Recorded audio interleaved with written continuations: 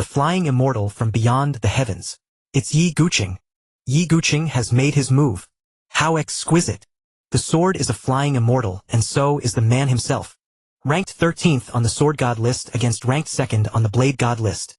By the gods! What a magnificent blade aura! Absolutely breathtaking. Watching Yi Guqing strike at Huang Ying, the martial artists who had narrowly escaped death cried out in astonishment, their blazing eyes locked onto the battlefield. A duel of this caliber was not something one had the fortune to witness every day.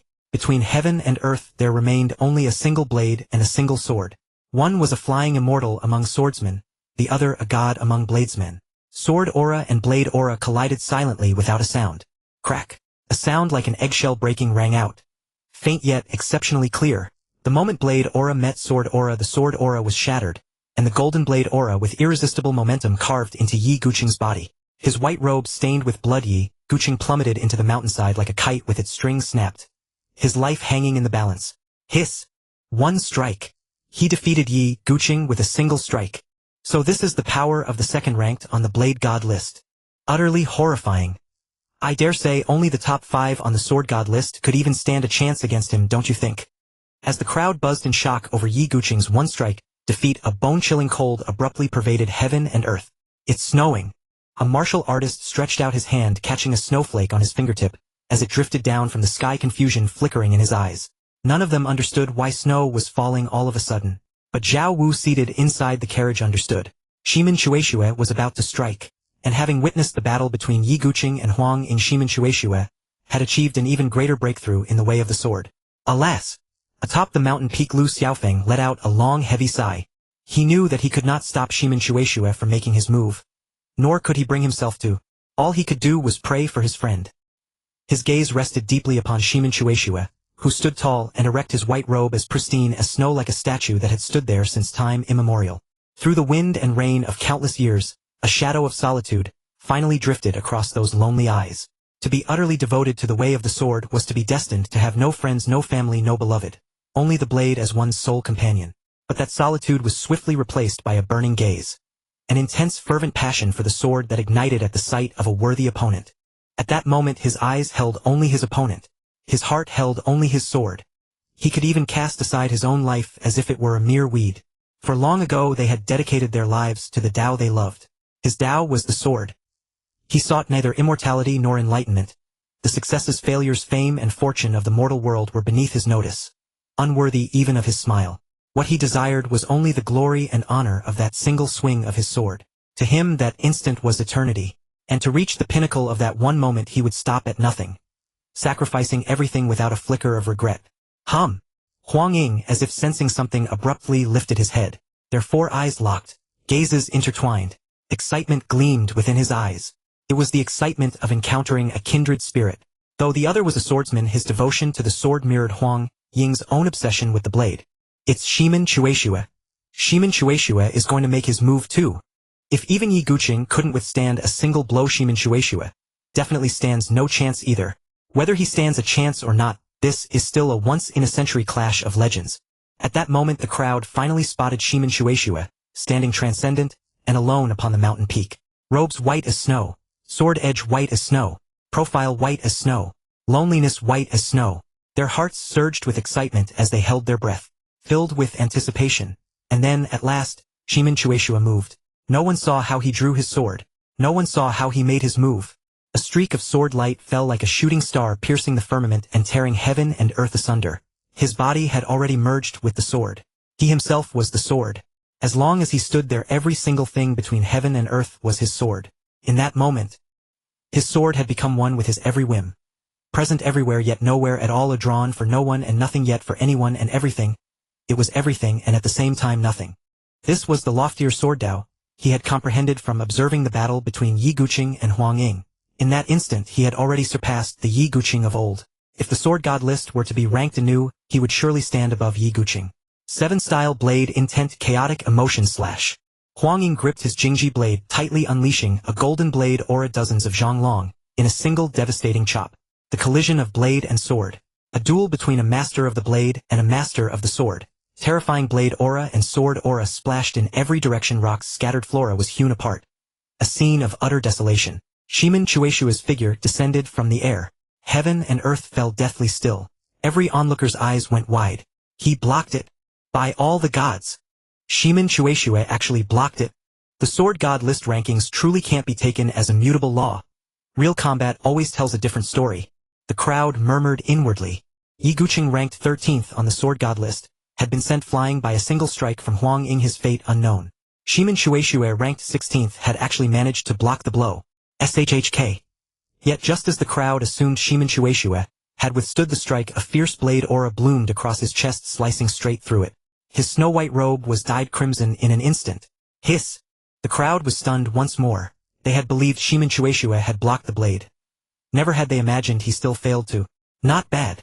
I very much look forward to crossing paths with the two of you in the next battle.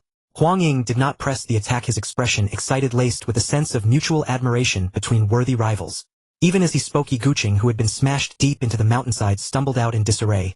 A hideous, terrifying wound across his chest, dyeing his entire snow-white robe a deep red. Shimin Shueishue said slowly, "Good." He said nothing more. But in that single word one could feel his acknowledgement of Huang Ying, as well as the same mutual respect. Yi Guqing walked over from behind and likewise uttered only one word, "Good." Then he turned and left. This time, though he had suffered a crushing defeat, he had gained immeasurably from it. Next time he would surely defeat Huang Ying. Yi Guqing departed. Shimin Shueishue departed as well. They left with absolute clean-cut decisiveness. The crowd watched dumbfounded. When they clash again next time, it will certainly be even more spectacular. The only question is whether we'll ever have the fortune to witness such peerless blade and sword masters dueling again. The crowd felt a profound sense of loss. The battle had been far too brief, utterly unsatisfying. Soon after, their gazes shifted to Jingni and Wei Zhongxian. Wei Zhongxian was the 9,000 years old of the Great Ming, enormously powerful and influential. His mastery of the Vajraboy art had made his name feared by both the righteous and demonic sects of the Jianghu, leaving him with few true rivals. Jingni, on the other hand, was a peerless swordsman ranked 5th on the sword god list. Their battle, unlike the one-strike conclusions between Huang Ying, Yi Guqing, and Shimin Shueishue, was far more spectacular and intricate. Clang, clang, clang.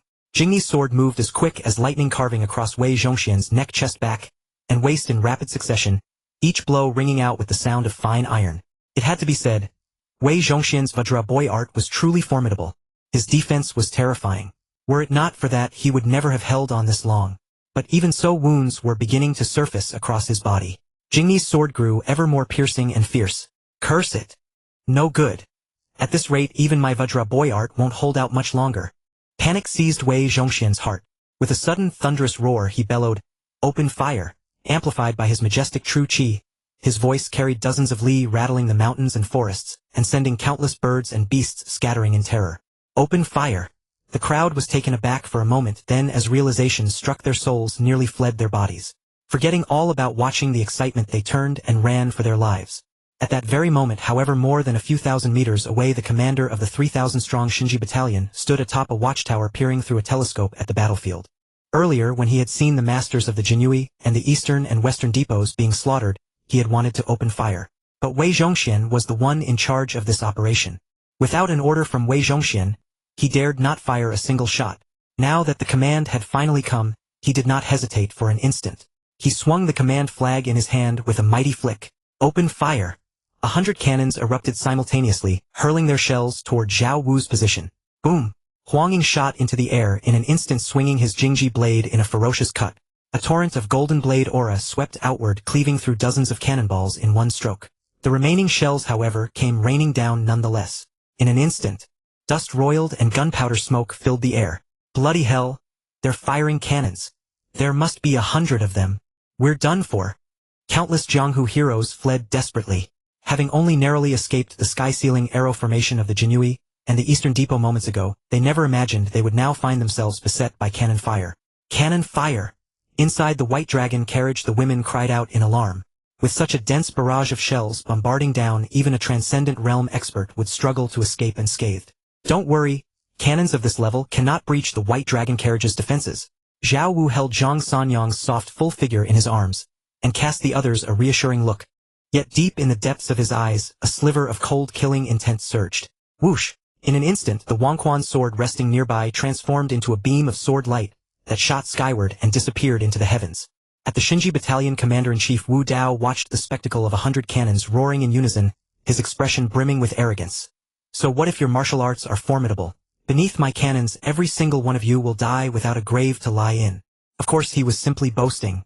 Cannon fire was useless against land immortals, and Huang Ying and Jingni by Zhao Wu's side had clearly already reached that very realm. The two of them alone were more than enough to shield Zhao Wu's escape through the hail of cannon fire. But Wu Dao never expected this to kill Zhao Wu in the first place. Simply deflating Zhao Wu's arrogance and driving him into a panicked retreat was already more than satisfying. Suddenly the sound of a sword's chime descended from the 9 heavens. Wu Dao and the Xinji battalion soldiers abruptly raised their heads only to behold a single long sword as if forged to cleave heaven and earth descending from the vault of the sky. The sword had not yet arrived, yet boundless sword aura already pierced to the bone with cutting sharpness. This was not a sword of the mortal world. It was the fury of thunder itself, the judgment of the heavenly gods. No! The sword light swelled with terrifying speed within his pupils. Wu Dao, already a late-stage transcendent realm expert, roared in terror, and tried to flee only to discover that his entire body had been locked down by the sword's overwhelming momentum. Not a single inch could he move. Rip! The long sword descended, and a colossal fissure, hundreds of zhang long and 10 zhang wide, split the Xinji battalion's formation clean down the middle, the escaping sword aura radiating from the crack as its epicenter swept through everything around. Whether human, tree, grass, bamboo, or stone, all were pierced, as though by 10,000 swords, shredded into riddled, unrecognizable remnants by the boundless sword aura. Within 1,000 meters all signs of life were extinguished. The 3,000 soldiers of the Xinji battalion and their 100 cannons, annihilated to the very last. This is. What a terrifying sword strike. This is not a mortal sword, it is the blow of a god. Could it be that the martial god has made a move? The cannons have stopped. A crowd of martial artists looked up in awe, seeing a divine sword descending from the 9 heavens, as if it had split the world and torn apart time and space. Even thousands of meters away, the terrifying sword aura made their hearts tremble and their livers rupture. Such a fearsome sword strike. The divine machinery camp must have suffered heavy losses. Certainly heavy losses. The cannons have stopped now. I'm going to see this godlike sword strike. Let's go together. After the shock, a martial artist excitedly rushed toward the location of the divine machinery camp. They were all curious about the outcome of this terrifying sword strike. Yi Guqing and Shimin Shueishue, 2 swordsmen originally planning to find a place to heal their wounds, now changed direction and headed for the divine machinery camp. Such a sword strike was worth their journey to observe and comprehend. Damn it! The martial god is too powerful.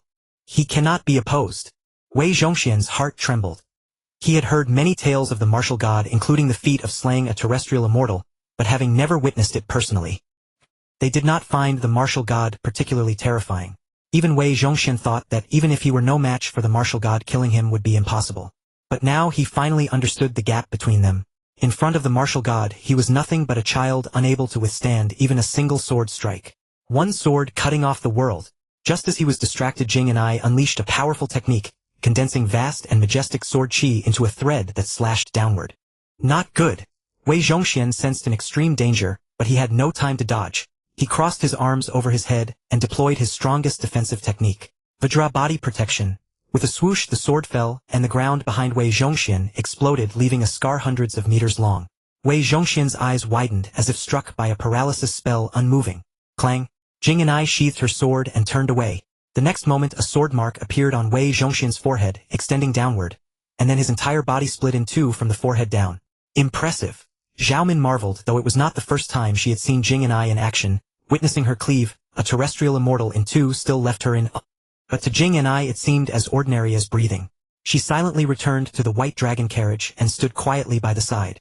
While the women marveled at Jing Ni's power, martial artists from the Jianghu arrived at the divine machinery camp. Seeing the camp reduced to ruins and the bottomless fissure, all were stunned. Could this truly be accomplished by a human? So terrifying. Such a strong sword intent. Someone approached the fissure, but before getting within 100 meters, they were struck by a shocking sword intent, their bodies stinging as if cut by blades. Despite their severe injuries, Yi Guqing and Shimin Shueishue's eyes burned with excitement. They walked step by step toward the fissure Zhao Wu had created as if on a pilgrimage. With each step, blood dripped from their bodies. 2 bloody trails stretched toward the fissure. Finally, Yi Guqing and Shimin Shueishue reached the edge of the fissure. They sat cross-legged, deeply contemplating the sword intent within, as if they had found a treasure of the sword path. Other swordsmen also sat around the fissure, where they could endure absorbing the lingering sword intent. What was once an ordinary canyon had become a sacred site of the sword due to Zhao Wu's strike. Zhao Wu paid no attention to all this. At that moment, he was in the bedchamber of the White Dragon carriage's inner palace. Feng Xinyang's fair arms wrapped around his neck, her long strong legs tightly coiled around his waist like a beautiful snake. You little bastard! Feng Xinyang's resentful eyes glared fiercely at Zhao Wu. You said you'd come back to marry me when you grew up, but year after year. 10 years have passed and I haven't seen a shadow of you. I've been waiting for nothing. She loved all kinds of thrills, riding the fastest horses, climbing the highest mountains, eating the spiciest dishes, drinking the strongest liquor, wielding the sharpest blades, and killing the fiercest people. She knew how to live and how to enjoy life. Few like her existed in the world. Some envied her, some were jealous. She was almost completely satisfied with herself except for one thing: loneliness. No thrill could fill that void. But today might be an exception. Zhao Wu said nothing, simply gazing at Feng Xinyang. Her unpainted lips were like a red plum in the snow, proud and alluring, rosy and tempting. Words were less powerful than actions. Zhao Wu lowered his head and kissed her fiercely. He showed no tenderness. Just as he had with Yao Yu. Yao Yu was cold and proud, needing discipline. She needed to be thoroughly whipped before she would become gentle. And Feng Xinyang was a wild horse who loved excitement. So to them Zhao Wu showed no mercy. While Zhao Wu exerted himself to repay his lady's affection, the news of today's battle swept across the land like a Category 12 hurricane. Have you heard? The Ming Emperor made a move against the martial king. Who hasn't heard? It's said that the eunuch Wei Zhongxian led the operation, mobilizing not only the eastern and western depots and the embroidered uniform guard, but even the divine machinery camp. Indeed, the Ming Emperor made a grand move this time. Wei Zhongxian, Chao Zhengshuan, Jigang, Qinglong, Baihu, Xuanwu, Zhuke. All of them infamous. Yet they all fell. I heard that Wei Zhongxian, that eunuch dog, was cleaved in two by Jing and I, his body not intact. That eunuch was never a complete man anyway. This time Huang Ying, the martial king, the martial god, and Jing and I have truly made their names known throughout the world. Indeed, when Huang Ying struck each slash, took down a master of the embroidered uniform guard, one blow sent Yi Guqing flying, another wounded Shimin Chueshue.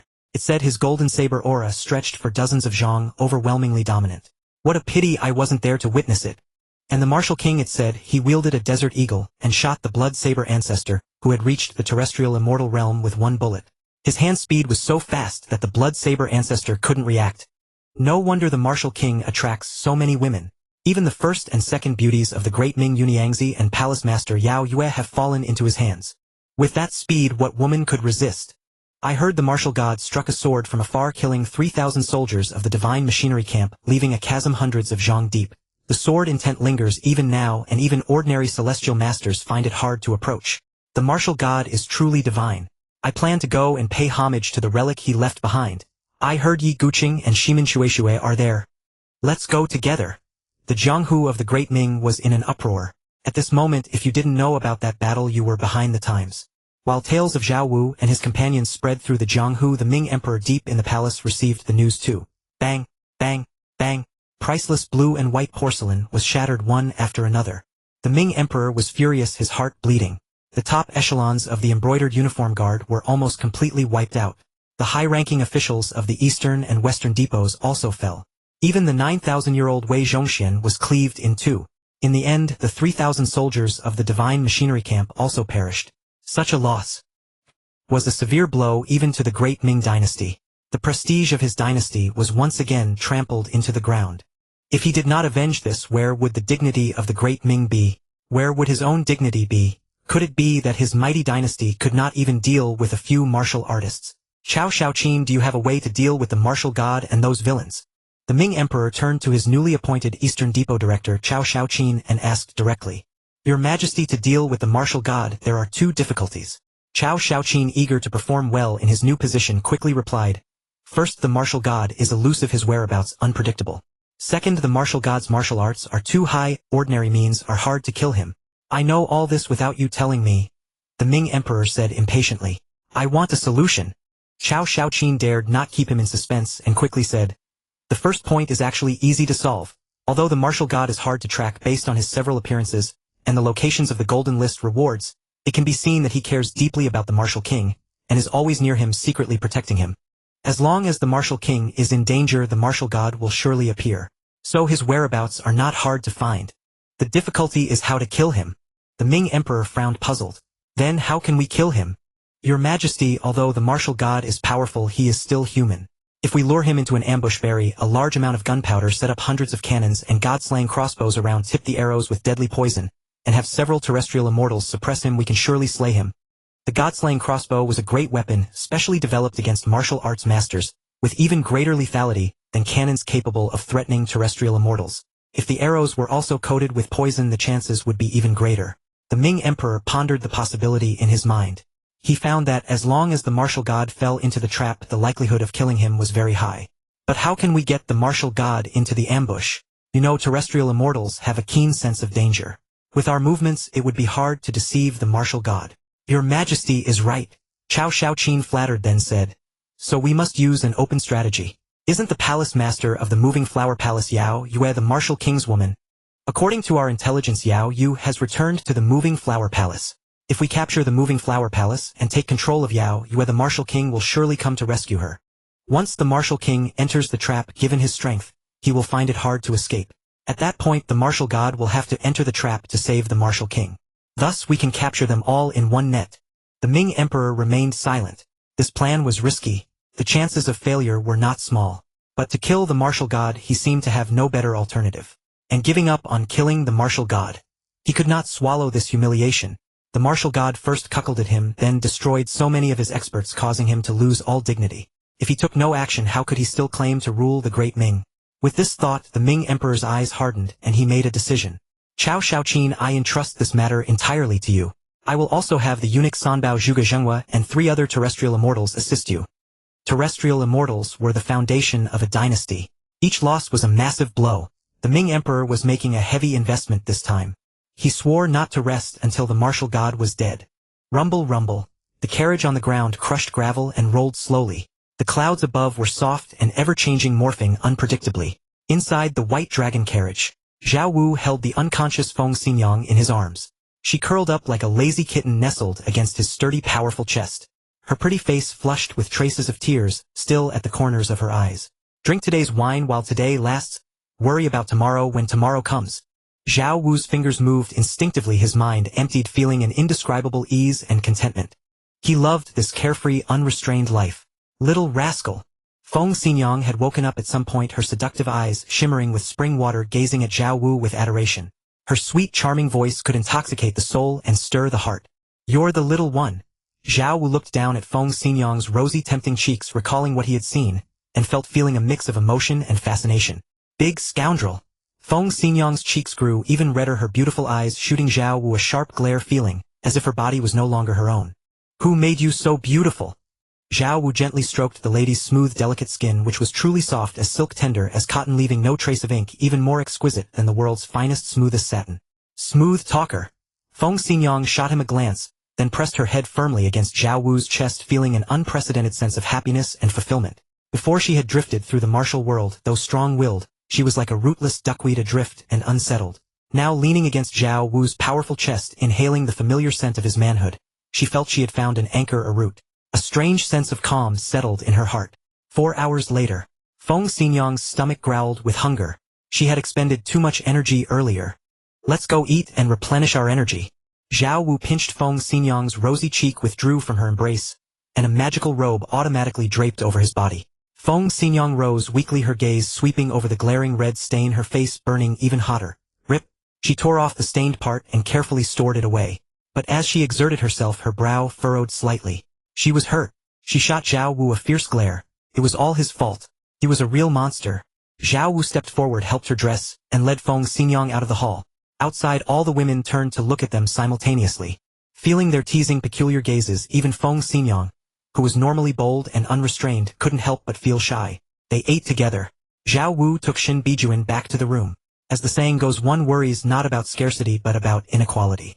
As a good man, Zhao Wu wouldn't claim to hold a perfectly level bowl, but he certainly ensured equal attention, not neglecting anyone. Alas, too many beauties were also a burden. He had to be able to handle each of these diverse, stunningly beautiful women, especially someone like Yao Yu. The waters ran deep, not something ordinary people could grasp. Unlike Feng Xinyang's fiery passion, Shin Bijuan was gentle as water. Zhao Wu naturally treated her with even more tenderness. While Zhao Wu was instructing Shin Bijuan, imparting knowledge at the Great Ming Tianxian Tower. This was a grand building resplendent with colorful decorations hung with extremely vivid red lanterns, and boasting an exquisitely lavish exterior style. One could tell at a glance it was a high-end entertainment venue. Guests came and went in an endless stream, all men. Yet within the Tianxian Tower there was no shortage of bewitchingly graceful charming beauties. They were all businesswomen, sellers of news. In the luxurious private suite at the top of Tianxian Tower, a fragile-looking beauty sat by the window, her beautiful eyes gazing into the distance. Her fair delicate hand propped up her cheek, her eyes wistful, wondering if she was missing a man far away. Does Brother Wu still remember me? Zhang Yuyan looked up, her eyes filled with anticipation. But then she recalled the news she had recently received and her expression darkened. Brother Wu must be enjoying himself with Feng Xinyang Shen Bijuan Zhang Sanyang and the others right now. Should I go find Brother Wu too? Zhang Yuyan's eyes showed contemplation. She didn't feel much about Zhao Wu having many women. In this feudal era, a man with only one woman was undoubtedly a man without ability. Emperors had 3,000 beauties in their harem.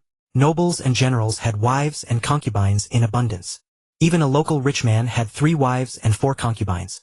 Let alone a man like Zhao Wu, who in her heart was a divine marvel. Having many women showed that Zhao Wu was capable and outstanding. The quantity and quality of beautiful women also reflected a man's ability. Survival of the fittest. Without ability, which woman would like you? Even if one encountered a woman who fell for love, gaining a beauty's favor but possessing a treasure invited disaster. Sometimes it was a curse, not a blessing. You couldn't keep a beauty even if you had one. Just like Wu Dalong marrying the great beauty Pan Jinlian. What happened? Dalang, it's time to take your medicine. Chirp chirp. Suddenly a carrier pigeon flew down from the sky and landed before Zhang Yuyan. She reached out and took the note from the pigeon.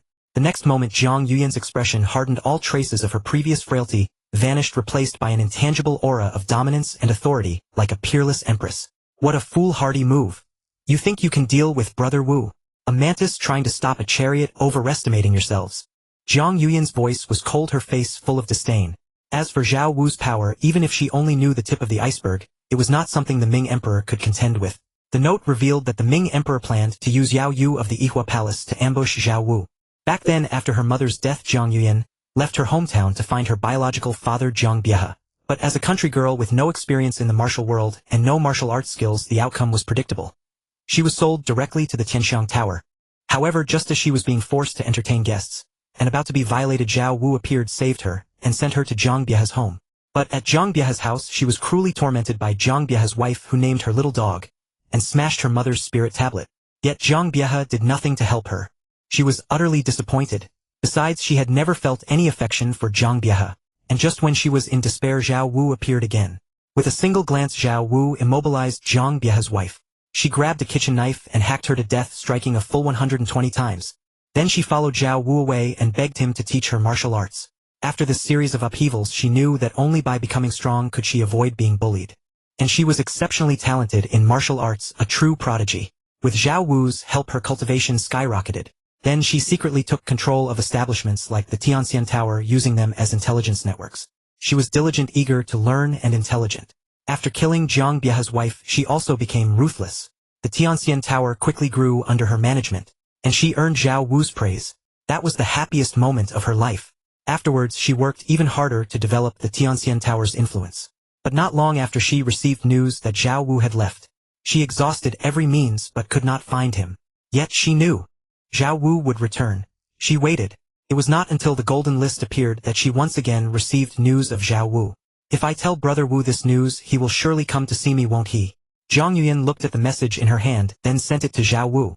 Soon Zhao Wu received the message. There were 2 messages. One was from the Heavenly Court assassins and the other from Zhang Yuyan. The speed of Zhang Yuyan's message was only 2 hours slower than the Heavenly Court's. Truly the woman who killed everyone down to the title.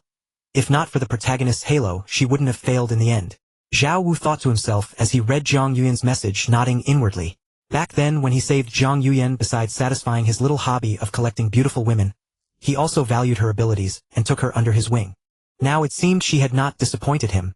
Zhang Yuyan's intelligence capabilities were quite impressive, not inferior to his own Heavenly Court.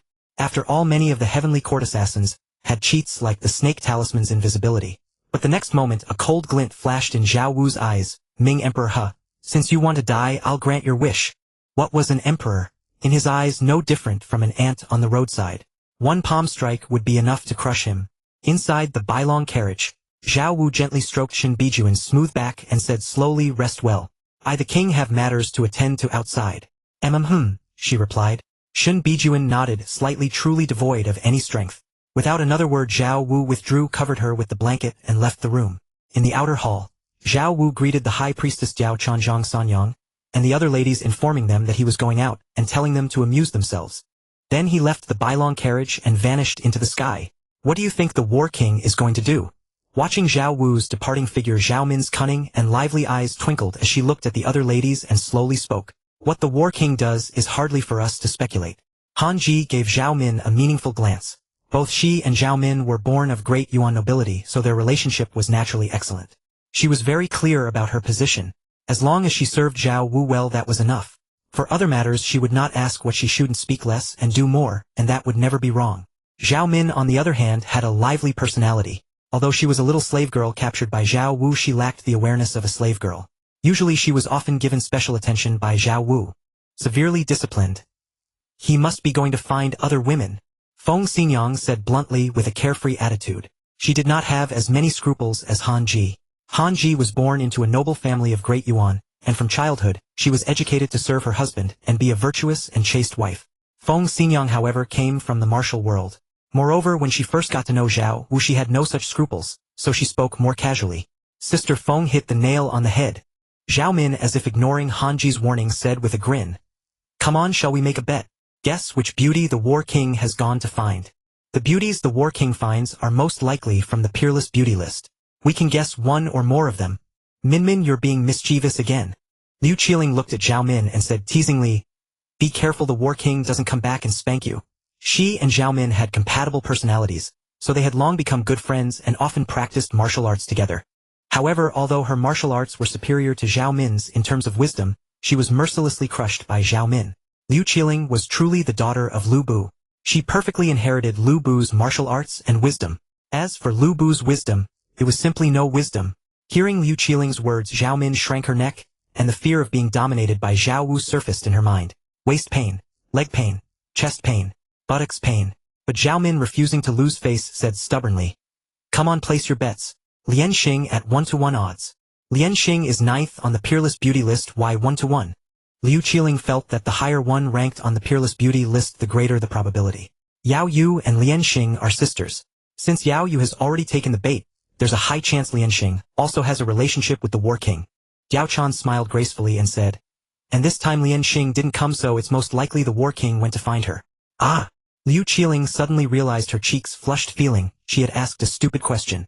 Seeing that Diao Chan had explained, Zhao Min stopped explaining and continued, "Qin Mengyao at 1-to-2, Gong Sun Lan at 1-to-3, Dongfang Bai at 1-to-4.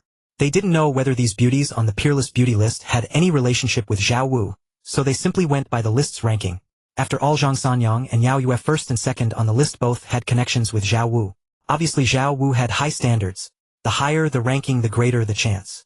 It must be said that Zhao Min's speculation was quite accurate. However, Zhao Wu did not go directly to Yihua Palace to find Lian Xing.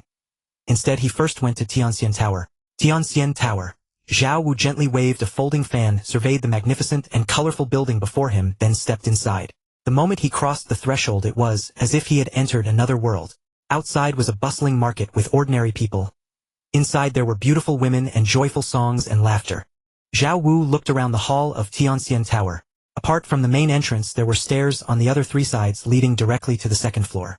In the hall, along the corridors, and on the balconies, young ladies with graceful figures swayed their slender waists, smiling charmingly.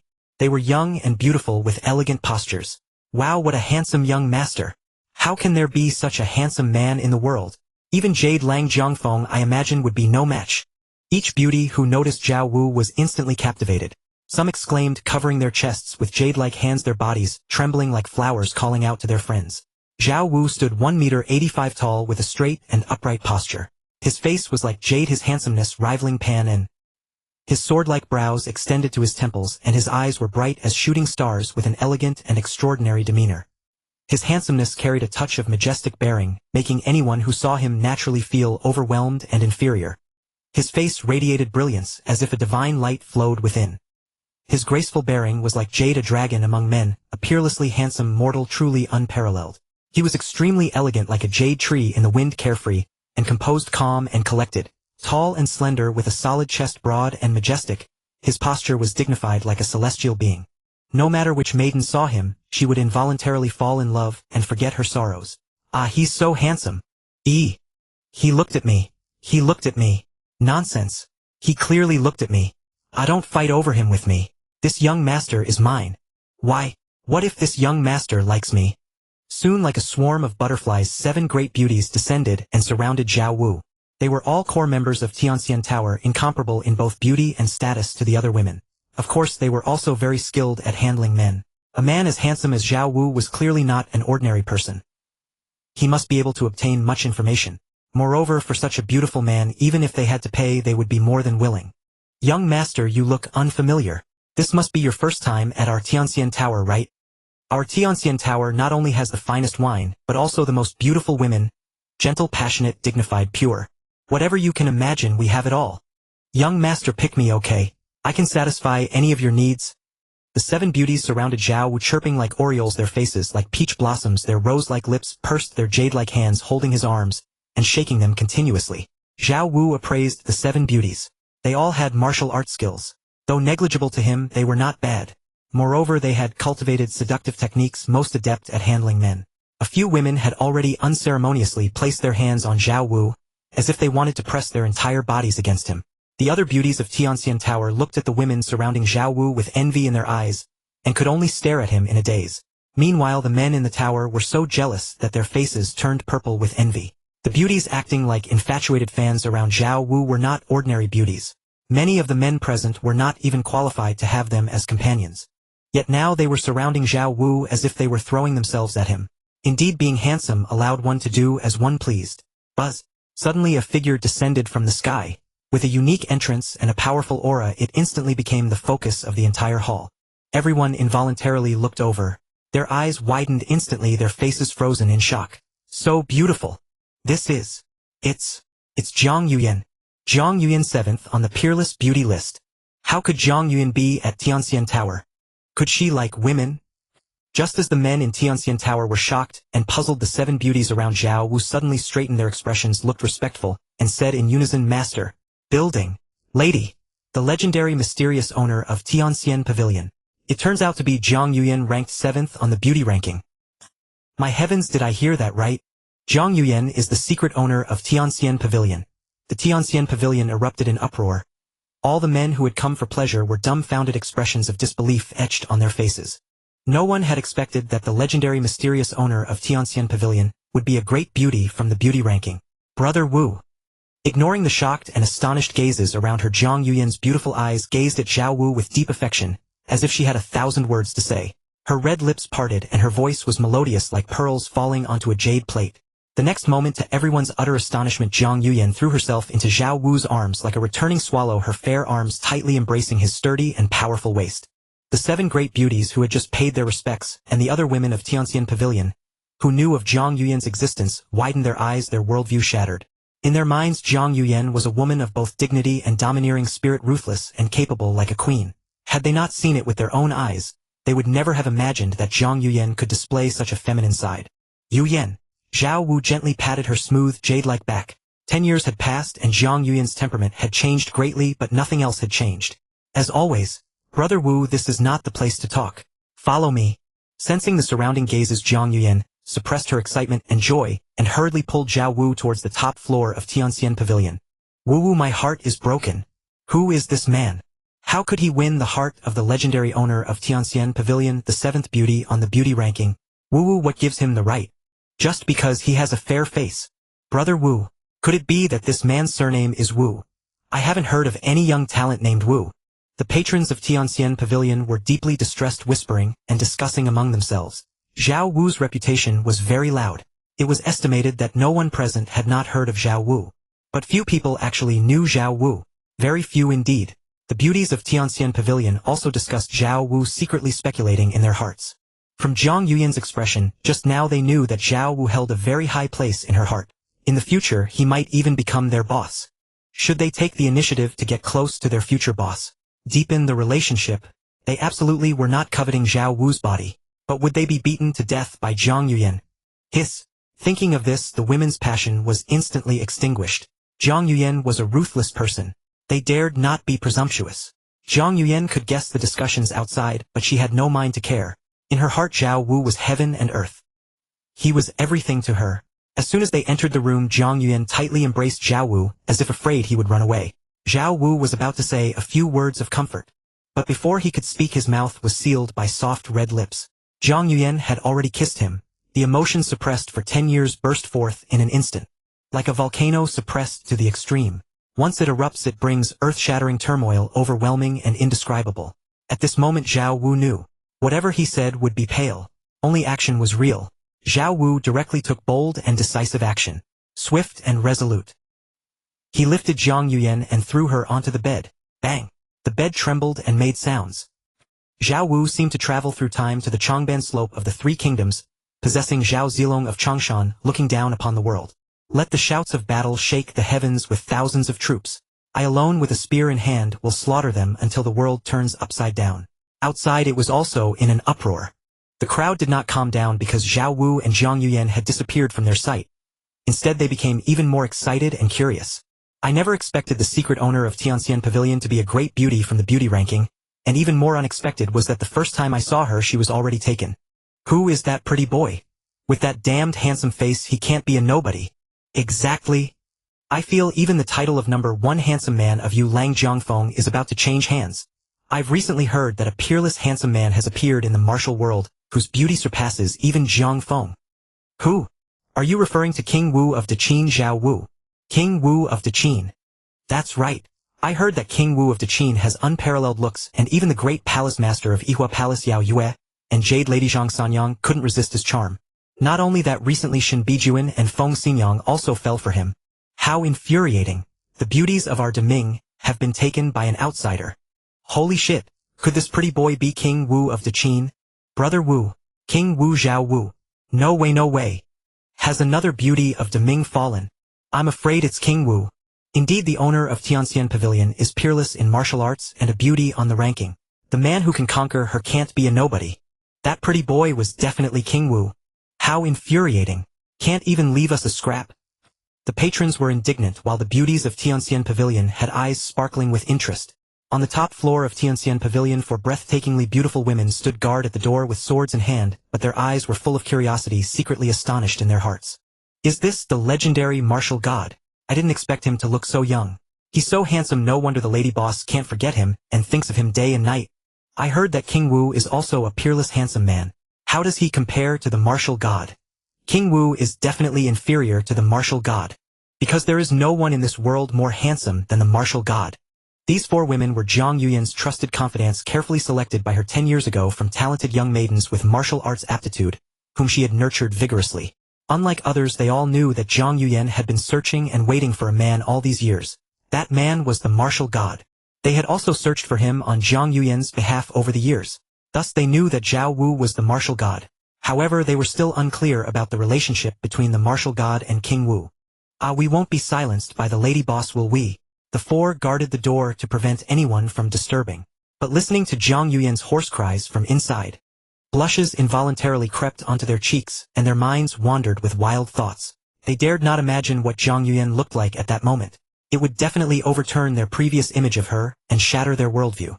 While Tianxian Pavilion was in an uproar over Zhao Wu and Zhang Yuyan, the news quickly spread to the surrounding areas, especially to some omnipresent spies, such as the Jinui, the Eastern Depot Hulong Manor. The iron-hearted Marquis Zhu Wushi stood with his hands behind his back looking at the message just delivered by his subordinates, his expression unreadable. King Wu is truly a romantic figure worthy of being #1 on the romance ranking. Wherever he goes there are stunning beauties. Zhu Wushi was not interested in Zhao Wu's romantic affairs. He was also not interested in a beauty like Zhang Yuyan. There was only one woman in his heart. That was Su Xin. What interested him was the recent actions of the Ming Emperor. Even Zhang Yuyan had learned of the news that the Ming Emperor had sent Cao Shaoqin to prepare to act against the martial god and King Wu. As the master of Hulong Manor, which was arguably the best intelligence network, he had naturally received the news long ago. The imperial family has deep foundations, but the martial god is not easy to deal with either. Moreover, the martial god not only has profound cultivation himself, but also commands 10 powerful legions and the heavenly court assassins. Zhu Wushi was not optimistic about the Ming Emperor's plan, so he had other thoughts in his mind. If the Ming Emperor's campaign against the martial god exhausted the imperial family's reserves, wouldn't he have another chance to kill the Ming Emperor and ascend the throne? While Zhu Wushi's heart was stirring, the new Eastern Depot director Cao Shaoqin also received news of King Wu at Tianxian Pavilion. Others might not recognize Zhao Wu, but they did. Of course, they did not know that Zhao Wu was the martial god. He really is a playboy. Chao Shaoqin sneered. Even as a eunuch he was envious and jealous of Zhao Wu's luck with women to the point of, well, he didn't have that organ. Director, should we? Wan Yulo stood behind Chao Shaoqin making a throat-slitting gesture. No need, stick to the plan. Chao Shaoqin waved his hand. Heaven, when it wants to destroy a man, first makes him mad. Let him enjoy himself for a few days. Ihua Palace will be the burial ground for him and the martial god. Director, you are wise. The Celestial Beauty Pavilion stood 9 zhang high, resplendent and opulent, a riot of vibrant colors.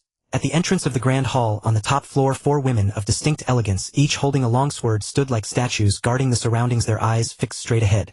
Yet their bright, charming faces were flushed like water, their pearly teeth biting their rosy lips. Upon closer inspection one could faintly see their seductive snow-white long legs trembling, slightly pressed together tightly in unease. It was unclear whether they were unable to stand due to the long duration or something else. It's been a whole day. The martial god is truly a divine being, so incredibly powerful. The mistress's voice seems hoarse. Will the mistress be all right? The 4 women's hearts churned with turmoil and shock. Their gazes swept across the entire Celestial Beauty Pavilion, and they suddenly felt as if an era had passed. The events of this single day were more thrilling and shocking than the past decade of their lives, utterly overturning their worldview. They had not only witnessed the legendary martial god, who was rarely seen from beginning to end, but also discovered the other side of the mistress. The mistress, who was normally cold, domineering, and queen-like, could be so wanton. That sound was truly enchanting. Yet the more they knew, the sooner they would die. Would they be silenced? The 4 women were filled with anxiety and mixed emotions. Although they were Jiang Yuyan's trusted confidants, raised by her own hands, serving a ruler was like lying beside a tiger. They understood this principle well. Inside the room, Jiang Yuyan lay limp, her eyes hazy like water. Her fair jade-like arms wrapped around Zhao Wu. Brother Wu, I can't go on. How about I let the 4 of them? Spring, summer, autumn, winter. Keep you company. No way.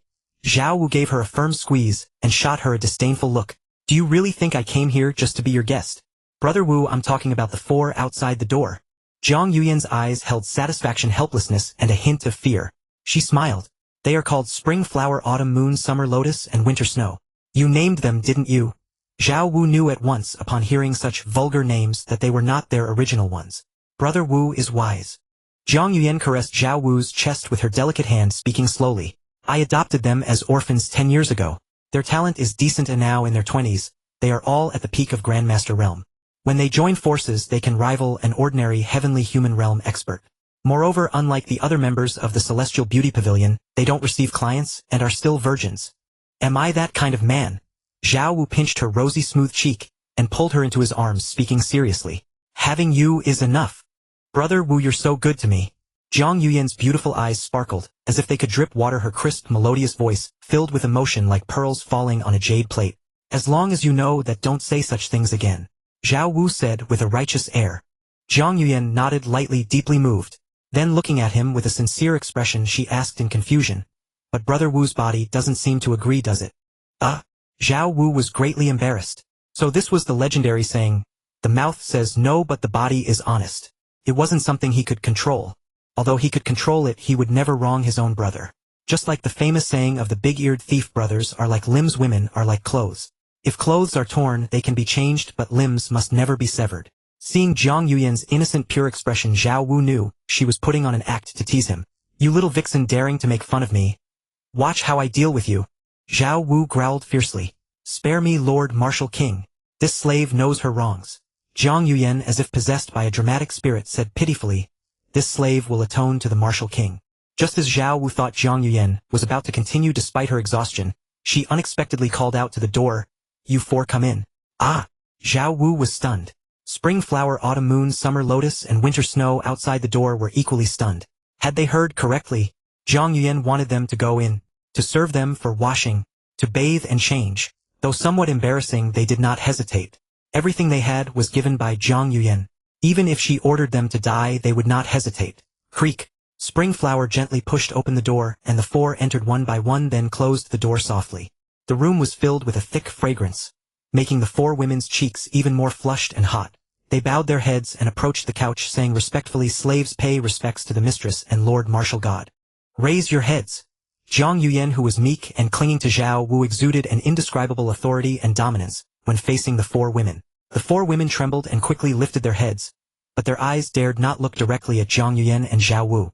Although they may not rival the beauties on the peerless beauty list, they are still rare beauties among 10,000, good enough to relieve Brother Wu's fatigue. Zhang Yuyan said to Zhao Wu, "Zhao Wu, am I that kind of person?" The four women were startled, not expecting that Zhang Yuyan called them in for this purpose.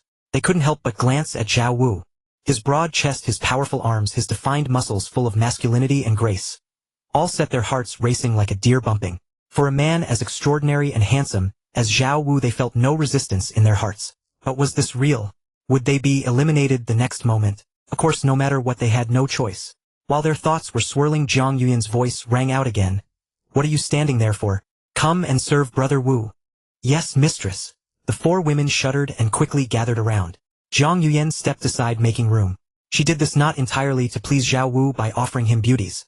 For one, Zhao Wu was too strong. She truly couldn't bear it anymore, yet she didn't want him to be unsatisfied and lower his opinion of her. Second, spring flower, autumn moon, summer lotus, and winter snow were all her people. Giving them to Zhao Wu would give her allies in his harem, preventing her from being isolated. After all, Zhao Wu had so many women, a few more wouldn't matter.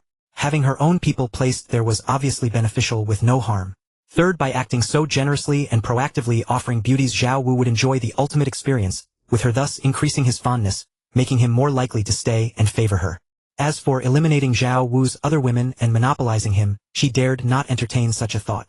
It was impossible. Zhao Wu's other women were no pushovers. Many were more powerful than her. Moreover, she knew that if she ever harmed his other women, she would be finished. And keeping it from Zhao Wu was even more impossible. She was well aware that she couldn't hide it from him if she harmed others. So, to compete for favor, she had to use such tactics.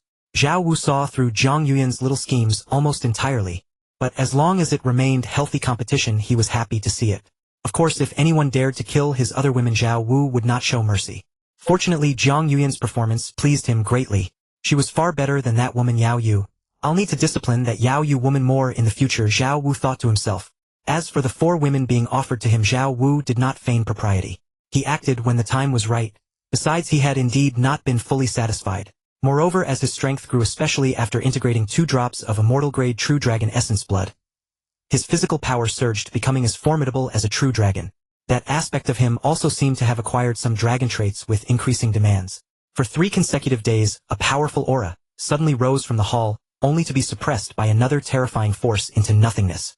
This scene had occurred 4 times over the 3 days. With Zhao Wu's help, the 4 peak Grandmaster beauties, spring flower, autumn moon, summer lotus, and winter snow, successfully broke through the barrier that had trapped them for years, ascending to the heavenly human realm. "Rest well. I'll go out for a while and come see you another day." After comforting Zhang Yuyan again, Zhao Wu spoke slowly. "Take care, Brother Wu." Zhang Yuyan did not try to keep him, knowing he was surely heading to the moving flower palace. "Don't worry." Zhao Wu nodded, withdrew, and vanished from the room in an instant. Spring flower, autumn moon, summer lotus, and winter snow gazed at Zhao Wu's departing figure, their eyes filled with reluctance and infatuation. "He's already far away, stop staring," Zhang Yuyan said softly. "Mistress." The 4 women trembled, forgetting their exhaustion, and prostrated themselves on the couch, trembling with fear. "All right, from now on we are sisters."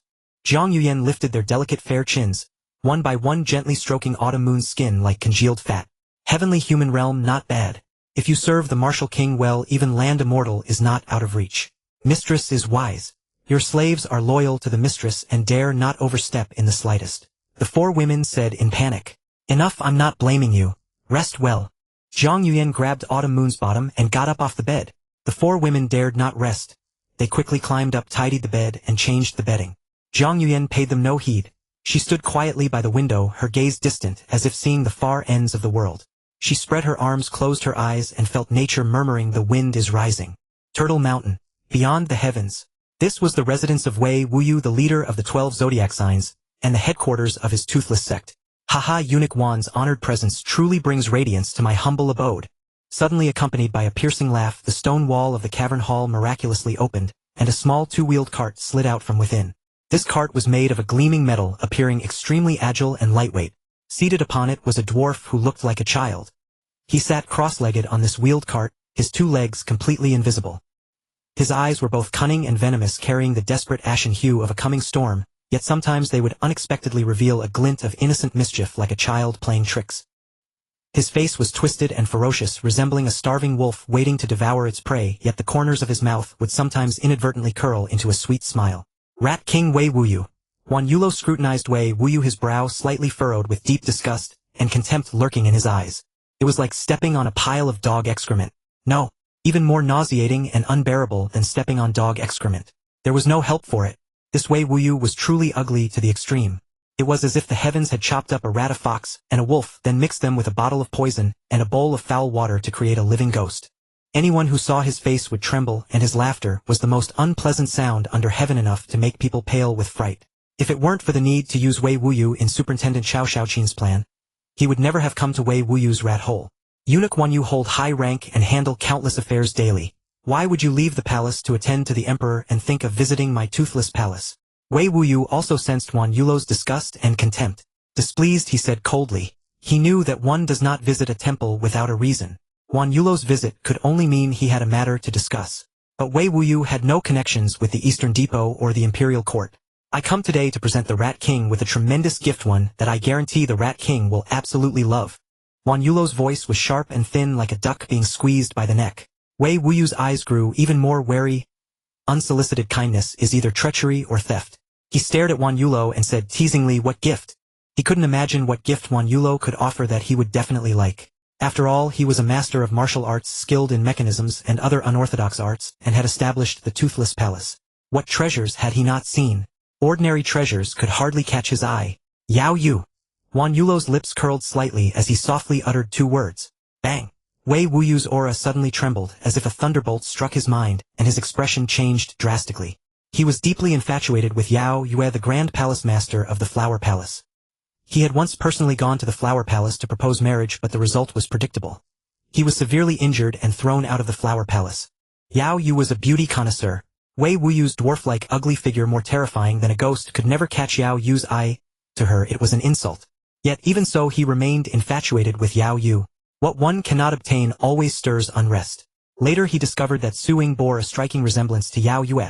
So he adopted her as his daughter. From a young age, he deliberately cultivated Su Ying's cold, aloof demeanor and solitary nature, so that when she grew up her bearing and temperament would be even more similar to Yao Yue's, as if they were sisters. You've captured Yao Yu. How is that possible?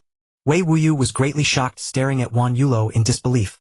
Earlier he had heard that Yao Yu and Zhang Sanyang had fought fiercely over the Martial King, and that Yao Yu had been carried into a carriage by the Martial King with no one knowing what they had done.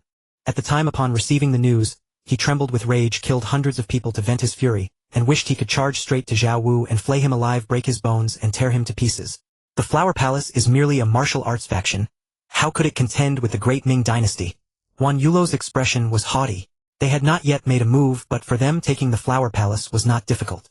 This time they had 5 land immortal masters at their disposal, enough to eradicate any sect in the martial world. However, the key was how to lure Zhao Wu into the trap after taking the Flower Palace.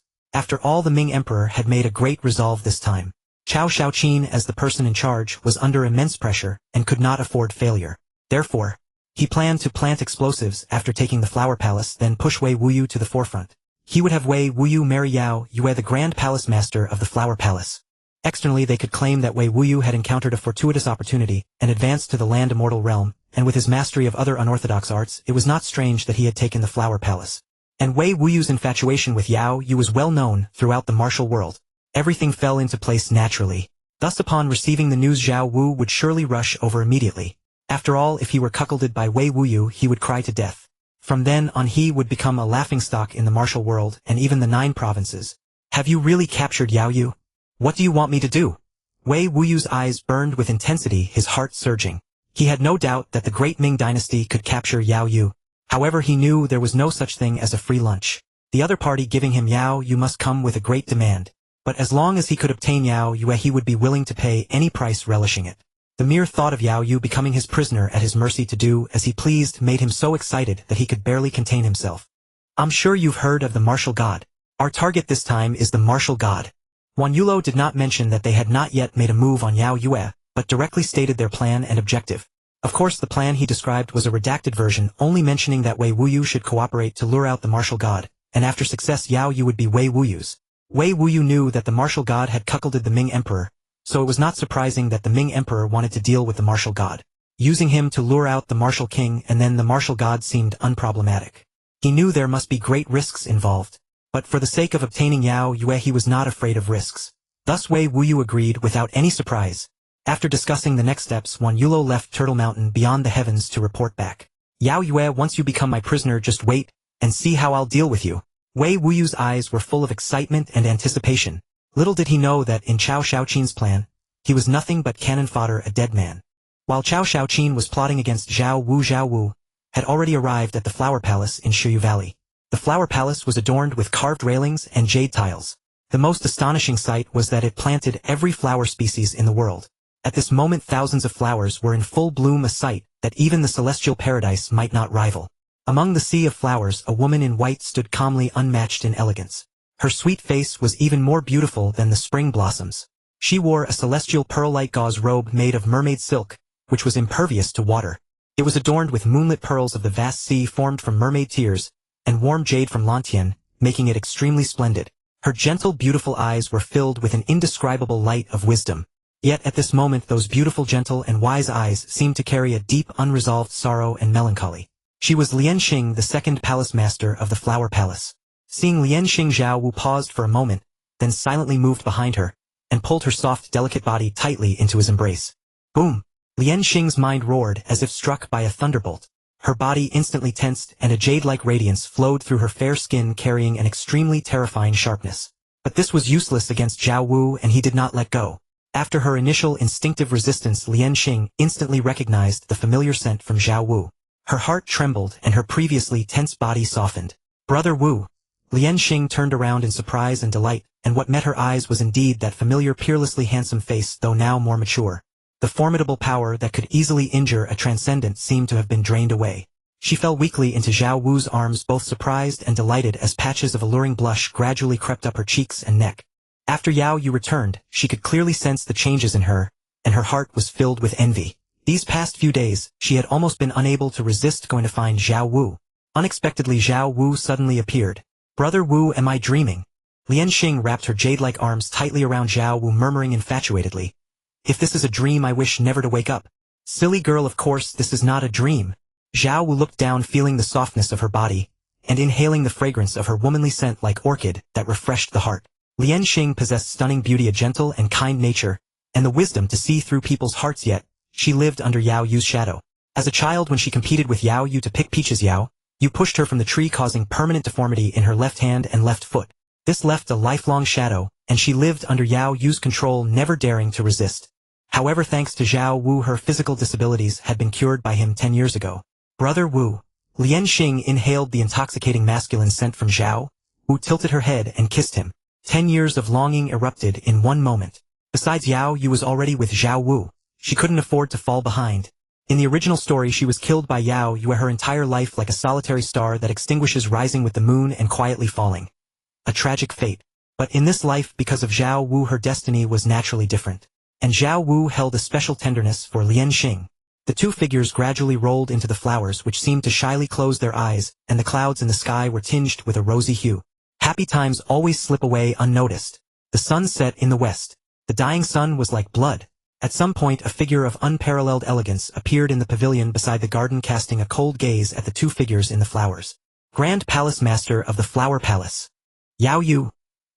A gentle breeze swept by the air, filled with intoxicating fragrance of flowers, and the scent of a beautiful woman. Resting in Zhao Wu's warm and powerful embrace, Lianxing, her face radiant with happiness and contentment, suddenly felt a chill creeping over her. She shuddered violently, as if recalling something terrifying. Her drunken, watery eyes dreamy as a pool cleared a little as she lifted her head to look. She saw Yao Yu standing in the pavilion, coldly staring at her. Their eyes met. Two gazes collided and clashed in midair. This time Lianxing refused to yield, holding Yao Yu's stare. Yao Yu's anger flared even more intensely. Zhao Wu had come to Yihua Palace, yet he did not seek her out first, instead fooling around in the flower garden with Lianxing. And Lianxing, upon seeing her, showed no sign of weakness. This was utter rebellion. Seeking death. Yao Yu was a peerless beauty with an exquisite face and bright eyes, an ethereal aura and unmatched elegance. But her temperament was like fire and ice, sharp as a blade's edge, a ghost and a deity intertwined. A transparent palm print carrying a devastating, overwhelming aura smashed toward Zhao Wu, and Lian Xing reducing everything in its path. Flowers grass, to powder. Yihua jade transfer. A technique that defied gods and ghosts. It was the most powerful palm technique of Yihua Palace. Lian Xing's delicate body tensed instantly ready to counterattack. But Zhao Wu held her soft warm form tightly, making it impossible for her to retaliate. She gave up. She knew that with Zhao Wu present, Yao Yu could not harm them. A resounding dragon roar echoed as Zhao Wu reached out and grabbed the air. A golden dragon claw materialized in the void. The Yihua jade transfer, the supreme palm technique of Yihua Palace, shattered like paper under that claw, dissipating into nothingness. The claw seized Yao Yu as if she were a chick, dragging her close. With a thud, Yao Yu landed before Zhao Wu. She raised her head in fury, but before she could act, her delicate body trembled violently. Slap! Zhao Wu struck her buttocks heavily. Ah! Yao Yu shuddered, then flushed with anger and shame. How dare you hit me? As she spoke, she prepared to fight him to the death. Slap, slap, slap. Slap, slap, slap. Zhao Wu did not hold back. This woman needed to be taught a lesson. Spare the rod, spoil the wife. The strength that Yao Yu had just mustered dissipated instantly. She buried her head on Zhao Wu's lap, overwhelmed with shame and fury. This was too humiliating. Palace Master. At that moment, Huayunu Taipinggu and He Lu heard the commotion and rushed over at the head of a group of disciples. But the first sight left them stunned. The second Palace Master, her cheeks flushed and eyes dreamy, lay in a man's arms. Her disheveled clothes made it easy to guess what had just transpired. Meanwhile, the first Palace Master was sprawled on the ground, utterly disgraced, both angry and embarrassed. What the hell was going on? Huayunu Taipinggu and He Lu felt their worldviews shattered. It was hard to imagine the two normally aloof, proud, sacred and regal Palace Masters in such a state. Get lost! Before they could think further, a roar like a lioness's shook the air. Even in her shame and fury, Yao Yu's voice remained ethereal, elusive and enchanting. Cold and ruthless, sending chills, yet tender and beautiful, captivating the soul. Boom, boom, boom, boom, boom. With Yao Yu's voice, a vast, overwhelming shockwave swept out. Huayunu Taipinggu, He Lu and the other Yihua Palace disciples were sent tumbling, thrown dozens of meters away. Huayunu and the others dared not linger. They scrambled away, leading the group quickly, not daring to look back. The disciples behind them, though they had seen nothing, could feel Yao Yu's fury and fled even faster. That man! He's so handsome! Could he be the martial king? Huayunu Taipinggu and He Lu recalled the fleeting glimpse and blushed, secretly speculating. They had heard that Yao Yu had a deep connection with the martial king. The only man who could be in Yihua Palace like this was probably the martial king. But the next moment their faces turned from red to pale. A deathly pale. Their once bright, beautiful eyes became ashen. We are dead for sure. Even a minor mistake could get them killed by Yao Yu. And what had they seen? Yao Yu lying prostrate before a man being spanked. Lian Xing disheveled in a man's arms. Seeing this, even 10 lives would not be enough to save them. It was over. They were doomed. Not even Jesus could save them. Dog head for protection. But while they were in despair and terror, Yao Yu had no time to deal with them. Her buttocks were swollen from the beating. She glared at Zhao Wu with shame and anger, yet hidden beneath the fury was a faint thrill. Zhao Wu did not continue. He pulled Yao Yu's limp body into his arms, lifted her exquisite perfect face and said, "Didn't I tell you not to go around fighting and killing? Especially against your own sister. Do you know you were wrong?" Yao Yu turned her head away, admitting fault. Not in this lifetime. Zhao Wu did not expect her to admit it, as long as she knew in her heart. Zhao Wu changed his approach and continued to teach Yao Yu. This garden became forbidden ground. No disciple dared to approach even a step. Time passed slowly. The golden sun set in the west, the jade moon rose in the east. The bright moonlight spilled down, illuminating the blooming flowers in Shoyu Valley, like a paradise on earth. The magnificent golden palaces resembled celestial halls. The Yihua Palace disciples, with their myriad beauties, moved like celestial maidens. Zhao Wu carried one woman in each arm, brought them to the bedchamber and fell into a deep sleep. Yihua Palace was unusually quiet, but the hearts of Huayunu Taipinggu and He Lu could not find peace. That day they waited for death to come. Though it never arrived, they felt no joy. They knew this was the calm before the storm. They were still alive only because the two palace masters were too occupied to kill them at the moment. Under the bright moonlight, the three sat by a white jade table. The moonlight draped their slender, beautiful figures, yet they seemed especially desolate. In the deep palace no one knows. The bright moon shines upon me alone. Hua Yunu's eyes were melancholy as she gazed at the moon in the sky. She was an orphan raised by Yihua Palace since childhood. Though Yihua Palace was beautiful under the rule of the cold, demonic, and ruthless first palace master Yao Yue, life was oppressive. Here there was no family affection, no love. Only indescribable loneliness and the constant fear of being killed. Taipinggu, He Lu and the other Yihua Palace disciples were much the same. Of course that did not mean Ihua Palace was truly a hell on earth. Without Ihua Palace their fates would have been far more tragic. Many would not have even grown up. Even if they survived, they would have become servants or fallen into brothels reduced to tools for earning money. Ihua Palace's rules were strict, but at least they had dignity, and could learn the superior martial arts of the palace. As for life and death being unpredictable, was that unique to Ihua Palace? In this vast world, was it not the same everywhere? Take the imperial palace which many longed for. Apart from the emperor and concubines, ordinary maids and eunuchs had lives as cheap as grass, with countless disappearing silently every day. Or someone like them who accidentally discovered the secrets of those in power would inevitably be silenced. It was not just Ihua Palace, the whole world was the same. In this era life was truly worthless to the nobles and high-ranking officials. They could beat or kill at will. For instance, in the palace, to prevent anyone from corrupting the harem, eunuchs were created. In fact, eunuchs were not only male but also female. Female eunuchs were also called female officials. Especially female eunuchs. The cruelty was unimaginable. Women were different from men, their organs were inside the body. The difficulty and pain of castration far exceeded that of men beyond imagination. And in this era medical skills were not advanced. They had to tie the person to a pillar, make them drink a large bowl of numbing soup, then beat the lower abdomen with sticks to damage and detach the baby's room inside. Finally, they would remove the features that attracted men. After recovery, the woman became a female eunuch. Such was the cruelty of this era. Sisters, let's go together tomorrow, at least we'll have company. Hua Yuanu, Tai Pingu and He Lu drank to each other under the moonlight.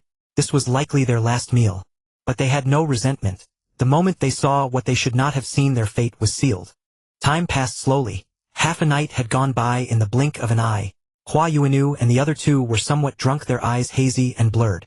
In their daze they saw a peerless figure like a celestial maiden from the heavens walking toward them bathed in moonlight. As the figure approached, their spirits lifted and the misty look in their eyes instantly cleared. Great Palace Master!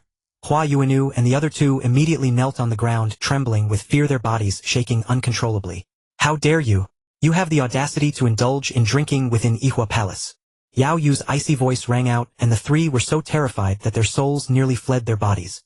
Though they knew death was inevitable, facing Yao Yu still triggered an instinctive terror deep within them. It was like a mouse encountering a dragon. A fear rooted in their very bones, their souls and their blood. This servant deserves death 1,000 times over. Please punish us, Great Palace Master. Indeed, you deserve death 1,000 times over. Yao Yu raised her hand and struck down with a palm. The three closed their eyes, waiting for death. Sigh! Suddenly a sigh echoed through the air. Endless spiritual energy coalesced into a gigantic golden hand. The hand's 5 fingers closed, grasping Hua Yuanu and the other two within its palm. Yao Yu's palm struck the golden hand. But the golden hand remained utterly still, without the slightest tremor. I am merely disciplining a few disciples of Ihua Palace who have violated the palace rules. Must you interfere? Yao Yu's voice carried a hint of anger. It was precisely because she feared Zhao Wu would stop her that she had come directly after waking in the middle of the night. She could not bear to let the 3 Ihua Palace disciples who had witnessed her disgraceful state continue living. I beg for their lives. Could you spare them? Zhao Wu's voice drifted softly. He could understand Yao Yu's feelings, so his tone was not harsh. Besides, he normally had no right to meddle in Ihua Palace's affairs, and he was reluctant to do so. Yet Hua Yuanu and the other two had been implicated because of him. Had he not been impulsive and made love to Lian Xing among the flowers, Yao Yu would not have been drawn there. And if he had not subdued Yao Yu right there, she would not have been seen in such a disheveled and humiliated state by Hua Yuanu and the others. Therefore he could not stand idly by and let Yao Yu kill Hua Yuanu and the other two because of him. I'm not dead. Hua Yuanu and the others opened their eyes, and found themselves caught in a giant golden hand which also protected them. It's King Wu. King Wu actually acted to save us. Hua Yuanu and the others had complex expressions. They never expected that Zhao Wu would offend the Great Palace Master Yao Yu on behalf of 3 lowly maids like them. In their eyes it was utterly not worth it. No, the rules of Ihua Palace cannot be broken. If they are, who will abide by them in the future? Where will my authority be? Yao Yu knew she was no match for Zhao Wu and could not overpower him. If Zhao Wu insisted on protecting Hua Yuanu and the other two, she had no way to stop him. She could only argue based on reason and convince him through logic. Because she feared that if Zhao Wu used force, he would subdue her again. They merely drank a bit too much wine. That is not a grave offense, nor does it warrant death. Zhao Wu knew that Yao Yu's true motive for killing them was not drinking but silencing them for the humiliation she suffered during the day. He then said, "How about I punish them on your behalf?" "No." Yao Yu's voice was firm, but Zhao Wu's words carried an equally undeniable tone. He tightened his fingers and the golden hand grasped Hua Yuanu, and the other two instantly pulling them before him. Yao Yu followed closely chasing after him. She was clearly determined to kill Hua Yuanu and the others. Zhao Wu understood this feeling. It was like being caught secretly watching something embarrassing. And though Yao Yu was domineering, she was still his woman. He did not want a thorn to remain in her heart, nor did he wish to oppress her with excessive force. The next moment he shattered all the clothing of Hua Yuanu and the other two with a single palm strike. Ha! Yao Yue, who was about to act, paused, uncertain of Zhao Wu's intentions. Could he have taken a fancy to these three lowly maids? Her guess was not entirely correct, but it was close. Yao Yu wanted to kill Hua Yuanu and the others simply because they had witnessed her shameful moment. To dissolve the murderous intent and embarrassment in her heart, she had to see an even more disgraceful scene with Hua Yuanu and the others. Only then would she bear no grudge. You! Seeing Zhao Wu truly intending to take Hua Yuanu and the others, Yao Yu raised an eyebrow. But when she met his gaze, a shiver ran through her and she swallowed the words that had reached her lips. She lowered her raised hand. Zhao Wu already had so many women. A few more would not matter. Besides, Hua Yuanu and the others were mere objects in her eyes. Let Zhao Wu do as he pleases. Most importantly, she knew that if she continued to make a fuss, Zhao Wu would likely subdue her again. A wise man knows when to yield. She endured it. At that moment, Hua Yuanu and the other two were in turmoil, their hearts pounding, their bodies stiff, their minds blank, completely at a loss. Especially with the two palace masters Yao Yu and Lianxing watching nearby. They dared not move a muscle. Suddenly a sharp pain shot through Hua Yuanu, jolting her back to reality. But with Yao Yu and Lianxing present, she dared not utter a single sound. The sun rose and the moon set. A night passed silently. The bright morning sun shone upon the flower-filled Xiuyu Valley of Yihua Palace, illuminating the splendid white jade palaces. Inside the palace, Zhao Wu opened his drowsy eyes, and saw three pairs of beautiful eyes gazing at him with affection and adoration. When they saw he was awake, they quickly lowered their heads, not daring to look again. These three were naturally Hua Yuanu, Tai Pinggu, and He Lu. As for Yao Yu and Lianxing, they had left the night before. King Wu, you are awake. This servant will help you dress. Hua Yuanu's voice was gentle, laced with an indescribable tenderness and affection. She had thought she was going to die, but unexpectedly the situation took a turn. Not only was she saved by Zhao Wu, but she also, by a twist of fate, received his favor. What fortune and honor! At that moment, even if she died, she would have no regrets. That night was the happiest and most blissful time of her life. Zhao Wu nodded slightly, not refusing their service. By now he had long adapted to the decadent aristocratic life of this era. Clothes were handed to him and food was brought to his mouth. Hua Yuanu, who had been Yao Yu's personal maid, was skilled in attending to others. Tai Pinggu and He Lu were no less capable. Zhao Wu quietly observed them. The disciples of Yihua Palace all had good looks and noble bearing. Any one of them could be considered a beauty in the martial world. Hua Yuanu, Tai Pinggu, and He Lu were among the finest. Coldly elegant, refined, and ethereal. Before long, Yao Yu and Lianxing arrived together, evidently aware that Zhao Wu had risen. We pay our respects to the Great Palace Master and the Second Palace Master. Hua Yuanu and the other two trembled, a sudden fear gripping their hearts as they quickly bowed. Get out! Yao Yu said coldly, without even glancing at them. Although she had given up on killing them, she still harbored some resentment. This servant takes leave. The three dared not breathe, hurriedly retreating from the hall. Why so harsh? Zhao Wu pulled Yao Yu and Lianxing into his arms, gently pinching Yao Yu's cheek. What? Feeling sorry for them? Yao Yu said with jealousy. Anger harms the body. I'm concerned about you. Zhao Wu smiled faintly. Yao Yu's temperament was not something that could be changed in a day or two, and he was not in a rush. Besides, it was already good enough that she had agreed to spare Hua Yuanu and the others. There would be plenty of time later to gradually mold her. That way life would not be so dull. While Zhao Wu was enjoying a tender moment with Yao Yu and Lianxing, Hua Yuanu and the other two limped back to their room to prepare breakfast. At that moment, their bodies ached and they were utterly exhausted, but their eyes were unusually bright, filled with an indescribable joy and happiness. Recalling the previous night's experience, they felt as if in a dream too unreal. I wonder if we will ever have the chance to serve King Wu again. Hua Yuanu's eyes were full of hope and a blush crept up her cheeks. Her wish was soon fulfilled. That very night, Yao Yu summoned them to serve Zhao Wu. The reason was that Yao Yu had been overwhelmed by Zhao Wu and needed reinforcements. This was of course deliberately orchestrated by Zhao Wu. 2 days passed in a flash. Under Zhao Wu's influence, Yao Yu was no longer as fierce and cold as before. One night, under a moonless sky, powerful figures stealthily surrounded Xiuyu Valley, among them 2 figures treading through the air like ghosts appearing inside Yihua Palace. Besides Yao Yu and Lianxing, Yihua Palace had 3 masters at the Heavenly Man realm, yet none of them detected their presence. The 2 figures headed straight for Xingyue Palace. This was Zhao Wu's residence where Yao Yu and Lian Xing also stayed. This is the place. One figure stood in the void looking down on Xingyue Palace. I'll deal with Yao Yu, you handle Lian Xing. Make sure to subdue them at the first move, so as not to leak information and affect the subsequent plan. Rest assured, eunuch Sanbao. I guarantee the mission will be completed. The other figure promised, his voice full of confidence. With his land immortal cultivation ambushing a heavenly man realm cultivator like Lian Xing was a sure thing. Let's go. The figure called eunuch Sanbao nodded. Wait for my signal and strike simultaneously. Yes, eunuch Sanbao. Embroidered Jade Valley, Palace of Shifting Flowers. Zhao Wu, who had been sound asleep on the soft grand bed, slowly opened his eyes. In the darkness, sharp gleams seemed to flicker within his gaze. Has it finally come? A faint smile curled at the corners of Zhao Wu's mouth. He looked down at Yao Yu and Lian Xing nestled in his arms, their breaths steady, sleeping soundly. Perhaps they had been too exhausted earlier. Of course, after all, they had not yet ascended to land immortal.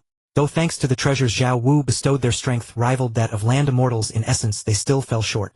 But with Zhao Wu's guidance over these past few days, their breakthrough to land immortal was imminent. A matter of mere days. The next moment, two figures in python robes with beardless pale faces stealthily slipped in. Make your move. Eunuch Sanbao transmitted his voice directly upon entering. Following their prearranged plan, the two set upon Yao Yu and Lian Xing respectively. Yet, when they reached the bedside, they were stunned by the sight before them. The divine void realm known as land immortal, bearing the word immortal, sufficiently attested to its might. To them, darkness was no different from daylight. They could clearly see the scene on the bed. There a pair of deep star-like eyes, exceedingly brilliant, gazed at them with mockery. And their targets for this mission, Yao Yu and Lian Xing, had their heads resting on his chest, utterly oblivious. The martial king. The two instantly recognized the man staring at them, an inexplicable unease rising in their hearts. Under those eyes they felt a terrifying dread, as if being targeted by a dragon. Moments ago outside they had not sensed the martial king's aura. Even after entering the room, under their divine sense, only Yao Yu and Lian Xing were present. Even at this very moment, had they not seen Zhao Wu with their own eyes, their divine sense could not have detected his existence. Zhao Wu lay right there. Yet it felt as if he existed in another void. This eerie sensation made their hair stand on end. But now the arrow was on the string and they had no choice but to shoot. After a moment of stunned horror, eunuch Sanbao quickly made a decision and transmitted. I'll deal with the martial king. You seize Yao Yu and Lian Xing. As he spoke, golden needles materialized in his palm, ready to seal Zhao Wu's vital acupoints. The eunuch who followed him did the same. But the next moment, they found themselves unable to move. What's happening? How is this possible? Eunuch Sanbao and his companion were horrified. A thought flashed in their minds and they exclaimed, the martial god! In their view, only a martial god could possess such power. Buzz! At the sound, Yao Yu and Lian Xing's beautiful eyes snapped open, sharpness flaring as their chi surged ready to strike.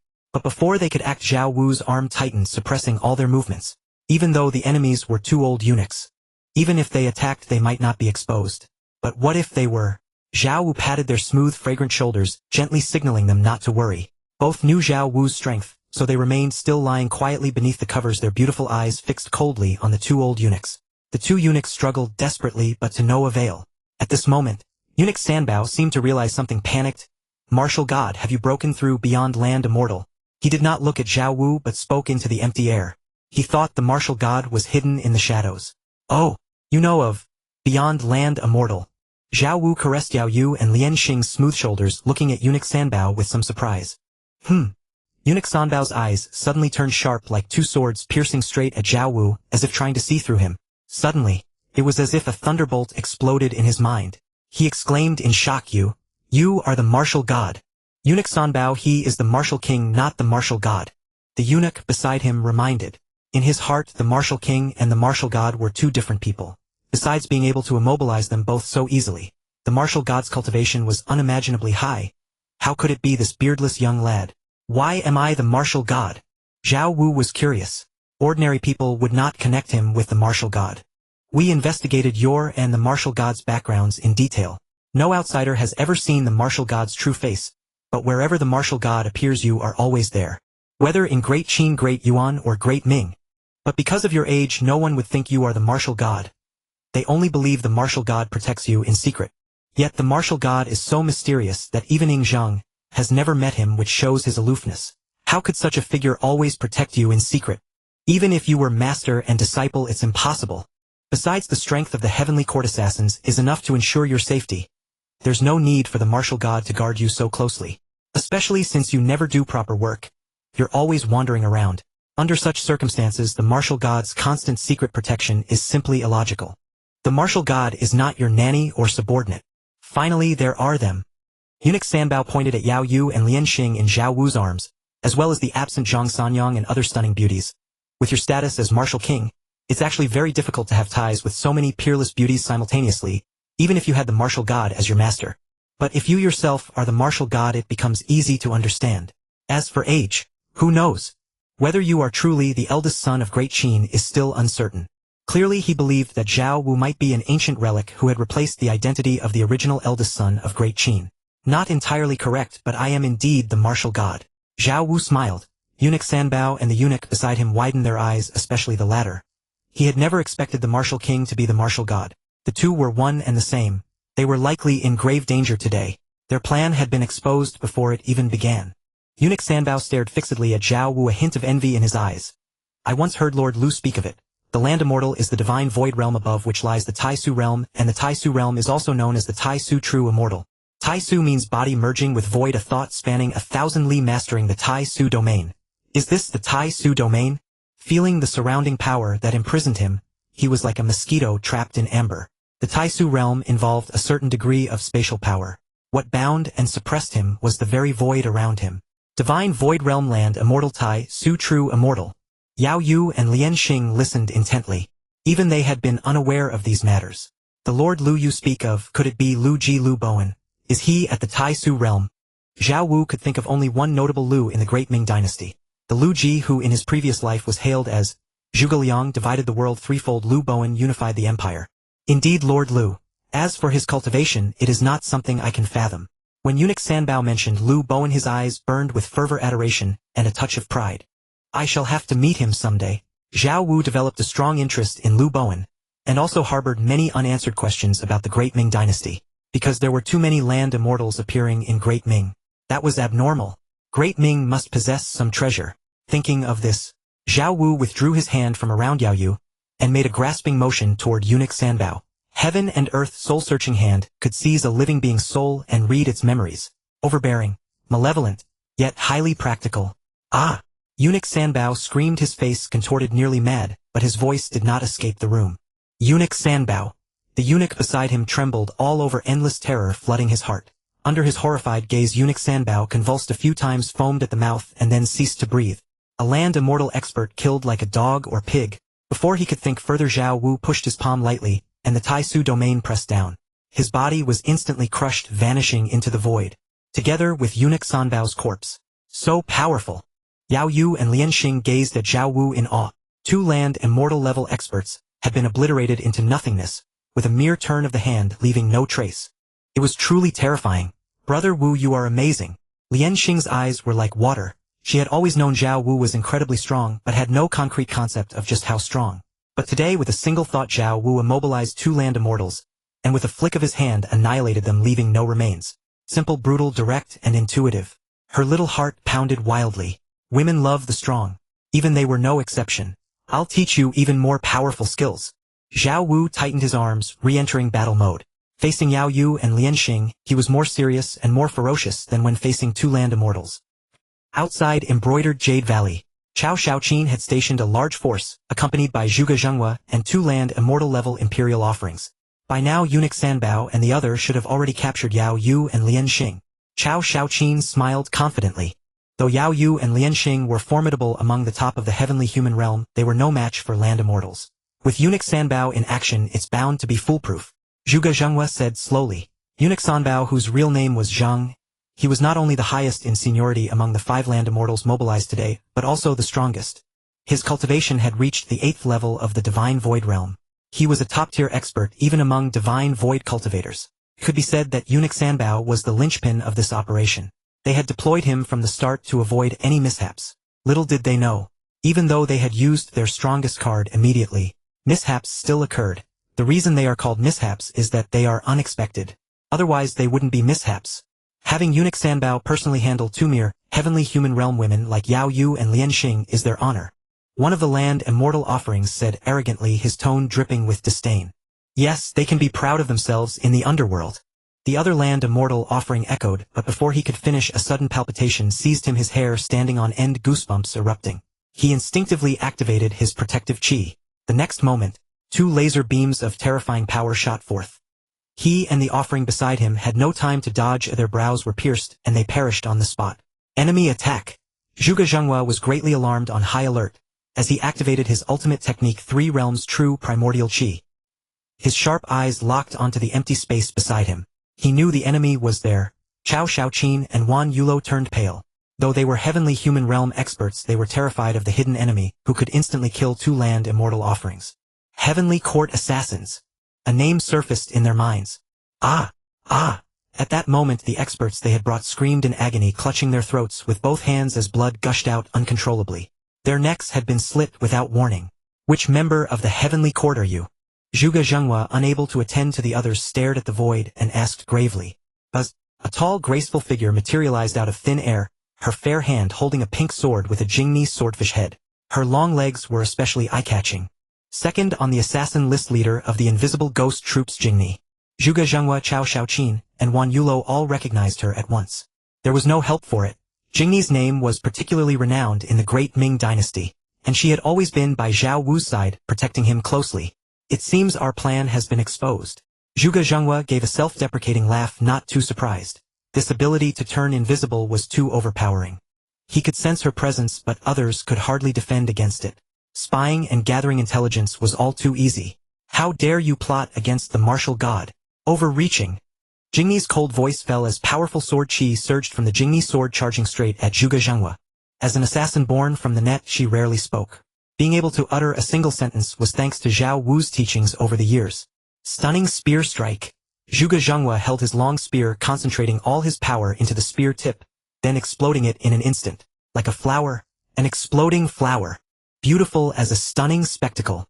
One sword to sever the world. Jingni slashed out, spear and sword colliding. But at that moment, 2 laser beams suddenly shot from Jingni's eyes. Electric eyes. The 2 beams merged. Zhuge Zhenghua could not evade and was pierced through the brow. Ah! His eyes widened, his mouth opened, but no words came. Damn it! Young people have no martial ethics. Pity Jingni was an assassin. As long as she could kill the enemy, she cared nothing else. Ah, the divine marquis is dead. Cao Shaoqin and Wan Yulo were terrified beyond belief. The world-renowned Zhuge divine marquis had fallen in a single move. Swish!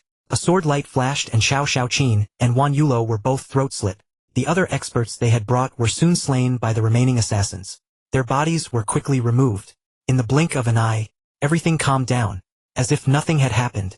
The battle here ended swiftly. But Zhao Wu's battle was just beginning. Turtle Mountain. Heaven beyond heaven. Wei Wuyong, the Rat King, the foremost of the 12 zodiac signs, was too excited to sleep. According to the agreement, he would go to the Palace of Shifting Flowers tomorrow to marry Yao Yu and Lian Xing. The thought that the goddesses he had dreamed of day and night would submit to him, allowing him to do as he pleased, made sleep impossible. He wished he could sprout wings and fly to the Palace of Shifting Flowers instantly. Ah! Suddenly screams rang out. Wei Wuyong jerked his head up. He saw the guards at the door collapse, clutching their bleeding necks. Enemy intrusion. Wei Wuyong was panic-stricken but saw no one. Swish! Suddenly, an extreme sense of danger surged. His neck hurt, his deadfish eyes bulged wide, and he clutched his throat with both hands. But blood still flowed between his fingers. In his last moments he only saw a tall, graceful figure in a metallic battle suit, fishnet stockings, high heels, holding a pink sword, walking away. Jingni. The last thought in Wei Wuyong's consciousness was a name. Then he sank into eternal darkness, collapsing from his wheelchair. Toothless Palace. Destroyed.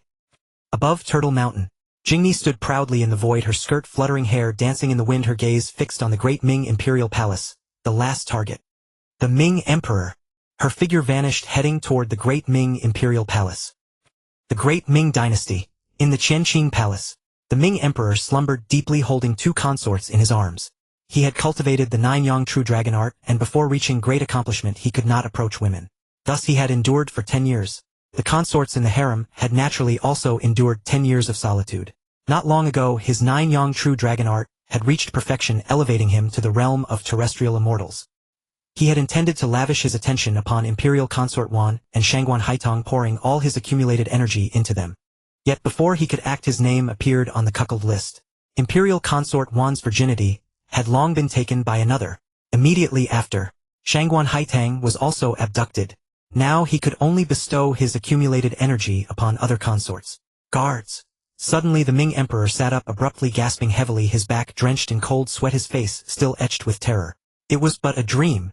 The Ming Emperor came to his senses. In his dream, the martial god had sent an assassin to kill him, slitting his throat with a single stroke. He tried to scream, but no sound emerged. He felt suffocated, his chest tight and breathless. "Your Majesty, what is the matter?" The two consorts, startled awake by the Emperor's movements, quickly rose, their jade-like skin and graceful curves fully revealed. "What is it?" The Ming Emperor's heart warmed and he smirked mischievously. "You two little vixens, you've made it hard for me to breathe. Just wait till I deal with you." With the 9-yang true dragon art perfected, his vitality was already 100-fold greater. Moreover, he had suppressed himself for a decade. He reached out and drew the two consorts' soft, jade-like bodies into his embrace. Yet just as he prepared to devote every ounce of his energy to increasing the imperial lineage, an overwhelming sense of danger swept over him. Every hair on his body stood on end, every cell trembled. He sensed a sword thrusting toward him. Swift, precise, deadly, straight through his back. He had no time to dodge or resist. Roar! At that moment, however, a dragon's cry resounded, and a golden dragon phantom materialized behind him, blocking the lethal strike. An assassin from the heavenly court. The Ming Emperor moved instantly, leaving the dragon bed, his gaze fixed intently on the area behind it. Though he saw no one, yet he knew the assailant could only be a heavenly court assassin. Both the method of invisibility and the fact that someone would come to assassinate him pointed unmistakably to this conclusion. Jing and I, concealed behind the dragon bed, raised an eyebrow in surprise. She had never expected that her lethal strike would be blocked by the Ming Emperor's unknown means. She then ceased to hide, revealing her form. Jing and I. The Ming Emperor was somewhat astonished, never expecting it to be Jing and I. Wasn't Jing and I supposed to be guarding the martial king closely? Had the plan been exposed? Yet, if the plan was exposed, wouldn't Jing and I be even more inseparable from the martial king's side? Did the martial god send you? The Ming Emperor continued to inquire. 9 dragon auras coiled around him, his vigilance at its peak. Kill! Jing and I wasted no words as the surrounding guards had already rushed in. She directly employed her electric vision. 2 laser beams shot from her eyes, then converged into a single ray aimed at the Ming Emperor. Bang! The electric vision was too swift. The Ming Emperor had no time to react before being struck. He was sent flying. Yet he was not obliterated. He had defended against it. Jing and I was somewhat surprised. She had never expected the invincible electric vision to be blocked by the Ming Emperor. The Ming Emperor too was horrified, his heart filled with dread. So fast! If not for the dragon aura protecting me, I would have been instantly killed. He knew that with his 9-yang true dragon art perfected, he had ascended to the terrestrial immortal realm. Yet facing Jing and I, he still had no power to resist. It was truly terrifying. At this moment, he also feared the martial god. If even a subordinate was this formidable, how terrifyingly powerful must the martial god be? Protect his majesty! One by one, the top imperial guards rushed in, forming a human shield before the Ming Emperor. These individuals were at least at the Grandmaster level. Many were even at the celestial realm. There was also an old eunuch who had reached the terrestrial immortal realm. This old eunuch was specifically tasked with protecting the Ming Emperor. The Ming Emperor had been assassinated and the old eunuch had failed to detect it in time. A grave dereliction of duty. Prepare to die! The old eunuch charged at Jing and I in fury. Swish! A laser beam. The old eunuch's figure halted abruptly. His expression froze, his dead fish-like eyes wide open, still filled with disbelief. After instantly killing the old eunuch, Jing and I did not pause. Her sword danced, reaping the lives of the martial artists one after another. Yet they came wave after wave, using their flesh and blood to block Jing and I, sacrificing themselves to protect the Ming Emperor. What should I do? How can one Jing and I be so terrifying?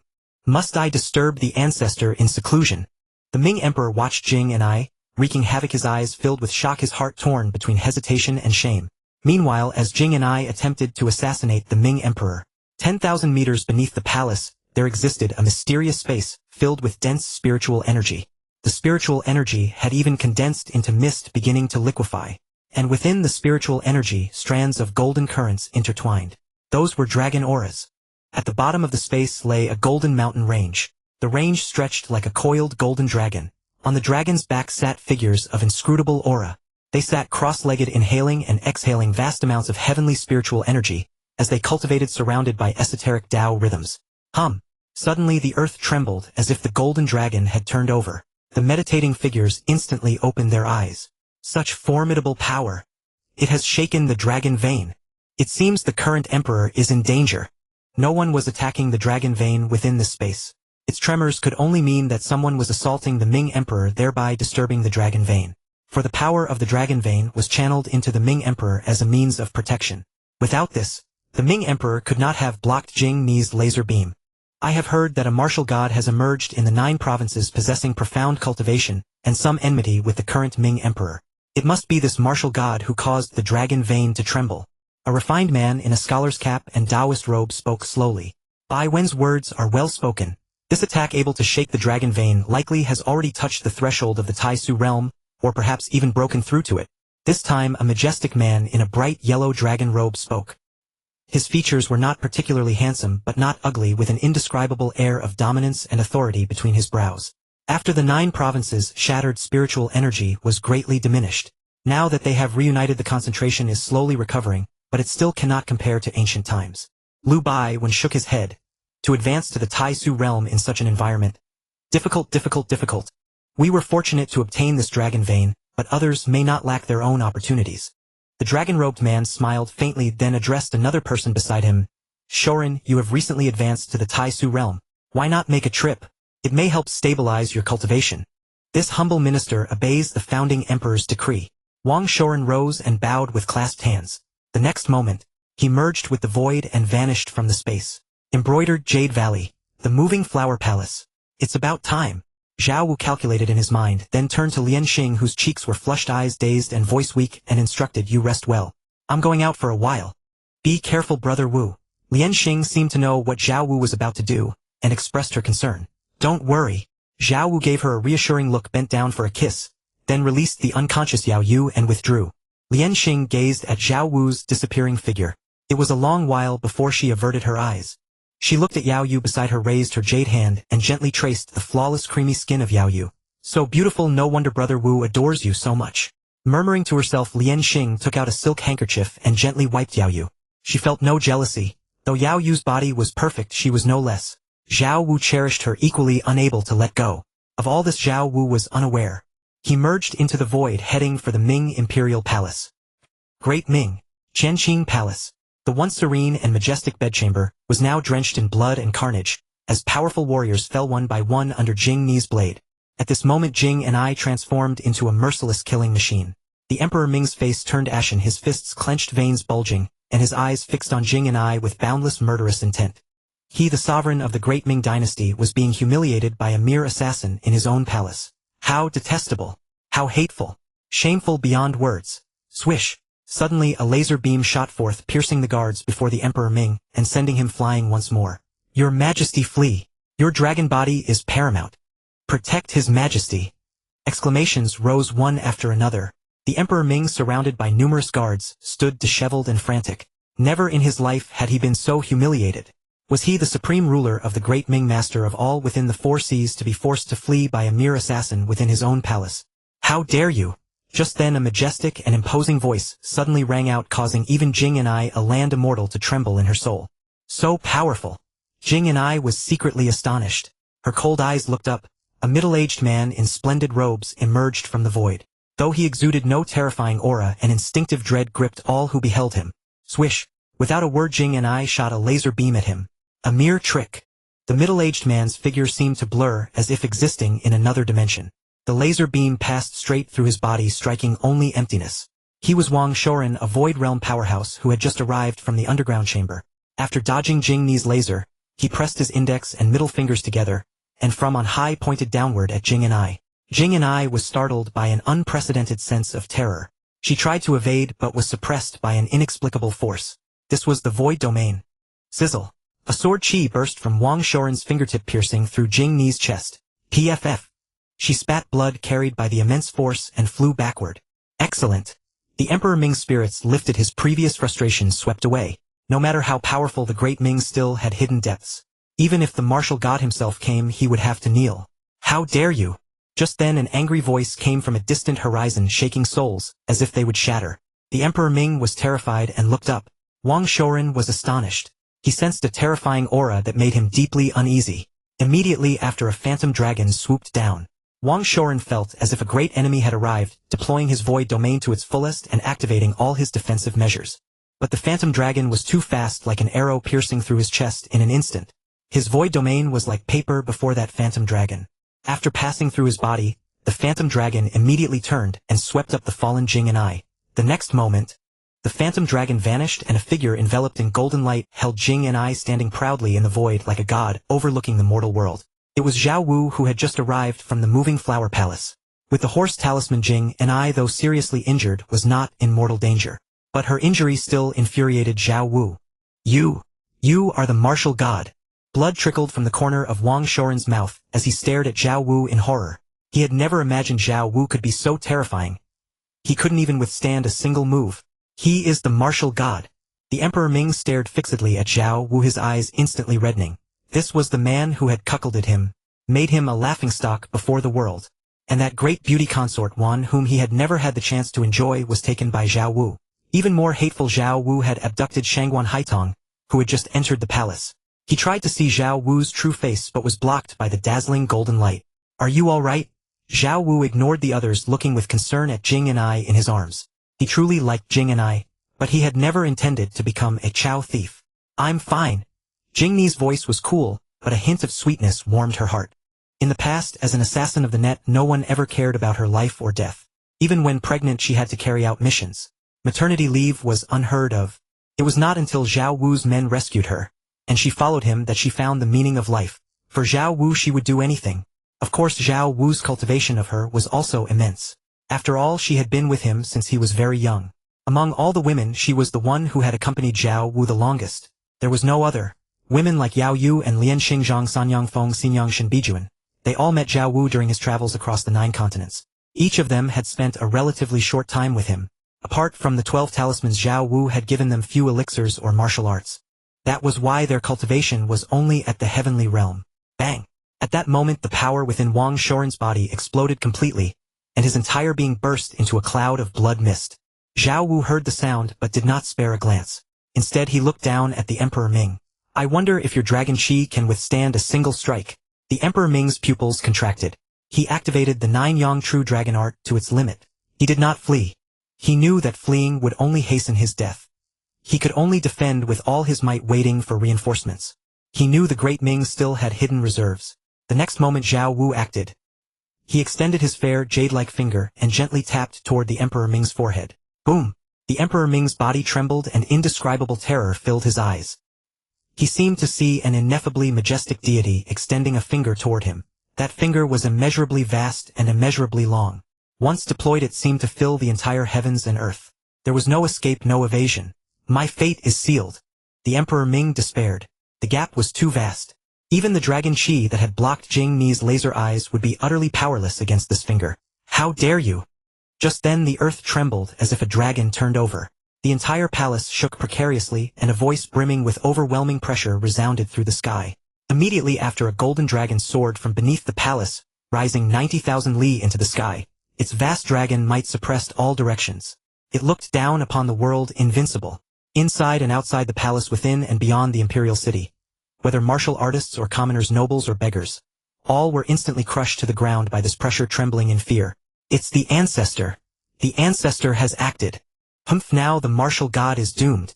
The Emperor Ming's spirits surged, his eyes filled with excitement and anticipation. What happened? Such a terrifying aura. Is that a dragon? What is going on? Inside and outside the imperial city, countless powerhouses were horrified. They raised their heads and stared intently above the imperial palace, where a golden dragon soared upward. Vaguely they could discern within the golden dragon a figure of overwhelming dominance and imperial might. The ancestor. At the Dragon Tiger Manor, the iron-hearted Marquis Zhu Wusher recognized the figure at once. It was the very one who had suppressed his rebellion before. Moreover, he was his own ancestor. Thus he had no choice but to cease his ambitions and obediently serve as the iron-hearted Marquis. I wonder how the martial god compares to the ancestor. Zhu Wusher was curious. Others might not know what had happened, but he knew a fair bit. It must be that the Ming Emperor's plan to deal with the martial god had failed, and the opponent had come to settle the score. The martial god's reputation was far-reaching, and no one had yet been able to force him to reveal his true form and fight him. the martial god was a myth. And as for the ancestors' terror, Zhu Wushi had personally experienced it and understood it deeply. His own cultivation at the land immortal realm was like a mere infant before the ancestor. Utterly powerless and without any means to resist. "Ancestor, save me!" Just then the Ming Emperor's terrified voice rang out from the depths of the imperial palace. Initially the Ming Emperor had been thrilled to see the ancestor appear, but unexpectedly Zhao Wu paid him no heed. That finger did not pause for a moment, stabbing straight toward his brow. With a light pop the Ming Emperor's brow was pierced like tofu. Blood gushed forth and his eyes, filled with terror and resentment, held an expression of disbelief. The dragon qi he had relied upon did not shield him in the slightest. He was simply crushed like an ant killed by a single finger. Rumble. Thunder roared and heaven and earth quaked. Amid the crowd a mournful cry seemed to echo and the world was filled with a thick sorrowful aura. This was the Ming Emperor's fall. The Great Ming's national fortune had suffered damage. At this moment every living being in the Great Ming felt an inexplicable sadness. They did not know what had happened, but an overwhelming sense of grief washed over them. The ancestor who had just appeared was enraged. Zhao Wu had acted too swiftly. He could not save the Ming Emperor. Now that the Ming Emperor was dead, and the Great Ming's national fortune was damaged, one could imagine the fury burning in his heart. "Die for me!" The ancestor struck out in rage. With a wave of his palm 9 golden dragons roared forth, pressing down upon Zhao Wu. Each golden dragon was lifelike, akin to true divine dragons, carrying a power that made even land immortals tremble in fear. The temperature of the space rapidly rose and the very air seemed to twist. He practiced the same 9 yang true dragon art. This art was supremely yang and vigorous with infinite might. The Jing and I held in Zhao Wu's arms felt a great terror, realizing that aside from Zhao Wu there existed such a formidable being in this world. My heavens, is this truly the power a human can possess? Is this what a land immortal is? Truly terrifying, like immortals and gods? No, this is definitely not a power that a land immortal can possess. A land immortal cannot wield such terrifying strength. As the 9 golden dragons bore down, countless powerhouses within and outside the imperial city were shaken to their core, their hearts pounding as if mortals facing divine beings. Many had never seen a land immortal before and assumed this was the power of a land immortal. But those with knowledge were even more astounded, because they knew that even a land immortal was not this strong. This might have already surpassed the land immortal realm. Surpassing the land immortal. Good heavens, they had never even dared to imagine it before. Sword, come. Zhao Wu, holding Jing Ni's slender waist with his left arm, raised his right hand and grasped the empty air. Instantly a crisp and resounding sword hum echoed as if from the 9th heaven. A ray of golden light tore through the void and fell into Zhao Wu's hand, transforming into a golden divine sword. The Royal Authority Sword. It's the Royal Authority Sword. Legend has it that the martial god bestowed the Royal Authority Sword upon the martial king, who holds it. This man summoned the sword from God's nowhere with a single cry. He must be the martial god himself. My heavens, the martial god has actually appeared. What a pity he's shrouded in blinding light. Can't see his true face. All the powerhouses who saw the Royal Authority Sword grew excited, tense, and eager. This was bound to be a battle recorded in history. They stared with burning eyes, not daring to blink, afraid to miss a single detail. Sword 24. Zhao Wu grasped the Royal Authority Sword and thrust it forward gently. Simple. Plain. Without any ostentation or technique. But upon closer inspection it seemed to encompass 10,000 variations. These 10,000 variations merged into one, returning to simplicity. This was the Sword 24 that Zhao Wu had deduced and created from Sword 23. This technique required no out-of-body spirit. With a single sword stroke, time and space froze. For 10,000 meters in all directions it became a domain of sword chi. Within the domain all things stood still like lambs to the slaughter. And indeed, as the Royal Authority Sword thrust out, the 9 roaring golden dragons solidified. Where the edge of the sword passed, the golden dragons silently shattered, turning to dust. How is this possible? Move! The ancestor turned pale with terror, feeling a great dread. He tried to dodge. He tried to resist. But the surrounding space pressed down on him, making it impossible to move. Even though he was a powerhouse of the Tai Su realm, able to merge with the void now seemed alien, refusing to accept him. It was as if he had been in water, but the water suddenly solidified into steel. He was trapped inside, unable to move a single inch. The ancestor was horrified. He seemed to see a divine sword descending from the 9th heaven, its terrifying sword intent tearing the very sky apart. No! Chi! A sword light pierced through his brow, blood spurting forth. The ancestor's terrified expression froze, and his body fell straight down, plummeting from the sky. All his life force was extinguished by a single sword stroke, his soul scattered. Gulp, gulp.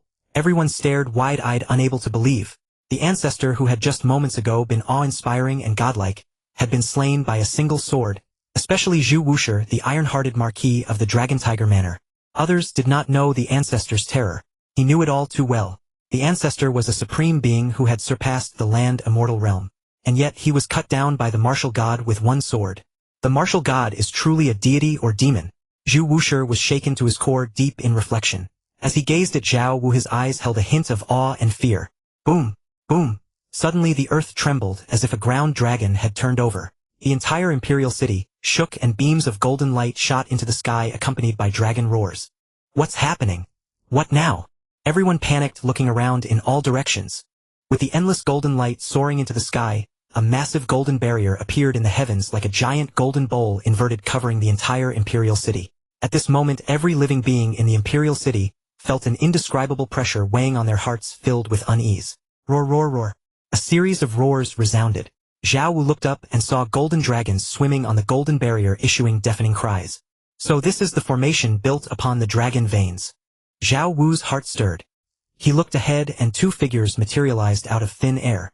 One was a scholarly man in blue robes. The other was a majestic emperor in dragon robes. The final trump card of the Great Ming. My heavens! That is the Grand Ancestor Emperor. At the Dragon Protection Manor, iron-hearted divine Marquis Zhu Wushi's pupils constricted, his face filled with horror and shock. Even after meeting the Chengzu Emperor, he had suspected that the Grand Ancestor Emperor might still be alive. But witnessing it in person was still breathtaking. Hiss! Such a terrifying aura. It makes one tremble. The foundation of the Great Ming imperial family is truly unfathomable, still possessing such a fearsome expert. As expected of the supreme ruler of the world, this level of strength is simply terrifying. Gazing at the two newly emerged experts, countless martial artists inside and outside the imperial city marveled in awe. Zhu Yuanzhang Taishu Realm 6th level. Lu Bowen Taishu Realm 7th level. Interesting.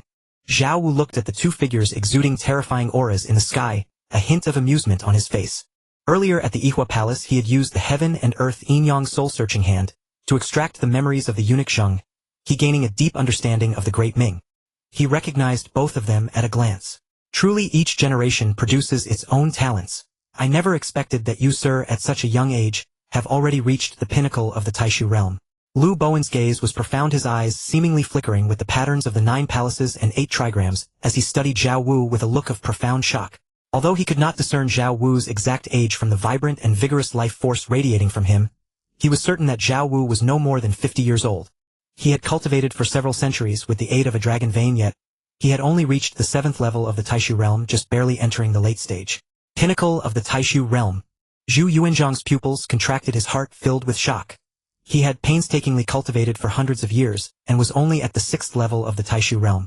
He had thought that Zhao Wu, though strong, was at most on par with him, situated in the mid-Taishu realm. He never expected Zhao Wu to have already reached the pinnacle of the Taishu realm. That was the peak of the 9th level of the Taishu realm. One step further would lead to the legendary 9 tribulation, heavenly immortal. By enduring 9 tribulations one could become a true immortal. A heavenly immortal. A heavenly immortal is as eternal as heaven, ageless and immortal, soaring through the highest heavens, descending into the underworld, roaming freely between heaven and earth with boundless divine powers and limitless magical abilities. The Shinshu realm and the Taishu realm, though called land immortals and Taishu true immortals, are not true immortals. They still fall within the category of mortals. Only by reaching the heavenly immortal realm does one become a true immortal. There is an essential difference between the two. Young man, your talent is unparalleled in 1,000 years. I do not wish to be your enemy, but now that blood debts have been incurred, I must avenge my descendants. Zhu Yuanzhang's eyes glinted with sharp light as he stared at Zhao Wu. Today I shall test the power of the pinnacle of the Taishu realm.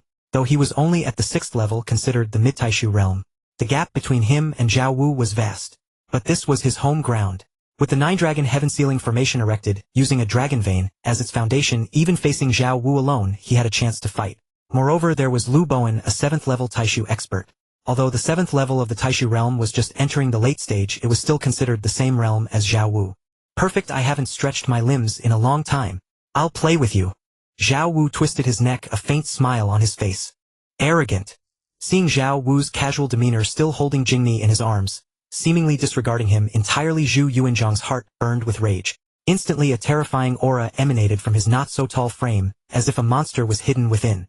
Boom! He stepped forward, treading on the void, causing heaven and earth to tremble. A deadly pressure erupted, crushing everything in all directions. An aura even more terrifying than Chengzu's spread out, making the sky for dozens of miles tremble. Palaces and wine shops shook as if on the verge of shattering. Without a word, he clenched his fingers into a fist and threw a punch at Zhao Wu. Emperor's divine fist. A golden mountain-like fist imprint appeared, spanning the sky, majestic and unmatched, suppressing the entire world. My heavens! Is this still the power a human can possess? Who is this person? I know who he is. He is the Ming Taizu. What? Ming Taizu? He's not dead. I've seen Ming Taizu's portrait. It does seem to be him. My God, this old monster is still alive. What's so strange about that? Land immortals live 500 years. It's normal for such a strong one to still be alive. Inside and outside the imperial city, countless martial artists widened their eyes, their bodies trembling. Those too weak to withstand the pressure fainted on the spot. Only masters above the grandmaster level managed to stay conscious, qualified to watch the battle. Lu Bowen, using the power of the Nine-Dragon Heaven-Sealing Formation, elevated his strength to the peak. However, he did not strike. He merely kept watch over Zhao Wu, backing up the emperor. Sword 24. Zhao Wu, holding Jingmi with one hand, casually slashed with his sword. The sword light was like a white ribbon, and wherever it passed, time and space froze, forming a domain of sword chi. Boom! The fist imprint and sword chi collided, unleashing two terrifying forces. The destruction unimaginable spread for dozens of miles. The surrounding air was expelled, creating a vacuum zone. Ah! No! Run! Countless strong warriors inside and outside the imperial city were terrified, their hair standing on end, sensing an indescribable horror.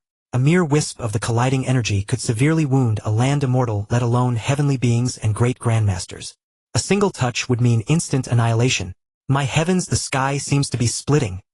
Countless panicked martial artists looked up and saw the white clouds in the sky torn apart instantly, as if the power had shot straight into the heavens, splitting the firmament in two. Was this the power of a being beyond the land immortal? Even the mere aftershocks of a simple collision could cause the land to sink and the heavens to overturn. Everyone around shivered, gazing at the two figures in the sky, as if they were gods. Such power was truly terrifying. Was this truly a power that humans could wield? Splash! A flash of blood appeared, and a ferocious wound over a foot long emerged on Zhu Yuanzhang's chest. Clearly in this first clash, he had suffered greatly, failing to fully block Zhao Wu's sword. Your Majesty! Lu Bowen was alarmed, never expecting Zhao Wu's strength to be so terrifying. With a single move, he had severely wounded Zhu Yuanzhang, who was boosted by the Nine-Dragon Heaven-Sealing Formation. I'm fine. Zhu Yuanzhang waved his hand, his expression exceptionally grave. Zhao Wu's power had once again exceeded his imagination. Both of you attack together. Zhao Wu pointed his sword, speaking proudly. Lu Bowen and Zhu Yuanzhang exchanged glances, then, without a word, they once again mobilized the power of the Nine-Dragon Heaven-Sealing Formation. As dragon roars resounded, the formation seemed to come alive, with golden divine dragon phantoms merging into their bodies. Their auras surged dramatically. Zhu Yuanzhang's aura rivaled that of a 9th-level Taishu expert, while Lu Bowen's aura reached the pinnacle of the Taishu realm, even more terrifying than an ordinary peak Taishu expert. Winds howled and clouds surged in the sky with faint thunder rumbling. Their power had affected the celestial phenomena, creating all sorts of terrifying omens. 9 dragons break the heavens. Zhu Yuanzhang gathered all his strength and delivered the most powerful punch of his life. 9 golden dragons roared forth, shattering the void. Dragon-slaying art. A divine sword appeared in Lu Bowen's hand. He gently slashed at Zhao Wu, tearing the void as if it were paper. This sword strike seemed capable of slaying a true dragon. Sharp. Terrifying. 9 dragons break the sky. Dragon-slaying art. Zhao Wu looked at the attacks of Zhu Yuanzhang and Lu Bowen, originally intending to use Sword 25, but then recalled a fist technique he had obtained from signing in. That fist technique was extremely powerful. It was a good time to test its might. With this thought, Zhao Wu sheathed his Wangquan sword and clenched his hand into a fist. Zhu Yuanzhang and Lu Bowen raised their eyebrows, not expecting that Zhao Wu would put away his Wangquan sword and prepare to use his fists. Could Zhao Wu be even more formidable with his fists than with his sword? Before they could ponder further, a terrifying gravitational force enveloped them, as if the entire void was distorted by the gravity field. In that moment, the gravity in this region increased by an unknown multiple. 10-fold, 100-fold, 1,000-fold, or even 10,000-fold, and it continued to rise. Not good. Zhu Yuanzhang and Lu Bowen's faces changed drastically, feeling as if a mountain was weighing on them, enduring endless gravity. Facing this terrifying gravity, their bodies wavered, their backs bent, and they nearly plummeted headfirst from the sky. Under this horrific force, even the power within their bodies could barely circulate, their meridians seemingly blocked. What terrified them even more was that this gravitational force seemed to increase endlessly, as if it had no limit. They felt as if their internal organs, every bone, every cell were being crushed into fragments by the dreadful gravity. What kind of fist technique is this? Zhu Yuanzhang and Lu Bowen were horrified, staring intently at Zhao Wu, realizing that this was merely the force accompanying Zhao Wu's punch. The true power of this punch had not yet been unleashed. Yet even this preliminary force was beyond their resistance. When the punch truly descended, how could they possibly withstand it? It's over. Zhu Yuanzhang and Lu Bowen's heart sank. At this moment they could neither struggle nor flee. All they could do was wait for death. Chaotic Abyss Fist. In that instant Zhao Wu threw a punch. Rumble. The entire space trembled violently and the void began to collapse. His fist was like an incredibly terrifying black hole, obliterating everything in its path, devouring all, even swallowing the light from all directions. Hiss! The two were horrified, staring in disbelief at the punch. Was this truly power a human could wield? Boom! The next moment their consciousness plunged into darkness, their bodies drawn into a black hole sphere, instantly reduced to dust. What was even more terrifying was that after crushing their bodies, the black hole sphere crashed into a great mountain outside the imperial city, instantly shattering 10 surrounding mountains, devastating an area of dozens of li, as if piercing through the land itself. Everywhere it passed, all matter was turned to dust and vanished. Gulp, gulp. All martial artists inside and outside the imperial city trembled in their souls, their legs shaking like sieves, a chill running from the soles of their feet to the top of their heads. They swallowed hard, an endless surge of fear rising in their hearts. Is this human power? This is a god. Hiss! Held in Zhao Wu's arms, witnessing all this up close, Jing and I was astounded.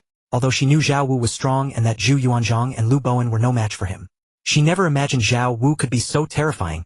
She had watched him grow up. What a monstrous prodigy. Unimaginable. That punch just now was too dreadful. It not only crushed the enemy, but also left an indelible mark on her heart, unforgettable for eternity. Dragon Vein. Having killed Zhu Yuanzhang and Lu Bowen with a single punch, Zhao Wu's heart was undisturbed. His figure flickered and vanished from the spot. The martial god is already a god among men. He cannot be matched. In the Guardian Dragon manner, the iron-blooded Duke's eyes were filled with terror. As a terrestrial immortal-level powerhouse, he saw more clearly than ordinary people, understood more, and was more aware of Zhao Wu's terror. Disregard. Su Xian tightly held Zhu Wusher's hand, her heart tense, her eyes filled with worry. Although she had little martial skill and limited knowledge, she knew the martial god had won and his terror was beyond their resistance. Su Xian, rest assured, it's fine. As long as I am here, I will never let you suffer a single scratch. Zhu Wusher tightly held Su Xian's hand, comforting her. He had already made a decision. He knew that the martial god had killed so many strong members of the Ming imperial family, and might very well eradicate the root and strike at him. And he was certainly no match for the martial god. But he could not die. He was not afraid of death. But if he died, what would happen to Su Xian? Would she become another's plaything? Or be sent to the Bureau of Music? Or be reduced to servitude? That was absolutely unbearable for him. Therefore he must survive. Since he could not defeat them, he would join them. Zhao Wu was unaware of Zhu Wusher's thoughts. At that moment he was already carrying Jing and I to a space 10,000 meters beneath the imperial city. Such dense spiritual energy. Jing and I was startled, feeling as if she had suddenly stepped from a mud pit into a hot spring. Every cell of her body relaxed, greedily devouring the surrounding spiritual energy, an indescribable comfort. What a fine dragon vein! Zhao Wu looked down. A golden mountain range lay prostrate like a giant dragon, stretching for hundreds of li, containing unimaginable vast energy. This was the dragon vein, not only containing abundant spiritual energy but also dragon qi. However, this dragon vein was sealed by a formation preventing the spiritual energy from leaking out. No wonder the Ming imperial family has so many strong experts. They possess such a paradise. Jing and I exclaimed. But now it's ours. Zhao Wu smiled slightly, holding Jing and I, and in an instant arrived at the center of the dragon vein, where the spiritual energy was unimaginably dense. Jing and I felt that if she cultivated here, she would soon break through. Zhao Wu smiled slightly, holding Jing and I, and in an instant arrived at the center of the dragon vein, where the spiritual energy was unimaginably dense. Jing and I felt that if she cultivated here, she would soon break through. This dragon vein should be enough for me to advance to the 9 tribulation celestial immortal. Zhao Wu set down Jing and I, feeling a sense of anticipation. He sat down directly and began to cultivate. The dragon god art circulated an endless spiritual energy, and dragon qi surged into Zhao Wu's body like a river bursting its banks, devoured and refined by him. Seeing this, Jing and I found a spot nearby and began to cultivate. While Zhao Wu cultivated, countless martial artists from inside and outside the Imperial City arrived at the place where Zhao Wu's previous strike had landed. The mountains there had vanished, replaced by a gigantic pit. A martial artist excitedly rushed over, but as soon as he approached the pit, he was crushed by a sudden gravitational force, fell into the pit, and was instantly flattened into a meat patty. Damn! Not good! The martial artists behind quickly halted, as if encountering something terrifying, and hastily retreated, staring at the pit in horror and fear. What happened? Is there residual power? The martial artists examined the pit, and someone picked up a stone and threw it in. But the moment it entered, the stone was instantly pressed to the ground, shattered into countless tiny fragments. Hiss! Everyone seeing this contracted their pupils and drew in a cold breath. They naturally understood what this meant. They hadn't expected that Zhao Wu's strike not only changed the terrain, but also left residual power that had not dissipated, still containing terrifying might. If we can comprehend the power within, our strength will surely soar. With this thought, the fear in their eyes turned into intense excitement, and they slowly approached the pit, seeking a suitable spot to comprehend. Soon the entire area around the pit was packed with people. Thus a large pit became a martial arts holy land. Zhao Wu was unaware of all this. At that moment he was immersed in the growth of his power, unable to extricate himself. In the dragon vein space, endless spiritual energy and dragon chi surged out, pouring into Zhao Wu's body like a mountain collapse and tsunami. If an ordinary Tai Su realm martial artist had such a vast influx of spiritual energy, they would have been burst to pieces. But for Zhao Wu it was merely child's play. The dragon god art circulated, and his body was like a black hole, frantically devouring the vast and mighty spiritual energy, crazily expanding the power within him. At the same time, this power also merged into his muscles, skin, bones, internal organs, and even every cell of his body. His physical body continuously strengthened. More terrifying than the body of a true dragon. He was undergoing constant transformation. The essence of cultivation is the transformation of life. Crack, crack, after an unknown duration. Like an instant yet like a century. A sound like an eggshell breaking echoed within him. The barrier that had been obstructing him was instantly shattered. Boom! In an instant, an indescribable terrifying aura radiated out.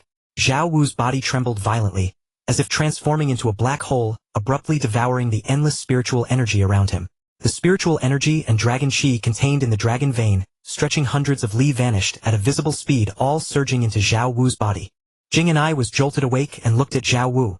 Radiant beams of light burst forth from his body, and mysterious Dao patterns flowed over his fair jade-like skin, containing boundless profundity. The martial king has broken through. Jing Ni's cold, beautiful face broke into a brilliant smile. She quickly remained vigilant, guarding Zhao Wu to prevent any disturbance. Rumble, rumble. At the same time, endless dark clouds gathered above the Imperial City, with lightning serpents dancing, filled with a terrifying aura of destruction. What's happening? What is this? It feels like that single bolt of lightning could destroy the entire Imperial City. Could it be that a peerless expert has broken through, and is about to undergo a lightning tribulation? Is it true? Is there really a lightning tribulation in this world? Who knows? Legend says that above the terrestrial immortal, one must undergo the lightning tribulation. Could it be the martial god? Is this tribulation something a human can survive? My legs are already trembling. It's over. Am I going to be struck dead by lightning? The crowd broke into an uproar, sensing the terrifying aura in the sky. Their faces changed drastically, their hearts pounding with fear, filled with endless dread. Great Ming, Wudong Mountain. Zhang Sanfeng, who was sitting cross-legged on the mountain peak, suddenly lifted his head. His gaze, as sharp as a sword, tore through the void, and stared toward the direction of the Imperial City.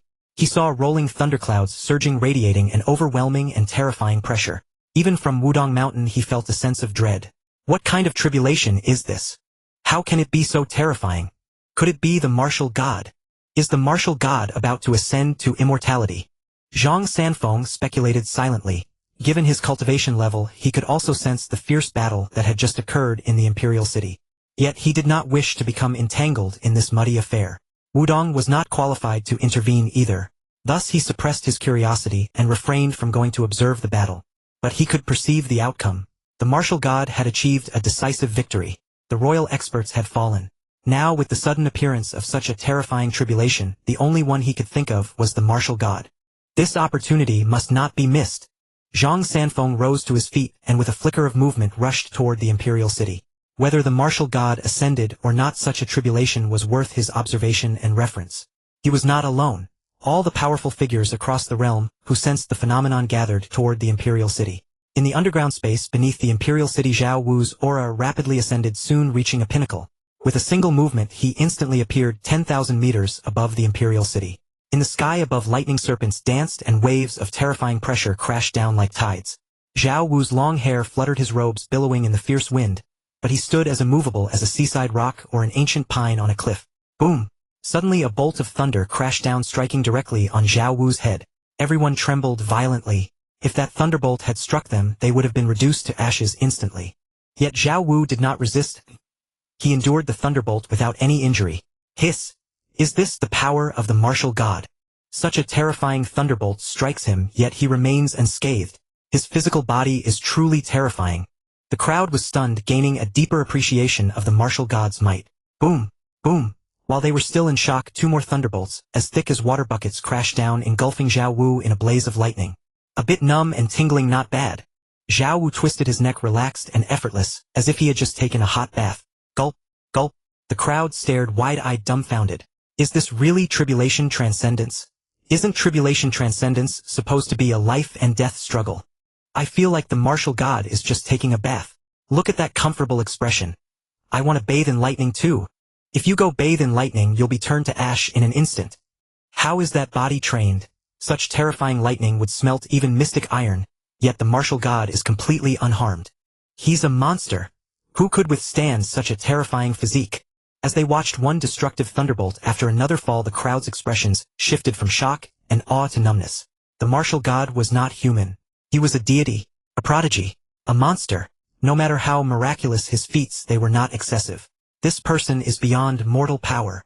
Zhu Wushi watched Zhao Wu bathe in the thunder, his eyes filled with awe and reverence. He would never reach this realm in his entire life. The martial god was not immortal. Today I shall enter the immortal realm. Zhao Wu raised his head and slowly uttered these 7 words. Boom! He drew his sword and slashed. The sky-splitting sword art. A technique that could cut through the heavens and ghosts. Screech! A golden sword aura 10,000 zhang long illuminated the world. Under this single strike, the sky was torn apart. The void split open into a massive rift.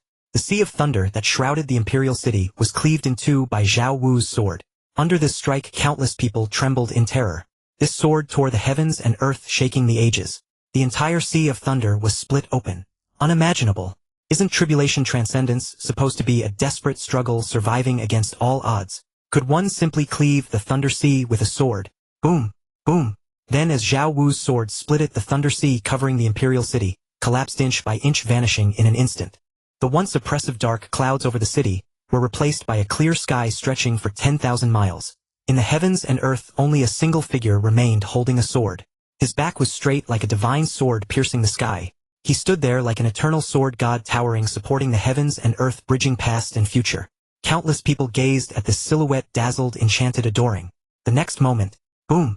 Heavenly anomalies emerged. The world began to tremble, as if the Tao itself sounded like a great bell resonating through the infinite void. It seemed the Great Way played a symphony, and the heavens and earth crowned him. Phantom images of dragons and phoenixes rose roaring across the sky. A mirage of the moon rising over the sea reflected in the firmament. Myriad rays of light, 1,000 auspicious signs. Zhao Wu's entire body was wreathed in immortal radiance, as if he were shedding his mortal shell and ascending to immortality. Countless beings inside and outside the imperial city were shaken to their core, stunned into silence. Oh my heavens! Has he become an immortal? I have witnessed the birth of an immortal. This is my immortal fortune. Is this what an immortal looks like? Countless martial artists stared at Zhao Wu's majestic silhouette, their eyes burning with indescribable excitement, fervor, and reverence. Hum hum hum, hum hum hum. Beams of golden light pierced the sky, dyeing the clouds for 10,000 miles golden. Amid these countless anomalies, and the sounds of the Tao, spiritual energy from the 9 heavens gathered, forming a rain of spiritual energy. The spiritual rain fell upon the earth, causing plants to grow wildly. Heavenly treasures burst forth from the ground, growing and nourishing rapidly. Flowers rained from the sky, and golden lotuses sprang from the earth. Spiritual energy fell like rain, immortal light shone for 10,000 zhang. Although Zhao Wu had only passed through one tribulation, and had not yet become a true celestial immortal, he had already stepped 1 foot into the immortal realm. In this mortal world, he could already be called an immortal. Countless beings watched this scene in a daze. The spiritual rain fell upon them, continuously healing their internal injuries, and greatly enhancing their cultivation. Of course, the one who gained the most from the tribulation was naturally Zhao Wu. At this moment, endless spiritual rain enveloped his body, which he absorbed and refined. The immortal power already transformed within him continued to grow. His physical body and his strength soared wildly. Unprecedented power surged within him. This is only after passing one tribulation, the first tribulation realm. How powerful must a true celestial immortal be? Zhao Wu clenched his fist and the void trembled. Now shattering the void was effortless for him. After passing 9 tribulations, one could become a celestial immortal. This transitional period of 9 tribulations was also called the 9 tribulation realm. Passing one tribulation meant the first tribulation realm. Lifespan would increase by 10,000 years. However, Zhao Wu was already immortal. Lifespan was of little use to him. He had set a small goal for himself to first become a celestial immortal. From then on there would be no 3 calamities or 5 tribulations, no birth, aging, sickness, or death. He could ascend to the heavens and descend to the earth truly free and unfettered. Zhu Wushi of the Guardian Dragon Manor thanks the martial god for his grace, and congratulates him on attaining immortality. At that moment Zhu Wushi, who had somehow arrived below Zhao Wu, took a deep breath, bowed respectfully to Zhao Wu in the sky, and shouted loudly. This spiritual rain had significantly increased his cultivation, and he had benefited greatly. More importantly, he wanted to seize this opportunity to demonstrate his stance. Facing such a terrifying existence as the martial god, he had no desire to become his enemy. Being an enemy of the martial god was no different from suicide. He was not afraid of death, but he could not let go of Su Xian. The next moment, as if influenced by Zhu Wushi, countless martial artists snapped out of their reverie, and bowed to Zhao Wu, saying, Zhang Sanfeng of Wudong thanks the martial god for his grace, and congratulates him on attaining immortality. Lu Xiaofeng, a rogue cultivator, thanks the martial god for his grace, and congratulates him on attaining immortality. Du Ziding, a rogue cultivator, thanks the martial god for his grace, and congratulates him on attaining immortality. Gu Santong, a rogue cultivator, thanks the martial god for his grace, and congratulates him on attaining immortality. Loose cultivator Lai Yuejing thanks the martial god's grace, and congratulates the martial god on ascending to immortality. Loose cultivator Xia Jian thanks the martial god's grace, and congratulates the martial god on ascending to immortality. For a moment the chorus of congratulations resounded through heaven and earth. Zhao Wu stood proudly in the void, his eyes gleaming with divine radiance like a celestial descending to the mortal world. His heroic bearing unmatched, his elegance peerless. No need for such formalities. A majestic voice rang out like the sound of the Great Dao. Zhao Wu raised his hands slightly. In an instant everyone within and outside the imperial city felt a gentle force lifting them up. How formidable! Zhu Wushi was lifted by this force, his heart trembling with awe and reverence. A mere gesture of the hand can control such a vast area. Truly a celestial being. Zhang Sanfeng gazed at Zhao Wu's silhouette, marveling endlessly. A faint glimmer of battle intent arose in his eyes. It was not directed at Zhao Wu but at the summit of the martial path. One day he too would behold the scenery at the peak. The martial god is truly a divine being, but why do I feel a sense of familiarity? Lu Xiaofeng straightened up, rubbing his thumb against the mustache at the corner of his mouth, curiously studying Zhao Wu's figure. Not only did Zhao Wu's voice strike a chord of inexplicable familiarity, but even his back seemed reminiscent of someone he had seen before. Yet today was the first time he had laid eyes on the martial god. Could it be because of the martial king? Lu Xiaofeng narrowed his eyes, finding this the only plausible explanation. Zhao Wu's voice had been deliberately disguised. He could not discern it. He would never imagine that the martial god was actually the martial king, for the two were entirely mismatched in both strength and age. He could only attribute it to the fact that they shared the same lineage. The next moment, under the gaze of Lu Xiaofeng and everyone else, Zhao Wu's figure instantly vanished from the sky. The martial artists who had hoped to seek counsel from Zhao Wu were filled with disappointment. Yet they could say nothing. Zhao Wu had no time for social niceties. Moreover, if he met them, would his identity not be exposed? He was not afraid of exposure, but it would be troublesome. And he detested trouble above all. In the underground chamber beneath the imperial city, Zhao Wu appeared out of thin air. Congratulations, martial king, on ascending to immortality. Jing and I swiftly approached Zhao Wu, her delicate face bearing a rare smile. Her brows were long, her skin fair, her figure graceful, and her beauty pure and ethereal. No need for formalities. Zhao Wu raised his hand, lightly gazing at the dragon vein beneath his feet. This dragon vein still retains some spiritual energy and dragon chi. It will serve to consolidate my cultivation, and help you break through as well. Thank you, martial king. Jing and I bowed in gratitude. Zhao Wu stepped forward, taking in her graceful figure, and swept her into his arms. A flush of crimson swiftly crept across Jing Ni's cheeks. So this was how Zhao Wu intended to help her enhance her strength. She wrapped her arms around his powerful waist, allowing him to carry her toward the dragon's head of the vein. Whatever Zhao Wu wished to do, she was willing. When they reached the dragon's head, the spot with the densest spiritual energy, Zhao Wu wasted no words and began cultivation with Jing and I. Endless spiritual energy surged forth, turning into thick mist that shrouded their figures. Only indescribable sounds echoed through the underground chamber. I desire to become an immortal joy reaching the heavens. While Zhao Wu, leveraging this blessed land, channeled his celestial power into Jing, and I to help her break through her cultivation. The news of Zhao Wu's tribulation and ascension to immortality swept across the world, like a Category 12 storm centered on the Great Ming imperial city. Soon the entire Great Ming, and even the whole of 9 provinces, was shaken. My heavens, have you heard? The martial god stormed the Great Ming imperial palace, and slaughtered the imperial clan's strongmen. Not only that, now the martial god has become an immortal, cleaving the heavenly tribulation with a single sword stroke. Unprecedented in history, shaking the ages. I hear that outside the Great Ming imperial city there remains a relic left by the martial god's strike, its power lingering to this day. Even a celestial realm expert would be slain by its force upon entering. The martial god is truly a divine being. I have decided to go to the Great Ming imperial city to pay homage to the martial god's relic. If I can learn even a single move or technique from it, it will be enough to benefit me for life. Who isn't thinking the same? But now the Great Ming has changed. Can it still endure? Doesn't the Great Ming still have the iron-blooded marquis?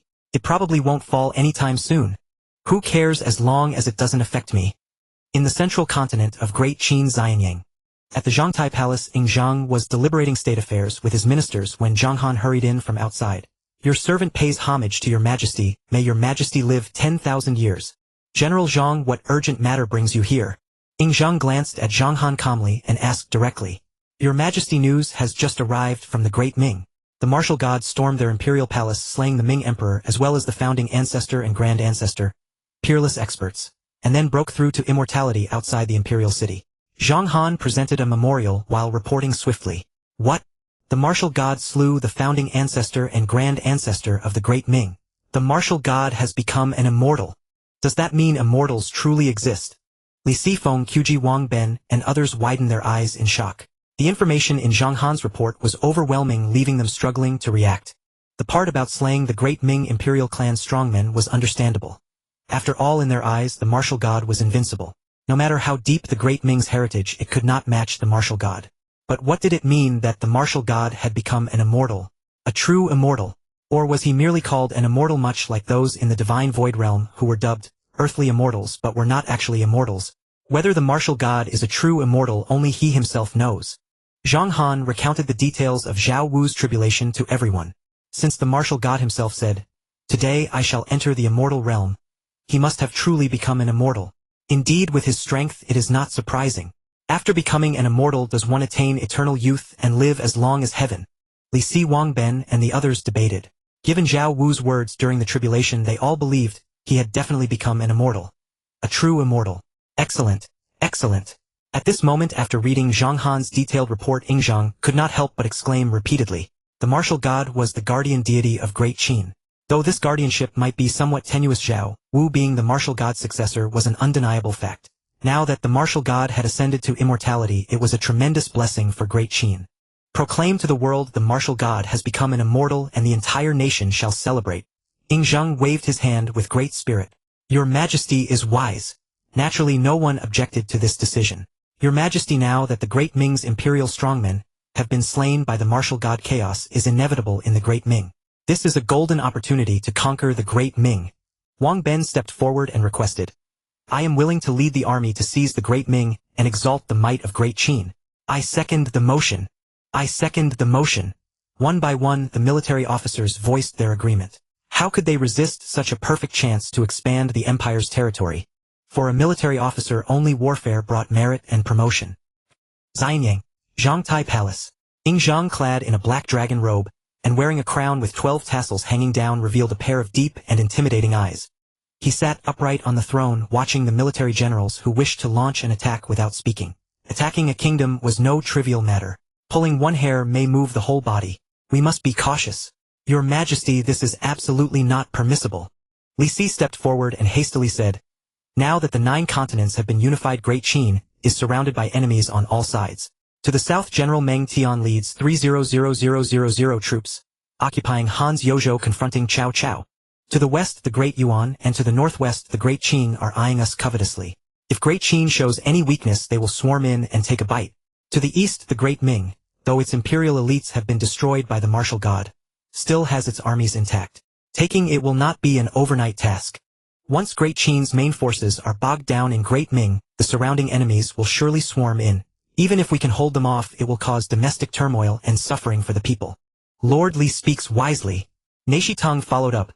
Although Great Ming has suffered heavy losses in its top combat power, it is still a unified great power with formidable national strength. Taking it will not be easy. Meanwhile, the Great Han is divided and warlords have risen. Now that Great Qin has taken its Yozhou instead of attacking Great Ming, we should concentrate our forces to take the Great Han. After we integrate the Great Han, Great Qin's national strength will surely reach a new level.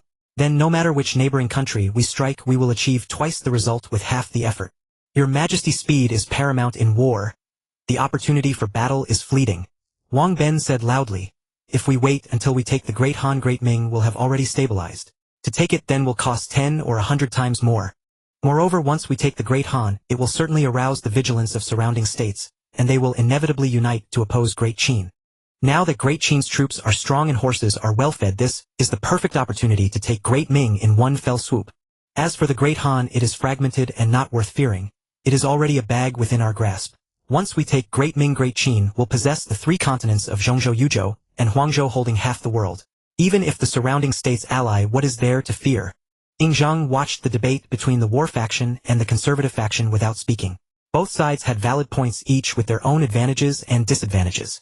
Thus it required the emperor's decision. To fight or not to fight, someone like Yuan Shao would be indecisive, unable to make a choice. However, Ying Zheng was not a man of indecision. He had already made up his mind. But just as he was about to speak, someone outside suddenly came to report. Your Majesty, the iron-blooded Marquis Zhu Wushi of the Great Ming's Dragon Protection Manor has sent an envoy to seek an audience. The iron-blooded Marquis Zhu Wushi. Ying Zheng's heart stirred. In that case, he was in no rush to decide. Let's see what Zhu Wushi wants. Summon him, Ying Zheng said. Summon the envoy of the Great Ming's iron-blooded Marquis. As the loud and clear voice rang out, the envoy sent by Zhu Wushi soon arrived before Ying Zheng.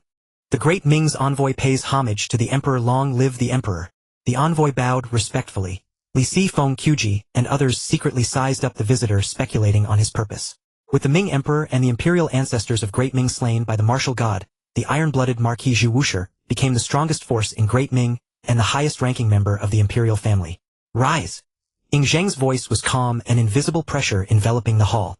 He asked directly, what business does the iron-blooded Marquis have for you to come? Thank you, Your Majesty. The envoy rose and said respectfully, Your Majesty, the Marquis admires Your Majesty's reputation and wishes to become a vassal state of Great Qin, forging eternal friendship. What?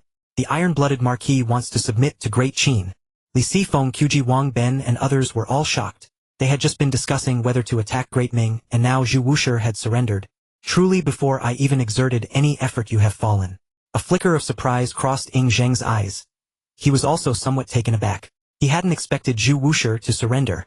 Can the iron-blooded Marquis represent Great Ming? Although surprised, Ying Zheng's face remained calm as he questioned. If they could subdue the enemy without fighting, that would be best. To answer Your Majesty, with the Marquis' strength within 3 months, he will surely ascend the throne as emperor and take control of Great Ming. The envoy's voice was filled with confidence. He had an inexplicable faith and fervor in Zhu Wushi. He was one of Zhu Wushi's secretly cultivated confidants, absolutely loyal. As for Zhu Wushi, Ying Zheng had also gathered considerable intelligence. Earlier, if not for the old monsters of the Great Ming imperial family suppressing Zhu Wushi, he would have already seized the throne from the Ming emperor. Now that the imperial experts had been killed by the martial god, there would be no problem for Zhu Wushi to seize the throne, and launching a military campaign against Great Ming was a major undertaking consuming incalculable resources. Now that Zhu Wushi was willing to submit, it couldn't be better. A day later, after settling various details, Ying Zheng and Zhu Wushi concluded a state letter and signed a treaty. From this moment on, Great Ming became a vassal state of Great Qin. Congratulations, Your Majesty. Your Majesty's divine might has subdued the enemy without battle. The conquest of Great Ming and unification of the 9 continents is within reach. The ministers congratulated him with bright smiles. This submission of Zhu Wushi is entirely due to the martial god's power. This is my fortune and Great Qin's fortune. Ying Zheng stood up, one hand on the Tianwan sword at his waist, gazing at the sky, his voice resolute. He knew that Zhu Wushi was not afraid of him. Rather, it was the martial god. Although without the martial god he was confident he could take Great Ming, the cost would be unimaginable. Your Majesty is wise. Soon the news that the martial god had slain the Ming Emperor Ming Taizu and other peerless experts in a single day swept through Great Qin like a Category 12 storm. The martial god is mighty. Heaven blesses Great Qin. With the martial god's protection, Great Qin will surely endure for 10,000 generations. The martial god is truly a role model for us all. My son has just reached his first month. I'll take him to worship the martial god and share in the good fortune. The people of Great Qin all cheered and rejoiced, feeling honored. They knew little, but knowing that the martial god was Great Qin's guardian and invincible was enough. As for the 100 schools of thought and other forces, they had more detailed information. School of Yinyang, Hall of Luosheng. This was a vast hall with its surrounding ceiling and even floor seemingly enveloped by stars, forming a universe of its own as if boundless. Donghuang Tai stood calmly looking at the detailed message from his disciples, a hint of inscrutable emotion in his eyes. Above the land immortal is the Tai Su true immortal. Great Ming actually has so many terrifying experts. What secret does it hold? The martial god seems to have surpassed the Tai Su true immortal. He might have become an immortal. Donghuang Tai grew more shocked and more unwilling the more he thought. He had barely reached the Shinshu stage land immortal, thinking he had reached the pinnacle of life. He had thought he narrowed the gap with the martial god. But now it seemed the distance between them was still like a chasm. In the eyes of the martial god, he was still an ant. What secret does the martial god hold? Could he really be a peerless powerhouse left over from ancient times? Donghuang Tai pondered silently, his awe deepening. When someone surpasses you by a little, you feel jealousy and resentment. But when someone surpasses you by a great margin, leaving you only to look up, you cannot even muster jealousy. Just as ants do not envy dragons, there is only reverence. Is there really an immortal in this world? On a mountain peak, a white-haired aloof woman stood calmly like a snow lotus on an iceberg, proud and pure, otherworldly and beautiful. In her left hand she lightly held a long sword as clear as autumn water. The sword was peculiar, especially the sword tassel, which was unusually long, resembling a whisk. She raised her right hand, her fair jade-like fingers slightly curved as a butterfly gently flew over and landed on her fingertip. Looking closely, the butterfly was not made of flesh and blood but a mechanical beast. Yet it was full of spirituality and life force. On the butterfly's wings were engraved 2 lines of small characters: Xiaoming dreams of butterflies. Thousands of streams and autumn waters, a single spot of red. This butterfly was exactly the mechanical butterfly that Zhao Wu had given to Xiaoming that day. Using the power of the rat talisman, it turned stillness into motion, bestowing life upon it. Xiaoming naturally discovered the rat talisman. Unfortunately, she could not figure it out. Perhaps I should travel to other continents. Xiaoming's gaze was distant, her slender waist and long legs, her striking figure. Whoosh, whoosh. She turned around and descended the mountain, covering 10 meters with each stride, heading toward Daming. The mechanical beast butterfly fluttered beside her. Seeing the butterfly, she could not help but recall Zhao Wu's figure, and then a dull ache throbbed in her chest. She could not help but think of the time when a dog's paw had once scratched her. The memory lingered, impossible to erase or shake off. You big bad guy. Xiaoming gritted her teeth inwardly. That time had been the first she had ever suffered a defeat. It was truly miserable. Is there really an immortal in this world? At Cloud Dream Valley, Giguzi pondered with a thoughtful expression. Has the martial god become an immortal? At the celestial sect of Taoism, Bei Mingzi gazed into the distance, his eyes filled with longing and yearning. Not only the 100 schools of the Great Qin, but also the Great Sui, Great Song, Great Qing, Great Yuan, countless factions and innumerable powerhouses were all shaken to the core at this moment. The martial god had transcended tribulation and become an immortal. Even if he was not truly an immortal, his cultivation and strength still filled countless powerhouses with awe and terror. While the 9 continents were reeling in shock and fear over Zhao Wu's tribulation, transcendence, and ascension, Zhao Wu himself was diligently consolidating his cultivation and helping Jing and I break through her bottleneck. After an unknown span of time, Zhao Wu's own state had reached its peak. His vast and mighty blood vitality, seated like a true dragon, shaking the heavens and the earth. He let out a low roar, concentrating all his power. The chaotic and motley immortal energy within his body surged out like a river bursting its banks, expelled from his body. In an instant, as the chaotic and motley power drained away, Zhao Wu let out a long breath. The blood vitality and power that had boiled within him due to the breakthrough rapidly calmed down. His entire being returned to tranquility. His aura condensed inward, revealing not a trace. As for Jing and I, receiving the power infused by Zhao Wu, she trembled all over. The cultivation bottleneck that had trapped her shattered in one go, and her cultivation level soared. 4th level of Divine Void Realm. 5th level of Divine Void Realm. 6th level of Divine Void Realm. Finally, under Zhao Wu's vast and surging power, she broke through to the 7th level of Divine Void Realm in one fell swoop, stepping into the late stage of Land Immortal. The spiritual energy and dragon chi contained in the dragon vein surged in, rapidly pouring into Jing Ni's body, transforming into power for her breakthrough. 7th level of Divine Void Realm. Jing Ni's dazed, beautiful eyes sparkled with excitement. Her graceful figure trembled slightly, her emotions surging. This improvement was truly enormous. She had leaped from the early stage of Divine Void Realm, crossing the middle stage, and entered the late stage of Divine Void Realm. Thank you for your grace, King Wu. Jing Ni's flushed face was filled with joy and indescribable happiness. Why stand on ceremony with me? Zhao Wu pinched her fair and delicate face, nuzzled for a while in her majestic bosom, then pulled away and surveyed the dragon vein below. This dragon vein is now ruined. Now the spiritual energy of the entire dragon vein had been drained dry by Zhao Wu and Jing and I. It would take who knew how many years to recover. Jing and I, dressed holding the Jing and I sword, standing silently beside Zhao Wu like a cold-blooded killer. This was also why Zhao Wu liked her so much. She was especially understanding, especially loyal, especially capable. No matter what Zhao Wu asked her to do, she would not hesitate and would carry it out through fire and water. And she never asked about other matters. Let's go. Zhao Wu reached out and wrapped his arm around Jing Ni's slender waist, vanishing instantly from the underground space. At Plum Mountain, 4 figures were locked in fierce combat. 3 young men were besieging a white-haired old man. The old man looked aged but was highly skilled in martial arts, his swordsmanship reaching the pinnacle. However, his condition was poor. He was injured and seemed to have been poisoned. Master, you have been poisoned and your internal force is gone. You cannot escape. Master, as long as you hand over the Lianqing sword technique, we will still be your disciples. Master, hand it over. The 3 men besieging the white-haired old man spoke in turn. Beasts! The white-haired old man raged, his hair bristling. He unleashed a finishing move. A sword aura spanning several zhongs swept down horizontally, striking the 3 to the ground. Interesting. Zhao Wu, who had been holding Jing and I and leaving the underground beneath the imperial city, was about to return to the moving flower palace when he stopped in midair.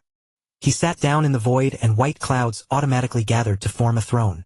Jing and I stood in the air behind Zhao Wu, quietly massaging his shoulders and back. Is this old man the iron-boned, ink-stained Meng Tian, the sealing character of the Lianqing saga? Zhao Wu scrutinized the white-haired elder. In the Lianqing saga, those with names and surnames were basically villains rotten to the core, while Meng Tian was an undeniably great chivalrous hero. He was indifferent to fame and fortune, regarded money as dirt, cared for the world, and empathized with the common people. He bore the 2 supreme martial arts of the martial world, the most profound internal art, the divine illumination art, and the Lianqing sword technique. It was said that when the divine illumination art was cultivated to its peak, it could even bring the dead back to life. Given Zhao Wu's current strength and resources, he was merely a little curious about the divine illumination art. As for the Lianqing sword technique, it was not worth mentioning. The most important thing was the treasure it involved. And the treasure held no appeal for Zhao Wu. To borrow the words of a certain person from his past life, he did not like money. Because he already had far more money than he could ever spend. To him, it was just a string of numbers. Kneel down. Meng Tian pointed his sword at the 3 disciples who had betrayed their master and rebuked them. Master, master. The 3rd disciple, Qi Changfa, who looked honest and simple like an uneducated country bumpkin, quickly crawled on his knees to Meng Tian and pleaded, Master, it was all because of senior brother. I was incited by him and committed a heinous crime. Your disciple confesses his guilt, I confess. Qi Changfa wept bitterly, repenting profusely, Master, spare me. If I ever have treacherous thoughts again, may I die under 100 blades. Master, please spare me. Qi Changfa kowtowed repeatedly. From behind, the eldest senior brother, Wan Jinshan, shouted, 3rd brother, get up. He's just a spent force. He won't last long. Shut up.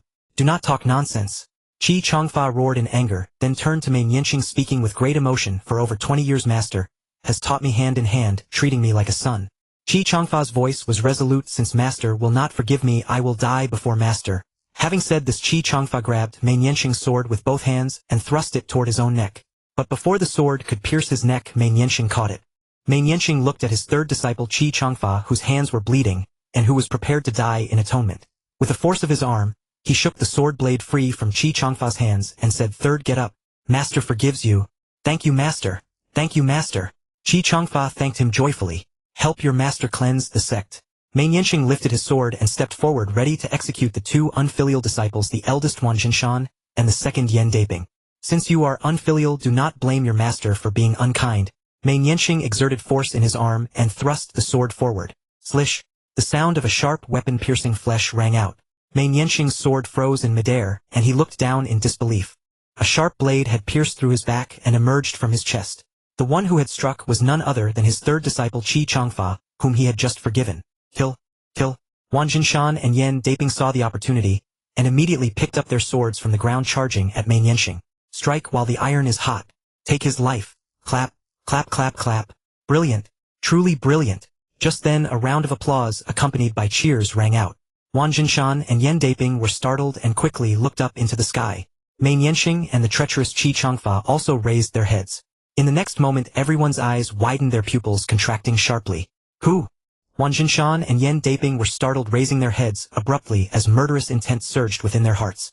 They could not allow their act of betraying their master to be exposed today, especially since it involved the secret of the Lianqing sword technique. But when they saw the scene in midair, they were instantly stunned. Seated upon clouds using the sky as a bed, such heaven-defying means were at least on the level of a land immortal. Especially the peerless woman behind him, who was massaging his shoulders and back like a maidservant. They all recognized her. Jing and I. Wang Jinshan, Yan Daiping and Qi Changfa exclaimed in unison. This must be the martial king of Great Qin, truly elegant and peerless, unrivaled in grace. Meng Yanxing, known as Iron Bone and Ink Calyx, studied Zhao Wu. Though somewhat surprised by Zhao Wu's strength, he recalled that even the martial god seemed to have ascended to immortality, having long surpassed the land immortal realm by several stages. As the martial god's successor, the martial king possessing the cultivation of a land immortal was not entirely unacceptable. Moreover, rumors had long circulated throughout the martial world that the martial king's skills were profound and unfathomable, so much so that even Yan Shisan, who had mastered the 15 deadly swords, was no match for him. Are you the martial king of Great Qin himself? After his initial shock, Qi Changfa's face revealed a look of worship and fervor. He bowed respectfully and said, Your humble servant Qi Changfa pays homage to the martial king. To think I could behold the true visage of the martial king in my lifetime. It is the greatest fortune of 3 lifetimes, and I shall die without regret. Third brother sure knows how to flatter. First he moved the master with emotion to earn forgiveness, then stabbed him in the back. Now upon seeing the martial king he shows no shame.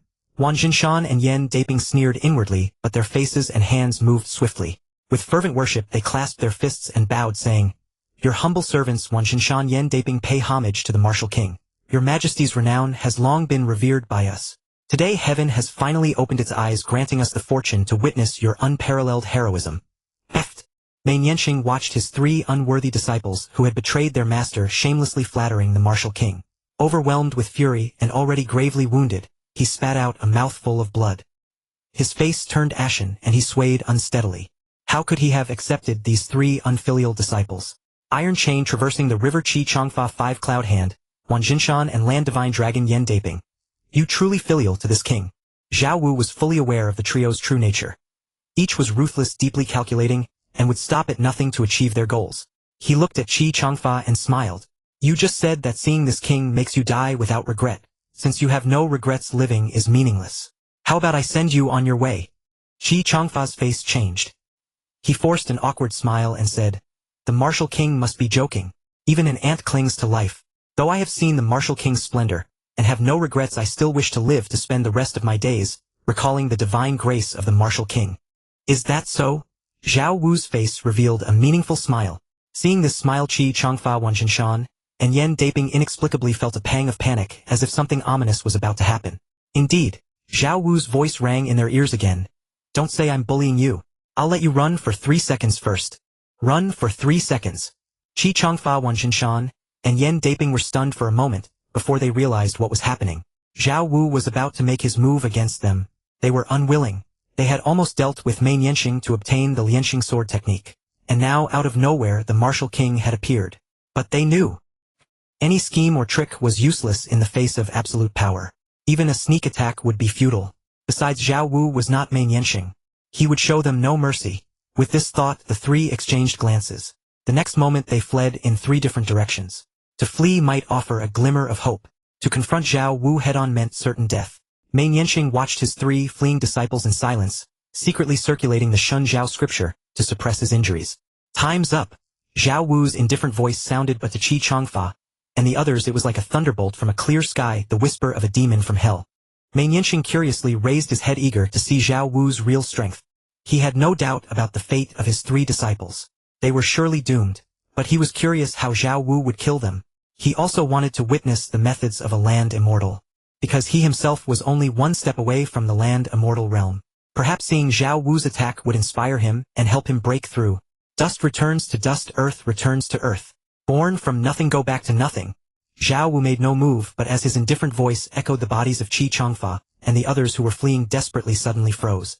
Then before Meng Yanqing's bewildered eyes their bodies crumbled like weathered stone, turning into powder and vanishing with the wind. Hiss! Meng Yanqing's pupils contracted sharply. He had imagined 1,000 ways to kill them, but never this. Without lifting a finger, with just a single word, 3 Grandmaster-level experts had been reduced to ashes. Terrifying. Horrifying. If he hadn't seen it with his own eyes, he would never have believed it. Is this the power of a land immortal? Meng Yanqing speculated inwardly. No wonder the spirit void realm is called the land immortal. It's truly too powerful. At that moment his longing and desire for the land immortal realm grew even stronger. Years later, when he became a void true immortal, he would realize how ridiculous his thoughts had been. That power was not even within the reach of a land immortal, let alone a void true immortal. Old man Meng Yanqing greets the martial king. Thank you for saving my life. Meng Yanqing had temporarily stabilized his injuries. He cupped his hands and bowed to Zhao Wu, saying, "If the martial king has any command that I can fulfill, I will not refuse, even at the cost of my life." He bowed out of gratitude for Zhao Wu's help and respect for his cultivation and strength, not because of Zhao Wu's title as martial king. If Zhao Wu asked him to do something against his moral principles, he would rather return his life to Zhao Wu than comply. I merely happened to pass by and chanced upon this scene, Zhao Wu said, lowering his cloud throne to approach Meng Yanqing. I have no interest in the treasure hidden in the Lianqing sword technique, but I am curious about the Shun Zhao scripture, which is said to have the power to revive the dead. Give me the Shun Zhao scripture and consider your debt of gratitude repaid. Does the martial king know the secret of the Lianqing sword technique? Meng Yanqing's eyes widened. Even his 3 disciples had only a vague understanding, knowing only that the Lianqing sword technique concealed a great secret. I know far more than you imagine, Zhao Wu said calmly. Although in this composite martial world many plots were different, with people from different eras and times gathered together. Even Guojing was from the era of the Divine Condor, already having 2 daughters and a son, but his wife was not Huang Rong. And Huang Rong was still the unmarried maiden from the legend of the Condor heroes. Yet some things remained unchanged, such as the Lianqing treasure. Meng Yanqing was surprised that Zhao Wu knew so much, but he did not press further.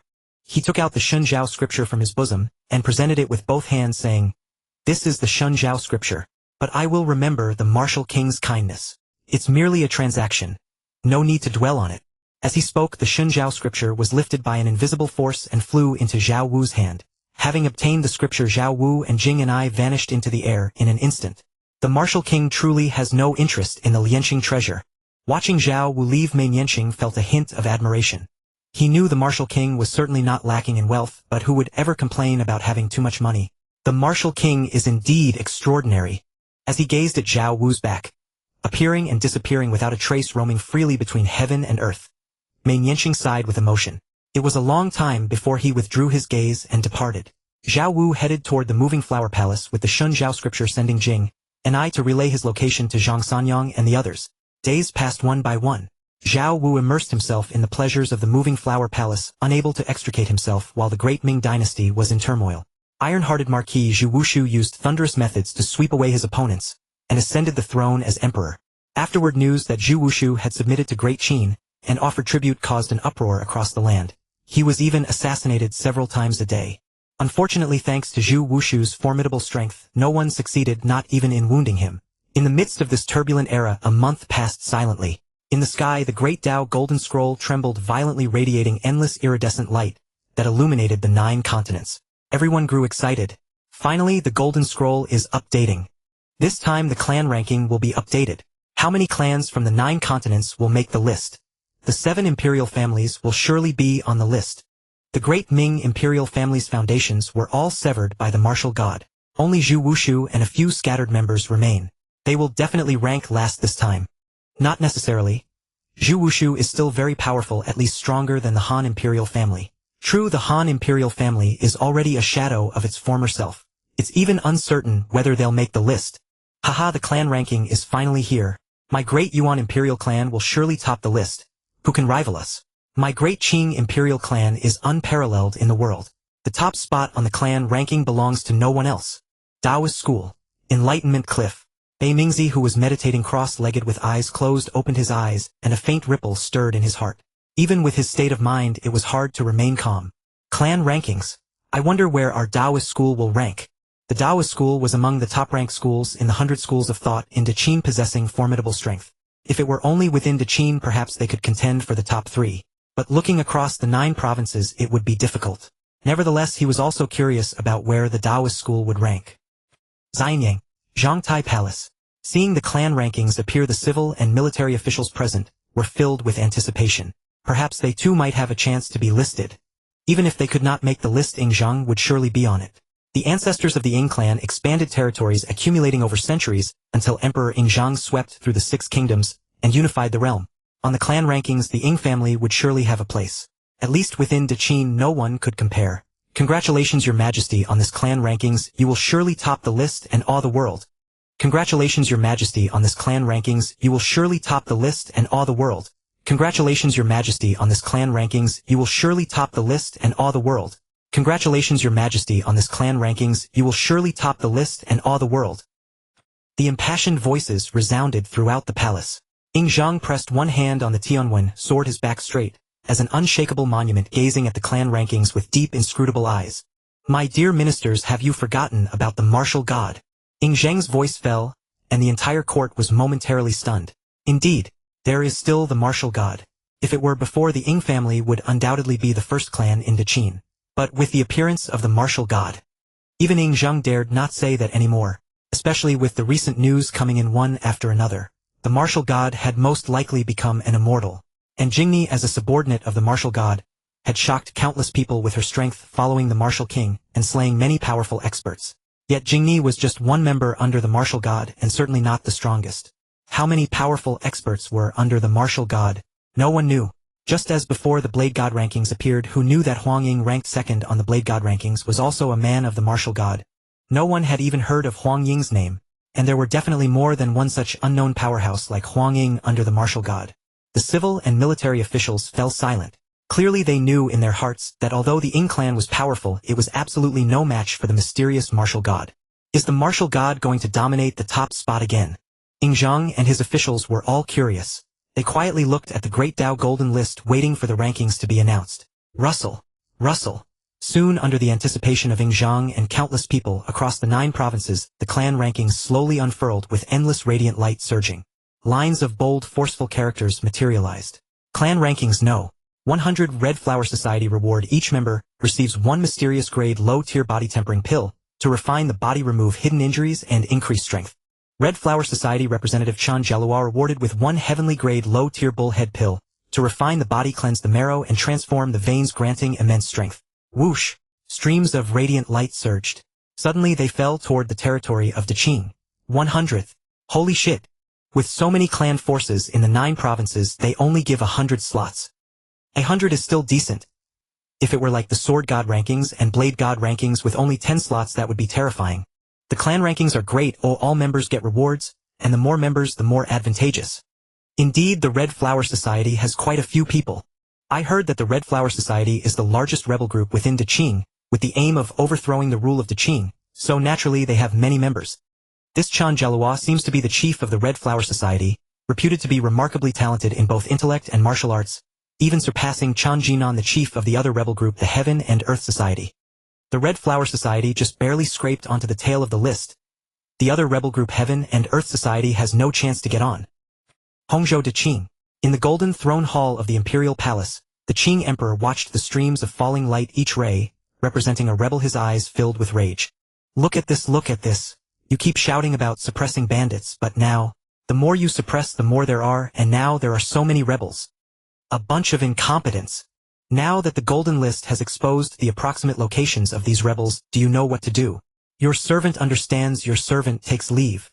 The minister responsible for suppressing the rebels trembled with fear, quickly received the imperial decree, and withdrew to go after the rebels. Although by the time he sent his men, the rebels would surely have fled. But they would certainly leave behind clues. It was much easier than before, looking around like headless flies. Shoyu Valley, Yihua Palace. In the resplendent hall, Zhao Wu reclined half lying on a huge bed, holding the 2 beauties Yao Yu and Lian Xing in his arms. Hua Yunyu, He Lu, and Tai Pingu were serving at the side. How carefree and happy. Bullhead pill. Interesting. Zhao Wu looked at the reward for Chan Jalua, the 100th on the clan rankings, and his lips curled into a meaningful smile. Brother Wu, this bullhead pill is merely a heavenly grade low-tier pill. Although decent, it's beneath your notice. Is there something special about it? Lian Xing's intelligent sparkling eyes fixed on Zhao Wu's incomparably handsome face filled with confusion and puzzlement. A heavenly grade low-tier pill was effective for heavenly realm experts. For them it was barely considered a treasure. But for Zhao Wu it was like a candy. Nothing special. I just think this name suits Chen Zheluo's character very well. Zhao Wu smiled faintly. In the original story, Chen Zheluo, in order to restore the Han Chinese nation, offered his girlfriend Princess Xiangxiang to Emperor Qianlong as a deal, and in the end Princess Xiangxiang died, saving Chen Zheluo. However, in this world, because of Zhao Wu's appearance, Princess Xiangxiang and Hua Qingtong had nothing to do with Chen Zheluo. Even if Chen Zheluo really wanted to give a wife to Qianlong, it could only be someone else. Chen Zheluo's character. Lian Xing's confusion deepened, not understanding what connection the bullhead pill had with his character. Is Chen Zheluo as stubborn as a bull? Lian Xing guessed. No. I mean that Chen Zheluo for his own cause would trade his beautiful woman to the enemy to achieve some purpose. Zhao Wu briefly explained and also taught them the meaning of NTR. What a scumbag. Deserves to die. Yao Yu's voice was cold. She hated this kind of person the most. Trading his own woman to the enemy. Not a real man. Zhao Wu tightened his arms, hugging the two soft and voluptuous bodies, close feeling contempt for Chen Zheluo. Using his own woman to achieve his ambition. If it had succeeded, that would be one thing. But in the end he failed. What a useless waste. He's not even as good as Liu Bei, that big-eared villain. Although Liu Bei also regarded women as garments and brothers as limbs, he wasn't as foolish. He lost both his wife and his troops. Paying no more attention to Chen Zheluo, Zhao Wu continued to look at the golden list. Clan rankings. No. 99 Mount Song Sect reward. Each member receives 2 mysterious grade low-tier body tempering pills to refine the body, remove hidden injuries, and increase strength. Mount Song Sect representatives will Langchan rewarded with 1 heavenly grade low-tier ice-cold pill suitable for those who cultivate ice techniques to greatly advance their cultivation and increase the power of their martial arts. Clan rankings. No. 98 Mount Hua Sect reward. Each member receives 3 mysterious grade low-tier body tempering pills to refine the body, remove hidden injuries, and increase strength. Mount Hua Sect representative Feng Qingyang rewarded with 1 heavenly grade low-tier sword intent pill to help one comprehend sword intent and improve it. What? Our Songshan Sect is only ranked 99th. However, this cold ice pill is not bad. At the Songshan Sect, Zhuo Lengchan was quite surprised to see his ranking. In his view, his Songshan Sect should have no problem ranking in the top 50. But it turned out to be only 99th. That old immortal Feng Qingyang is actually ranked ahead of me, damn it. Zhuo Lengchan clenched his fists. Previously Yubuchuan was listed on the hypocrite ranking, which dealt a heavy blow to the Huashan sect. He could have taken the opportunity to annex the Huashan sect. Unexpectedly Feng Qingyang interfered, causing his plan to annex the Huashan sect to fail. In fact, Feng Qingyang did not want to come out of retirement. But seeing that Huashan was about to be destroyed, he finally couldn't help but come out of retirement. At this moment, he stood on Huashan Sigua cliff, his gaze distant, and sighed with melancholy.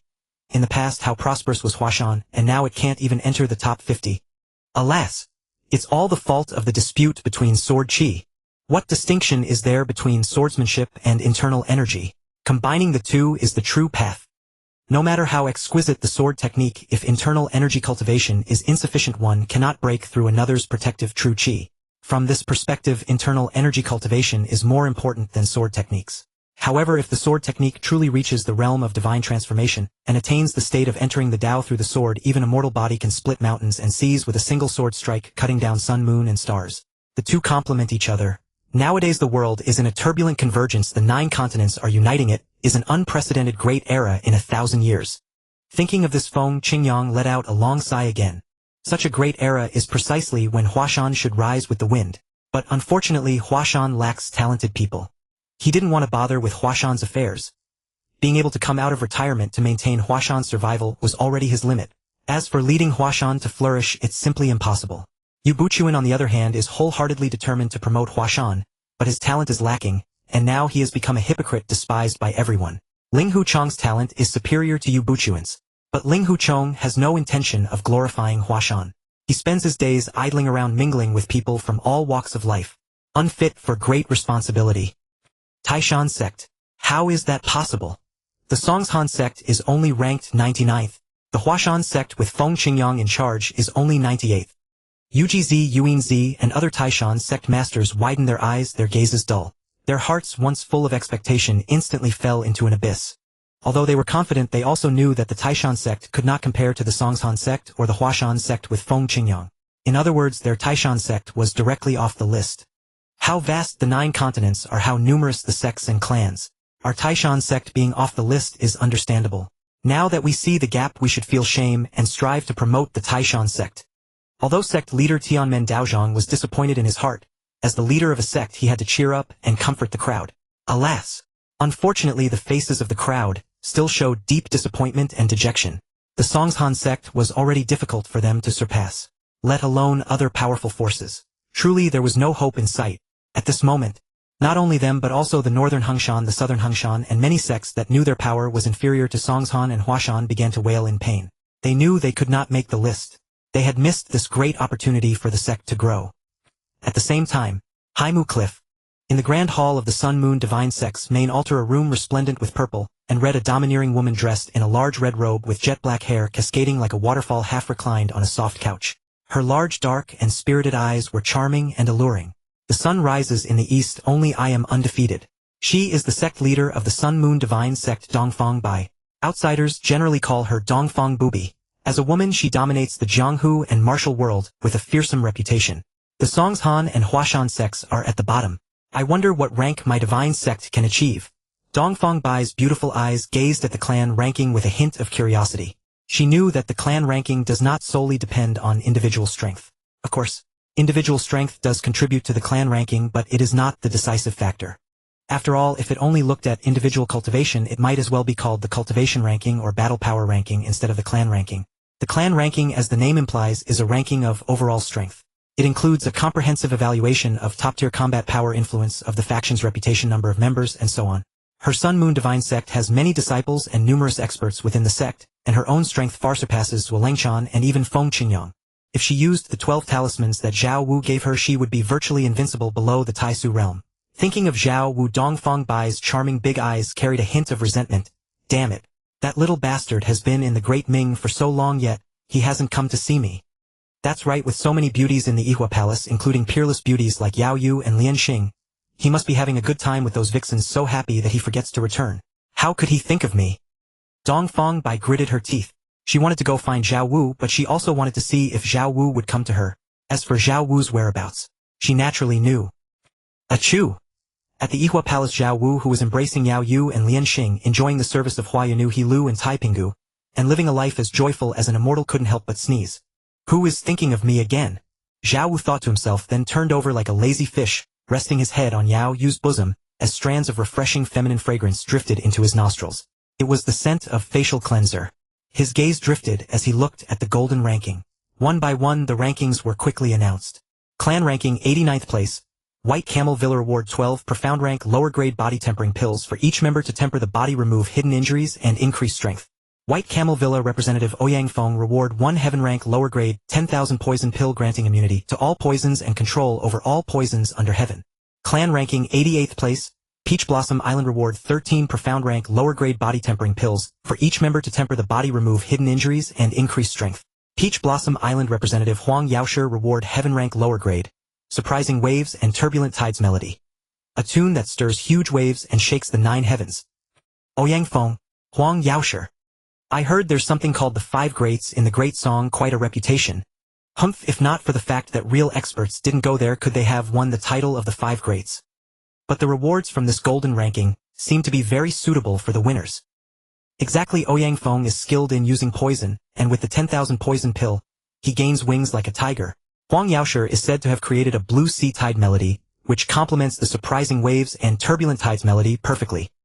At the coast of the Eastern Sea, there is a small island covered with beautiful peach blossoms.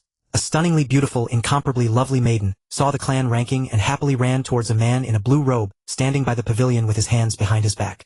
Her white dress was whiter than snow, and she came gracefully like a fairy from a snowy mountain. Congratulations, father, for making it to the clan ranking. Her voice, like silver bells, was bright and crisp, gentle and melodious, making listeners involuntarily lose themselves in ecstasy. She was Huang Rong, the daughter of Huang Yaoshi of Peach Blossom Island. She looked at Huang Yaoshi, her eyes crystal clear and extremely lively, with a kind of ethereal, transcendent and pure beauty. But it's only 88th place, nothing to be happy about, Huang Yaoshi said indifferently. He thought highly of himself and was naturally dissatisfied with this ranking. Father, this is the clan ranking. Our Peach Blossom Island doesn't have many disciples. Making it onto the list is entirely due to your unmatched martial arts and far-reaching reputation. Huang Rong's lips curled into a gentle smile, her beauty unparalleled with a hint of innocence and playfulness, possessing a natural pure charm. In the future, when there is a cultivation ranking or battle power ranking, father will surely rank first and shake the 9 continents. Huang Rong said with a smile flattering him. Huang Yaoshe shook his head and said nothing. Although he thought highly of himself, he was still far from being the best in the world. Not to mention others. Even Wang Chongyang he was no match for, let alone the martial god who seemed to have become an immortal. Seeing Huang Yaoshe's silence, Huang Rong's heart stirred. It seems father is not confident about becoming the number 1 in the world.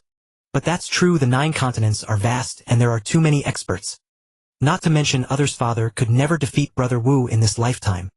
I heard Brother Wu has become an immortal. Damn it, this time I must find Brother Wu. Huang Rong's heart hardened. After the Peerless Beauty ranking appeared before, she had secretly left Peach Blossom Island to find Zhao Wu.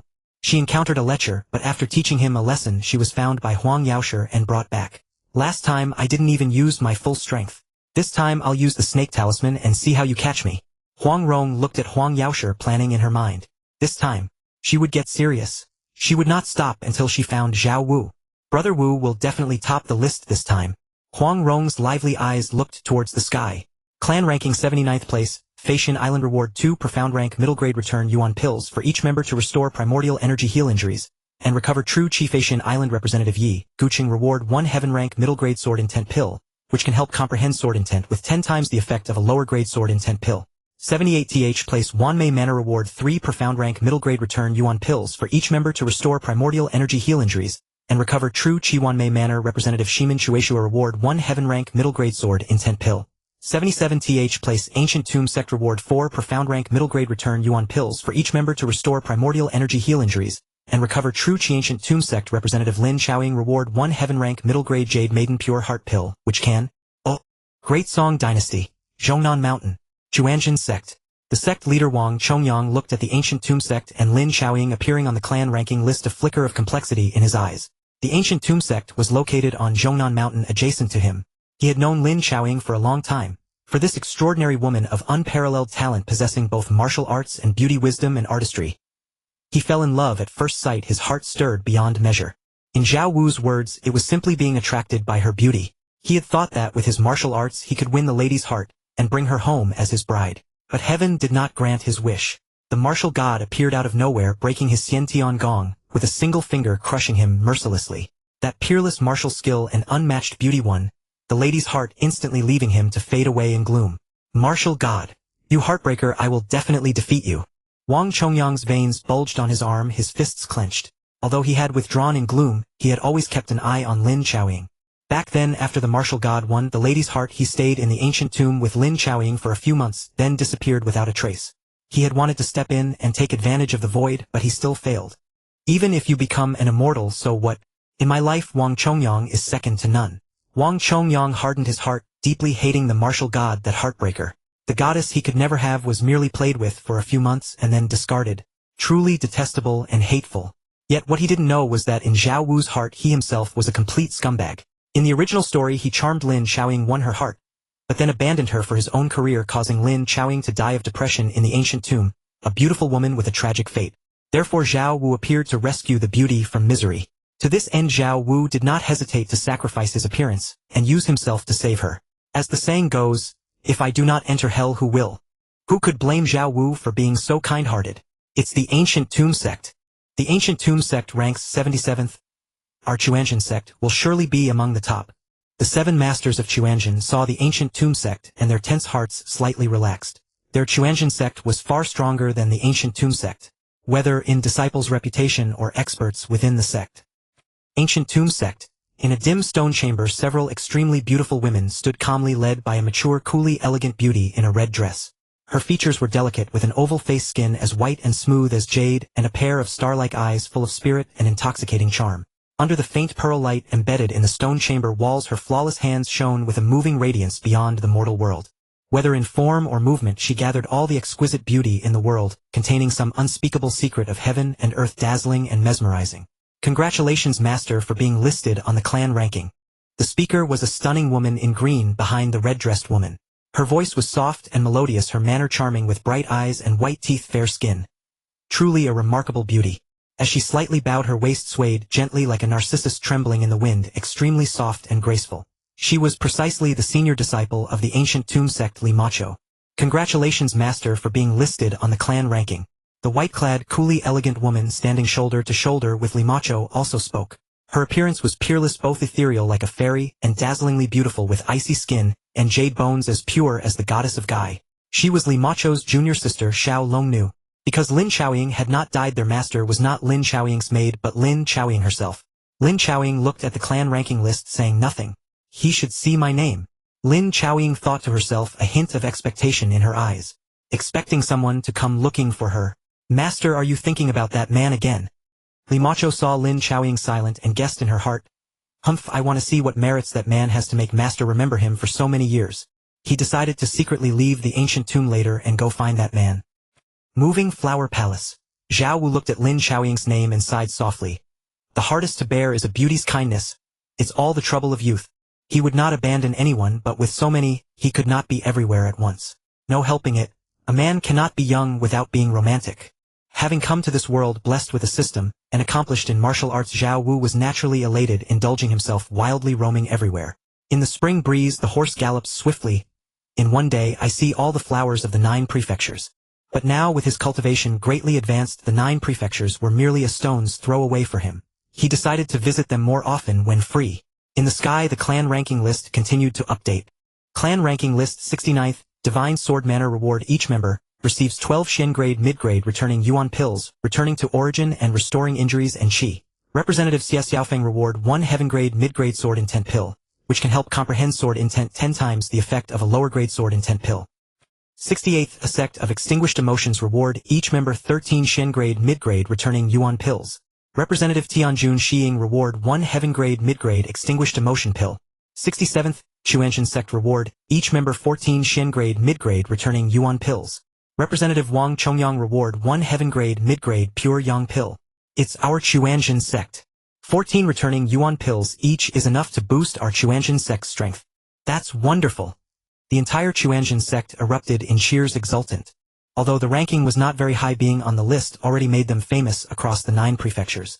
Countless people were envious, jealous, and hateful. Countless major forces that had not yet made the list stared intently at the clan ranking. Nervous, expectant, anxious, like a young girl entering the bridal chamber.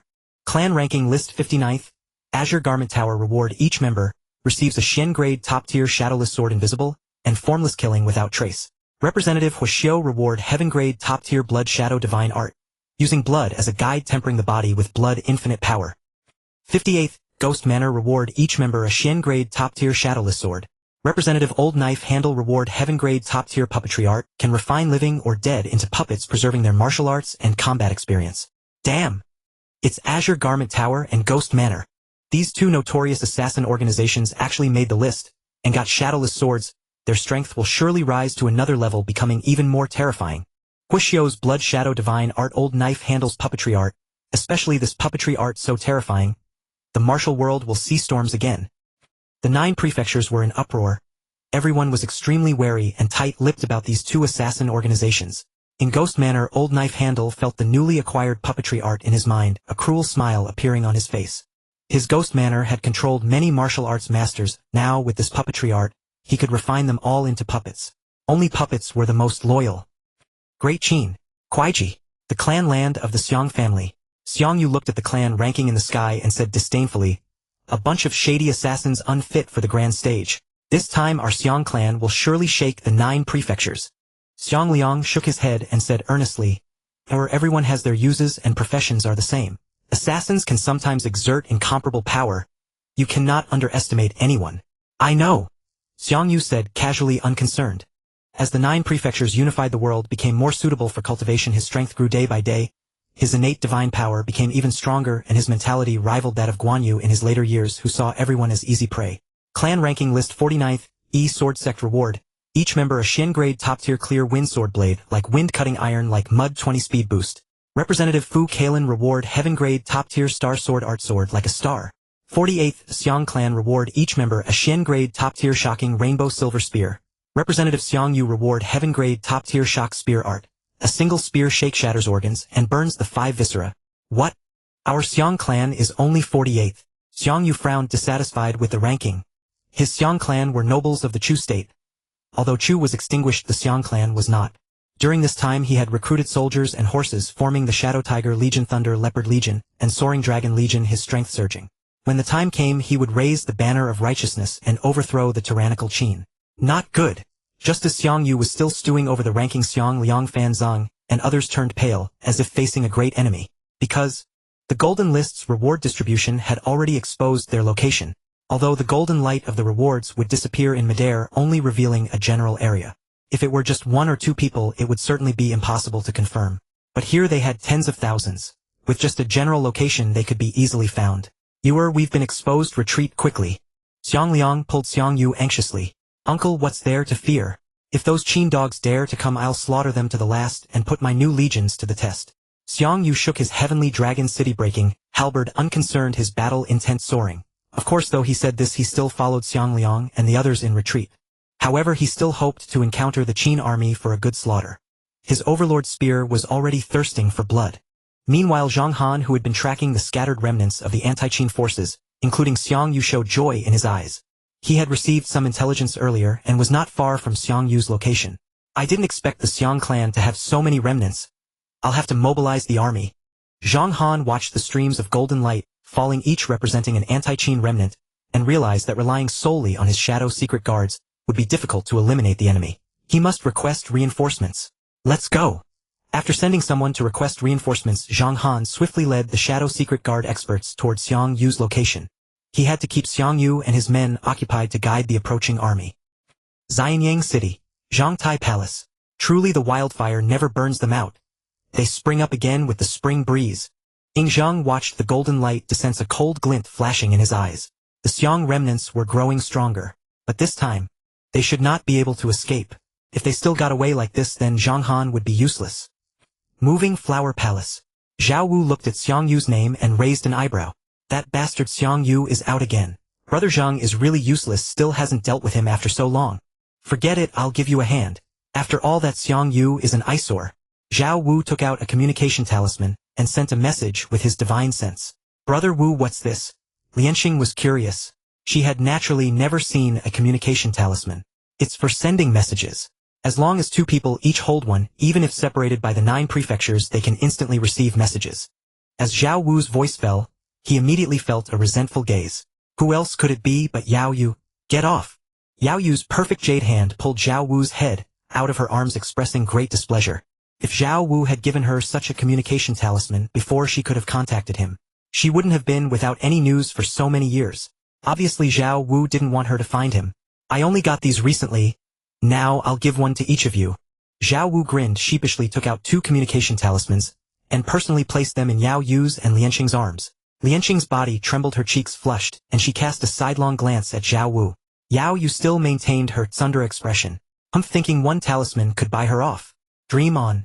But when Zhao Wu's head burrowed back into her arms, she showed no reaction. Obviously Zhao Wu's explanation and the talisman still worked. Of course, the most important thing was Zhao Wu's tireless, wholehearted teaching during this period, which had changed Yao Yu a lot. It showed that Zhao Wu as a teacher was quite effective in imparting knowledge. Meanwhile, Great Qin, Prince Wu's mansion. Tianyan received Zhao Wu's message to eliminate Xiang Yu. Tianyan and Zhao Wu were childhood sweethearts, growing up together, deeply trusted by Zhao Wu. And with her exceptional wisdom, she was Zhao Wu's strategist and steward. The location of Xiang Yu is not far from the divine strength broadsword soldiers. Let Dianqing go. Based on the positions of Zhao Wu's legions, Tianyan quickly made a decision, and then notified Dianqing via communication talisman. Dianqing received the order without any hesitation, and immediately led the divine strength broadsword soldiers to attack Xiang Yu's location. When he arrived at Xiang Yu's lair, Xiang Yu and his men were still packing.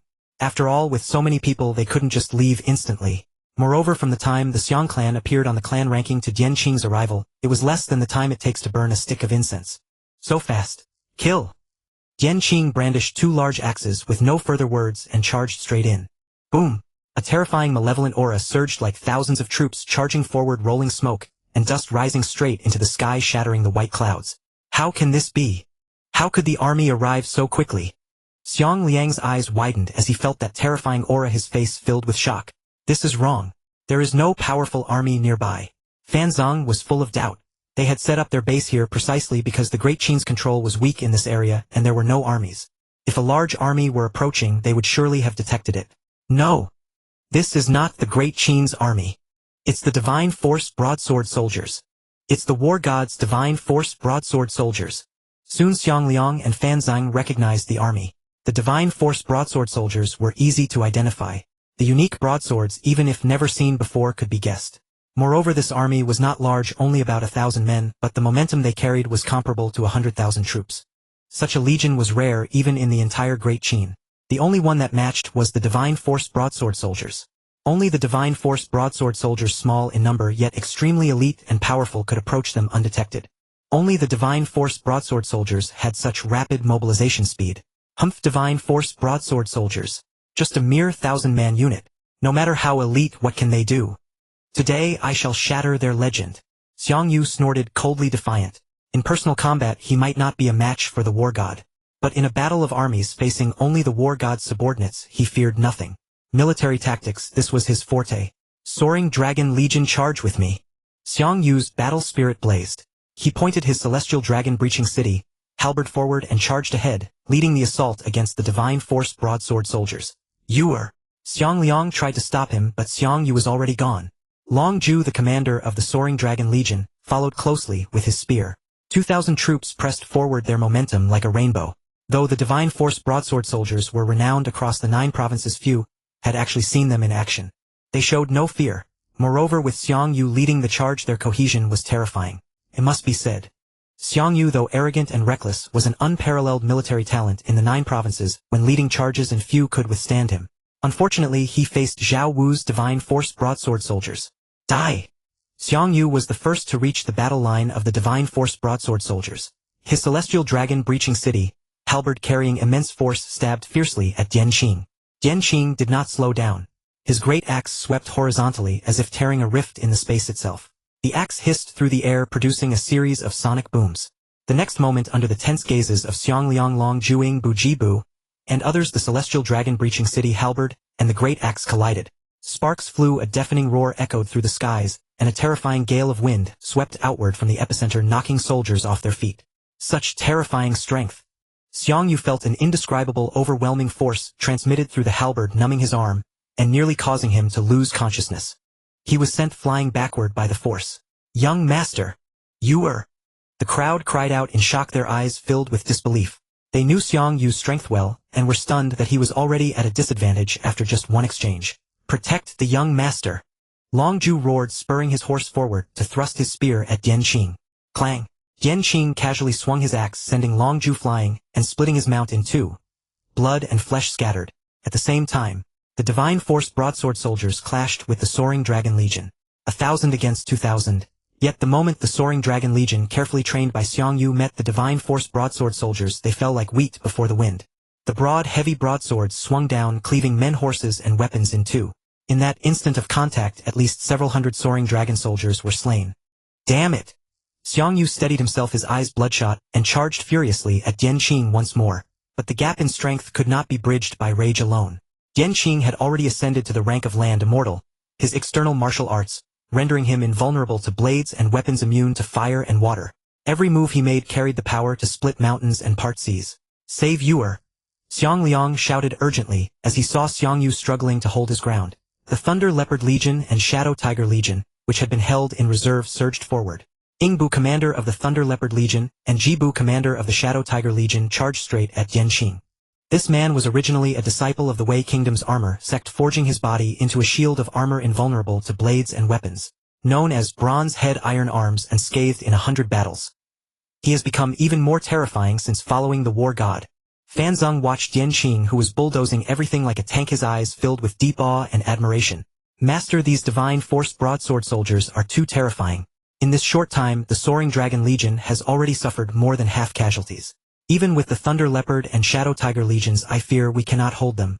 What should we do now? Xiang Liang was as anxious as an ant on a hot pan. Given the elite nature of the Divine Force Broadsword Soldiers, they might not even be able to escape. In the face of absolute power, all schemes and tricks are useless. Fan Zheng sighed. The only way now is to have Yuer withdraw as quickly as possible using the remaining legions to cover the retreat. As for whether we can survive this calamity, we can only leave it to fate. Xiang Liang felt despair. He shouted to Long Ju, who had been gravely wounded by Dian Qing's axe. Long Ju, find a way to take Yuer away. Xiang Yu was still stubbornly fighting Dian Qing. Even if he ordered a retreat, it would be useless. And Xiang Yu was the direct heir of the Xiang clan, too important to lose. He could not abandon Xiang Yu and flee. Yes. Long Ju struggled to his feet, his whole body aching, several ribs broken. Still surviving a casual blow from Dian Qing was a testament to his considerable strength. Young master, retreat now. Ying Bu and Ji Bu stood in front of Dian Qing, shouting to Xiang Yu. No. If we go together. Xiang Yu knew their intentions, but how could he abandon his brothers and flee alone? None of you are leaving. Dian Qing's tall, powerful frame spoke in a low voice, as he suddenly swung his axe downward, aiming at Ji Bu's head. Ji Bu's hair stood on end. He raised his two small axes in an attempt to block the strike. But the gap in strength was too great. He managed to hold for only a moment.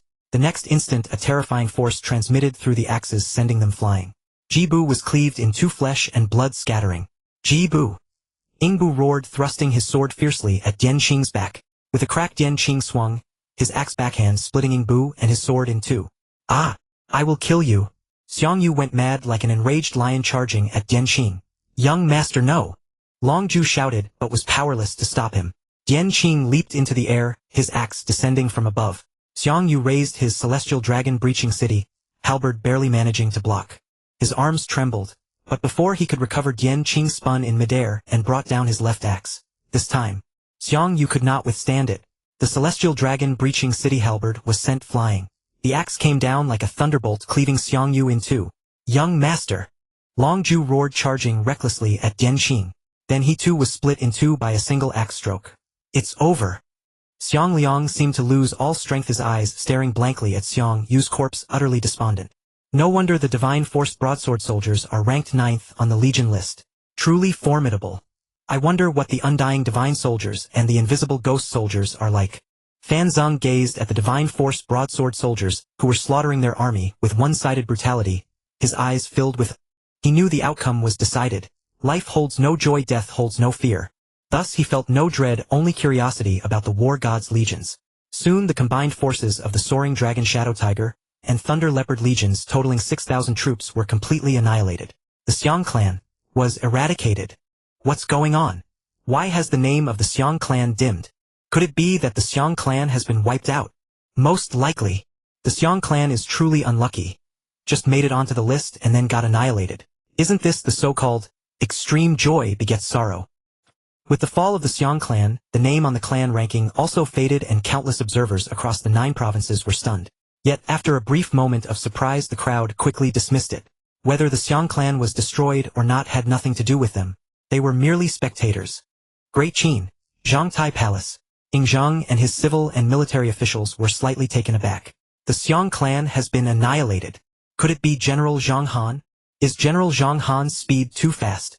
They've been on the list for less than half an hour and already wiped out. Perhaps General Zhang Han had already located the remnants of the Xiang clan, and it was merely a coincidence of timing. Most likely, everyone thought it was a coincidence.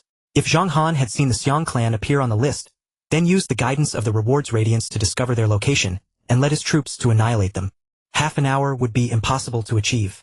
Eliminating the impossible, only one possibility remained. Indeed. Ying Zheng's eyes revealed satisfaction. He clearly believed that Zhang Han had destroyed the remnants of the Xiang clan. After all, Zhang Han had been personally handling this matter recently, and no one else in Great Qin was likely to have wiped out the Xiang clan remnants. As for the martial god, the martial god's people rarely intervened, so they were naturally excluded by the crowd. Congratulations, Your Majesty. May Great Qin last 10,000 years. The civil and military officials chorused their congratulations. No need for such formalities, my beloved ministers. Ying Zheng raised his hand with a light gesture, his mood quite good. After all, Xiang Yu had been bouncing around causing trouble lately, which greatly displeased him, while Zhang Han had been tasked with capturing them yet made no progress. Now Zhang Han had finally lived up to expectations and eliminated them. He raised his head and continued to gaze at the clan ranking, his heart filled with anticipation. Clan ranking 39th, Beggar Gang reward, Earth Grade Lower Tier Green Bamboo Staff, for each member. Beggar Gang Representative Hong Qigong, rewarded with Divine Grade Lower Tier Gourmet Pot, which can automatically turn ingredients into all kinds of delicacies. Damn, even beggars are this awesome now. Everyone gets a green bamboo staff and earth-grade weapon. I want to be a beggar. Hong Qigong's reward is quite interesting. I heard he loves food the most. The golden list really knows him. The beggar gang has hundreds of thousands of disciples. Freaking terrifying. That's hundreds of thousands of earth-grade lower-tier weapons. The people of the 9 provinces watched the radiance falling like rain and turned purple with envy. But the Emperor of Great Song's face darkened like water. The beggar gang had so many people and now each held an earth-grade weapon. The threat to his Great Song dynasty was immense. The beggar gang must die. The Song Emperor secretly thought. Little did he know that the beggar gang's huge numbers were entirely his own doing. In truth, Great Song was one of the richest nations among the great powers of the 9 provinces, yet the lives of its people were far from good. The reason was simple. The Song Emperor loved to build various gardens, and with corrupt officials, rampant heavy taxes, land annexation, and bandits rising everywhere. Meanwhile, outside Great Qin, Great Liao, Western Xia, and others were eyeing them hungrily. Every year Great Song had to send astronomical amounts of gold, silver treasures, and countless beauties to them. Great Song, true to its name, was a generous sender. The Song Emperor and his court were tyrannical at home but weak and cowardly abroad, kneeling before foreign powers unable to stand up. At this moment, the beggar gang members, having received the earth-grade lower-tier green bamboo staff, were ecstatic, unaware that the Song Emperor had already set his sights on them and was preparing to strike. Hong Qigong was also very satisfied with the gourmet pot. Even more satisfied than if he had obtained a peerless divine art. The life of a foodie is so easily contented. The one who knows me is the golden list. Hong Qigong fondled the gourmet pot with great affection, gazing at the grand golden list in the sky. Clan ranking 38th, Wang Clan reward earth-grade lower-tier purple lightning silver spear. For each member, Wang Clan representative Wang Jian rewarded with divine grade lower-tier, astonishing spear. 29th, Huajian School reward 12 earth-grade lower-tier rejuvenation pills for each member. Huajian School representative Shi Zhishuan rewarded with 1 divine grade lower-tier spirit-nourishing pill, which repairs the soul and heals soul injuries. 28th, Jingyan Zen Temple reward 13 earth-grade lower-tier rejuvenation pills for each member. Jingyan Zen Temple representative Liao Kong rewarded with divine grade lower-tier, Tathagata Palm. Huajian School is one of the 2 schools and 6 sects of the demonic path in Great Sui. Since the disappearance of the demon king Shi Zhishuan, its power has greatly declined, but it is still an ancient and powerful sect. Jingyan Zen Temple is also a martial arts sacred ground of Great Sui's righteous path, equal in fame to the Zihang Jingzhai. It seems the Yingkui School and Zihang Jingzhai should appear soon. I never expected that these renowned sects wouldn't even make it into the top 20. Great Sui, Emperor Peak, Zihang Jingzhai. The current abbess Fan Qinghui sat on a meditation cushion, her cold beautiful eyes fixed on the ranking Shi Zhishuan, has obtained the spirit-nourishing pill. It won't be long before his injuries recover. Back when Shi Zhishuan was strong, she had sent by Xiuxin to tame the demon with her body, and eventually used by Xiuxin's death to drive Shi Zhishuan into a split personality, causing his cultivation to regress. Now, with the spirit-nourishing pill, Shi Zhishuan's split personality would surely be cured. However, she was not worried. As Zhao Wu would say, "Sir, the times have changed." Times were different now. With the treasures she had obtained from Zhao Wu, and given that Shi Zhishuan had been injured for years, even if he recovered now, he would no longer be her match. I wonder what rank my Zihang Jingzhai will achieve. Fan Qinghui's eyes gleamed with anticipation. Clan ranking 24th, Nongjia School of Agriculture rewards 17 earth-grade lower-tier rejuvenation pills for each member. Nongjia representative Tian Guang, rewarded with divine-grade lower-tier, heavenly rainfall. 23rd, Zonggangjia School of Strategists reward 18 earth-grade lower-tier rejuvenation pills for each member. Zonggangjia representative Gaguzi, rewarded with divine-grade lower-tier enlightenment tea. Days Mountain. Nongjia. 100,000 Nongjia disciples erupted in excitement. My God, 17 rejuvenation pills. We're rich. With so many rejuvenation pills, our Nongjia's strength will certainly reach new heights. Ha! That's the Xia Kuei. I knew the Xia Kuei wasn't dead. Indeed, the Xia Kuei is still alive. That's wonderful. Seeing that the Nongjia representative was Tian Guang, all Nongjia disciples were invigorated and overjoyed. Jiu Hall. Tian, who abruptly stood up trembling with excitement. The Xia Kuei is not dead. Not dead. Quick. Follow the direction indicated by the reward and search for the Xia Kuei with all our strength. We must find him. Tian, who immediately gave orders, mobilizing all Nongjia disciples. In recent years, with Tian Guang's disappearance, internal strife had plagued Nongjia. Earlier, after Tian Meng was slain by the martial god, and Tian, who lost an arm to the martial god Nongjia, suffered an unprecedented blow. Only by recovering the Xia Kuei could Nongjia be revitalized. Lusha Moving Sands. Rank 23. Aha. Wei Zhuang stared at Geguzi's name, his feelings indescribable. He didn't know whether to consider it good or bad. The 9 provinces were so vast. To be ranked 23rd was already impressive. But with his pride, he naturally wasn't satisfied with this ranking. Of course, whether he was satisfied or not didn't matter. The ranking wouldn't change because of his feelings. I wonder what forces make up the top 20. Wei Zhuang and Gainia both gazed at the ranking, eager to see what forces were stronger than their Geguzi. Of course, they were well aware that Geguzi suffered from its small number of members. In the clan ranking, the number of members also contributed to the score. Clan ranking 22nd, Ihua Palace reward 19 Earth grade lower tier rejuvenation pills for each member. Ihua Palace representative Yao Yue rewarded with divine grade lower tier bright jade pill. 21st, Rujia Confucianism reward 20 Earth grade lower tier rejuvenation pills for each member. Rujia representative Xuanzi rewarded with divine grade lower tier righteous sword art. 20th, Daojia Taoism reward 1 Earth grade mid tier heart cleansing pill for each member. Heart as pure as ice, calm, even if the sky falls. During cultivation, the mind is still as water, avoiding inner demons and better understanding the Tao. Daojia representative Bei Mingzi rewarded with divine grade mid-tier, northern dark divine art. The School of Agriculture, the School of Diplomacy, the School of Confucianism, and the School of Taoism all made the list, with Taoism barely scraping into the top 20. Among the remaining 100 schools of thought in our Great Qin, only the School of Yinyang might secure a place in the top 20. I wonder what rank the School of Yinyang will achieve. In the central region of Great Qin, as the powerful schools of the 100 schools of thought successively appeared on the list, the crowd was both amazed and somewhat regretful. Meanwhile, in the Luoxing Hall of the School of Yinyang, the leader of the School of Yinyang, Donghuang Tai, who was intently watching the clan ranking, felt his heart leap into his throat. What rank would his School of Yinyang attain? Though he knew the ranking would not be much higher than that of the School of Taoism, he could not suppress a flicker of anticipation. The next moment his expectations were instantly shattered. Indeed, his School of Yinyang was on par with the School of Taoism. Clan ranking 19th, the School of Yinyang reward 2 Earth grade mid-quality clear heart pills for each member. With a heart as clear as ice, even if the heavens collapse, one remains unshaken.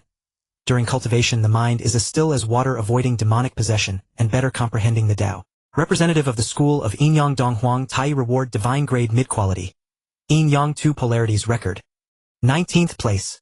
Not bad either. Though Donghuang Tai felt a slight regret, he could accept it. Sensing the Yinyang 2 polarities record rewarded by the golden list in his mind, a smile involuntarily appeared on his face. The Yinyang 2 polarities record expounded on all aspects of the Tao of Yin and Yang, as if it were the guiding principle of Yin and Yang, a priceless treasure for his School of Yinyang. With it, his cultivation would surely ascend to a higher level. But thinking of Yanfei taking away a Huang and Nuying, and Yushun absconding with the Siming and Shao Siming, Donghuang Tai's liver ached with rage. Damn it! If not for that, our School of Yinyang's ranking would surely be higher. Great Ming. By the Bibo Lake, 3 ethereal figures with graceful silhouettes stood calmly. The leading woman wore a light blue long dress embroidered with crescent moon patterns, her aura mysterious and gentle like a moon palace fairy. She had long light purple hair tied in a bun bound by a sky blue crystal hairpin with 2 strands of hair falling on each side. Behind a nearly transparent gauze blindfold, starry eyes seemed to pierce through everything, calmly gazing at the sky. She was Yushun of the School of Yinyang. It is the School of Yinyang. The speaker was a mature woman standing to Yushun's right. She wore a red slitted Chong Sam-like dress, her slender figure graceful and alluring with a seductive aura. Her oval face exuded a cold charm, her features sharp and invasive. A strand of hair fell across her forehead, adding a touch of confident pride. Especially her long legs, adorned with purple patterned stockings and red high heels, complemented each other perfectly. With one hand on her hip, she exuded the air of a modern urban queen. She was the Siming whom Yushun had taken away. On Yushun's left stood a cool and indifferent young girl. Like Yushun, the girl had purple hair, her face veiled by a white mask revealing only a pair of bright cold eyes. She was Shao Siming of the School of Yinyang. Regret. Yushun's soft lips moved slightly, her ethereal voice drifting. Behind the hidden blindfold, her deep beautiful eyes remained calmly fixed on the sky, unchanged. Lady Yushun sees clearly. Though the School of Yinyang ranks 19th on the clan list, what is that compared to the martial king? The Siming bowed slightly, respect evident in her tone. Besides, we have no turning back. From the moment I followed Lady Yushun, I have been loyal to you alone with no second thoughts. The hierarchy of the School of Yinyang was strict. Even after leaving, the Siming still held great reverence for Yushun. After all, it was a matter of strength. Shao Siming stood still, appearing indifferent to everything, as if nothing mattered to her. Yushun continued to gaze at the sky, her face showing no reaction to the Siming's declaration of loyalty. After a long while, she slowly said, "The martial king should be at the moving flower palace. Let us go." "Yes, Lady Yushun." De Siming turned and followed behind Yushun. Xiao Siming silently followed. I believe it won't be long before you are glad of today's choice, Yushun said softly. Yanfei, having taken a Huang and knowing to follow the martial god, was thriving, and her status had risen even more with recent rumors of the martial god's tribulation and ascension to immortality. But she believed that one day she would surpass Yanfei with De Siming and Xiao Siming, and her choice was the martial king Zhao Wu. I trust in Lady Yushun, De Siming said respectfully, one hand on her hip, walking with a charming seductive step behind Yushun. Xiao Siming followed silently, never uttering a word. As if she could not speak. In the sky the clan ranking updated again. Clan ranking 18th. Wudong reward 3 Earth grade mid-quality clear heart pills for each member. With a heart as clear as ice, even if the heavens collapse, one remains unshaken. During cultivation the mind is as still as water, avoiding demonic possession, and better comprehending the Dao. Representative of Wudong Zhang Sanfeng reward divine grade mid-quality. 9 Yang divine skill. 17th. Sihong Jingjai reward 4 Earth grade mid-quality clear heart pills for each member. With a heart as clear as ice, even if the heavens collapse, one remains unshaken. During cultivation the mind is as still as water, avoiding demonic possession, and better comprehending the Dao. Representative of Sihong Jingjai Fan Qinghui reward divine grade mid-quality enlightenment card with half an hour of enlightenment time, capable of comprehending various skills and techniques. 16th. Yin Gui sect reward 5 Earth grade mid-quality clear heart pills for each member. With a heart as clear as ice, even if the heavens collapse, one remains unshaken. During cultivation the mind is as still as water, avoiding demonic possession, and better comprehending the Dao. Representative of Yin Gui sect Zhu Yuan reward divine grade mid-quality. Heavenly Demon Domain, an advanced version of the Heavenly Demon Field. Within the domain I am the sovereign. Damn. Wudong actually ranked 18th. Zhang Zhenren is truly remarkable. He founded Wudong with his own hands, and its foundation is far inferior to the other major powers. Sihong Jingjai and Yin Gui sect have appeared. Both are major sects in great sway with centuries of tradition, now the leaders of the righteous and demonic paths. But this time Yin Gui sect has surpassed Sihong Jingjai. Yes, not only this time, but also on the beauty ranking Yan Ho Zhu Yuyan has also surpassed Sihong Jingjai's leader Fan Qinghui. I heard that Zhai Master Fan and Yan Ho have been rivals since the beginning of their careers, just like Shi Feishuan and Wan Wan now. Now that Zhai Master Fan is being suppressed in all aspects by Yan Ho, let's calculate the area of Zhai Master Fan's psychological shadow. With the appearance of the two sects, countless people across the 9 provinces became excited. There was no help for it. Sihong Jingjai and Yin Gui sect were not only famous in great sway, but also enjoyed immense popularity throughout the 9 provinces. Because both sects were abundant in beautiful women, and the two sects were sworn enemies. One side was of celestial maidens, the other of demonesses, the most talked about and controversial topic. After all, in the martial world, what topics were the hottest? Without a doubt, they were peerless divine skills, peerless divine weapons, and peerless beauties. And Sihong Jingjai and Yin Gui sect possessed almost all of these. The Sihong Sword Codex and the Heavenly Demon Manual were even known as the 4 great marvelous books of the martial world in great sway. Fan Qinghui and Shi Feishuan, along with Zhu Yuyan and Wan Wan, these 2 pairs of master and disciple, one righteous and one evil, had both made it onto the beauty ranking. It was hard not to attract attention. On Nethi Peak, Fan Qinghui's face was very grim. Being suppressed by Zhu Yuyan on the beauty ranking was one thing. After all, she was a person of the cloth. But she never expected to be suppressed on the clan ranking as well. Wasn't this saying she was inferior to Zhu Yuyan? Over the years she had worked diligently to develop Sihong Jingjai, and in the past she had even sacrificed herself to the demon for the sake of the sect's development. Yet she still ended up being suppressed by Zhu Yuyan. Damn it! That little brat must be biased, giving that bitch Zhu Yuyan a backdoor. Fan Qinghui's heart was full of resentment. She had noticed it long ago. Compared to her, the little brat seemed to prefer that bitch Zhu Yuyan. Demonic sect seductress, always luring people. Master. Shi Feishuan looked at Fan Qinghui's constantly changing expression and spoke weakly. She knew that Fan Qinghui and Zhu Yuyan, or rather Sihong Jingjai and Yin Gui sect, were sworn enemies, and being suppressed now must be painful. She comforted, Master, rest assured, evil will not overcome righteousness. One day Sihong Jingjai will surely surpass Yin Gui sect. Fan Qinghui's face returned to calm. She looked at Shi Feishuan and said, Feishuan, your talent is greater than mine. I believe that one day you will surely lead Sihong Jingjai to surpass Yin Gui sect. I will certainly strive. In contrast to the oppressive atmosphere of Sihong Jingjai, the atmosphere in the Yin Gui sect's main hall was exceptionally joyful. Congratulations, Master. Rejoice, Master.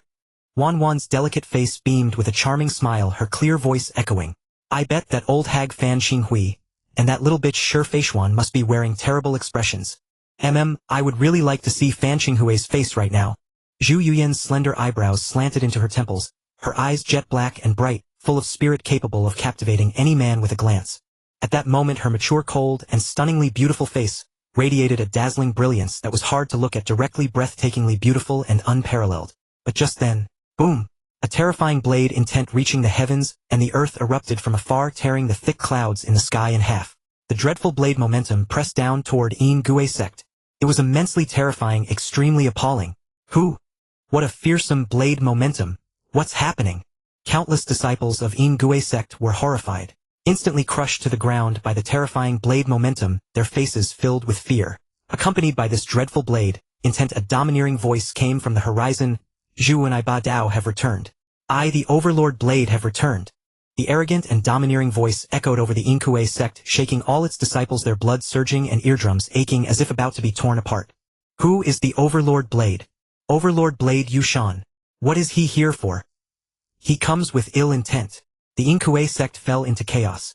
The younger disciples had never heard of Overlord Blade Yushan, but the older generation knew his name like thunder. This Overlord Blade Yushan was a senior evil cultivator of the older generation, once renowned as the world's foremost blade master before Song Ke, and was infatuated with Zhu Yuyan. In the original story, he even fathered a daughter Shan Meixian with Zhu Yuyan. However, due to Zhao Wu's interference, he never had the chance to enjoy her favors. Thus his mind became twisted. Suddenly space rippled and a figure appeared above the Ying Gui sect. Sect leader. Seeing Zhu Yuyan appear, all the disciples of the Ying Gui sect instantly fell silent, as if they had found a backbone inexplicably calm.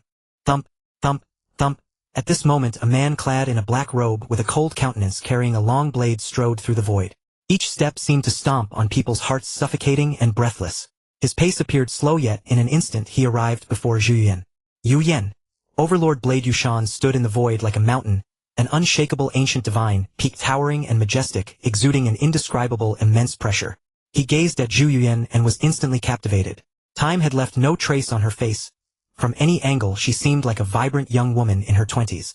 With her face half veiled, he could only see most of her visage, yet even that exposed part was elegant and charming, full of intoxicating allure. Her slender eyebrows slanted into her temples, her eyes black as lacquer, full of spirit, and every glance could make any man lose his heart. His gaze was involuntarily drawn to her jade-like arm, extending from her sleeve, stirring an inexpressible feeling in his heart. Under the interplay of the warm sun, Zhu Yuyan's flawless hand shimmered with an otherworldly enchanting radiance. Every form and movement embodied the ultimate beauty of the world, containing a mysterious secret of heaven and earth, leaving Yushan momentarily dazed. Years have passed, yet you remain so ravishing.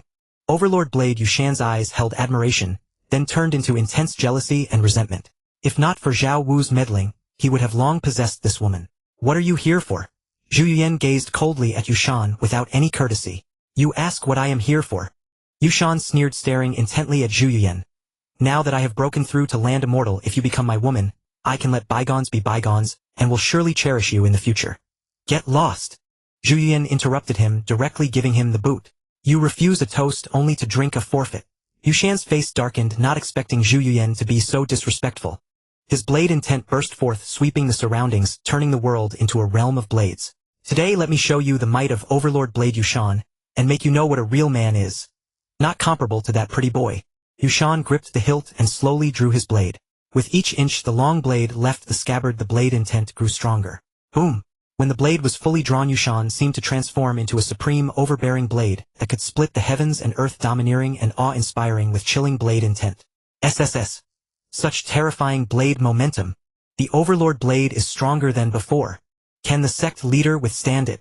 The Ying Gui sect was uneasy, and Wan Wan's lively eyes were filled with worry as she stared intently at the sky. Since you seek death, I'll send you off. A cold glint flashed in Zhu Yuyan's eyes as she instantly unleashed the heavenly demon domain she had just acquired. Martial arts rewarded by the golden list would directly enter the beginner stage. Therefore, even though Zhu Yuyan had just acquired the heavenly demon domain, she had already mastered the basics. Moreover, she did not rely on the heavenly demon domain to suppress Yushan. She only needed him to be stunned for an instant. As she activated the domain, two terrifying laser beams shot from her eyes, merging in the air and piercing toward Yushan's heart. Not good. Yushan felt a chill of terror, and before he could react, his body sank as the heavenly demon domain pressed down on him. Simultaneously with the domain's descent, the electric eye beams pierced through his heart. Yushan's eyes widened, filled with unwillingness, resentment, and regret. If not for Zhu Yuyan's surprise attack, he might have dodged the electric eye beams. But now it was too late. He was instantly killed. A real man. You are not even a heir of that pretty boy. Zhu Yuyan's mocking voice fell into Yu Shan's ears, filling him with shame and fury. He knew that this move of Zhu Yuyan's was most likely given to her by that pretty boy Zhao Wu. How unwilling he was. Bang! Life rapidly drained away, and Yu Shan fell headfirst from the sky. The Ying sect fell into dead silence. No one expected that the ferocious overlord Blade Yu Shan would be instantly killed. What an anticlimax. Much ado about nothing. The sect leader's move is too powerful. What martial art is this? I heard the war god has a terrifying technique extremely formidable and domineering, and many under his command practice it. Could the sect leader have a connection with the war god? Many secretly speculated. The more they thought, the more likely it seemed. The war god was ranked first on the romance list. Zhu Yuyan was a peerless beauty. It was normal for them to have deep interactions. However, they dared not meddle in such matters. Congratulations, sect leader. Your might shakes the world. The disciples and elders of the Ying sect congratulated her one after another. Wan Wan's exquisite face beamed with a radiant smile. Congratulations, master. While the Ying sect was celebrating, the clan list in the sky continued to update unaffected methodically. Countless major powers watched with anticipation. Iron-hearted divine Marquis Zhu Wushi Emperor Song Emperor Sui Emperor Yuan Emperor Qin King Tang King Liang King Jin King Chi's Female Emperor. 15th place, Ali Clan of Jin Kingdom, rewards 6 Earth-grade mid-grade cleansing heart pills per member. A heart, as pure as ice, calm, even when heaven collapses. During cultivation, heart like still water, avoiding inner demons, better enlightenment. Representative of Li Clan Jin Kingdom King, Li Qiong of Jin, reward divine grade mid-grade 5 Thunder Heart Art. 14th place, Zhu Clan of Liang Kingdom, rewards 7 Earth-grade mid-grade cleansing heart pills per member. Heart, as pure as ice. Representative of Zhu Clan Liang Kingdom King Zhu Wen of Liang, reward divine grade mid-grade wine pool, and meat forest. Within the pool, fine wine automatically turns into exquisite brews. 13th place, Chao Clan of Great Han, reward 8 Earth-grade mid-grade cleansing heart pills per member. Heart, as pure as ice. Representative of Chao Clan Great Han Chao Chao, a reward divine grade mid-grade bronze sparrow pavilion. Within the pavilion, the beauty of the women increases by 10%, affection increases by 20%. Great Liang. Imperial Palace. Jiaolan Hall. King Zhu Wen of Liang toyed with his eldest daughter-in-law Zhang Zhenyang in his arms, gazing at the clan list in the sky.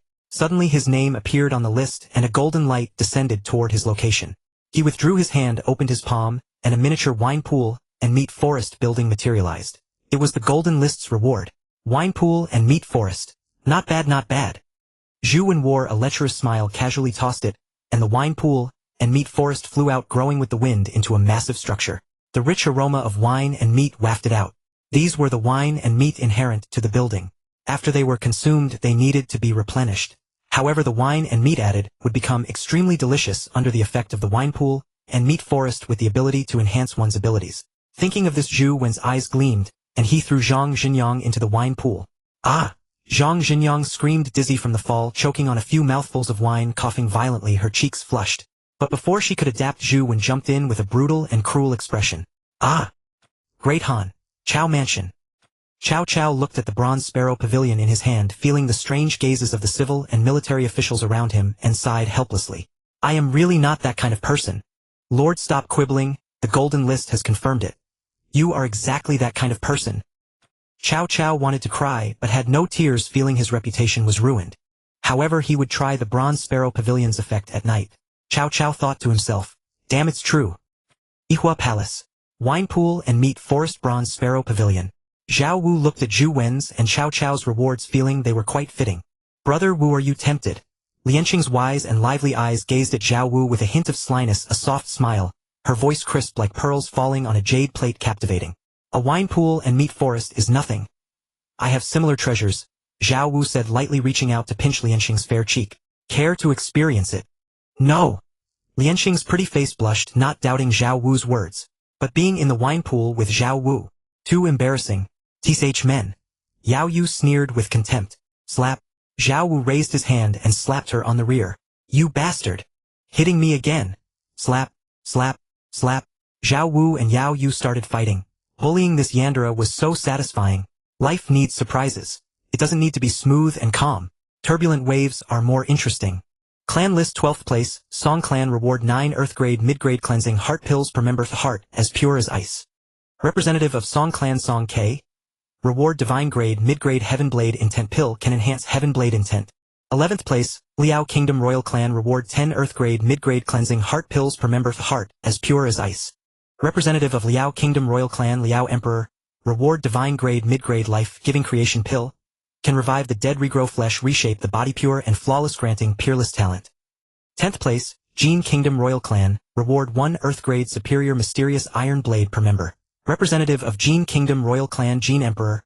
Reward Divine Grade Superior 4. A single creation pill seizing the essence of heaven and earth. One who consumes it shall gain 200 years of cultivation and 200 years of longevity.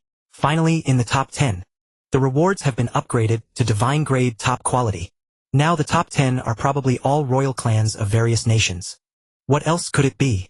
The royal family is the strongest clan in the world. Inside the Great Liao Palace, Emperor Liao looked at his ranking and fumed. How can my Great Liao only be ranked 11th? Not even in the top 10. Could it be that those soft-footed sheep of the Great Song are ranked above the Great Liao? Your Majesty, calm your anger. The ministers, trembling with fear, quickly said. Your Majesty, if the Song Emperor is on the list, let them offer up their rewards. Right? Besides offering the rewards, they must also offer up all their beauties and treasures. The women of the Great Song are the most tender, but they cannot withstand rough play. We must demand more. When the Great Song was mentioned, the civil and military officials were like hungry wolves, smelling blood, their eyes gleaming, talking eagerly one after another, their voices filled with fervor. Emperor Liao nodded, slightly calculating in his mind how to plunder the Great Song. And the Jin Kingdom shared the same thoughts as Emperor Liao. The Jin Emperor was even more prepared to dispatch troops, sweep through the Great Song, harvest women and treasures, and strengthen themselves. Great Ming, the Imperial Palace. Zhu Wushi, the former iron-blooded marquis, sat on the dragon throne, gazing at the clan ranking. I wonder what rank I can achieve now. If it were before the martial god killed their imperial clan's foundation, the Great Ming royal clan could at least have entered the top 3. But now, I'm afraid it's uncertain. Clan ranking 9th family of Qi Kingdom. Reward each member receives 1 Earth Grade Superior True Essence Pill. Those below the heavenly realm will advance at least 1 minor realm. The lower the cultivation, the greater the improvement. Representative of Li family of Qi Kingdom Qi King, Shui Yunji, rewarded with 2 Divine Grade Top Quality, 4-turn creation pills, seizing the essence of heaven and earth. One who consumes it shall gain 200 years of cultivation and 200 years of longevity. 8th family of Tang Kingdom. Reward each member receives 2 Earth Grade Superior True Essence Pills. Those below the heavenly realm will advance at least 1 minor realm. The lower the cultivation, the greater the improvement. Representative of Li family of Tang Kingdom Tang King, Li Yuan, rewarded with 3 Divine Grade Top Quality, 4-turn creation pills, seizing the essence of heaven and earth. One who consumes it shall gain 200 years of cultivation and 200 years of longevity. 7th Great Ming Royal Clan. Reward each member receives 3 Earth Grade Superior True Essence Pills. Those below the heavenly realm will advance at least 1 minor realm. The lower the cultivation, the greater the improvement. Representative of Great Ming Royal Clan Ming Emperor Zhu Wushi, rewarded with Divine Grade Top Quality, Indestructible Golden Body. 7th place. Indestructible Golden Body is not bad. Zhu Wushi was not surprised by this ranking. After all, the Great Ming Royal Clan's top foundation had been destroyed by the martial god. Great Liang. Jiaolan Palace. Damn it. Zhu Wen saw that Qi King Shui Yunji was actually ranked 9th, his face dark and ferocious. That wench of a female emperor can actually enter the top 10. Bastard. I will destroy her sooner or later. His Great Liang was not far from Shui Yunji's Qi Kingdom, and he had never taken her seriously, but he never expected her to be ranked so much higher than him. He was furious. But he could not deal with Shui Yunji now. He could only vent his anger on Zhang Zhenyang. Ah, your majesty. Spare me. Great Sui, the Imperial Palace. Emperor Yang Guang of Sui gazed at the clan ranking and sighed. My Great Sui's vassals are a bit too strong. Heavenly Blade Song K Tang King Li Yuan Jin King Li Keyong Liang King Zhu Wen Qi King Shui Yunji. He felt it was too difficult. I wonder what rank my Great Sui can achieve. Emperor Yang Guang of Sui was full of anticipation. He would certainly not be left off the list. That meant he had already entered the top 6. Now only Great Sui, Great Qin, Great Song, Great Yuan, and Great Qing remain, but the clan ranking still has 6 slots. Yang Guang asked, Imperial Uncle, who do you think the remaining slot will be? It should be the martial god without a doubt, said King Kaoshan Yonglin without hesitation. Those who could stand alongside these great nations' royal clans were certainly not small powers. Yang Guang nodded. He also thought it was the martial god. At this moment, the ranking updated again. Clan ranking 6th Great Song Royal Clan. Reward each member receives 4 Earth Grade Superior True Essence Pills. Those below the heavenly realm will advance at least one minor realm. The lower the cultivation, the greater the improvement. Representative of Great Song Royal Clan Song Emperor, rewarded with divine grade top quality, Jade Tortoise Art. Upon successful cultivation, one can condense a Jade Tortoise body with invincible defense. 5th Great Sway Royal Clan Reward. Each member receives 5 Earth Grade Superior True Essence Pills. Those below the heavenly realm will advance at least one minor realm. The lower the cultivation, the greater the improvement. Representative of Great Sway Royal Clan Sway Emperor, rewarded with divine grade top quality Dragon Fist of the Son of Heaven. 4th Great Qin Royal Clan Reward. Each member receives 6 Earth Grade Superior True Essence Pills. Those below the heavenly realm will advance at least one minor realm. The lower the cultivation, the greater the improvement. Representative of Great Qing Royal Clan Qing Emperor, rewarded with divine grade top quality, Celestial Wolf Howling at the Moon Art. Wow! The great song ranks 6th, yet year after year, they pay tribute to Liao and Jean. What a coward. The two-legged sheep of the great song are actually above my great Liao, great Jean. How infuriating. Damn it. My great Qing Empire is only ranked 4th. How is that possible? Great Yuan Imperial Palace. My great Yuan Empire will surely top the list. Emperor Yuan was in high spirits. In his eyes, who in the world could be his match? Congratulations, Your Majesty. The civil and military officials quickly echoed, but before their voices could fade, the remaining words stuck in their mouths, and were silently swallowed back. Because the Great Yuan's ranking came out.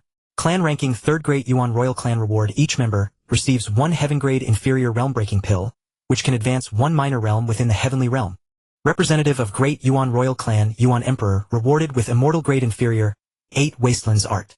Your Majesty, calm your anger. The Great Yuan officials, trembling with fear, prostrated themselves on the ground. This slap in the face was truly unexpected. Emperor Yuan's face burned. His eyes were as dark as water. Great Qin and martial god. He gritted his teeth, staring fixedly at the clan ranking. Meanwhile, the others in the 9 continents were so envious they turned purple. My heavens, everyone got heaven grade rewards, and the Yuan Emperor even got an immortal grade reward. These rewards are truly terrifying.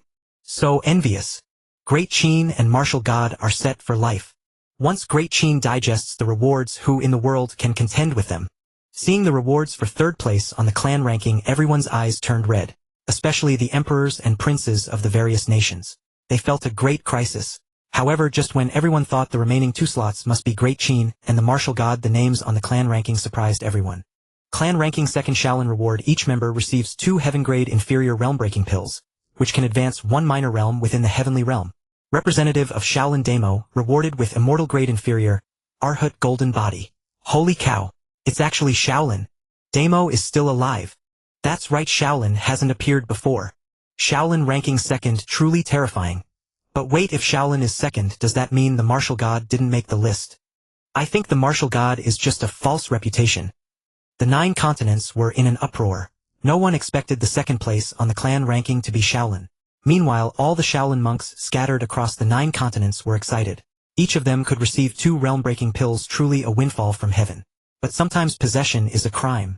The moment the golden list rewards were distributed, the monks who were outside and in contact with martial artists were attacked by all the surrounding martial artists. A heaven-grade inferior realm-breaking pill was enough to tempt even heavenly realm experts, let alone martial artists below the heavenly realm. In an instant, countless monks across the 9 continents were killed or injured. Only those monks in desolate places and those inside the temples could survive. But many experts had already set their sights on the monks in the temples. It was foreseeable. A new storm had already emerged. Ihua Palace. Interesting.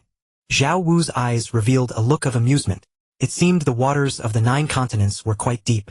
He was also somewhat surprised by Shaolin's 2nd place. Xianyang. Zhongtai Palace. 2nd place is actually Shaolin. Did the martial god not make the list? How is this possible? Ying Zheng and the civil and military officials found it hard to believe. This is wrong. Just by the strength of the heavenly court under the martial god, he should be on the clan ranking. How could he be left out? Yes, could it be that our Great Qin? No, impossible, our Great Qin absolutely cannot be left off. Li Sifeng Qiji and others were puzzled beyond comprehension. Gainye also frowned. He had not expected this.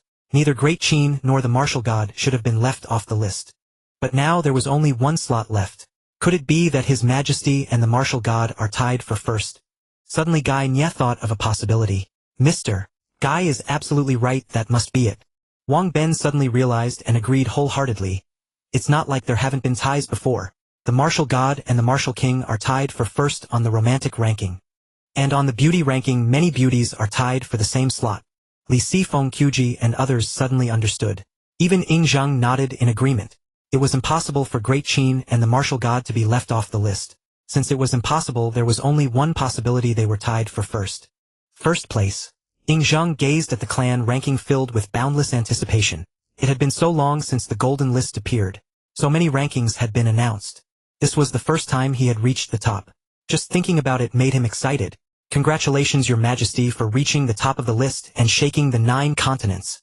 Li Sifeng Qiji Wangben, and all the civil and military officials offered their congratulations in unison. At this point, there was certainly no accident. Great Qin absolutely could not be left off, so it could only be first. Ying Zheng did not speak, but his face was full of smiles. But the next moment, Ying Zheng's expression froze, full of astonishment. The civil and military officials were also stunned in place. What the hell? Clan ranking first. Great Qin Royal Clan reward: each member receives 3 heaven-grade inferior realm-breaking pills, which can advance 1 minor realm within the heavenly realm. Representative of Great Qin Royal Clan Martial God, rewarded with Immortal Grade Medium, Great Wilderness Prison Heaven Finger. 1 finger imprisons heaven and earth, 2 fingers shatter mountains and rivers, 3 fingers annihilate living beings, 4 fingers break the firmament, 5 fingers shake the universe. When the 5 fingers emerge, heaven and earth are imprisoned. What the NIS? This even possible? N. How did the war god become the representative of the Great Qin Royal Clan? N. Even if the war god is the Great Qin guardian deity, this shouldn't be the case. I thought the war god had failed the rankings. N. Clearly the war god is a member of the Great Qin Royal Clan. And exactly. No wonder the war god became the Great Qin guardian deity. How enviable. And the war god has obtained another immortal grade martial art. And the war god grows stronger and stronger. Terrifying beyond measure.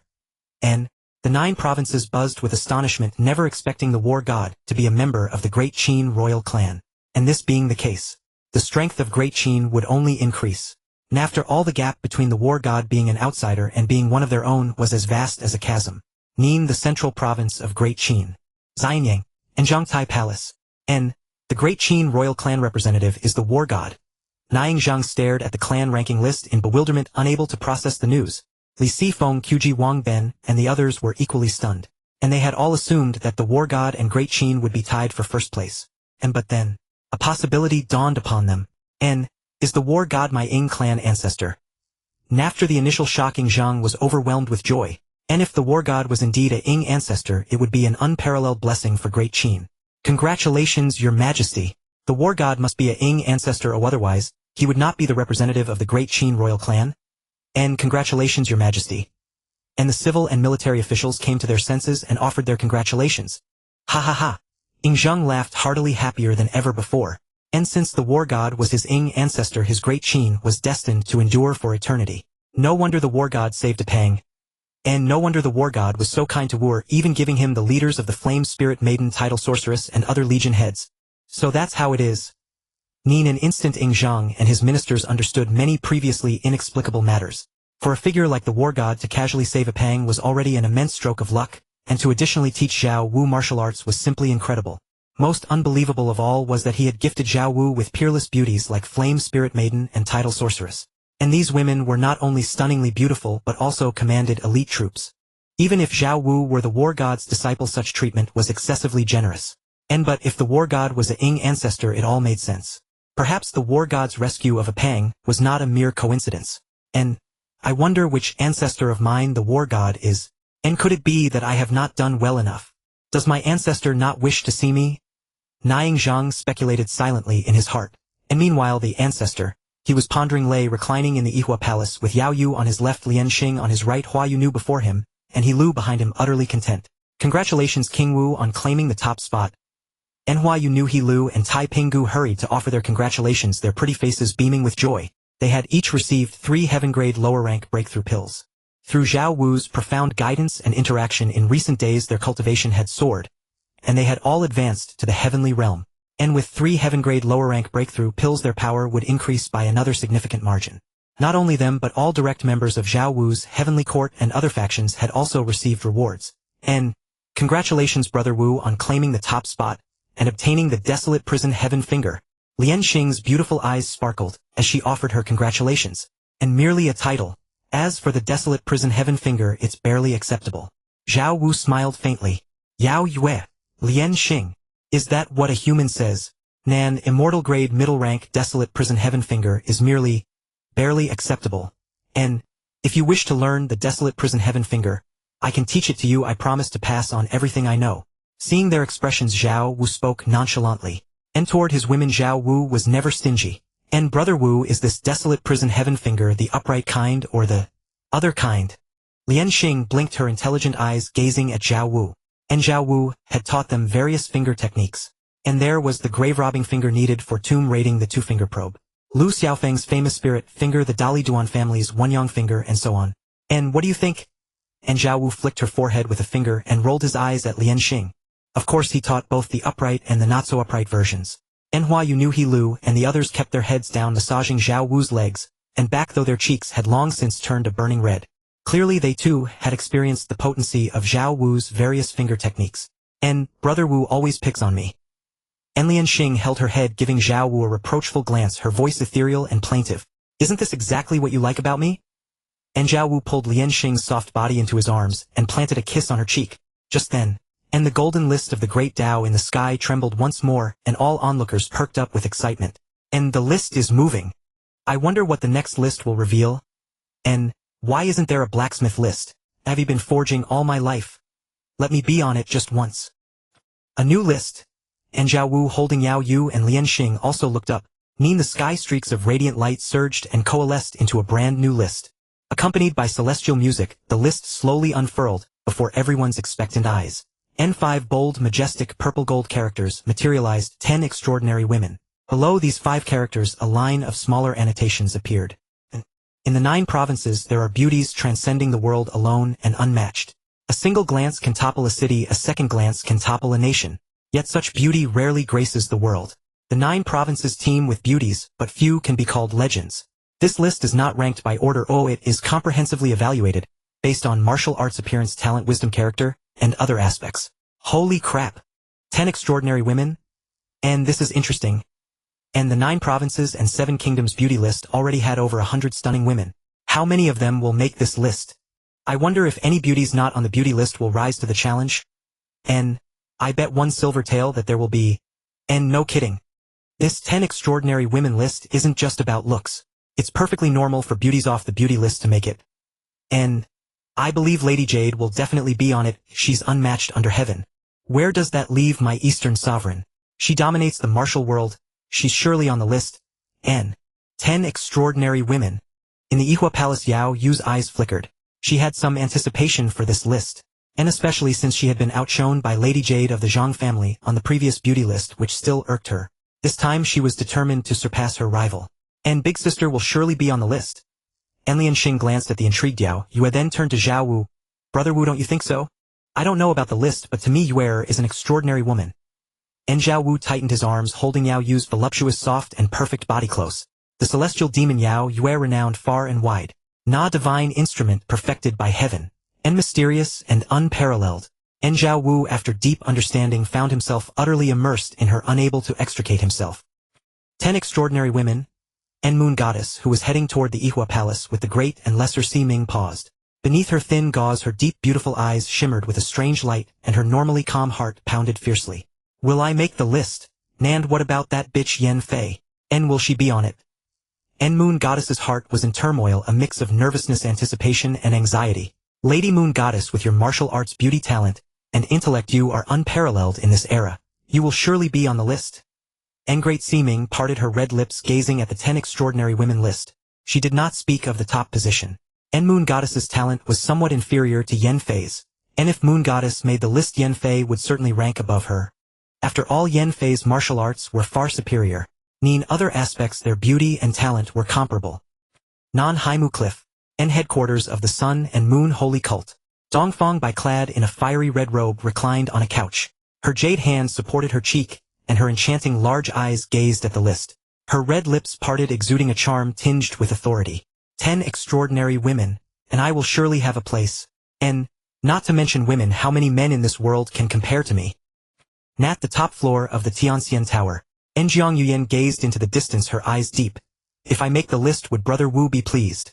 Having managed the Tianxian Tower for years, she had a deep understanding of men.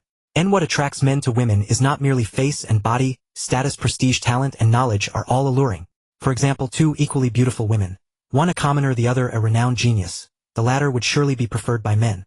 In a private room on the third floor of the Tianxian Tower, Lu Xiaofeng lay in a beauty's arms drinking fine wine. His thumb lightly stroked the mustache at the corner of his mouth, a playful smile on his lips. 10 extraordinary women. Interesting. And King Wu's wine is still the best. And Lu Xiaofeng sighed leisurely. Why is the gap between people so vast? Lu Xiaofeng was also dashing and romantic, yet every day he could only drink ordinary wine, and at the Tianxian Tower, he could only play with women on the third floor.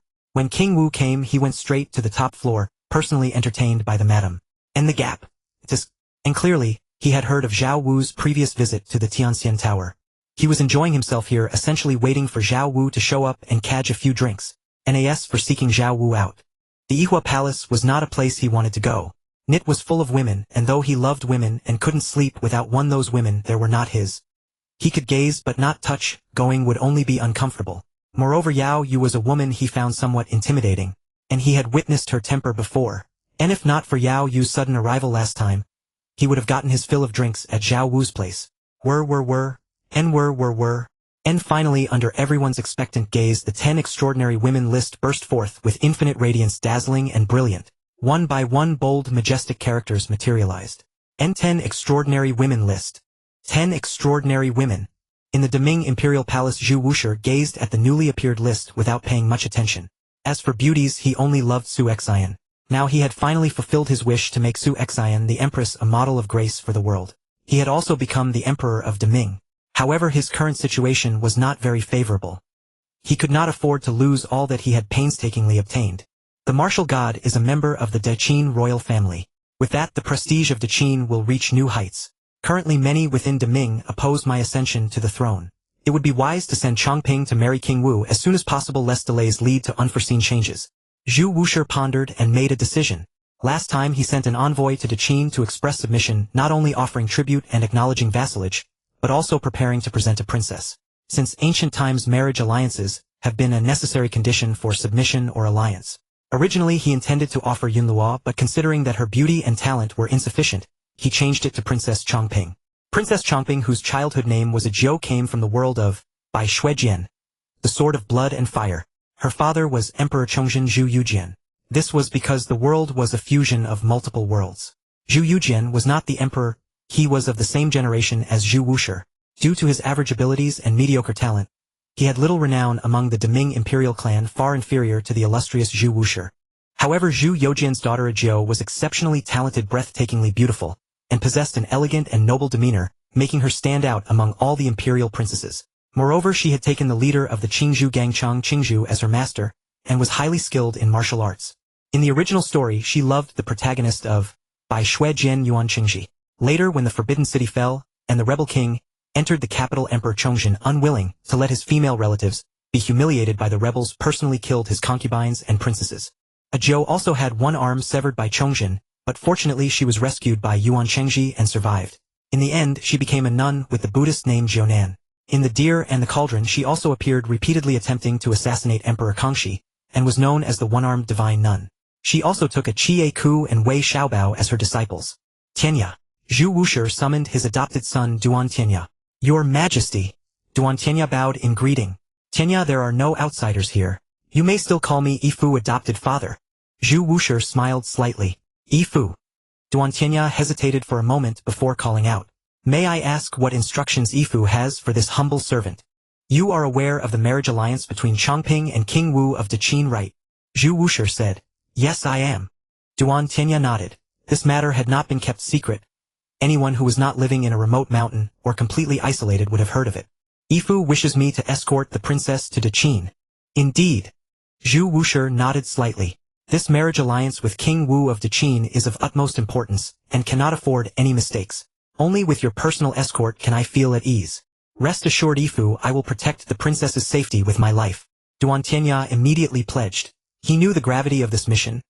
If anything happened to Princess Chongping on the way, it could affect the relations between Deqin and Deming. Currently, Deming could not withstand Deqin. With you escorting her, I am reassured. Zhu Wushi patted Duan Tianya on the shoulder. Now only one of his 3 former imperial secret agents remained. Duan Tianya. Shangguan Haitang had been taken away by Wan Guifei, and no one knew where she had gone. As for Guihai Dao, because he was investigating the murderer of his father Guihai Bailian, he was showing signs of falling into demonic obsession, and had no mind to work for him. After the task was assigned, Duan Tianya accepted the order and withdrew. He prepared to escort Princess Chomping Ajiu to Qin. Meanwhile, in the sky, the list of 10 extraordinary women was already revealed. The 10 extraordinary women. First, Dongfang Bai. As her name appeared behind it was a seductive and domineering figure, the image of Dongfang Bai. It's her. It's Dongfang Booby. I knew the Dongfang cult leader would definitely make the list. Seeing the image of Lady Dongfang again, it's still so stunning and beautiful. Dongfang cult leader, the eternal god. Is this first one ranked 10th or 1st? They said the ranking is in no particular order. Seeing Dongfang Bai's figure, countless men's eyes lit up. Many were seeing it for the second time. The first was when Dongfang Bai ranked 5th on the Deming beauty list. The fearsome leader of the Sun Moon Holy Cult was a stunning beauty, and ranking 5th on the Deming beauty list caused a sensation that could be imagined. Since the beauty list was released, Dongfang Bai's fame had grown even more. At this moment on Haimuya, Dongfang Bai gazed at her own name and image, murmuring, "Am I 1st or 10th? As for the claim that the ranking was in no particular order, no one believed it. She looked at the list and saw that it was still changing. Felt as if she had returned to over a decade ago. This was a remote village. A band of bandits descended and all the villagers fled in panic. A couple carrying a baby and leading 2 daughters, one older and one younger, ran for their lives. The younger daughter stumbled and fell, but her sister helped her up. She then retrieved her lost little rabbit, but by then they had fallen behind their parents. 2 daughters were not as good as 1 son. Seeing the bandits approaching, the couple took the son and mounted a carriage, abandoning the 2 daughters as they fled in terror. The older sister watched the departing carriage, tears welling in her eyes. As the bandits closed in, she quickly hid her younger sister in a water bucket and covered it, then lured the bandits away alone. Is this what the Dongfang cult leader looked like when she was young? For her younger sister, she lured the bandits away alone. Such deep affection and righteousness. I never expected the Dongfang cult leader to have such a tragic childhood. I never heard that the Dongfang cult leader had a sister. Could it be that her sister still did not escape the clutches and met with misfortune? The people of the world discussed animatedly. Previously, their impression of Dongfang Booby was that of a great demon, a merciless killer without a shred of compassion. They never expected such a side. People always love to gossip about others. Being able to see the past of the Sun Moon Holy Cult leader Dongfang Booby, everyone was excited, staring at the list with burning eyes. Hee, little girl, don't run. Stop. Soon Dongfang Bai arrived at a large lake and was surrounded by over a dozen bandits. Haha, this little girl is mine. A bandit with a lecherous grin lunged at Dongfang Bai. Damn. Could the Dongfang cult leader be bullied? There are over a dozen bandits here. I have a bold idea. Get lost. How could the Dongfang cult leader be bullied by these bandits? Everyone's hearts were in their throats, their eyes fixed on the list. Boom. Just as that bandit was about to pounce on Dongfang Bai, a man who was cultivating in the middle of the lake opened his eyes, and the water around him exploded. The splashing droplets condensed into needles, shooting out and instantly killing the dozen bandits. Dongfang Bai thanked him repeatedly. The man found that she was a good candidate for martial arts training, but said regretfully, "It's a pity you're a girl." Dongfang Bai, so what if I'm a girl? If you're a girl, you can't accompany me to Haimuya and inherit my legacy. I can become a man. This is not a matter of a moment but a lifetime. To become a strong person and never be bullied again, I am willing to be a man for the rest of my life. Alright then, I will accept you. Dongfang Bai brought her master back to the village, but could not find her sister. From then on, the world lost a beautiful girl who would have been a virtuous wife and mother, and the martial world gained a ruthless, domineering Dongfang cult leader, who proclaimed, "The sun rises in the east and I alone remain undefeated." Great Ming, Hangshan sect, elder sister. Yilin gazed at the introduction and images on the list, then took out a purse, the very one her sister had left her. I have an elder sister, and she is the leader of the Sun Moon Holy Cult. Yilin was stunned. Vague memories from childhood became clear, and her heart was a tangle of emotions, uncertain whether to be happy or anxious. In the sky, the introduction light curtain of Dongfang Bai continued to change. At this time, Dongfang Bai had changed into men's attire, holding a folding fan, looking heroic and spirited. She practiced martial arts diligently, while winning people over and eliminating dissidents, quickly ascending to the position of deputy leader of the Sun Moon Holy Cult. However, the deputy leader position was clearly not enough for her. So she instigated the 5 mountain sword sects to jointly attack Blackwood Cliff, hoping to use them to eliminate the cult leader Ren Wuxing. Yet Blackwood Cliff was easy to defend and hard to attack, and the 5 mountain sword sects could not breach it. Ren Wuxing, needing to focus on cultivation, went into seclusion and refused to engage in direct conflict with the Five Mountain sects. Dongfang, by unwilling to accept this, had someone kidnap Ren Wuxing's daughter Ren Yingying and framed the Five Mountain sword sects. Ren Wuxing's wife Xu Yixin, upon learning the news, rushed down Blackwood Cliff to rescue Ren Yingying, but was captured by Zhu. Dongfang, by "You fool, Blackwood Cliff is heavily guarded. How could Yingying be so easily captured? I have meticulously planned this confrontation between the Five Mountain sword sects and Ren Wuxing for so long. How could I allow him to hide in seclusion?" With that, Dongfang by shattered Xu Yixin's heart meridian with a single palm strike, then carried her body to Ren Wuxing's seclusion site. She told Ren Wuxing that Ren Yingying had been captured by the Five Mountain sword sects, and that Xu Yixin, in her desperation to save her daughter, had also been killed by them. Ren Wuxing flew into a rage, descended the mountain, and engaged the Five Mountain sword sects in a great battle. Just as he was on the verge of victory, the aftereffects of the star-sucking art struck, forcing him to retreat. Afterward, Dongfang by knocked Ren Yingying unconscious and delivered her to Ren Wuxing. Startled, Ren Wuxing hurriedly used his internal energy to heal her. At the critical moment, Dongfang by sect leader Dongfang is incredible. Inciting the Five Mountain sword sects to besiege Blackwood Cliff, killing Ren Wuxing's wife to force him to fight to the death, and using his daughter to launch a sneak attack. Such tactics are truly terrifying.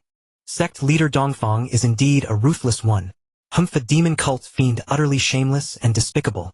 Harming women and children goes against the code of honor, truly unworthy of being called a gentleman. Sect leader Dongfang has never been a gentleman, she is a woman. Indeed, when a woman turns ruthless, men have no place left. Seeing the series of cunning schemes Dongfang by used against Ren Wuxing, the crowd felt a chill run down their spines, and were secretly alarmed. Some were in awe and respect, others scornful and disdainful, while some remained indifferent and ate melons. Regardless, Dongfang by had left an indelible impression on everyone this time. In a small town 100 miles from Blackwood Cliff, Ren Wuxing, who had just emerged from the West Lake dungeon, saw this scene, and his eyes turned red. "Ah! Dongfang booby, you treacherous dog! You killed Xu Yixin! I will kill you! Kill you!" Ren Wuxing roared wildly. Even though Dongfang booby had imprisoned him in the West Lake dungeon, he had never imagined that his own wife was murdered by Dongfang booby. "Sect leader, please calm your anger and accept our condolences." Xiang Wentian tugged at Ren Wuxing, trying to comfort him. Not only him but also Ren Yingying and Ling Huchong were present. They were preparing to head to Blackwood Cliff to seek revenge against Dongfang booby and reclaim the position of Sun Moon Holy Cult leader. Just as Ren Wuxing was roaring with fury, the light curtain on the list changed once more. On Blackwood Cliff, at the main altar of the Sun Moon Holy Cult, countless masked followers bearing weapons gathered. Boom boom boom as volleys of ceremonial cannons sounded. Dongfang by, clad in the red robe of the cult leader and crowned with a golden headdress, sat upon the high throne. She held a folding fan exuding an aura of dominance, cold and heroic. All the followers simultaneously cut their arms with iron claws, blood spurting, fists clenched, and raised them to the sky, swearing a blood oath, shouting, "Sun Moon Holy Cult, invincible in battle." Sect leader Dongfang, accomplished in both civil and martial arts, unify the martial world. Sun Moon Holy Cult, invincible in battle. Sect leader Dongfang, accomplished in both civil and martial arts, unify the martial world. The scene finally froze on Dongfang by, standing up, gazing at the shouting followers, and sweeping her robes across the world as she overlooked all. Countless people gazing at this scene felt their hearts surge with passion and blood boil. So thrilling. Sect leader Dongfang, overflowing with dominance. I really want to latch onto her. The demon cult fiend, dreaming of unifying the martial world. Utter fantasy. Truly worthy of being one of the top 10 extraordinary women ranked by the Golden List. Sect leader Dongfang is indeed extraordinary, a woman who outshines men. I wonder what the reward will be. The reward from this list must be extraordinary, right? Just as many were speculating about the reward, the Golden List's reward appeared. Reward: divine grade, top quality ice fire glazed pill. Tempered by ice and fire, glazed and flawless, it enhances talents and improves bone and root, granting a peerless disposition. My heavens, it's actually a divine grade, top quality ice fire glazed pill. Being able to improve talents and bone and root. Truly priceless. A pill that can improve talents and bone and root is a creation that steals the secrets of heaven and earth. I really want to be on the list. First, you have to be a woman. Who says?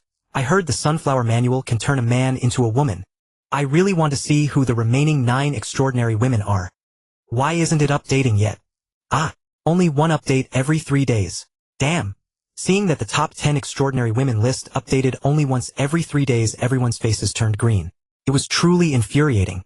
In the palace of flowering immigration, Yao Yu's expression darkened. She had been looking forward to being on the list only to get this, but soon. Yao Yu had no mind to brood further, because Zhao Wu's demonic claws had already reached in. As dusk fell, Zhao Wu looked at Yao Yu and Lian Xing, who had fallen into a deep slumber beneath him, feeling immensely satisfied. Time to go see Dongfang. Zhao Wu withdrew his robe, automatically appearing, and vanished instantly. Just after Zhao Wu left, Yao Yue, who had been feigning sleep with a flushed face, suddenly opened her eyes, her dreamy gaze carrying a deep hint of resentment. Humph, he must be going to see that vixen Dongfang booby again. Yao Yu snorted coldly. Sister, since you knew that, why did you pretend to sleep and give Brother Wu a chance to leave? Lian Xing, who had also been pretending to sleep, opened her eyes at some point, her intelligent, lively eyes fixed on Yao Yu. Yao Yu did not answer. She glanced at the mess around her, casually grabbed a long dress, draped it over herself, and walked away. Indeed, even if we didn't pretend to sleep and didn't give Brother Wu a chance, he would still create one. We can't keep him. Lian Xing answered herself. Then, she rose, wrapped her long dress around her voluptuous, graceful figure, and left the room. Hua Yuanu and He Lu entered to tidy up the room. As soon as they entered, a thick spring-like atmosphere rushed at them, filling their nostrils. A blend of Zhao Wu's scent, and that of the two palace masters Yao Yu and Lian Xing. The great palace master is truly wild. He Lu approached the bed, gazing at the remnants before her, her heart shaken. Scarlet marks crisscrossed in a dazzling pattern. The martial king is truly formidable. He Lu mused inwardly. If it were the first time, such marks would be normal. But it was clearly not the case for Yao Yu and Lian Xing. Although Zhao Wu was powerful, and they had experienced it themselves, he generally did not hurt them. Only when Yao Yu was with Zhao Wu, it was like a real battle, could truly leave one injured. Do you want to die? If the great palace master hears you, she'll slap you to death. Hua Yuanu glared at He Lu. How dare she say such things? Did she really think that being favored by the martial king these days had gone to her head? I understand. He Lu shrank her neck, speaking weakly.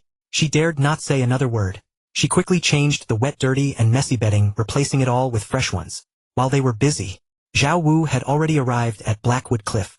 Yao Yu had guessed correctly. Zhao Wu had indeed come to find Dongfang Bai. The moon was bright and the stars sparse. All was silent.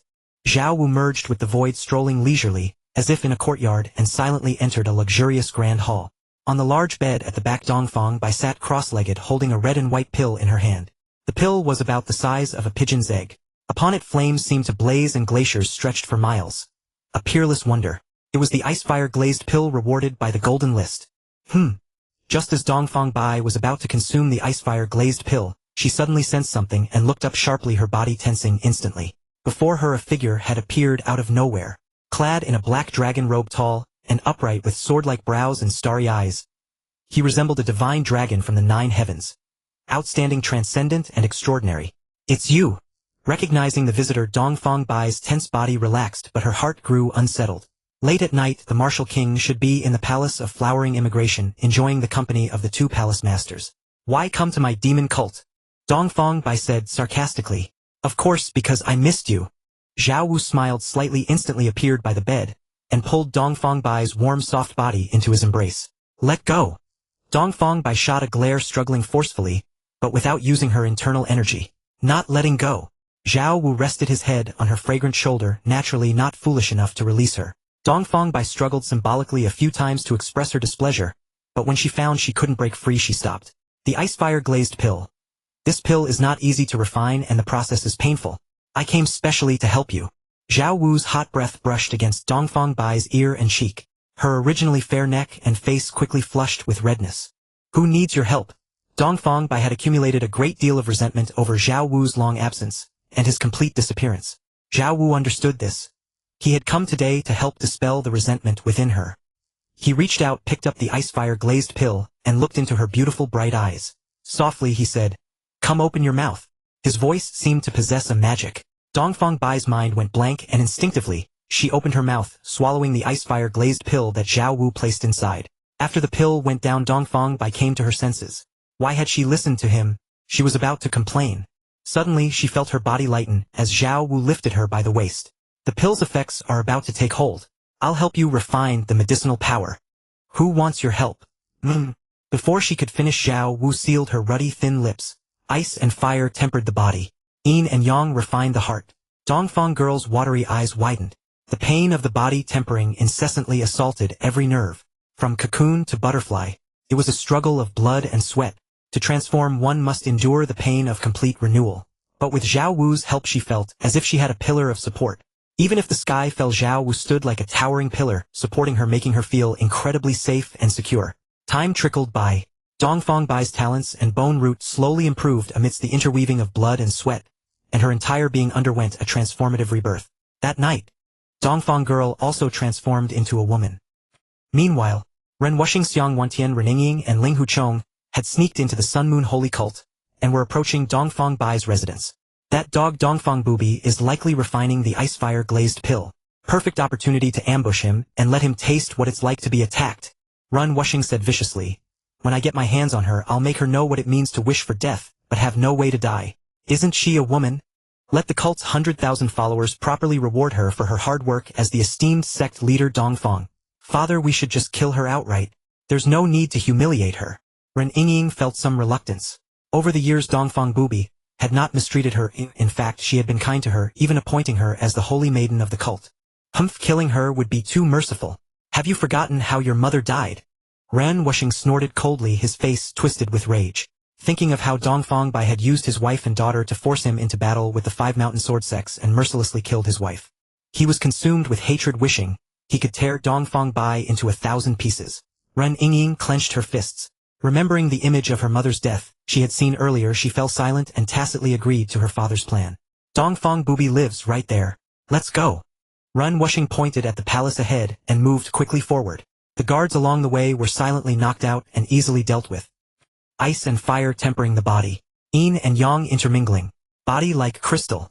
Ice skin and jade bones. With the refining of the ice-fire crystal pill and the painful transformation through blood and tears, Dongfang Bai underwent earth-shaking changes. Both her talent and bone structure were greatly enhanced. Such a dramatic change was not only due to the ice-fire crystal pill, improving her root bone talent, but also because of Zhao Wu's assistance and guidance. Dongfang Bai's cultivation leaped to the divine void realm, becoming a terrestrial immortal. Her life essence underwent a qualitative transformation. Her skin was whiter than snow and her bones were like jade. Not a single flaw could be found. She seemed like a celestial maiden descending to the mortal world. Zhao Wu held Dongfang Bai's curvaceous and flawless body, looking down at the jade beauty in his arms, a blush spreading across her exquisite face.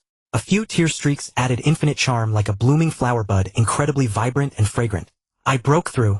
Dongfang Bai's red lips parted slightly as she felt the changes within her.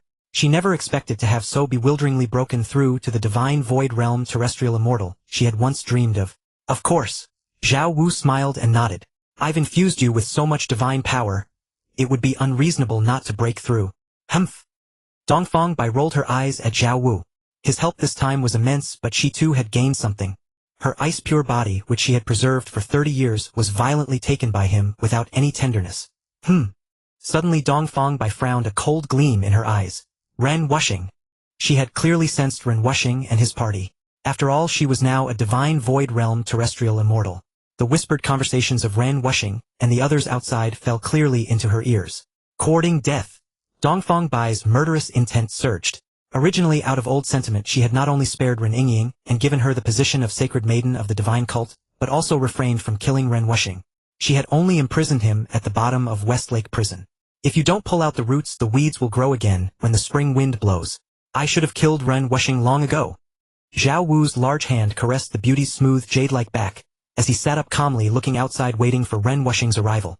The next moment, her figures slipped in swiftly, without any hesitation or sound, showcasing their formidable martial arts and agility. But when they entered the room, the 4 of them were stunned. They saw 2 pairs of eyes staring at them. Boom! The extinguished lights in the room suddenly lit up, yet Ren Wuxing and the others' expressions remained unchanged. At their level of cultivation, day or night did not affect their movement and vision. Dongfang Bai, I thought you were training with the ice-fire crystal pill, but instead you're having fun with a pretty boy. I've interrupted your pleasure. Ren Wuxing looked at Dongfang Bai, whose face was flushed as she leaned in Zhao Wu's arms, clearly having just finished something.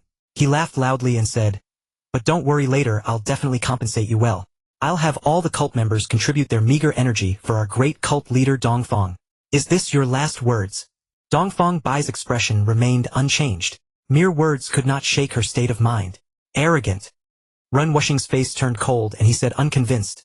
If it weren't for your sneak attack back then, I could have crushed you with one hand. Prepare to die. Ren Wuxing curled his fingers into a claw, his body shrouded in protective chi, and lunged at Dongfang Bai.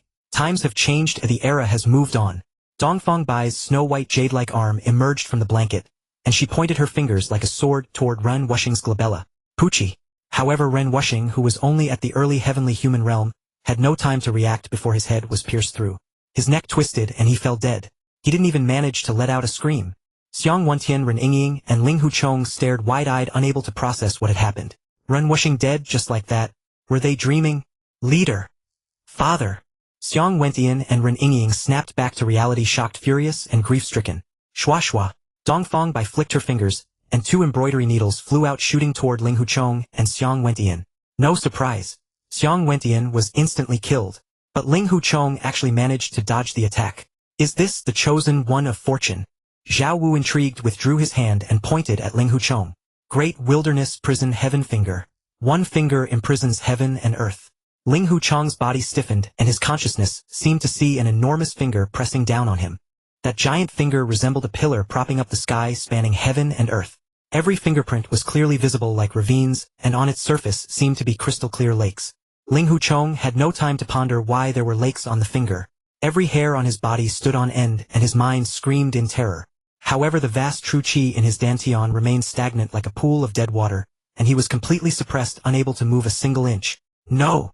Finally, the giant finger descended, crushing him to ashes under Ling Huchong's terrified gaze. Plop! Ling Huchong's body fell to the ground, a finger-sized bloody hole appearing on his forehead. His body was not actually crushed to ashes. That was only what his consciousness saw. What was crushed to ashes was his consciousness. Brother Chong. Ren Yingying watched Ling Huchong be killed by Zhao Wu's finger, despair and sorrow in her eyes. She drew her sword and charged at Dongfang Bai. You villain, I'll fight you to the death. She knew she was no match, but she would rather die charging forward. As for escape, given the strength displayed by Dongfang Bai and this unknown pretty boy, she had no chance of escaping. This time Zhao Wu did not act. Ren Yingying was not worth his effort. Dongfang Bai could easily destroy her. Show. Dongfang Bai watched Ren Yingying thrust her sword forward, then casually pointed and sealed her acupoints, immobilizing her. Kill me if you want. Ren Yingying snorted, coldly glaring at Dongfang Bai. Don't think your hypocritical act will earn my gratitude. Why would I need your gratitude? Dongfang Bai twirled a strand of her hair with her fingers, coquettish and seductive, and said with a light laugh. Wouldn't it be too easy to just kill you like this? Her fingertip traced Ren Yingying's fair cheek, her swan-like neck, and her delicate, sexy collarbone. You! What do you want? Ren Yingying's heart skipped a beat. She was not afraid of death, but there were some things she feared, especially when it came to women. Such a beautiful woman, wouldn't it be a pity to kill her? Dongfang Bai pulled hard and brought Ren Yingying into her embrace. Tap tap. At that moment hurried footsteps were heard and Shu Yang and Tong Baixiong, 2 elders of the divine cult, rushed in. Because Ren Wuxing and his party had left the door open when they entered. Otherwise they wouldn't dare to break in. Leader, what happened? As Chu Yang spoke, he saw the corpses on the ground and his pupils constricted. Ren Wuxing. Tong Baixiong also saw the corpse of Ren Wuxing, and immediately deduced the general situation. Apparently Ren Wuxing's assassination attempt had failed, and he was eliminated. Of course, what shocked them the most was that there was actually a pretty boy in the bed of sect leader Dongfang. However, they only cast a quick glance before lowering their heads, not daring to look further. Drag them down and hang them on the Blackwood Cliff. Dongfang Bai said calmly, her voice cold and commanding. This is the fate of traitors. Yes, we obey your orders. Tong Baixiong and Chu Yang did not dare to utter a word. They quickly grabbed the corpses of Ren Wuxing, Xiang Wentian, and Ling Huchong and hurried away, afraid that if they delayed even a moment they would be silenced by Dongfang Bai. After all, they had witnessed the sect leader's secret. The sect leader actually had a pretty boy. Although they had learned from the earlier ranking of the 10 extraordinary women that the sect leader was a true woman, not a freak made by practicing the Sunflower Manual. Having a pretty boy was normal, but they had never heard a whisper of it before. Clearly this matter was extremely secret. Phew! Leaving the bedchamber, Chu Yang and Tong Baixiong let out a long sigh of relief, feeling as if they had survived a disaster. The moment I saw that young master, I thought I would never walk out of the hall alive. Chu Yang exclaimed. Indeed.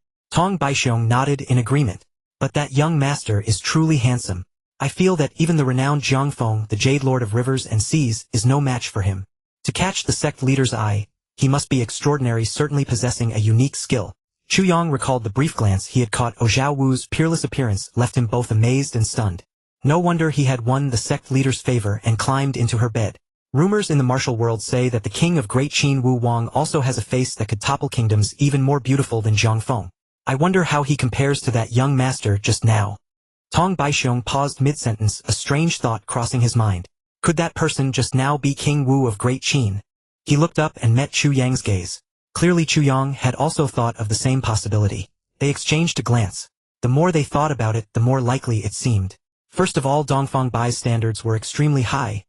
It was very difficult for an ordinary person to become her intimate guest. Therefore that man just now was most likely not an ordinary person. Moreover, his martial arts must be outstanding. But such a person, they had never heard of him before. If it was King Wu, then it would be understandable. Besides, King Wu was known for his romantic pursuits. He had even won over the fairy-like or demon-like woman Yao, the great palace master of the Flower Palace, and the Jade Lady, the foremost beauty of the martial world. Conquering their sect leader did not seem like a problem either. It seems it must be King Wu without a doubt. Chu Yang suddenly spoke. Why? Tong Baixiong was puzzled. Just now it was only suspicion, so why was he suddenly certain? Look at this wound. Chu Yang pointed at the wound on the forehead of the corpse he was carrying. What he was carrying was precisely Ling Hu Chong. This is not the sect leader's sunflower chi. The residual finger intent carries a tyrannical aura of imprisoning heaven and earth. Tong Baixiong stared at the wound on Ling Hu Chong's forehead, sensing the lingering flavor, and suddenly his eyes widened in shock. The great, desolate prison heaven finger. Correct. Such a terrifying and lofty artistic conception must be that great, desolate prison heaven finger. Chu Yang nodded, his heart churning with shock. All right, this matter is not something we can discuss. Let's go carry out the sect leader's orders.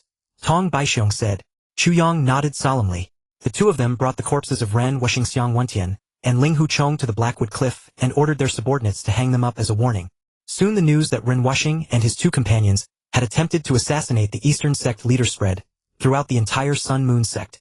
The sect members were in an uproar. Looking at the former sect leader Ren Wuxing and the self-proclaimed Heavenly King Xiang Wentian's corpses, the crowd's eyes grew even more reverent. As for avenging Ren Wuxing, what a joke. 20 years had passed and Ren Wuxing's loyal followers had long been purged by Dongfang Bai.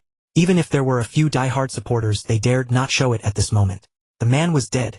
What was the point of loyalty? Now that Ren Wuxing was killed for attempting to assassinate the sect leader, I wonder how the sect leader will deal with the saintly lady. Shoo! Still calling her saintly lady.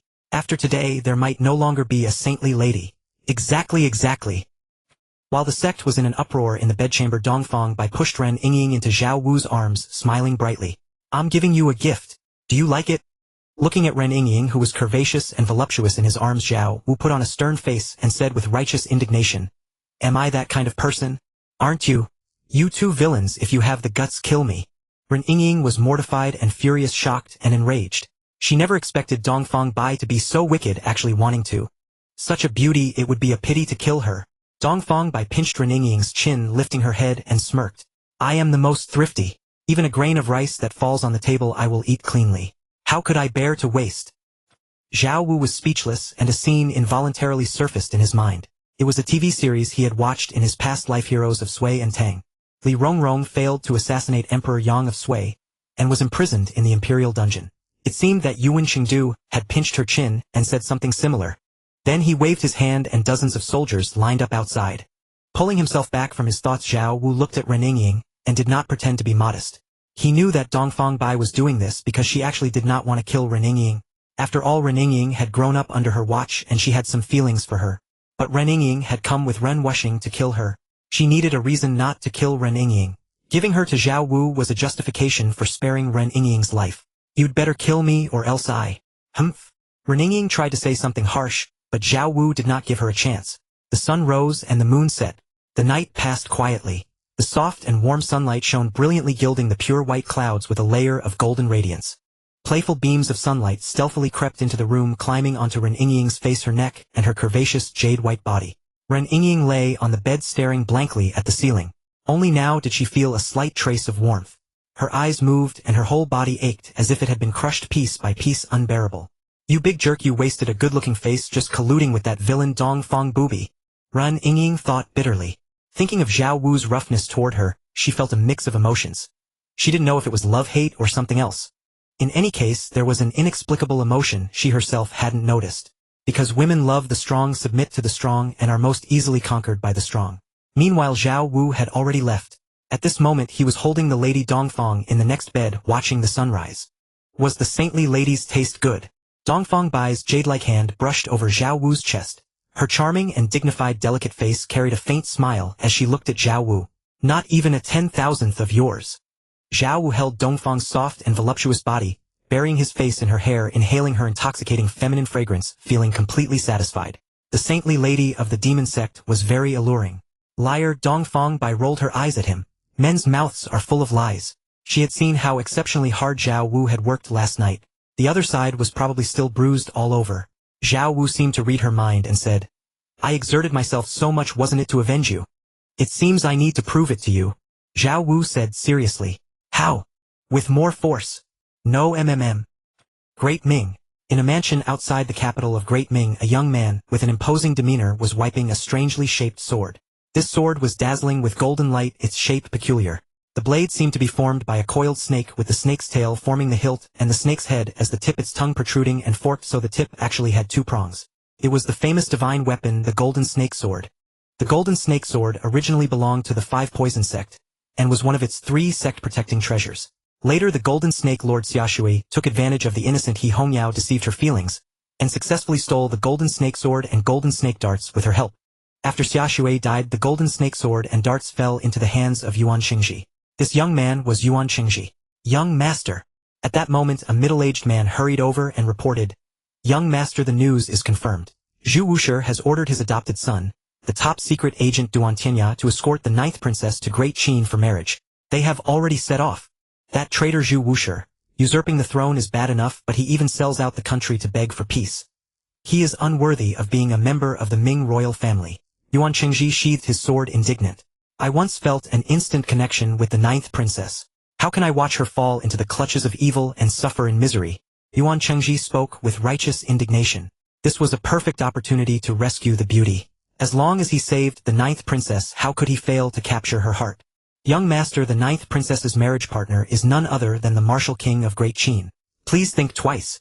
The middle-aged man was startled. To rob the king's woman. Just thinking about it was thrilling, no terrifying. What of the martial king? This is Great Ming, not his Great Qin. I don't believe he can cover the sky with one hand. Yuan Qingji, famous since youth and possessing superb martial arts, showed no fear. He did not consider himself inferior to the martial king. Moreover, he was not going to fight head-on with the martial god and his powerful subordinates. He would take the person and leave. With the world so vast, who could do anything to him? Even if the martial god was formidable, would he personally chase after him for a woman? As for the martial god's subordinates, there were some experts he estimated he could not defeat, but such people were certainly few, and those sent to pursue him would not be very strong. He was confident he could handle them. Young Master. Enough, no need to say more. I have made up my mind. Yuan Qingji said firmly. After speaking, he left with a few trusted followers, heading toward the 9th princess's procession. On the official road of Great Ming, a long wedding procession moved slowly like a huge dragon. Duan Tianya, dressed in black, rode a horse with a long and a short Eastern samurai sword hanging from his waist. He had not inherited Zhu Wushi's martial arts. Instead, he had studied under the IGA school in the Eastern land and later learned the illusory sword of Mian Kuang Sailing. Now he had reached the heaven and human realm and was considered a notable expert in the martial world. His sharp eyes were alert, guarding beside a luxurious and exquisite carriage. Inside the carriage, a girl of elegant bearing and unparalleled beauty was sitting upright, holding a portrait in her hands, staring at it in a daze. The portrait was of a man dressed in a black python robe. He had an imposing demeanor, his eyes like 2 brilliant stars, deep and captivating. Even through the portrait there was a kind of enchanting power that made one fall into it. What kind of person is the martial king? A Jew stared at Zhao Wu's portrait, recalling information about him in her mind.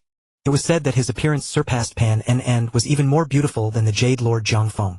Well, the portrait gave a glimpse. Truly unparalleled under heaven. The martial king was able to captivate the hearts of such peerless beauties as the palace master Yao, Yue, the jade lady Shen Bijuan, and Feng Xinyang. Besides his unsurpassed appearance, he must have other special skills. A Jew analyzed in her mind. She knew these stunning women were not ordinary people, and could not be won over solely by looks. Actually, Yao Yu was a Lucist. I heard that the martial king has mastered all of the martial god's skills, and has entered the realm of land immortal. But besides martial arts and appearance, he should have other specialties. A Jew thought of Shen Bijuan. Once Lian Qingbi had pursued Shen Bijuan but failed. Lian Qingbi was the master of the Wugo manor, renowned in the martial world, accomplished in both civil and martial arts with outstanding martial skills and appearance. Yet even so he failed to win Shen Bijuan. But Zhao Wu succeeded. In fact, Shin Bijuan was a romantic who put love above all else. In a word, she liked bad boys with flair. A good man like Lian Qingbi naturally wouldn't do. In the original story, the bandit Xiao Xialong was the bad boy Shin Bijuan liked. For Xiao Xialong, she was even willing to abandon the child of Lian Qingbi in her womb. Of course, in this world, Zhao Wu had already won Shin Bijuan early on, and Lian Qingbi and Xiao Xialong had no chance to lay a finger on her. What a mysterious man. A Jew looked at the portrait, her words like pearls, her voice soft and clear, extremely pleasant to the ear. She wasn't too averse to this marriage, because Zhao Wu had successfully sparked her interest. As for Yuan Chengji, she had only met him once when traveling the martial world with her master, and she didn't have much feeling for him. Compared to Zhao Wu, Yuan Chengji was completely outclassed. He had no competitiveness at all, so Yuan Chengji still needed to rescue the beauty to win her heart. Actually, he was just motivated by lust. 2 days passed quickly.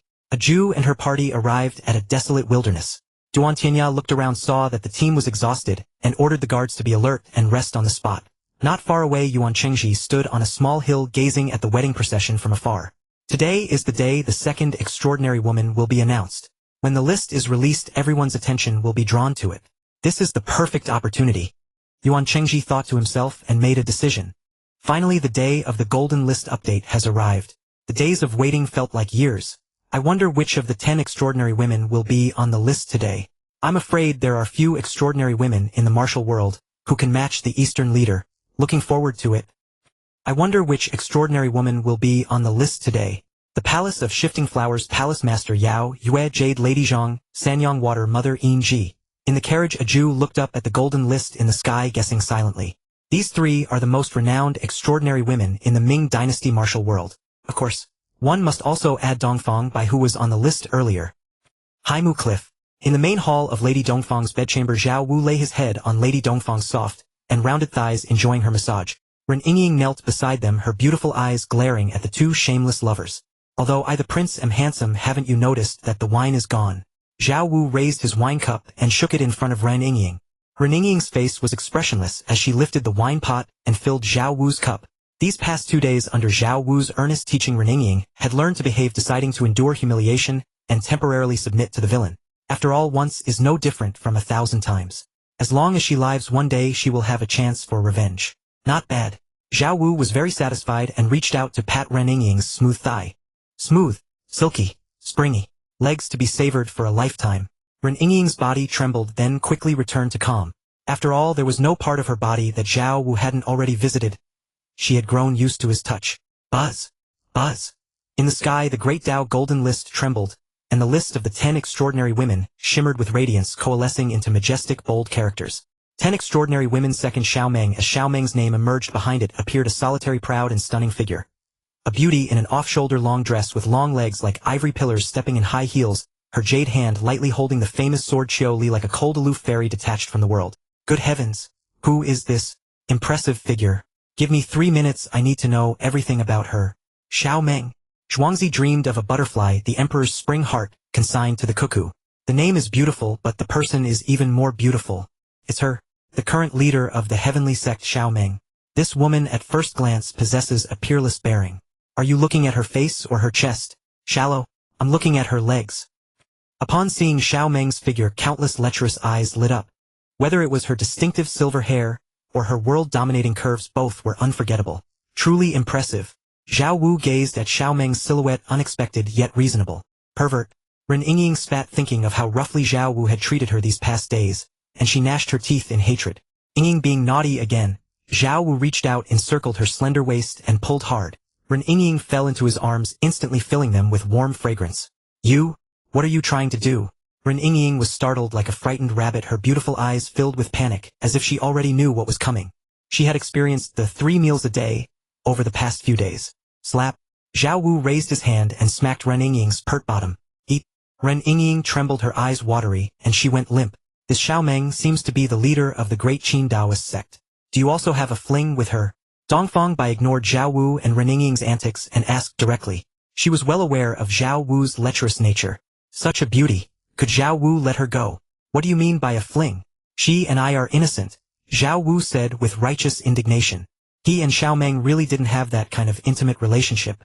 At most, during their first meeting, he had measured the height, volume, and firmness of her peaks in the pool. I don't believe you. Dongfang Bai gave him a roll of her eyes and then ignored Zhao Wu. She looked up at the sky. Country destroyed, family lost, reduced to an orphan. An image appeared, young Xiao Meng struggling in the chaos of war, finally enduring hardships before being taken in by the heavenly sect of Taoism. I never expected Xiao Meng's background to be so miserable. As the saying goes, a fine sword is honed from grinding and plum blossoms bloom from bitter cold. I believe Xiao Meng will surely overcome her difficulties and become a legend. Isn't that obvious? Being on the list already says it all. While everyone was lamenting Xiao Meng's background, she herself gazed calmly at the sky like an emotionless robot. Life or death, it is fate. When to be born and when to die, it is heaven's will. Xiao Meng's red lips parted, her voice devoid of sorrow or joy, as if she had already seen through life and death. Entering the heavenly sect, Xiao Meng soon displayed extraordinary talent. At the age of 8, she defeated the 6 great elders of the sect except for the leader Chisongzi. Holy crap! How can she be so awesome? 8 years old. At 8 I was still breastfeeding. What's so special about 8? I'm 40 today and still breastfeeding. Brother, you're amazing. These elders don't look weak either. This is too monstrous. I feel like all my 30 years of martial training have gone to waste. I'm so jealous, it's driving me crazy. Those who had sympathized with Xiao Meng's background now turned green with envy. This talent was truly terrifying. Xiao Meng's talent revealed, shocking the heavenly sect of Taoism. Bei Mingzi, who had not taken disciples for 50 years, came out of seclusion to accept her as his last disciple, and she obtained the famous sword Qiu Li. After 10 years of secluded cultivation at 18, she succeeded her deceased senior brother Chisongzi as the leader of the heavenly sect of Taoism. Although young, her mastery of internal energy and profound cultivation were unmatched in the Taoist sect, and she was hailed by Chu Nangong as the #1 of the heavenly sect. Given her previous feat of defeating the 6 elders at 8 years old, her current achievements after 10 years of seclusion, while astonishing, were not unexpected. In the sky, scenes kept shifting, showing fragments of Xiao Meng's life and her words. Life or death, it is fate. When to be born and when to die, it is heaven's will. News is just news. There is no such thing as good or bad. A nation exists between heaven and earth, but a mere moment of light, a fleeting flower. Constantly without desire to observe the wonders, constantly with desire to observe the boundaries. That is because Confucius' realm was not high enough, otherwise he wouldn't have made a fuss. Life in this world is like a white pony passing a gap. Pick a flower, pluck a leaf, some lives wither to adorn the scenery in others' eyes. Accept fate as it is. Isn't that freedom? Though mountain cherry trees bloom brilliantly, they eventually return to dust. Oh, human life is no different. Wow. Is this what a master looks like? Not only is her talent unparalleled, but her ability to show off is also perfected. Master Xiao Meng, please let me cling to your thigh. I've noticed that since Master Xiao Meng achieved success in cultivation, she's either showing off or on her way to show off. Everyone's eyes widened. They never expected Master Xiao Meng to be such a show-off, but it successfully piqued their interest. Now they just wanted to see Master Xiao Meng show off. In the sky, the scene shifted. In a garden hot spring, a man of breathtaking handsomeness was soaking in the water. Slurp. Who is this man? So handsome. Those chiseled features, those 8-pack abs, that perfect physique. My heavens, how can such a perfect man exist in this world? Ah, that's my husband. I can't take it, someone help me. How can there be such a handsome man? Holy cow. That's King Wu. He's even a tiny bit more handsome than me, Lu Xiaofeng. Haha, my son truly has the bearing of my younger self. Who exactly is this man? Why is he here? Does Master Xiao Meng have some relationship with him? Countless men were jealous, countless women went wild, their eyes shining, wishing they could jump into the scene and throw themselves into Zhao Wu's arms. King Wu's physique is really top-notch. Grand Siming stared at Zhao Wu soaking in the hot spring on the screen, her heart pounding. She knew that Moon Goddess was taking her and young Siming to seduce King Wu in order to gain his help to compete with Yan Fei. Thinking of this, she couldn't help but sneak a glance at Moon Goddess and young Siming. Moon Goddess stood calmly, her deep eyes beneath the thin veil seemingly tranquil as an ancient well, her face betraying no expression. Young Siming, on the other hand, was even more cold-faced. Damn. Grand Siming complained inwardly, but she wasn't surprised. As for young Siming, there was no need to mention her. Her personality was like that, as if she would never have any other expression. However, she was curious, when King Wu favored young Siming, would she still maintain that expression and remain silent? As for Moon Goddess, she was a master of expression management. As long as she didn't want to show it, nothing could be seen on the surface. Then she continued to watch the sky screen. A stunning beauty approached the man and said, "Your Highness, Master Xiao Meng, leader of the heavenly sect, has arrived and requests an audience. She is waiting outside. Let her wait. No need, I have already come. An uninvited guest is a bad guest, and you, Master, intrude upon me while bathing. Are you not afraid of sullying both our reputations? The world says men and women are different, but these are nothing but foolish and vulgar constraints. As for reputation, it is even more ridiculous. There is a kind of fungus that is born at sunrise and dies at sunset. In its entire life it knows neither dawn nor night. The cicada is born in spring and dies in summer. In its life it knows nothing of autumn or winter. Legend has it that there is a divine tree called the Great Spring which takes 8,000 years as a spring and 8,000 years as an autumn, but little does it know that in the vastness of heaven and earth that is but a fleeting moment, a brief instant. Life in this world is like a white pony passing a gap. A summer insect cannot speak of ice. What do worldly reputation and honor matter to me? I never expected that King Wu, as the heir of the martial god, would also be unable to escape these worldly views. Master Xiaomeng, are you implying that you have seen through everything? The heavenly Dao is without desire or attachment. Fame and prejudice are but illusions. The physical body and skin are nothing but a skeleton of rouge. Good heavens! So this man is King Wu. No wonder legends say King Wu is even more handsome than the Jade Lord Jiangfeng of the rivers and seas. The rumors are true. Wu, I finally understand why Palace Master Yao, Yue Jade Lady, and other peerless beauties are all trapped and unable to extricate themselves. With a physique like King Wu's, which woman can resist? Master Xiaomeng's realm is truly too high. She has seen through the mundane world, through the physical body, through the differences between men and women, and is transcendent. Master Xiaomeng is indeed an extraordinary woman. At such a young age, her mental cultivation is already so transcendent, not like a mortal. Taoist sect. Heavenly sect. The leader is truly amazing. Debating with King Wu, she didn't lose ground at all with a transcendent realm. The leader is indeed the leader, truly amazing. The disciples and elders of the heavenly sect were in an uproar, their faces filled with pride, basking in reflected glory. At the peak of the back mountain, Bei Mingzi watched this scene, gently stroking his beard, nodding slightly with a satisfied expression.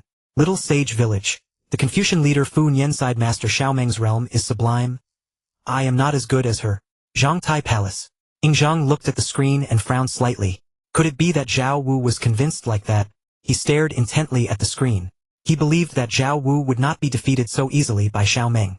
Sure enough, the scene shifted and Zhao Wu gave a playful smile. Do you know what I like the most? What? It is the very skeleton of rouge you mentioned.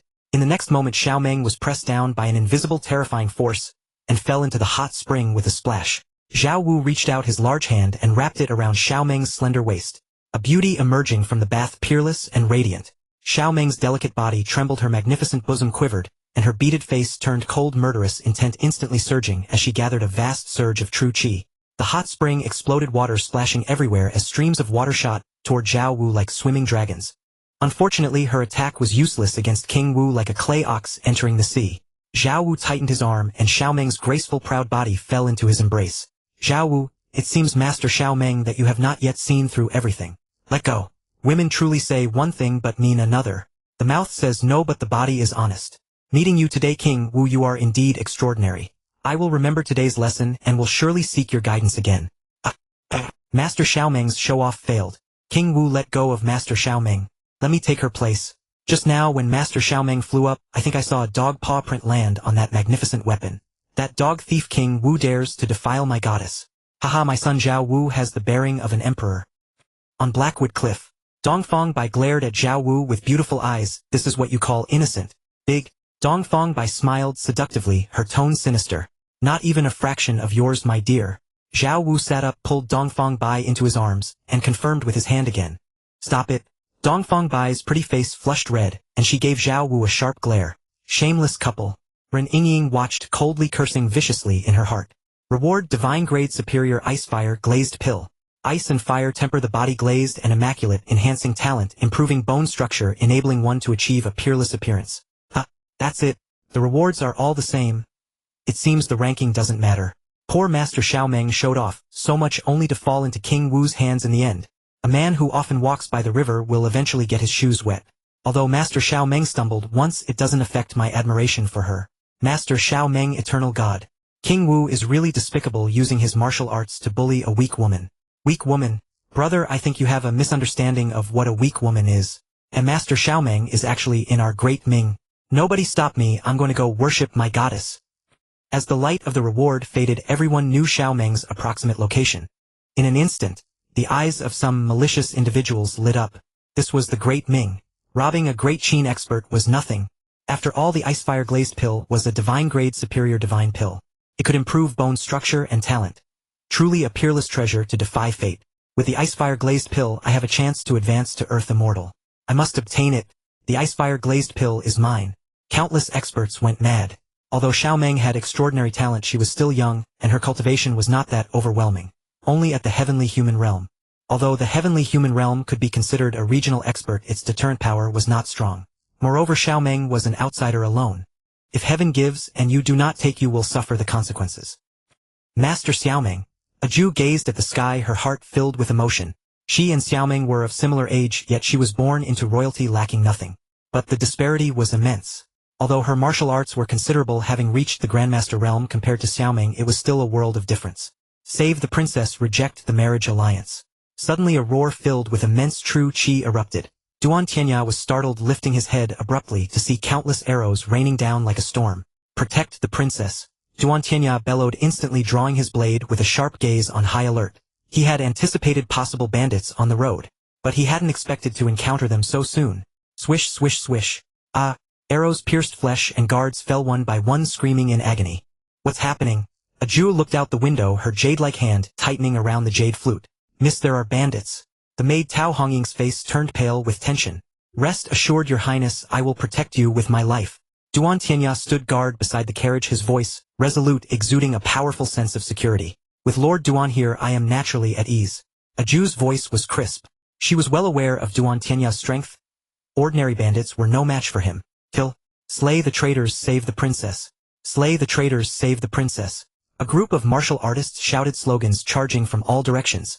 Yuan Qingji, the protagonist of the Sword of the Blue Blood, thrived, even in this composite martial world. He had gained a series of fortuitous encounters, becoming a martial arts master, and with the support of heroes from 7 provinces, the leader of the Martial Arts Alliance. These people were a mix of outlaws and court experts dissatisfied with Zhu Wushi. These people seem unusual. Duan Tianya's gaze grew more solemn, as he watched the powerful figures converging from all sides. He realized they were no ordinary bandits. Though their formation was chaotic and lacked the discipline of an army, their individual prowess far exceeded that of the Imperial Guards. As soon as the two sides clashed, the Imperial forces were overwhelmed. Princess, these bandits are formidable. If we are outmatched, forgive me, but you may have to ride a horse. I will cover your retreat. Duan Tianya's voice was heavy, sensing the difficulty. Fortunately, the princess was no helpless maiden. She had reached the Grandmaster realm, and could handle most martial artists. With his cover, escape should be feasible. Lord Duan, rest assured. I have traveled the martial world and learned some skills from my master. Though I cannot compare to you, ordinary ruffians are beneath my notice. A Jew's words flowed like pearls, her voice soft yet clear, enchanting, without a trace of panic. Even now, Duan Tianya felt a measure of relief. Suddenly a powerful sword intent rose from afar, heading straight for him. Before the person arrived, terrifying sword chi shot forth. Sensing the approaching powerhouse, Duan Tianya leaped, gripping his blade with both hands, and slashed downward in midair. Clang, clang, clang. Sword met blade. They exchanged dozens of moves in an instant. Sword chi crisscrossed. Rocks flew in all directions. Golden Serpent Sword. You are Yuan Qingji, the martial arts leader of the 7 provinces. Duan Tianya recognized the man at once, seeing the strange serpentine sword in his hand. As the top-secret agent of the Guardian Dragon Villa, he had detailed files on martial arts masters like Yuan Qingji, the leader of the 7 provinces. Zhu Wushi usurped the throne and sold out the country. You aid the tyrant. Today I will act for heaven and rid the world of a traitor. Yuan Qingji, wielding the Golden Serpent Sword, was brimming with battle spirit. His Golden Serpent Sword technique exquisite and cunning pressed Duan Tianya hard. Your father Yuan Chonghuan committed treason and was executed by the late emperor. You were saved by his subordinates and lived in hiding. What right have you to judge his majesty, let alone act for heaven? Duan Tianya sneered. Though he did not fully approve of Zhu Wushi's ascension, since Zhu Wushi was now emperor, he would serve him loyally. Moreover, only Zhu Wushi can shoulder the heavy responsibility of the great Ming now. Young Master Yuan. Just then a clear, moving voice rang out. A Jew stepped out of the carriage, gazed at Yuan Qingji, and demanded, Young Master Yuan, what are you doing? A Jew. Yuan Qingji's spirits lifted.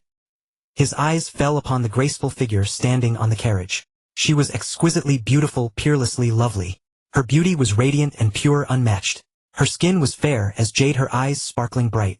Though young, her features were delicate and her bearing noble, as if she had stepped out of a painting. A Jew, rest assured, I will rescue you today. Yuan Qingji declared, brimming with confidence and righteous fervor. Young Master Yuan, I do not need your rescue. Leave. A Jew said coldly. Though Yuan Qingji had come to save her, his killing of so many innocent guards had erased any goodwill she might have had. A Jew, matters of state should not be borne by a woman alone. Especially not for that traitor Zhu Wushi. Yuan Qingji spoke passionately, his voice ringing through the skies. Should the men of our great Ming rely on a woman for peace? The ancestral teachings of the great Ming: no submission, no tribute, no marriage alliances. The emperor guards the borders and the sovereign dies for the nation. Zhao Wu, a coward and usurper who disobeys the ancestral laws, has no right to be emperor. A Jew, what is there to hesitate? The Great Qin is brutal and King Wu is licentious and cruel. Falling into his hands will be a fate worse than death. Come with me. As long as I Yuan Chengji live, no one will harm a single hair on your head. Yuan Chengji gazed at a Jew's ethereal beauty. His heart stirred with admiration and desire. A Jew was silent for a long moment. Yuan Chengji rejoiced, thinking she was moved and about to agree. I will not go with you. A Jew suddenly spoke, her voice unwaveringly firm. Ha! The joy on Yuan Chengji's face froze. He had never expected a Jew to refuse. Though they had met only once and shared no deep feelings, he believed a Jew would surely oppose the marriage alliance. He had risked his life to save her from misery, expecting gratitude and perhaps even her hand. Yet, the outcome was unexpected. Anger surged within Yuan Chengji. He couldn't believe a Jew was so ungrateful. Now that the arrow was on the string, he had no choice but to force the issue. A Jew, I know you are being coerced. Today I will definitely save you.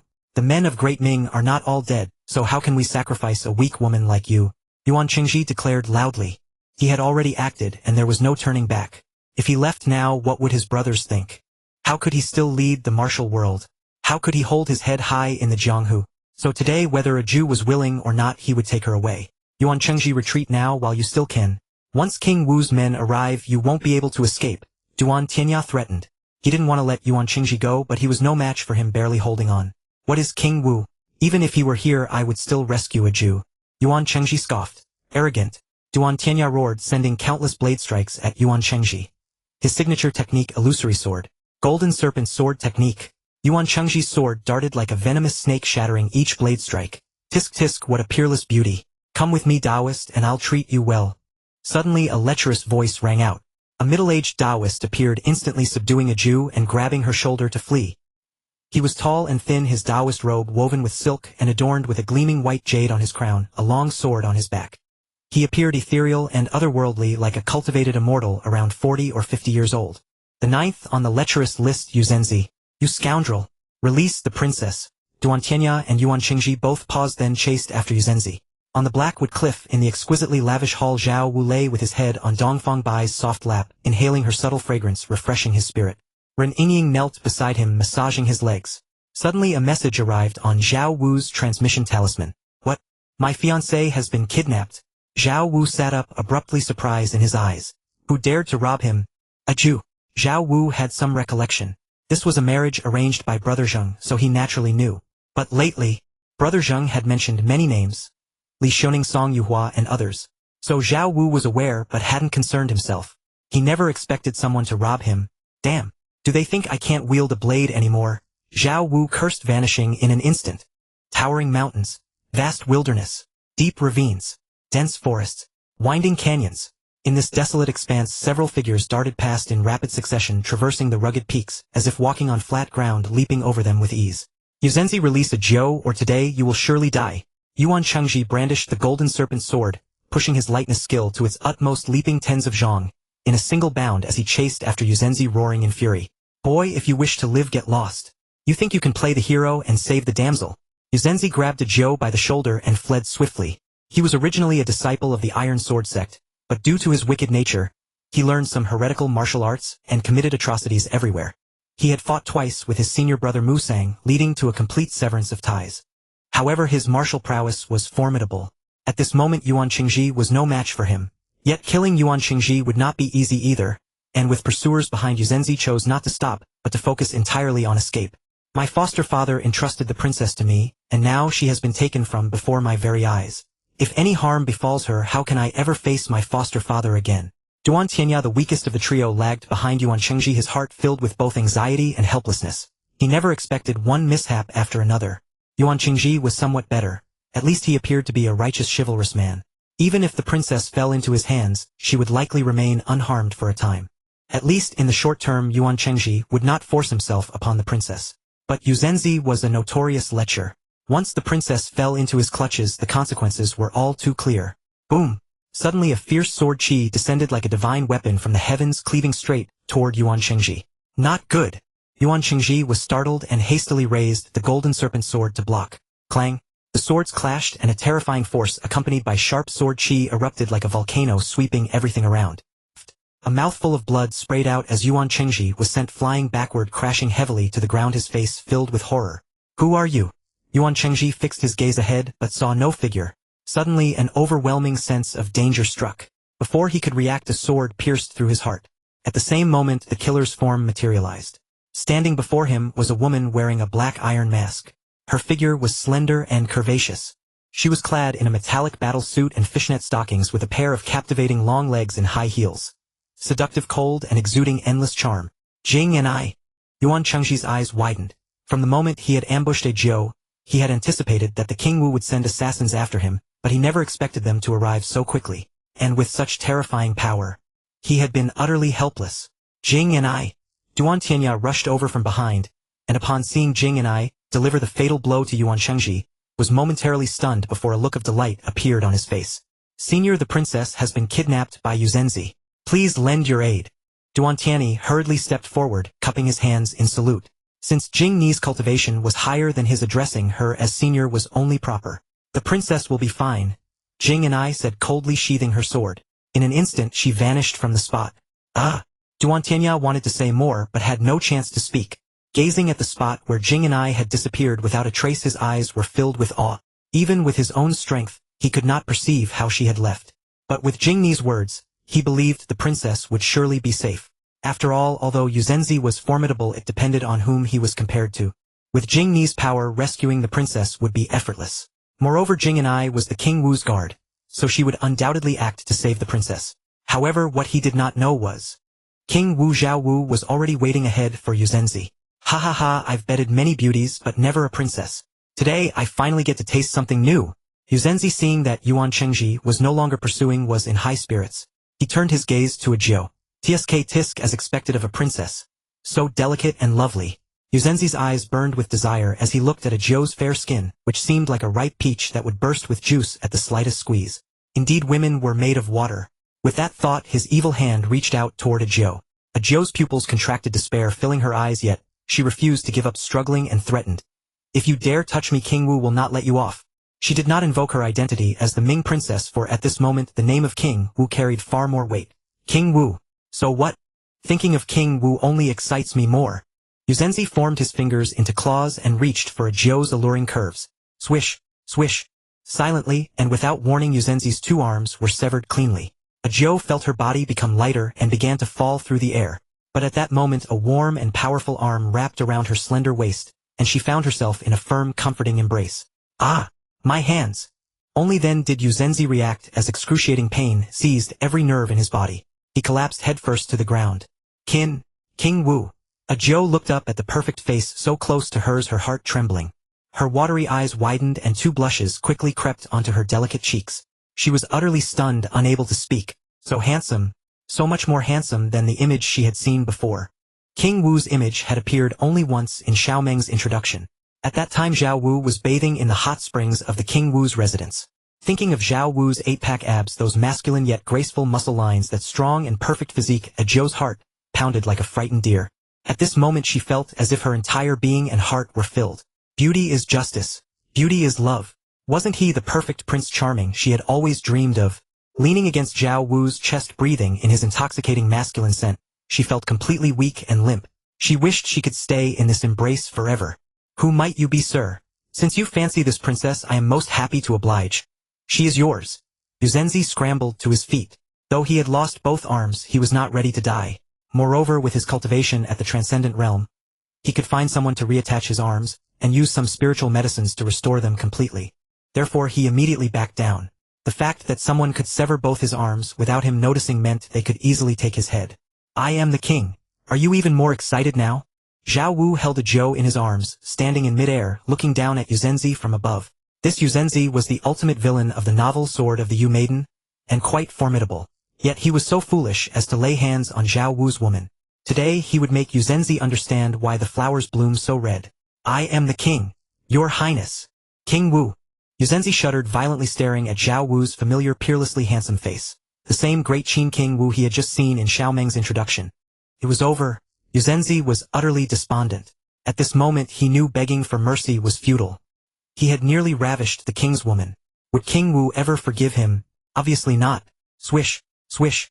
Without a second glance Zhao Wu flicked his fingers, condensing the air into ice, and sending 2 life-death charms into Yuzenzi's body. Yuzenzi closed his eyes, certain he would die. However, after a moment he opened them and exclaimed in surprise, "I'm not dead." At this thought Yuzenzi grew excited, his eyes rekindling with a desire for life. He fell to his knees and cried out hoarsely, "Thank you, King Wu, for sparing my life. From this day forth this insignificant one's life belongs to you. I will go through fire and water for you, undaunted by death." He reasoned that since Zhao Wu had not killed him, he must wish to recruit him. "I just don't want you to die so easily," Zhao Wu replied, gazing at Zhou's exquisite face, and continued slowly, "How could I let anyone who dares to covet my woman die so easily?" Zhou felt a surge of sweetness in her heart. But when she heard Zhao Wu call her his woman, her cheeks grew even redder and hotter. "The charm I just planted in you is called Life-Death Charm. As the name suggests, it can make life worse than death. Once the Life-Death Charm activates, it grows more severe each day, with unbearable itching and pain increasing for 81 days, then gradually subsiding for another 81 days, only to intensify again. A cycle that repeats endlessly." Ah! Yuzenzi nearly blacked out, plummeting from heaven to hell in an instant. At the same time he felt an itching and aching sensation beginning to stir within him. So itchy. Ah! It's unbearable. So painful. Please kill me. Ah! So itchy. Soon Yuzenzi was writhing on the ground, howling in agony. Without his arms his suffering was 100 or 1,000 times worse than being cut to pieces. Hiss! Zhou shuddered as she watched Yuzenzi roll and scream, banging his head against the ground. A flicker of fear for the life-death charm passed through her eyes. "Are you afraid?" Zhao Wu looked at her. "No, I'm not." Zhou shook her head. "This lecher has defiled countless innocent women and is guilty of heinous crimes. A quick death would be too merciful. This is the best punishment. Evil people need such measures." Though kind-hearted, she was no saint. Zhao Wu nodded in satisfaction, then bent down and planted a firm kiss on her fair forehead. "King Wu." Zhou's eyes were like water, her cheeks flushed, her skin pale and delicate. Her voice was shy as she buried her face in Zhao Wu's chest, not daring to meet his gaze. Looking at the charmingly shy beauty, Zhao Wu felt a surge of warmth. Indeed, as the scumbag cousin Su Jima, whom Jin Yong despised, once said, "The sweetest is the bow of the head, like a water lily too bashful for the breeze." "Come, I'll take you home." Zhao Wu held Zhou's limp soft body in his arms, soared into the sky, and flew swiftly toward Great Qin. Ah! Too fast. King Wu, slower. The strong wind made it hard for Zhou to open her eyes.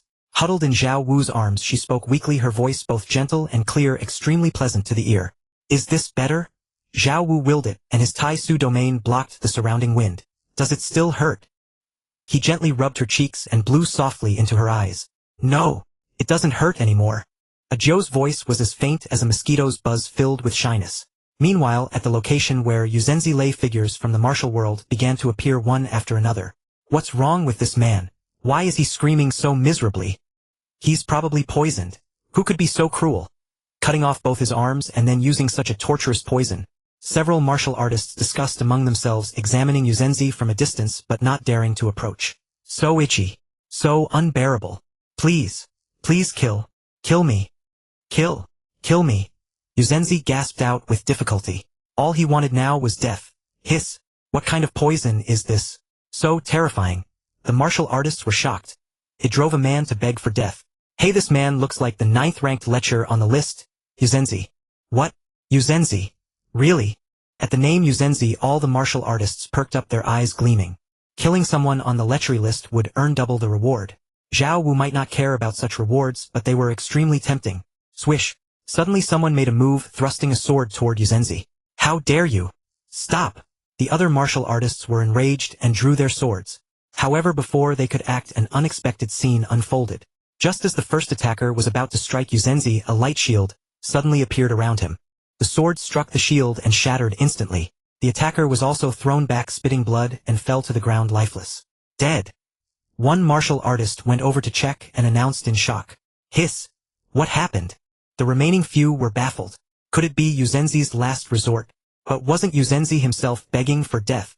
Look, there seem to be 2 faint characters on this light screen. There really are 2 characters. What characters? The martial artists gathered around, peering at the 2 golden characters faintly emerging on the screen. "King Wu." A clear cold voice sounded from behind. The crowd turned to see a man in black approaching slowly with steady steps. His stride was firm and his aura was powerful. Clearly a master. Who are you? Someone asked. Duan Tianya the No. One secret agent of the Dragon Protection Manor. Duan Tianya. The crowd was startled. Duan Tianya was well known in the Ming Empire. Even if they had never met him, they had heard of the name of the No. One secret agent. No, you're not Duan Tianya. Suddenly a martial artist contradicted. I heard that Duan Tianya escorted Princess Chongping to Great Qin for a marriage alliance. He couldn't possibly be here. Yes, I've heard that too. Duan Tianya absolutely cannot be here. The other martial artists spoke up, eyeing the man in black with hostility. Believe it or not, Yuzenzi kidnapped the princess. It seems he has now been subdued by King Wu. I advise you not to touch him if you want to live.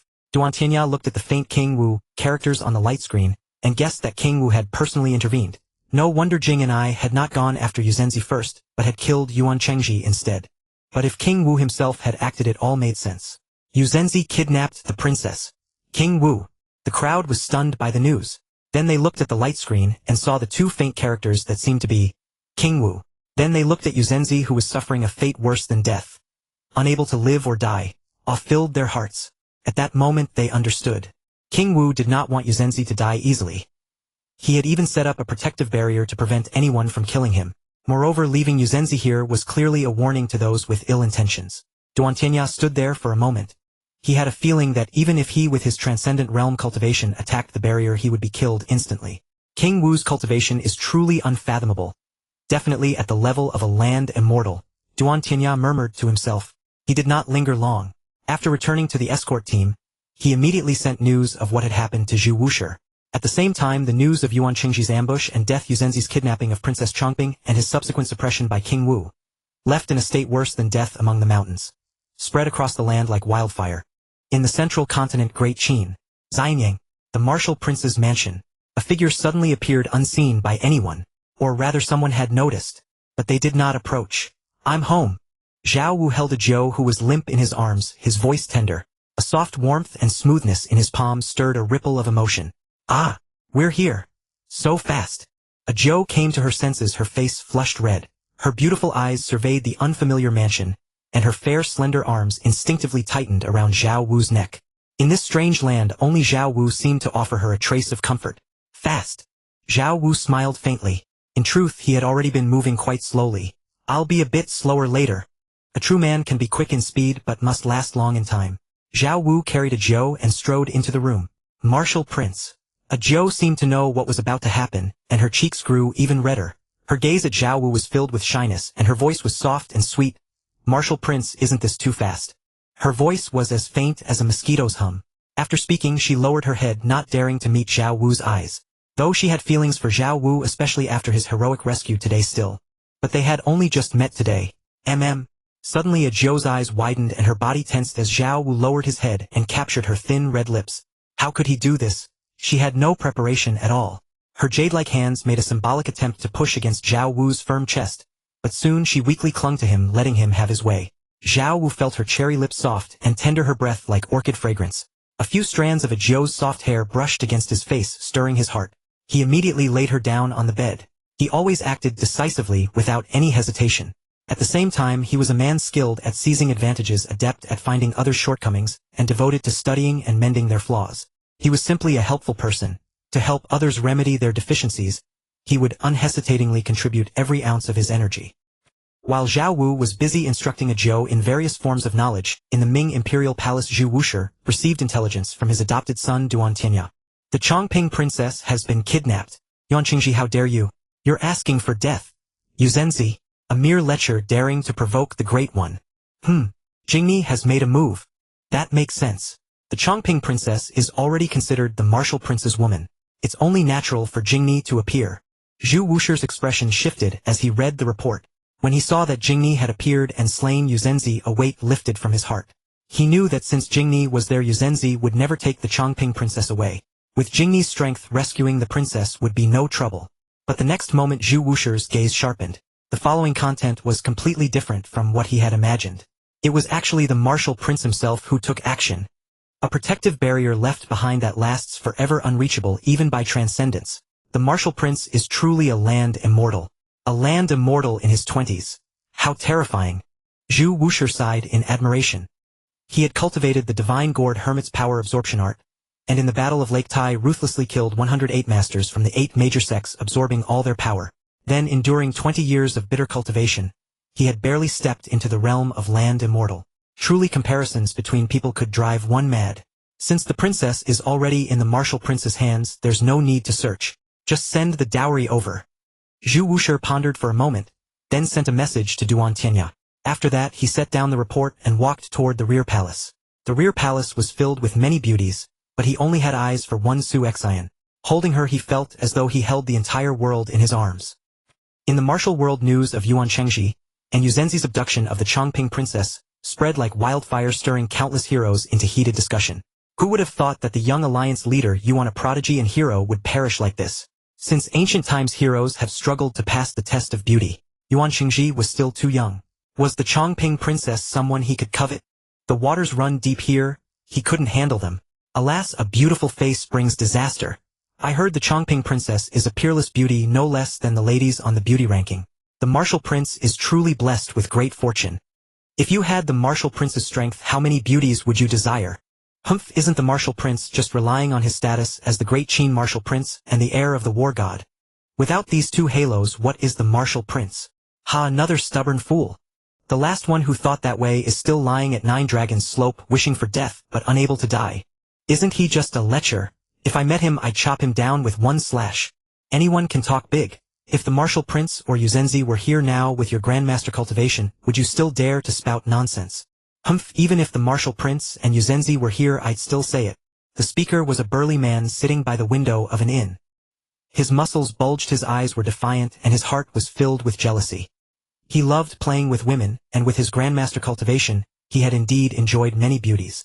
But truly top-tier beauties were completely beyond his reach. Exquisite women like Jade Lady Yao Yuefeng Xinyangshin Bijuan and a Zhou were unreachable goddesses to him. He could only dream of them at most. And all these beauties were somehow connected to Zhao Wu. The thought of Zhao Wu holding his goddesses every day and doing as he pleased ignited a blazing inferno of jealousy in his heart. Bang! Suddenly a crimson palm print flew over and slammed heavily into the burly man's chest. You! He turned his head and saw that the attacker was a woman. She wore a slit Chong Sam-like red dress, tall and slender, her figure graceful and her aura seductive. Her oval face exuded a cold allure with sharp, aggressive features. A strand of hair fell across her forehead, adding to her confident and proud demeanor. She supported herself with her left hand, icy and enchanting, while her right hand lightly brushed her hair, revealing a long, almost demonically red palm. It was beautiful and eerie, with strange patterns like a ghostly hand ready to devour. Worthless. The Grand Master of Destiny glanced at him with disdain. After speaking, she strode on her long legs, and with a flicker she vanished beside the moon goddess. The burly man crashed to the ground, his breath gone. That's the Grand Master of Destiny from the Great Qin beauty ranking. And the other two seemed to be the moon goddess and the young Master of Destiny. Shoo! They were sitting right there and we didn't even notice. Truly formidable. None of the women on the beauty ranking are simple. Exactly. If they were simple with their beauty, they would have long become toys and concubines of other men. Are they too arrogant? Do they think the Ming martial world has no one? Exactly. In my opinion, we should join forces and teach them a lesson, so they know the Ming martial world is not to be trifled with. Yes, let them taste the might of men from the Ming martial world. The crowd grew more heated and more joined in, forming a growing tide. Martial artists were quick to be swayed by rumors and easily incited, especially when it came to dealing with people from Great Qin. Whether for fame or profit, many joined the cause, preparing to go after the moon goddess, the Grand Master of Destiny, and the young Master of Destiny. Many were already dissatisfied with Great Qin, especially since Zhao Wu had swept up all the top beauties of the Ming martial world, kindling intense jealousy. Recently Zhao Wu had submitted to Great Qin, and even sent the Chongping princess for a marriage alliance, further fueling their hostility. Now the chance to capture the beauties from the Great Qin beauty ranking was thrilling. Thus the crowd gathered and began hunting the moon goddess and the two masters of destiny. The people of the Yinyang school were all ruthless. The grand and young masters of destiny were known for their killing work in the school. The moon goddess rarely killed personally, but when she did, she was equally merciless. Soon, the first wave of several hundred martial artists found the 3 women only to be slaughtered. Only a few fled in panic. Yet these deaths only enraged more martial artists. The pursuit grew more intense, with even transcendent masters joining. The Ming martial world quickly became a storm of chaos. Of all this Zhao Wu knew nothing. He had just acquired a new vehicle and was busy testing its various features. The vehicle was brand new with perfect seals. Its body was smooth, its curves flawless. The headlights were bright, the power ample. Each startup sent the engine roaring with thrilling energy, firing the blood. While Zhao Wu was tuning, 3 days passed in a flash. Great Qin, Xianyang, the martial prince's mansion. Zhao Wu lay on the bed, holding Yan Lingji, and the tide which gazing at the sky outside the window. Zhao was still a novice, unable to withstand much. She collapsed within 2 days. So Zhao Wu spent his time with the 2 ravenous big fish in the mansion. One was a mermaid, the other a great shark. I wonder which remarkable woman will make the list today. Yan Lingji looked at the sky, her eyes like water, her voice sweet and seductive. She wore a form-fitting red-black dress, her delicate figure perfectly outlined with a waist so slim and a bounty so full. Her breathtakingly beautiful face was extremely seductive, yet her eyes were clear as water, pure like a spirit, passionate as fire, tender as water. She embodied these qualities to perfection, utterly captivating. Martial Prince, do you think I count as a remarkable woman? The tide which Mingzhu languidly leaned in Zhao Wu's arms, breathing in his scent. Her enchanting seductive face was flushed with intoxicating blush, and her captivating eyes gazed at Zhao Wu, exuding 1,000 charms. She wore a black lace dress revealing glimpses of ivory-like skin. Her silky black hair cascaded down her back, reaching her waist. Every inch of her radiated allure, her every smile and frown tempting sin. A divine creation, naturally a remarkable woman. Zhao Wu pinched the tide witch's fair cheek and smiled lightly. Really? The tide witch's seductive eyes brightened. She leaned close to Zhao Wu's ear, her breath like orchid, and whispered provocatively, "Then does the martial prince like me? I can't bear to put you down." Zhao Wu lowered his head for a kiss, one hand slipping onto the tide witch's thigh. Shameless. Yan Lingji looked at the flirting couple exchanging sweet nothings in front of her, and couldn't help but mock them. Is Sister Lingji jealous? The tide witch smiled seductively, her long enchanting eyes fixed on Yan Lingji. Why would I be jealous? Yan Lingji pouted, but before she could finish, her voice caught in her throat. Zhao Wu and the tide witch looked up, following her gaze. The heavenly golden list had updated, and the newly appeared remarkable woman was the tide witch. The 10 remarkable women, 3rd place, the tide witch Mingzhu. It's her. The 5th on the Great Qin beauty ranking, the tide witch. The tide witch controls the beast tide army, and has appeared on the heavenly Dao golden list many times. It's only natural she's on the remarkable women list. The tide witch Mingzhu. Is tide witch her code name? Truly a woman of beauty and allure. Her voluptuous figure, her fair long legs, her seductive enchanting face and aura. It makes me hard just looking at her. What a peerless seductress. I wonder what her past is like. Today we finally get to know. Maybe we'll learn some secrets of the war god. Getting a bit excited. Seeing the name and image of the tide witch, everyone was thrilled, especially countless lecherous men. In Zhao Wu's eyes, the charm of the tide witch, this great shark, was no less than that of Yan Lingji the mermaid. Of course, many also hoped to learn about the war god through the tide witch. The war god was too mysterious. The only speculation available was that the war god was an ancestor of the Great Qin royal family. Beyond that, nothing was known. No one knew the war god's true name, how long he had lived, or what he looked like. Now finally there was a chance to learn about the enigmatic war god. At the martial prince's mansion, the tide witch was stunned, then her face bloomed with a radiant expression. "It's me!" she exclaimed in delight. "I made the list!" The tide witch beamed with joy, making Yan Lingji feel sour. But even more jealous was not her comrade in arms, but Red Lien of the Flowery Manor, the former Princess Honglien of Korea. Damn it! That slut tide witch actually made the list. Red Lien gritted her teeth. She harbored a deep hatred for her former stepmother-in-law, finding her most detestable. The tide witch? Wei Zhuang's eyes flickered with surprise, but upon reflection it seemed reasonable. Others might not know the tide witch well, but he knew quite a bit. She was once one of the 4 fiends of the night. Her abilities were not trivial. Now, under the war god, she had become the commander of the beast tide army. How many women in the world could compare? At that moment the list displayed an introduction to the tide witch. The tide witch Mingzhu was born in Korea, and is the cousin of the Bloody Marquis by Ife. She trained from a young age, mastering pharmacology charm techniques, and the most powerful voodoo in Korea, able to control others with ease. She was skilled in blending Baiwa incense to dominate people's minds, and combined it with her family heritage, and her own abilities to create illusions and dreams, thus reading the thoughts of others. Whoa! I thought the tide witch was just a powerful martial artist, but she's proficient in all these devious arts, controlling minds and reading memories. Terrifying. She's Bai Yifei's cousin. I recall Bai Yifei had a cousin who was the wife of King and of Han, titled Lady Mingzhu. Could it be her? People from other countries might not know Bai Yifei, but many in Great Qin immediately recognized the tide witch's identity. They hadn't expected her to be a noble lady of a kingdom, a rank second only to the queen. Before they could think further, the light on the list shifted, showing a scene in the king's bedchamber. King En of Han came to the bedchamber intending for the tide which to serve him, but after he entered under the influence of Baiwa incense and illusions, King En lay on the bed, hugging a blanket, happily dreaming of something, while in reality, he never even touched a single finger of the tide which. Seeing this, everyone was speechless. Such a great beauty in the palace, his own wife, yet he could only look but not touch. How pathetic. They continued watching the tide which manipulate King En at her while helping Ji Weia control the court, becoming the blue sea tide which among the four fiends of the night and mastering the political aspect. They felt a chill run down their spines. Especially seeing that King En never even touched the tide witch's hand, instead being drained by her various drugs, his health declining day by day. They felt a cold shiver. If it were them, they wouldn't have fared much better than King En. Korea fell, and the tide which surrendered to the war god, becoming the commander of the beast tide army. Whoa! What about the war god? Why isn't the war god appearing? Damn, it is that it. Alas, it seems we won't learn anything about the war god. I just want to know how the tide which became the commander of the beast tide army. Could it be? Hee. The war god is a romantic figure ranked first on the romantic list. With such a seductress surrendering, if it were me, I'd definitely make her offer a pledge of loyalty, thoroughly examine her faithfulness, and probe her depths. I can almost see a vast green grassland on King En's head. I bet the tide which was definitely taken by the war god. Isn't that obvious? This woman is too seductive and alluring. Which man could resist? Especially a romantic like the war god. Who else would he take? And before the war god, the tide witch's tricks against King En would be useless. She'd have to face the real thing herself. All I can say is let that enchantress go and let me handle her.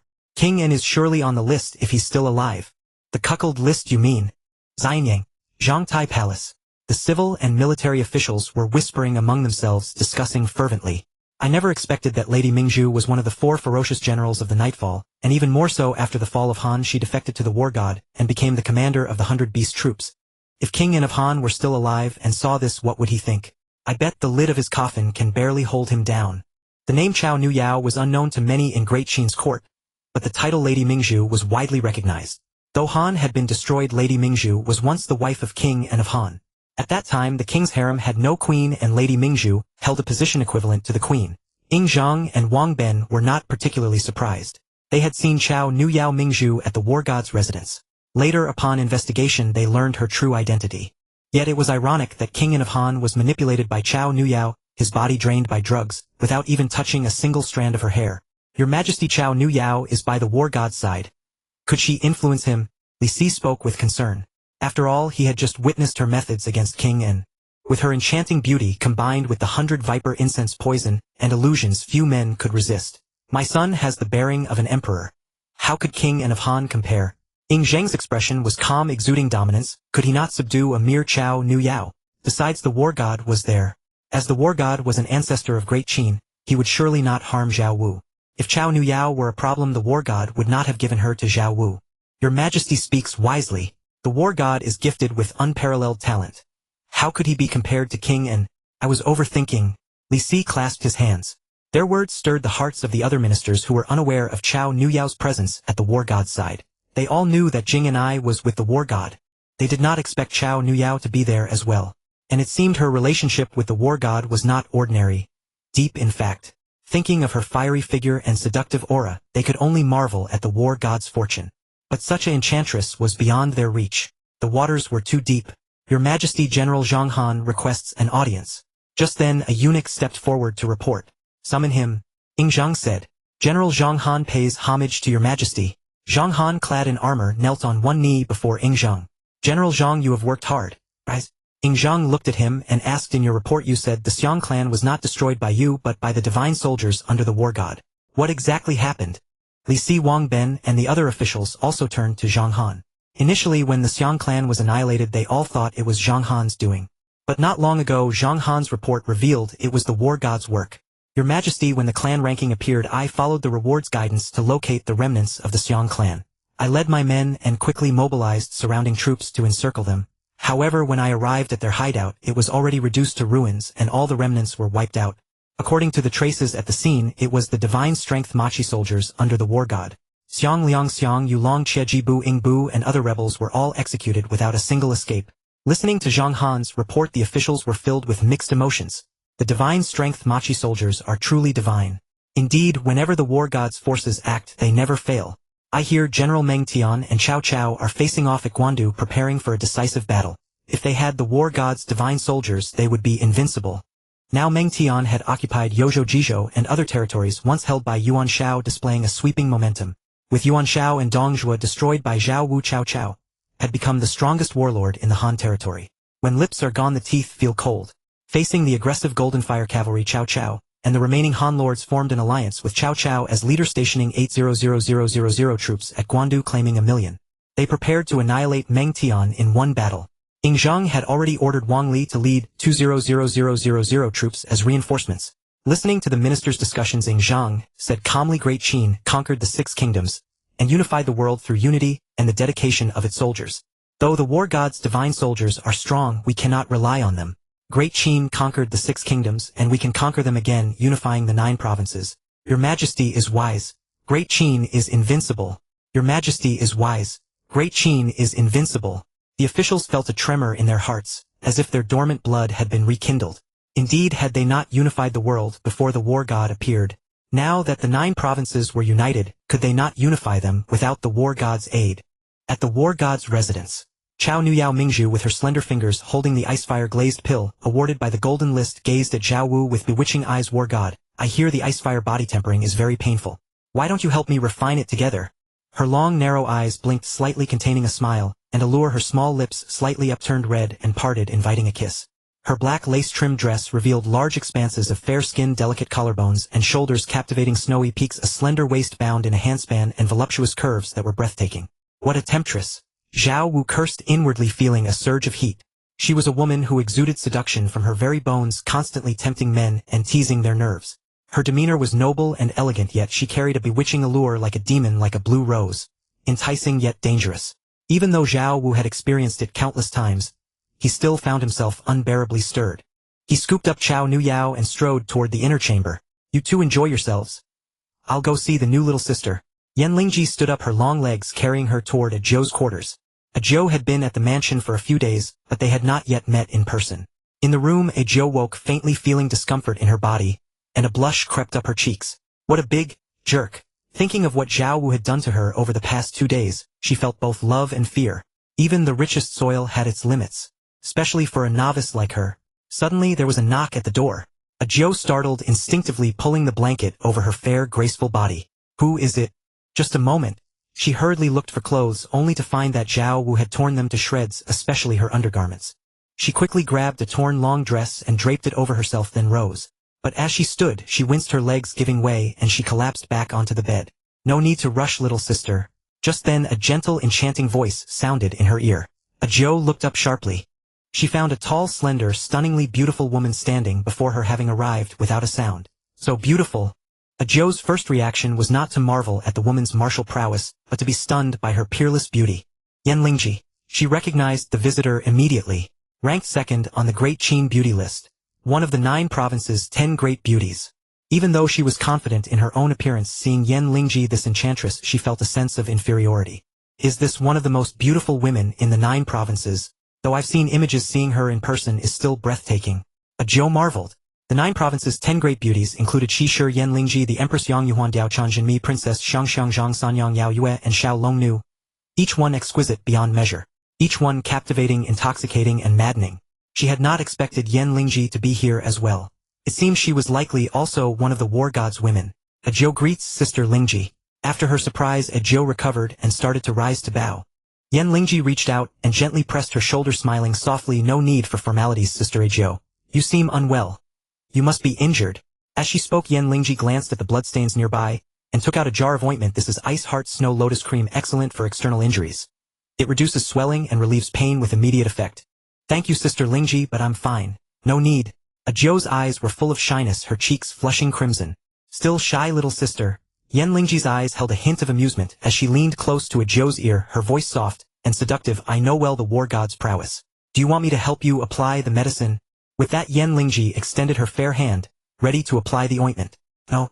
Zhou, like a startled rabbit, quickly snatched the jar and said nervously, I dare not trouble Sister Lingji.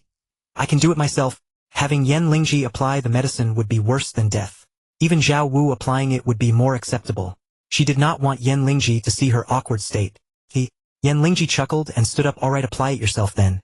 I won't disturb you. If you need anything just tell the maids outside. With that Yan Lingji placed the clothes she had brought on the bed and turned to leave. Thank you Sister Lingji. Zhao watched her retreating figure then looked at the jar in her hand. Feeling the discomfort she still slipped into the blankets and applied the medicine herself. Instantly a cool sensation spread through every nerve. The original discomfort and pain vanished completely. The effect was surprisingly good. Soon Zhao got up, put on the clothes Yan Lingji had brought, and looked at a conspicuous red plum blossom. She tore it off and kept it. Then she called the maids to clean up the messy room. She also began to wander around the war god's mansion with a maid. This would be her home from now on. She needed to familiarize herself. She also met the mansion steward Tianyan, ranked 9th on the beauty list, 4th on the martial general list, and 3rd on the legion list. Tianyan was about her age and soon they became acquainted. Tianyan told her much about the mansion and Zhao Wu. While Zhao was getting to know the mansion, Zhao Wu was exhaustively helping the great shark Chao Nuyao refine the ice-fire glazed pill. The ice and fire tempering of the body. Yin and Yang complemented each other. Zhao Wu immersed himself completely, sparing no effort, giving his all. Meanwhile Yushin de Siming and Xiao Siming, who were searching for Zhao Wu in the Great Ming, were encountering constant trouble. At this moment a man stood before them. He wore a green cloth robe with wide sleeves, much too long for anyone else, but on him it barely reached his knees. He was already terrifyingly tall, and on his head, he wore a strange tall hat making him look like a withered tree from a distance. He seemed capable of stopping a galloping horse with one hand. A terrifying strength, but even more terrifying were his eyes, which did not look human. His eyes were green, the irises green, the whites also green, flickering with a light like sparks. To ordinary people, even men, would be startled by his ghastly appearance. But Yushin de Siming and Xiao Siming were not ordinary women. Their expressions showed no disturbance, only coldness. A coldness toward life. A coldness toward enemies. Green demon hand Yin Ku. De Siming spoke. She was dressed in red with a devilish figure, wearing black-purple stockings and red high heels. Her hands, due to years of practicing the Yin Yang secret technique Yin Yang hand seal, were as red as flames with strange silver patterns, and her nails were pitch black. Extremely eerie. Green demon hand Yin Ku's gaze fell on De Siming, then on her strikingly unusual hands. What a pair of strange, exquisite hands. I wonder what it would feel like to hold a staff with them. Yin Ku's voice was hoarse like a ghost's howl. His eyes, like ghost fires, stared with intense heat at De Siming's curvaceous figure and strange jade hands. You're asking for death. De Siming's voice was icy. Her red hands formed a seal, then she gently pushed forward. A huge blood-red skeleton handprint flew out with incredible speed.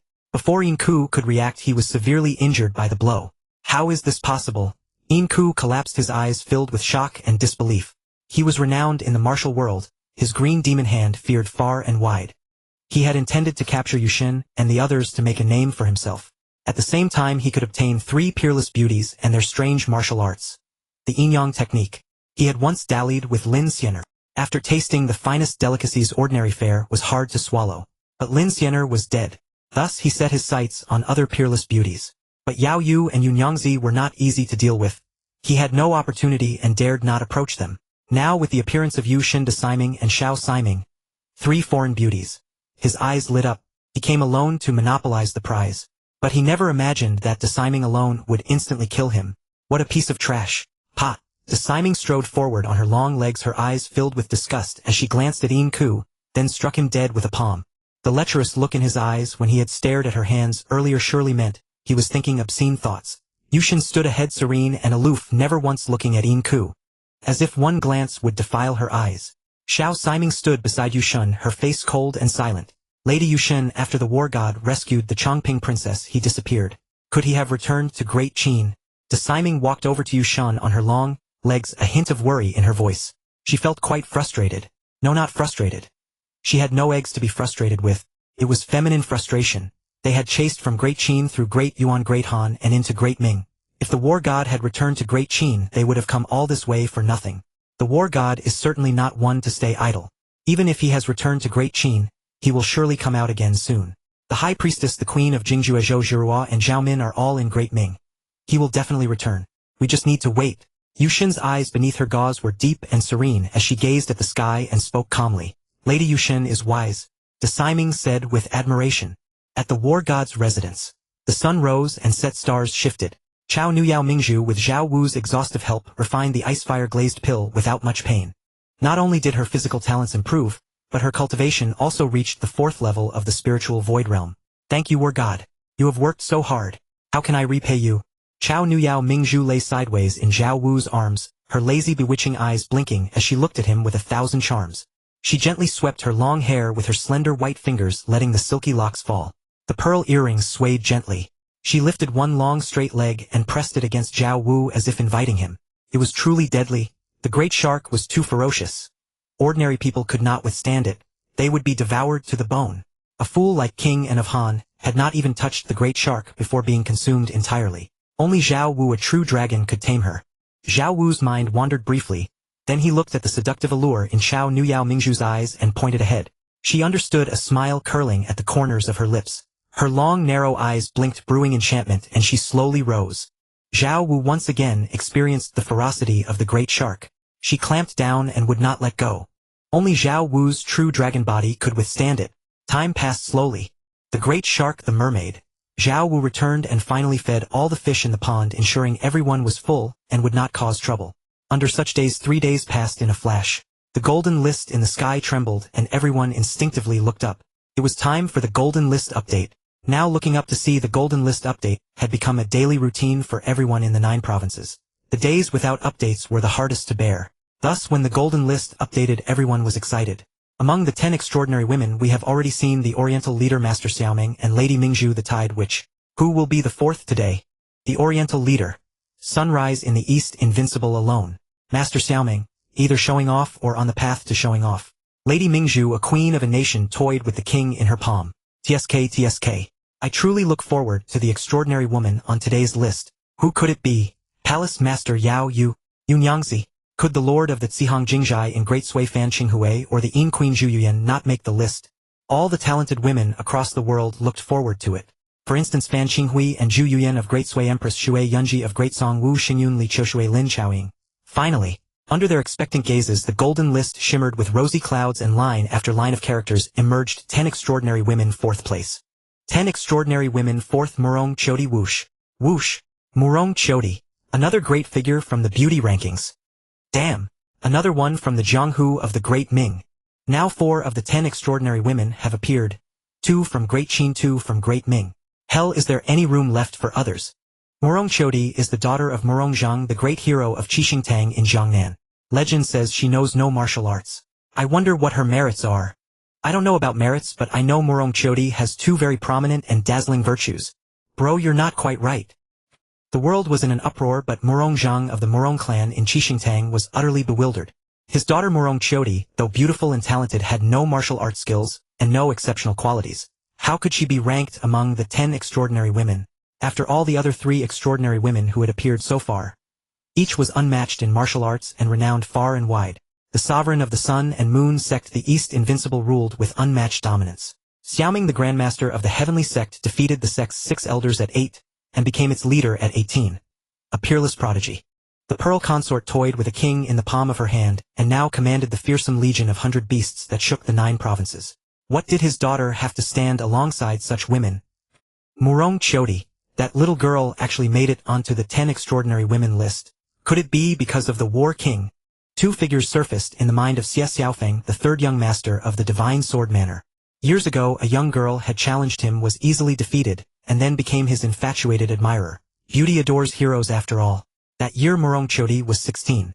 She was a maiden on the cusp of first love, most susceptible to idolizing heroes and being easily deceived.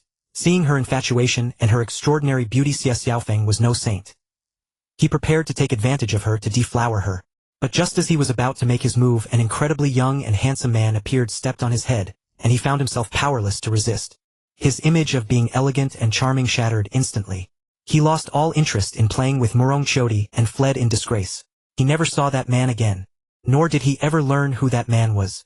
It was only when he saw the War King's appearance in Xiaoming's introduction that he realized the man who had stepped on him was the War King. Buzz. Buzz.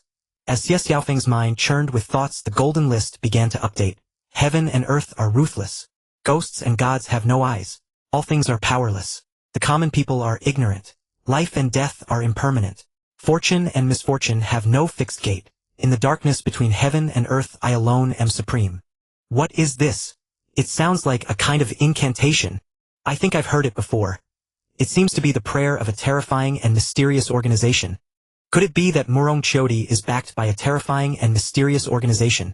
As the crowd pondered, the light screen in the sky about Murong Chodi began to shift. They saw a very young but breathtakingly beautiful Murong Chodi. That year she was 16. That year he was 23. He was an unparalleled swordsman in the Jianghu, a recognized genius of the martial world, intelligent, handsome, strong, healthy, chivalrous, and upright. In his entire life it was hard to find a single flaw or shortcoming. On the light screen, a handsome and dashing man appeared before Murong Chodi. It's Xie Xiaofeng. Does Murong Chodi have a connection with Xie Xiaofeng? I never heard of that. A hero and a beauty. Could they have sparked a romance? Seeing the man on the screen, the crowd grew excited. Gossip is human nature, especially about celebrities. Murong Chodi attacked Xie Xiaofeng, was defeated in one move, and became even more infatuated with him. Who said Murong Chodi doesn't know martial arts? Show yourself. But Murong Chodi's martial arts are really nothing special. Judging from the adoring look in her eyes, I'll bet my life something happened between them. When Xie Xiaofeng was young, he was quite the playboy, Shui Karen, Jin Lanhua, and many others. Could he have let a beauty like Murong Chodi slip away? The crowd widened their eyes, staring intently, eager to see the story of Xie Xiaofeng and Murong Chodi. But then the screen shifted, splitting into two. One screen showed what everyone expected. Xie Xiaofeng indeed reached out to the naive 16-year-old beauty. What followed was paywalled content. The audience could not watch only pixelated blurs. The crowd was disgusted and deeply disappointed. But soon they were drawn to the other screen. On that screen, just as Xie Xiaofeng was about to make his move, a handsome man suddenly appeared and stepped on him. Whoosh! Whoosh! Holy shit! Xie Xiaofeng was stepped on by someone. I never knew Xie Xiaofeng had such a dark past. The myth of the third young master is shattered. Who is that man? Wait, isn't that the War King? The War King appeared. How is that possible? The War King couldn't have been very old back then, right? This seems like 10 years ago. Let's not even mention the War King's height and appearance. Tall, fast-growing, that's normal. But to defeat the 20-something third young master Xie Xiaofeng with one kick, isn't that too outrageous? Indeed, the third young master was also exceptionally brilliant, the envy of the world. He began learning swordsmanship at 5, deciphering sword manuals at 6, reciting Tang poetry fluently at 7, and in his early teens defeated the first swordsman of the Huashan sect, wandering dragon swordsman Hua Xiaokuan. A 20-something third young master was already a top-tier expert in the Jianghu, yet he couldn't withstand a single kick from the War King. The War King is truly inhuman. The whole world was abuzz. In the Zhangtai Palace of Great Qin, the civil and military officials were stunned. Gunye was full of shame. At 10, he could at best match the 10-year-old Xie Xiaofeng, but he absolutely could not defeat the 20-something Xie Xiaofeng. My son is truly gifted with the bearing of an emperor, unmatched through the ages. Ying Zheng looked at Zhao Wu on the screen and laughed heartily. He stared at the screen, unblinking. He saw Zhao Wu step on Xie Xiaofeng, then stand with his hands behind his back, his aura skyrocketing, making Murong Chodi's eyes sparkle. The War King is a model for us all. Countless people watched this scene, their hearts shaken. The War King was so young, yet he already knew how to act cool. He also saved the damsel in distress. And what were they doing at his age? Playing in the mud, playing house. But soon the crowd noticed something odd. Why are there two screens? The content on these two screens clearly contradicts each other. Yes, which one is real? The one with the War King or the one without? I never heard that Xie Xiaofeng had any relationship with Murong Chodi. I think the screen with the War King is the real one. Ying Zheng also noticed the anomaly and asked, Master Go, what do you think?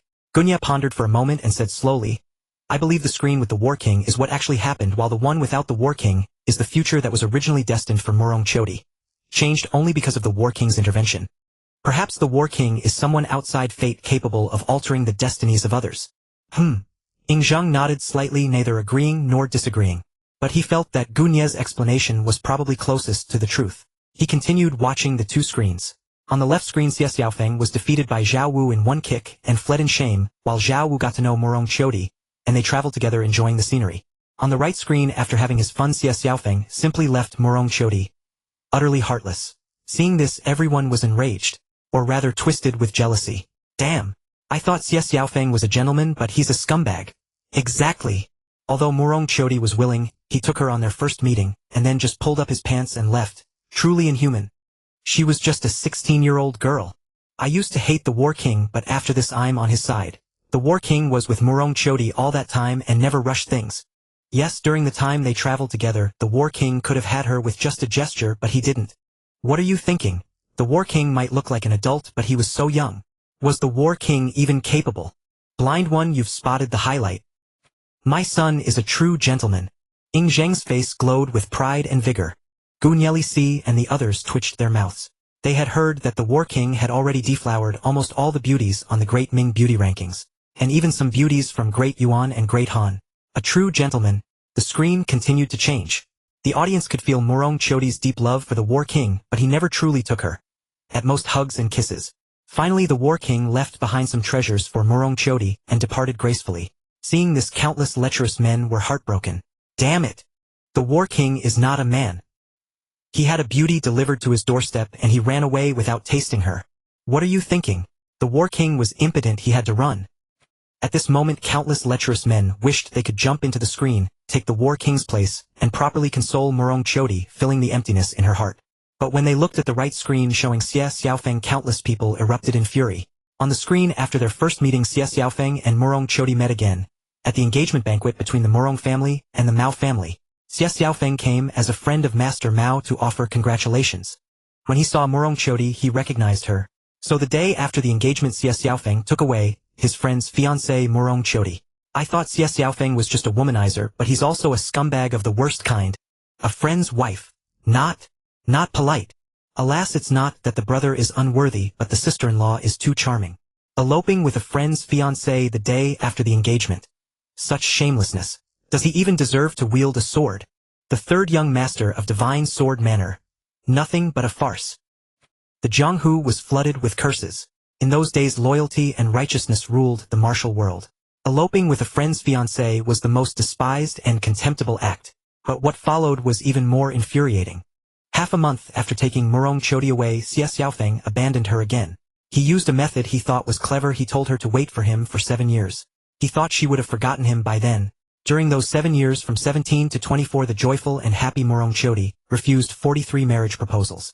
In those 7 years the passionate and vibrant Morong Chodi struggled to survive in shame and contempt, raising a child that was his. While he made her suffer the torment of longing and waiting, he was essentially saying, "Forget about me." Morong Chodi didn't understand, so 7 years later, she painfully discovered the deception. When she realized that everything can betray you is the only consolation left to choose power. It took her 7 years to build a powerful Jianghu organization, the Tianzuan, and become a ruthless martial arts supreme female overlord. Holy shit, that scumbag Xie Xiaofeng. If I ever meet him, I'll cut him down with one slash. Seduced a friend's fiancée, then abandoned his wife and child. Truly inhuman. First time they met, he took her and left. Second time he stole her when she was already engaged to his friend, played with her for half a month, got her pregnant, then left again, leaving her to suffer shame and contempt. What a scumbag. If that man stands before me, I will make him taste the power of the 18 dragons subduing palms. I Duan Zhengchuan despise such men. Though I am romantic and amorous, I am sincere to every woman. I would never hurt any of my women. The whole world was seething with righteous fury. The reputation of Xie Xiaofeng, the third young master of divine sword manner, was utterly ruined. Countless righteous warriors longed to strike him down with a single sword. Meanwhile, on the left screen, after the War King left, Morong Chodi also established the Tianzuan organization, searching and waiting for the War King to return to her. But she was not pregnant out of wedlock, and she did not suffer the shame and contempt of others. Moreover, the War King had not left a definite time for his return. So even now Morong Chodi still waited with hope. The War King is also a scumbag. Damn, why do beauties always fall for scumbags? If you had the martial arts and looks of the War King or Xie Xiaofeng, countless beauties would flock to you. Which of these two screens is the real story? Isn't it obvious? The left screen, of course. The War King's appearance changed Morong Chodi's fate, preventing that scumbag Xie Xiaofeng from succeeding. Phew, I feel a bit better now, but knowing that Morong Chodi will still be defiled by that bastard War King makes me uneasy.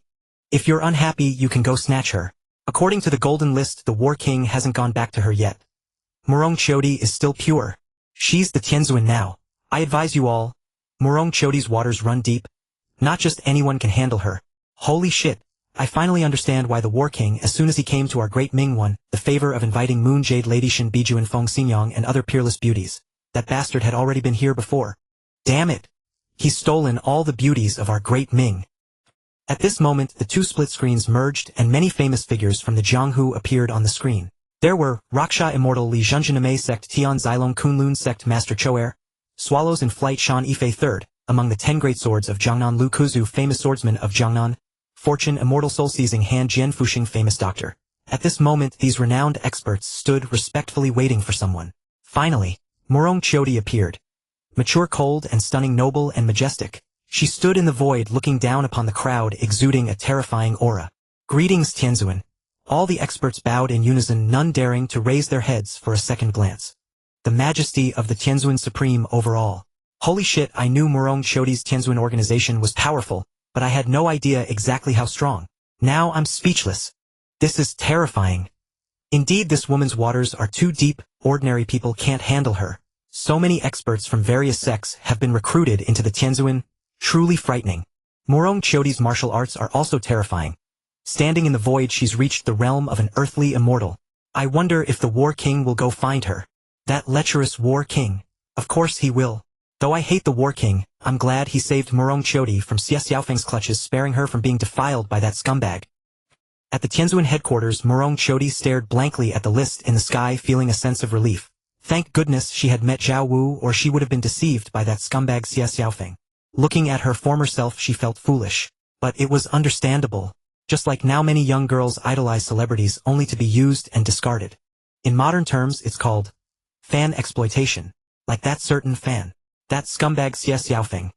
Though because of Brother Wu he couldn't do anything to me, he still deserves to die.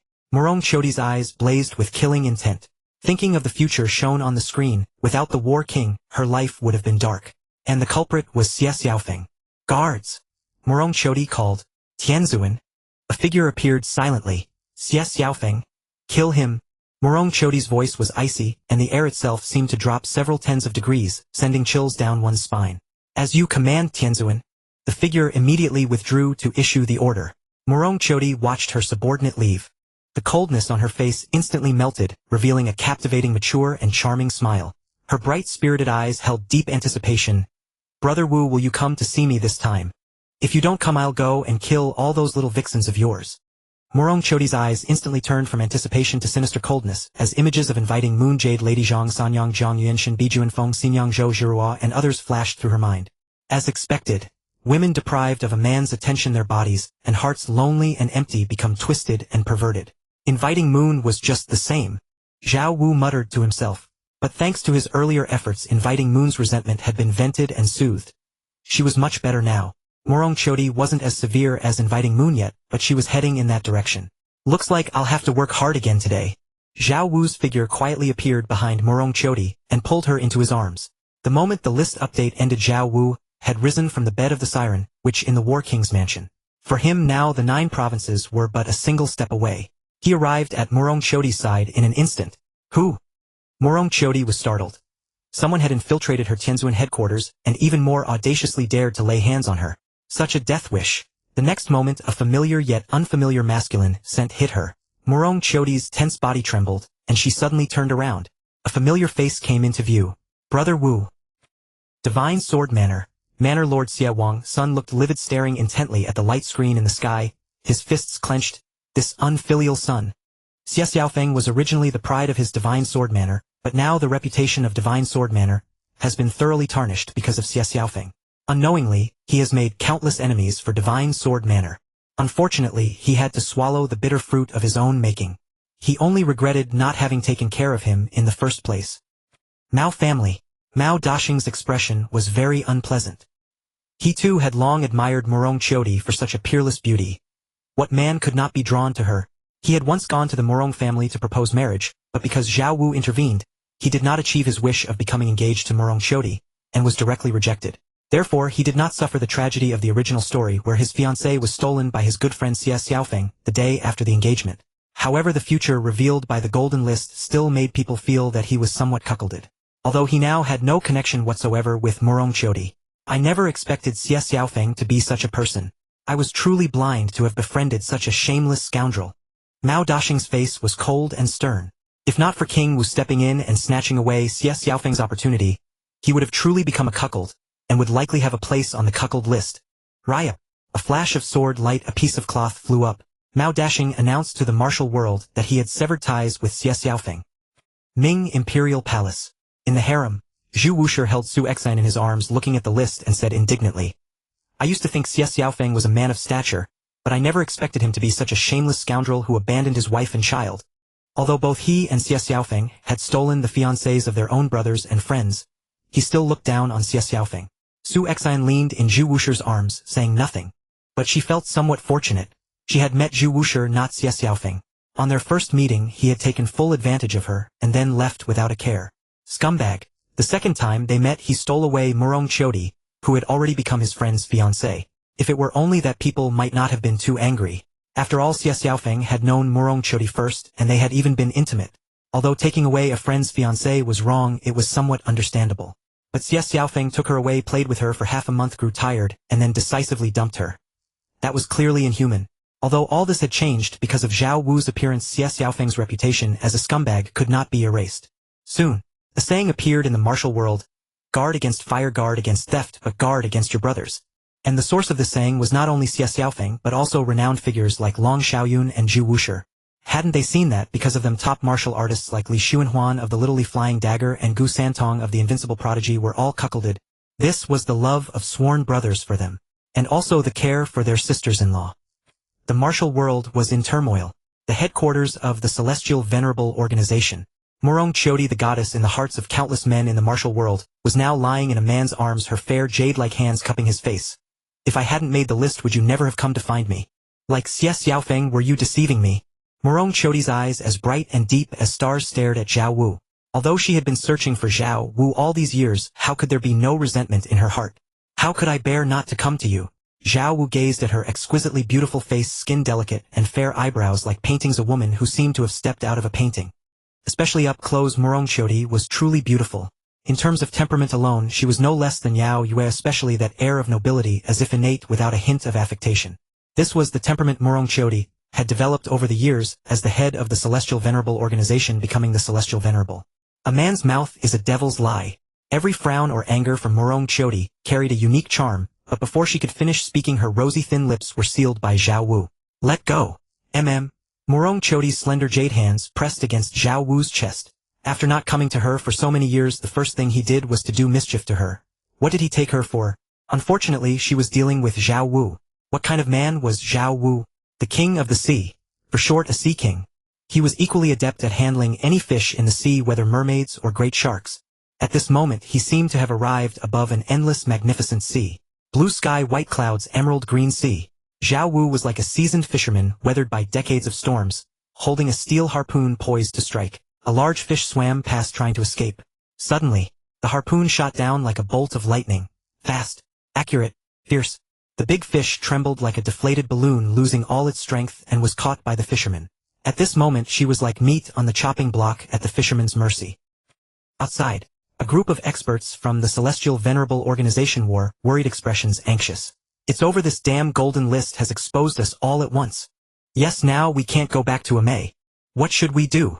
Amei's Raksha Fairy Li Zhenjin, Kunlun Sex Tian Zilong, and Yanzi Shuangfei's Shan Yifei, and other experts gathered together, whispering to each other. For now, we can only ask the Celestial Venerable for guidance. With their identities exposed, they were panicked, so they all went inside together, intending to ask the Celestial Venerable Murong Qiudi what to do. However, before they even entered the door, they heard sounds of fighting coming from inside. Very intense. But it seemed not to be the clash of true qi between powerful martial artists, but rather the sounds of a struggle that relied solely on physical strength, as if by those who knew no martial arts and had no true qi. Not good. Something's happened. Everyone's hearts trembled, their souls nearly leaving their bodies. Without a word, they rushed straight inside. Get out! However, before they could enter, an icy and terrifying roar came from inside, and immediately all sounds from within ceased. They could no longer sense anything. The space inside was sealed off. They were all knocked back by the shout, their qi and blood churning, exchanging bewildered glances. But they dared not raise any objection to the Celestial Venerable's words. They respectfully withdrew. What's going on? Who is fighting with the Celestial Venerable? It doesn't seem to be an ordinary fight. It seems to be a man and a woman because of excessive excitement. The Raksha Fairy Li Zhenjin said thoughtfully, as if she had faintly heard some unusual sounds. How is that possible? Everyone's first reaction was disbelief. How could the Celestial Venerable do such a thing with a man? The Celestial Venerable's dignity was deeply ingrained in their hearts. They usually dared not even glance at her. The next moment, everyone shuddered simultaneously, recalling the entries about the Celestial Venerable on the previous list. They exclaimed, could it be King? However, before the last word could be spoken, they all fell silent. I know nothing about it. The Celestial Venerable has just received the Icefire Glazed Pill as a reward from the Golden List, and is now in seclusion, forbidding anyone to disturb her. Li Jinjin's expression changed, and she said seriously, "That's right. The Celestial Venerable is in seclusion, cultivating no one may disturb her." Everyone said in unison. They personally stood guard here, acting as protectors. Time flew by. 3 days. Li Jinjin and the others were shocked in their hearts. Is King Wu even human? I wonder what happened to the Celestial Venerable. They were curious, their minds wondering if she had been ruined by King Wu. But with the previous lesson, they dared not step forward. They did not even dare to inquire. They could only wait outside. Inside the great hall, it was a mess. Around the Celestial Venerable's throne were scattered pieces of torn silk skirts, even a bodice. On the bed in the inner chamber, Morong Chodi's skin was fair as jade, emitting a gem-like luster like glazed glass. 3 days had passed. With Zhao Wu's help, Morong Chodi had also refined the Icefire Glazed Pill rewarded by the Golden List. Her body was like glass, pure and clean, and her innate talent and constitution had been greatly improved.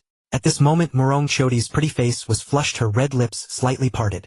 Half of her voluptuous, graceful body leaned against Zhao Wu's chest. Her dazed eyes gazed at Zhao Wu while her slender jade fingers unconsciously drew circles on his chest.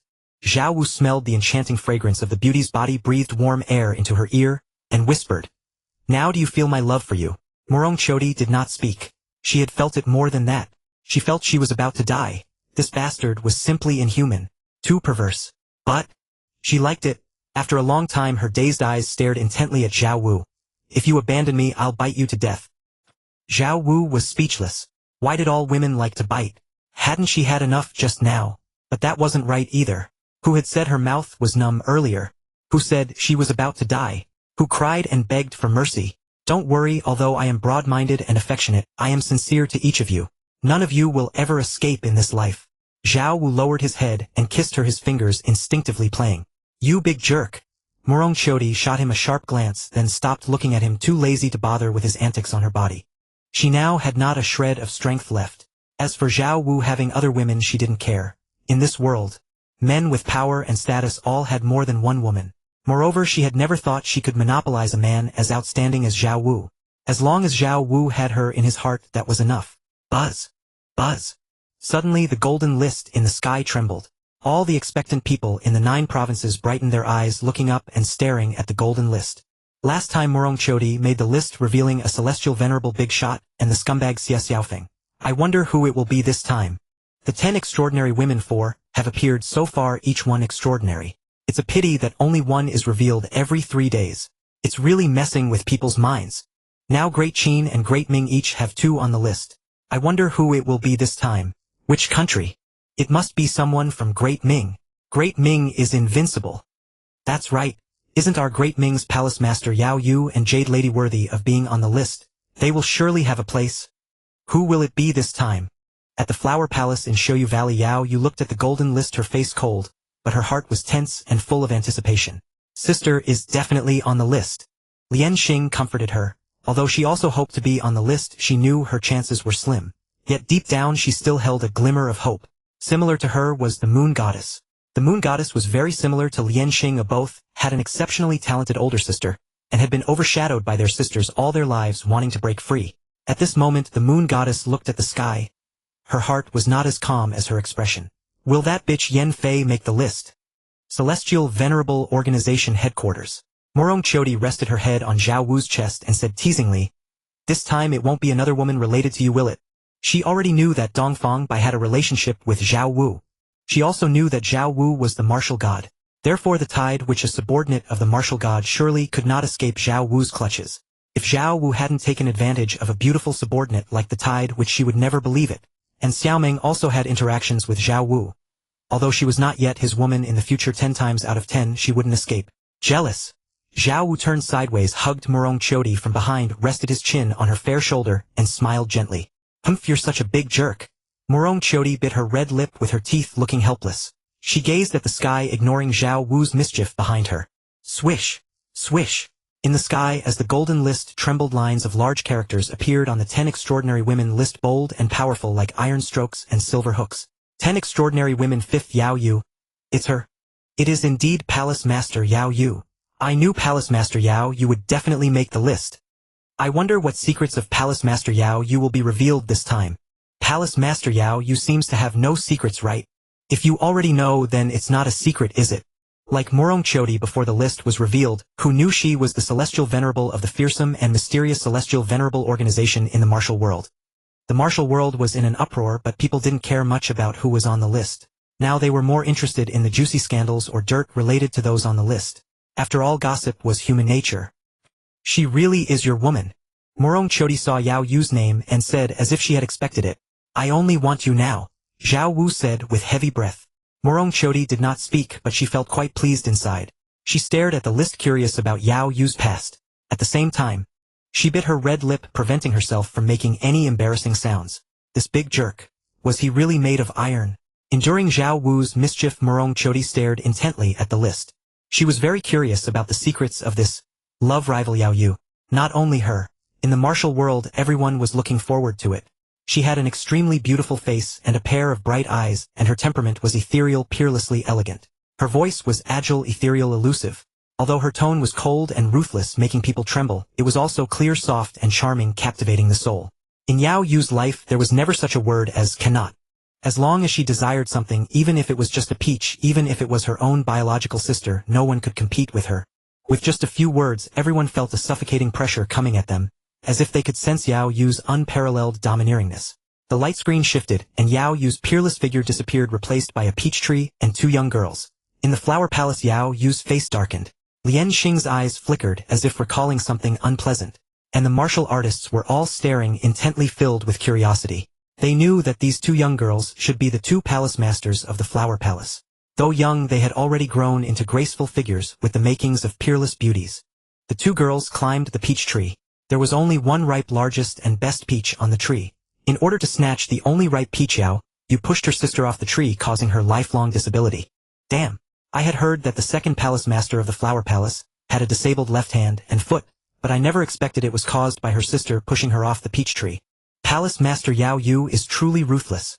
Even as a child, she was so domineering and heartless. No wonder the flower palace became a forbidden ground that makes people pale at the mention of it. This shows a glimpse of it. Palace Master Lian Xing is truly pitiful. The martial world was in an uproar, not expecting Yao Yu to be so ruthless. Being ruthless to others was one thing. In this day and age, one cannot stand firm without being ruthless. The martial world is a place of survival of the fittest. But to be so cruel to one's own sister was excessive, too heartless. And all for a single peach. So the second palace master's disability was caused by the first palace master. In the flower palace, Hua Yuanu, He Lu, and the others were secretly chilled. Although they had long experienced Yao Yu's domineering coldness, they never expected her to be like this to Lian Xing as well. Yao Yu's hand clenched at some unknown time. She hadn't expected her childhood dirt to be exposed by the golden list. How infuriating. This is a paradise-like haven, with 100 flowers in bloom, where all the disciples are exceptionally beautiful women. Yao Yu and Lian Xing spend every day either cultivating or on the way to cultivate. In this place of only women and coldness, their childhood is not happy. The light screen continues. After Yao Yu pushed Lian Xing off the peach tree, the rest is basically Yao Yu's cultivation time. From this, everyone also saw the strict rules of the Yihua Palace. Moreover, although the Shuyu Valley Yihua Palace was beautiful, it lacked vitality, and besides, it was all women. Living in such an environment for years, it would be difficult for one's mentality not to become twisted. However, under these strict rules, Yao Yu and Lian Xing's martial arts advanced rapidly, and when they grew up, they succeeded to the position of palace masters of the Yihua Palace. Yao Yu even became the strongest in the Yihua Palace, entering the era of Cold Moon and Lone Star. Up to this point, there was nothing particularly special. But the next moment, everyone's spirits lifted, and their eyes brightened. Because the light screen split into two screens. With the lesson from Morong Chodi, before they knew that one of the light screens was the original future, and the other was one where someone had changed the future. War King. The same name appeared in everyone's minds simultaneously. The War King had a relationship with Yao Yu. If Yao Yu's fate had changed, who else could it be but the War King? The fate without meeting the War King. Ripples stirred in the hearts of Yao Yu and Lian Xing. They were both very curious. If they had not met the War King, what would their fate have been? This light screen was about Yao Yu. But Lian Xing was with Yao Yu most of the time, so Lian Xing was basically always in the light screen. Besides, for matters related to Yao Yu, how could Lian Xing be absent? On the left light screen, Yao Yu and Lian Xing succeeded as the first and second palace masters of the Yihua Palace. Their daily life was the same without any waves. But just at this moment the War King appeared. With his unparalleled martial arts, peerless appearance, and extraordinary talent, he conquered Yao Yu and Lian Xing within a few days. Damn! Indeed, being handsome allows you to do whatever you want. So the two palace masters of the Yihua Palace are so easy to conquer. Easy. You try it, you'd probably be slapped to death before even entering the gate, and be buried as flower fertilizer in Shoyu Valley. Alas, why do I have neither the War King's looks nor his martial arts nor his talent and status? Indeed, some people are born at the finish line. Seeing Zhao Wu's process of conquering Yao Yu and Lian Xing, everyone was jealous. They felt that Zhao Wu really had it easy. They wished they could jump into the light screen and replace Zhao Wu. Zhao Wu stayed at the Yihua Palace, spending each day with Yao Yu and Lian Xing reciting poetry, dueling with swords, playing the zither and flute. Life was very pleasant, but the good times didn't last. Just like before, the War King ran away at a critical moment. Yao Yu and Lian Xing searched desperately but couldn't find the War King, so they could only search and wait. Time passed in a flash. The 9 provinces unified and the Golden List appeared. Yao Yu found the War King and even had a great battle with Jade Lady. At the crucial moment, the War King stepped in, subdued both of them, and carried them into the carriage. Damn! Is this the duel between the two peerless beauties? It's truly spectacular. Deep Palace invites the moonlight fair and elegant Zhang San Yang. Truly worthy of reputation. I originally regretted not being able to witness that shocking battle, but I never expected to see it through such a scene. Jade Lady is truly beautiful, much more feminine than that domineering woman Yao Yu. I finally understand why so many people are obsessed with Jade Lady. It makes this old man's maiden heart. I'm jealous of the War King, but I have to say he really goes all out. No, this isn't going all out, this is risking his life. Countless people marveled at the martial arts and peerless beauty of Yao Yu and Jade Lady, but they were also stunned by the method Zhao Wu used to stop their duel. Their scalps tingled and their backs felt cold. During the decisive battle between Yao Yu and Jade Lady, Zhao Wu stood directly between them. Then the sword Bishue Zaydanking in Yao Yu's hand, and the sword Liyun Feiyue in Jade Lady's hand pierced through his chest. This was not something an ordinary person would dare to do. This was risking his life. On a large ship, 2 charming and unrestrained men lay on the deck, surrounded by beautiful women enjoying a carefree life. These 2 were the second and third on the romance list, Chu Liuxiang and Lu Xiaofeng. It scared me back then, and even now watching it again I still get goosebumps all over. Lu Xiaofeng, still shuddering, sighed. A woman like Yao Yue, probably only the War King can handle her. They're all damn ruthless. Are there any women in this world that you Lu Xiaofeng are afraid of? Chu Liuxiang smiled slightly. Lu Xiaofeng had a peculiarity. He couldn't sleep at night without a woman, and he was very skilled at handling women. It could be said that there were few women Lu Xiaofeng couldn't handle. She's not human. Lu Xiaofeng recalled his feeling from the last time he saw Yao Yue and said thoughtfully, "She is both a ghost and a god but not human." Interesting. Chu Liuxiang smiled, raised his wine glass and clinked with Lu Xiaofeng. Their gazes turned to the other light screen. That is the right light screen. Not only them but everyone in the 9 provinces were staring intently at the right light screen, which should be Yao Yu's original fate. They were all curious, what would the original fate of Yao Yu be like? The scene changed, showing a man with a face like jade, extremely handsome, being chased by a group of scoundrels in the martial world. He arrived at the Shoyu Valley Yihua Palace, seriously injured. Here it comes. Here it comes. Isn't this the wealthy and renowned Yu Lang Jiangfeng, once known as the #1 handsome man in the world? It really is Yu Lang Jiangfeng. So in the original fate, Yao Yu had a relationship with Jiangfeng. In other words, the War King cut in on Jiangfeng again this time. I find the War King's hoe is really sharp. Last time he cut in on Xie Xiaofeng, the 3rd young master of the Divine Sword Villa, and now he's gonna cut in on Yu Lang Jiangfeng. Although Jiangfeng is handsome, he's still far inferior to the War King. Could Jiangfeng also be a scumbag like Xie Xiaofeng? The world was in an uproar. Jiangfeng's martial arts were not as good as Xie Xiaofeng's, but his fame was no less and even surpassed him. Jiangfeng not only held the title of the #1 handsome man in the world, but also was extremely wealthy, and his sworn brother was the divine sword Yan Nantian. With all these halos, he was a typical tall, rich, and handsome man. It has to do with me. At this moment, Jiangfeng was stunned. Although I was once seriously injured and arrived at Shoyu Valley, I never saw Yao Yu. I was even thrown out before entering the Yihua Palace. Perhaps this is because the War King changed fate. Yan Nanshan's voice was deep. He had a guess in his heart, if Yao Yu had not met the War King, perhaps she would have taken action to keep Jiangfeng. Indeed. The light screen continued. Yao Yu appeared and brought the severely injured Jiangfeng back to the Yihua Palace to heal. During their time together, the 2 young palace masters, the first palace master Yao Yu and the second palace master Lian Xing, both fell in love with the charming and dashing Jiangfeng. Yao Yu took meticulous care of Zhang Feng, showing a side of tenderness that even Lian Xing had never seen. But Lian Xing, intimidated by her sister's dominance, chose to bury her love in her heart. Wow! So without the War King appearing, the two palace masters Yao Yu and Lian Xing would fall in love with Yu Lang Zhangfeng. Damn! Being handsome really allows you to do whatever you want. The War King and Zhangfeng are not just handsome, both have substantial assets. The War King's status goes without saying, and his martial arts are rare in the world. Although Zhangfeng's martial arts are not good, and his status is ordinary, he is wealthy enough to rival a nation, and he has a sworn brother Yan Nantian. One can imagine his assets. Are these assets legitimate? I don't know if Zhangfeng's assets are substantial, but the War King's definitely are. Otherwise, how could he handle so many peerless beauties? I actually entered the Yihua Palace and gained the favor of the two palace masters. Zhangfeng was stunned, but recalling his feeling from the last time he saw Yao Yu, he thought he probably couldn't fall in love with her. Yao Yu was very beautiful, but with her cold and domineering aura, her majestic presence, no matter how beautiful she was, he couldn't feel any sense of desecration. Second brother, you wouldn't seduce and abandon them, would you? Yan Nantian thought of Xie Xiaofeng before and teased. Brother, you jest. I probably won't fall in love with the two palace masters. Zhang Feng said thoughtfully. When he saw Yao Yu, he felt weak. How could he seduce and abandon? He couldn't even get it up. At the Yihua Palace, Yao Yu and Lian Xing were stunned. If Zhao Wu hadn't appeared, would they have fallen for Zhang Feng? Was it possible? It seemed possible. Zhang Feng's looks were second only to Zhao Wu's, and both of them were into looks. Unfortunately, once you've seen the ocean, you can't be satisfied with a stream. With Zhao Wu, they felt nothing for Zhang Feng. Lian Xing was a bit uneasy, worrying in her heart. Brother Wu won't misunderstand because of this.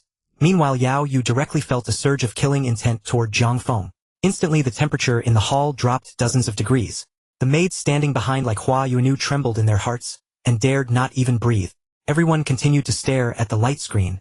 The light screen shifted. As palace masters Yao Yu and Lian Xing not only had to handle affairs, but also practice martial arts, so they couldn't take care of Zhang Feng every moment. Therefore, they sent the maid Hua Yuanu to look after him. One was a lonely, beautiful maid in the deep palace, the other was the charming Yu Lang Zhangfeng. As time passed, their relationship became increasingly intimate.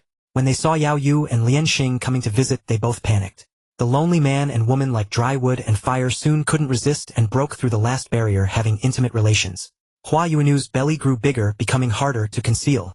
Damn, damn, damn, damn. Is this so exciting?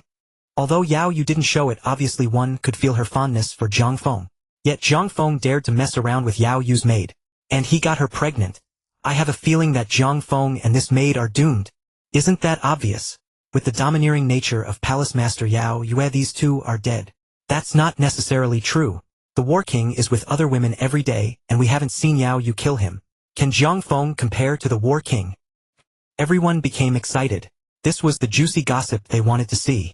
They had thought the War King cut in on Zhang Feng.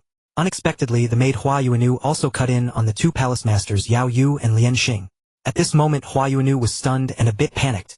Although these were only the original fate and had never happened because of the War King, she still felt ice cold, had already knelt down and was trembling. You slut, always seducing men. Yao Yu's anger erupted like a volcano. She had been cut in on by a maid. Especially since Hua Yuanu not only cut in on Zhang Feng in the original fate but also had a relationship with Zhao Wu now. She raised her hand to strike Hua Yuanu dead with a palm. Lian Xing reached out and grabbed Yao Yu's hand. Are you going to stop me? Yao Yu said coldly, and the entire hall became bone-chillingly cold.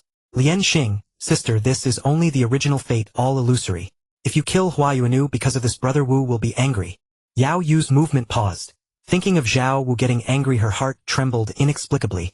Of course, if it were her original, completely twisted self, she wouldn't care so much.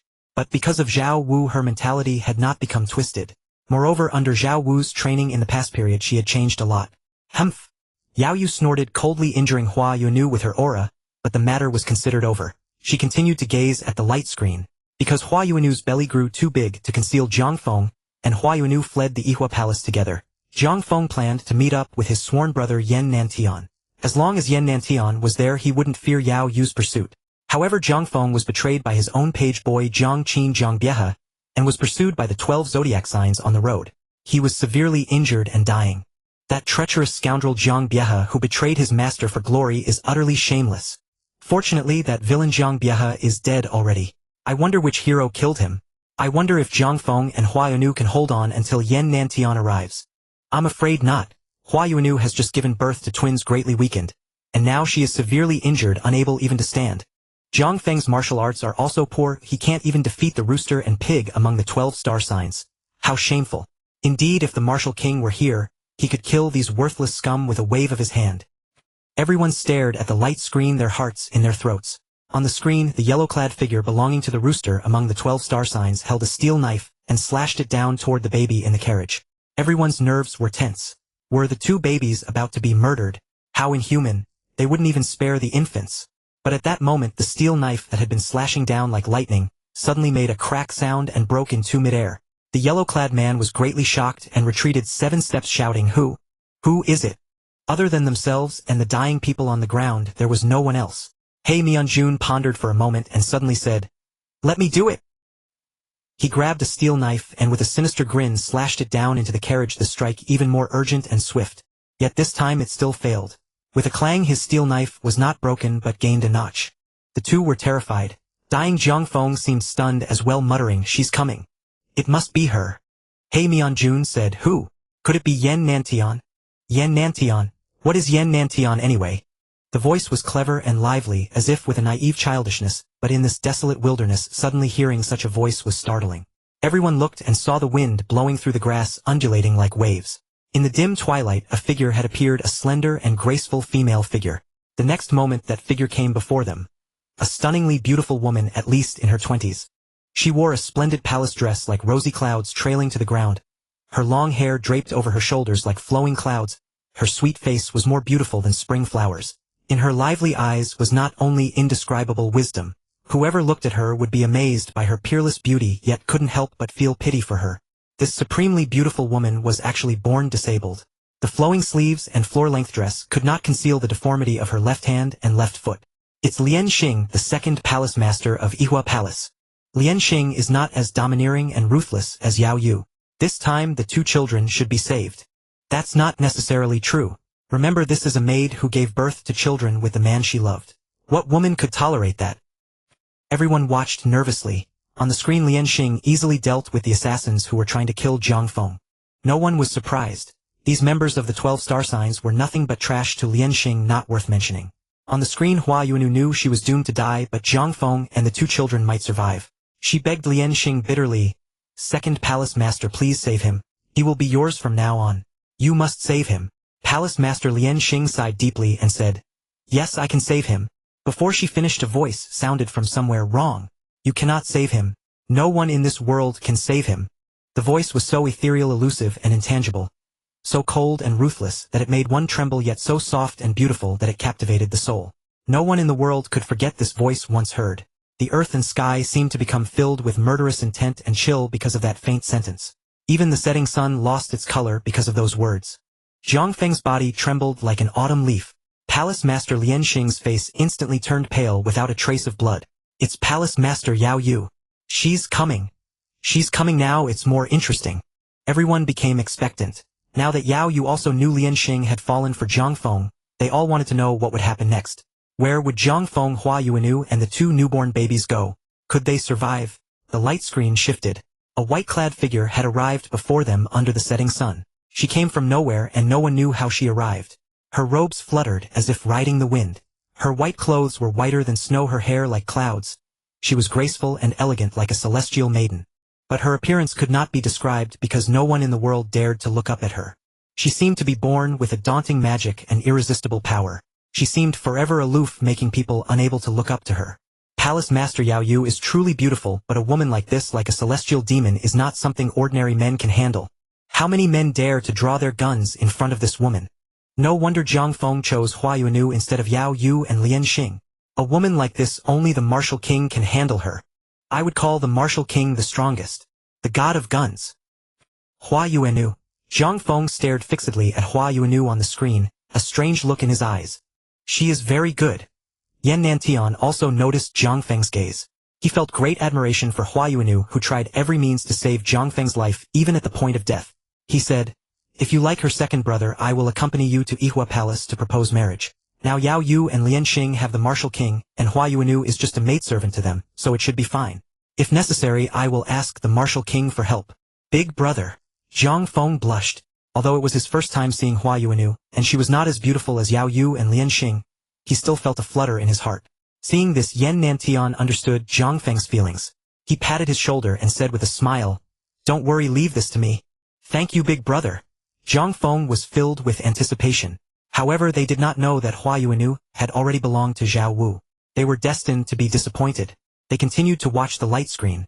Palace Master Yao Yu looked at Hua Yuanu and said slowly, "You are very good. Now you have seen me. Now, you may die." Hua Yuanu was so terrified upon seeing Yao Yu that she dared not even shed tears. She had already closed her eyes and whispered tremblingly, "Thank you, Palace Master." She opened her eyes, glanced at Zhang Feng, then at the children. Just a brief glance, but the emotion contained in that glance was deeper than the sea. And then she killed herself. Everyone watched this scene and felt more deeply the power of Yao Yu. Although they had already guessed that Hua Yuanu might die, they still felt sorrowful. In the end, Zhang Feng killed himself. Yao Yu ordered Lian Xing to kill the two bastards. Lian Xing couldn't bear it, so Yao Yu did it herself. Her flowing sleeve swept and the long knife on the ground came into her hand. With a flash of silver, the knife slashed like lightning toward the sleeping child. Palace Master Lian Xing suddenly grabbed her hand desperately, but the knife tip had already cut a bleeding wound on the child's face. The child woke up crying bitterly. "You dare to stop me? I let go. When have you ever seen anyone stop me?" "Sister, I am not stopping you. I just suddenly thought of a better idea than killing them. What good would it do to kill these two innocent children? They don't even know pain now."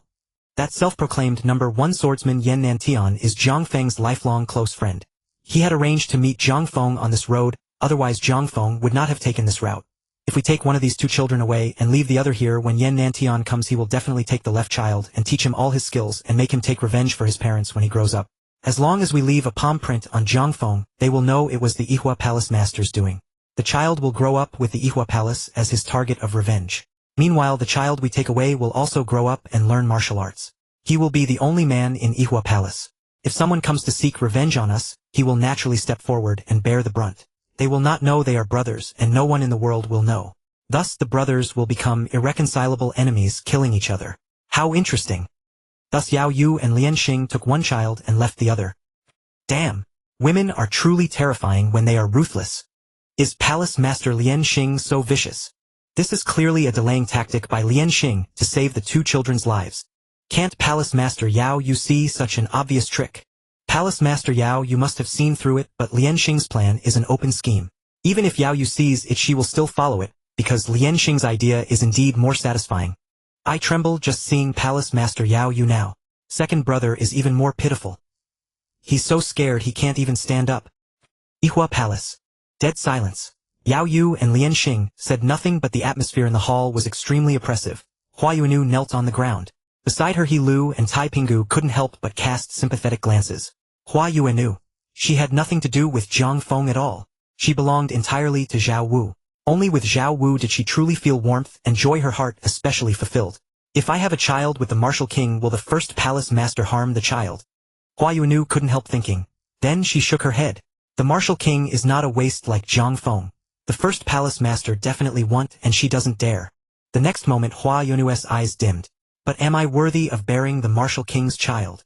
When Zhao Wu had favored her before, she vaguely sensed that the knowledge he imparted to her was lifeless without vitality. In fact, Zhao Wu wasn't targeting only her but all women, because Zhao Wu didn't want children now, so every time he killed the vitality of the cells. That was why none of his many women had become pregnant. It wasn't that he was incapable, it was that he didn't want to. In a world with martial arts, it was so convenient, no need to worry about condoms. Some women after an accident would calmly say the next day, I will use my inner energy to expel what you left inside me. But at this moment, Zhao Wu's attention was not much on the light screen, because he was very clear about Yao Yu's original fate. Moreover, the beauty of Murong Chodi before him attracted him more. It firmly held all his mind and energy, leaving no room for distraction. He was unable to extricate himself. Yao Yu is so ruthless.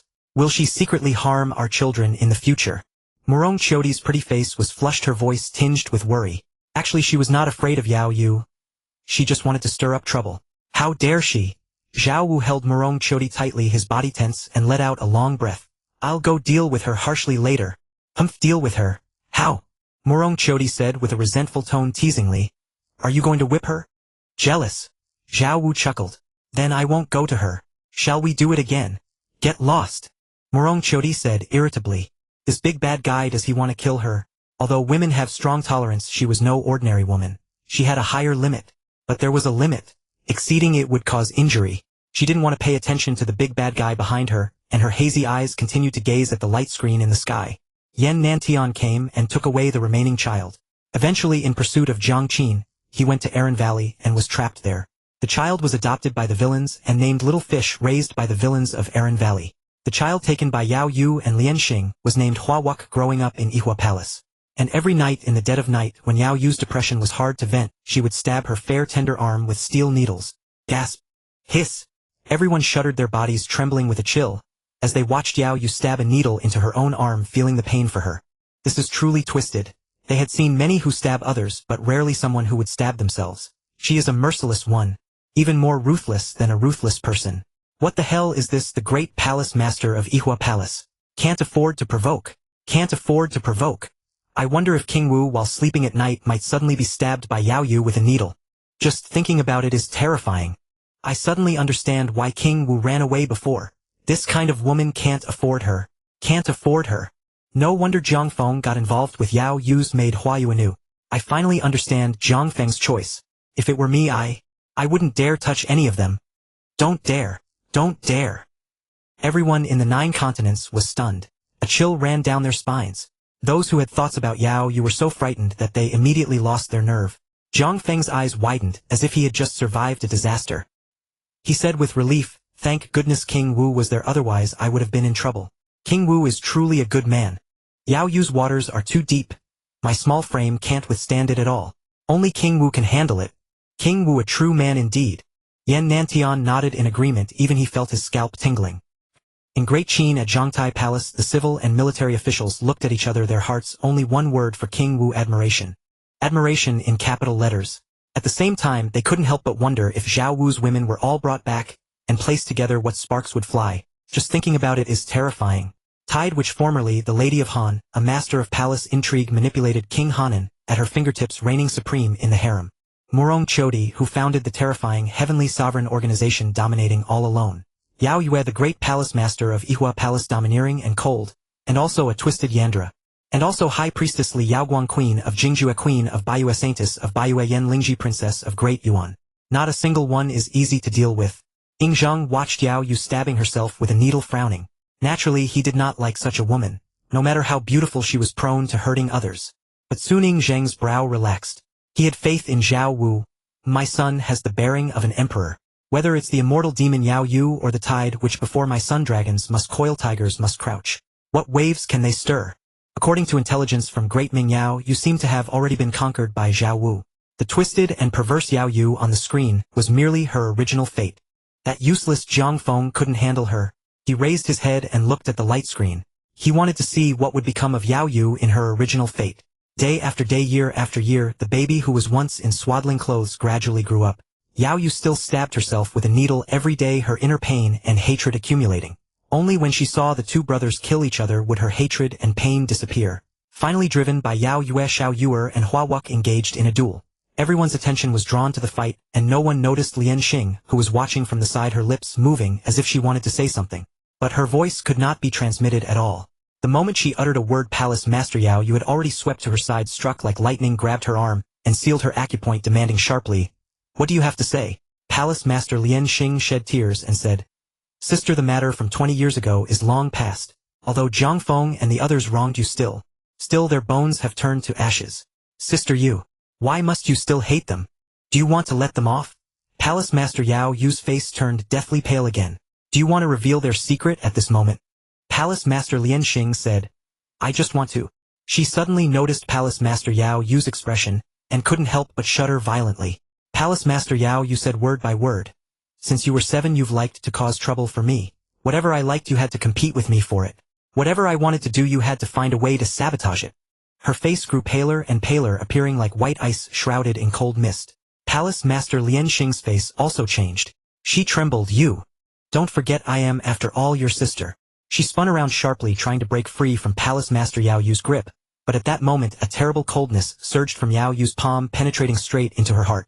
Palace Master Lian Xing exclaimed in horror, "Are you mad? What are you trying to do?" Palace Master Yao Yu said slowly word by word. I am not mad. I have waited 20 years for this day, and I will never let anyone ruin it, not even you. With each word she spoke, the coldness in Lian Xing's body intensified. By the time she finished, Lian Xing's entire body was almost frozen stiff. She felt as if she were naked, submerged in a lake of icy water, and the water around her was slowly freezing into ice. She tried to struggle but had no strength left. Tears welled in Palace Master Lian Xing's eyes. Perhaps the first time she had cried in decades, but the tears that fell instantly froze into ice. Holy shit! Has Yao Yu gone mad? Not only does she stab herself with needles, but she even kills her own sister. But that's her dear close sister. So what? Just add money. Sisters fighting each other to the death. In Yihua Palace the hall was dead silent. Hua Yunu, He Lu, Tai Pingu and others were all stunned. Earlier Yao Yu had pushed Lian Xing off a peach tree, crippling her, which was already shocking enough. They never expected an even more shocking revelation. Palace Master Yao Yu had actually killed Palace Master Lian Xing. All because Lian Xing wanted to reveal the secret of the past and stop Hua Wuck and Xiao Yuer from killing each other.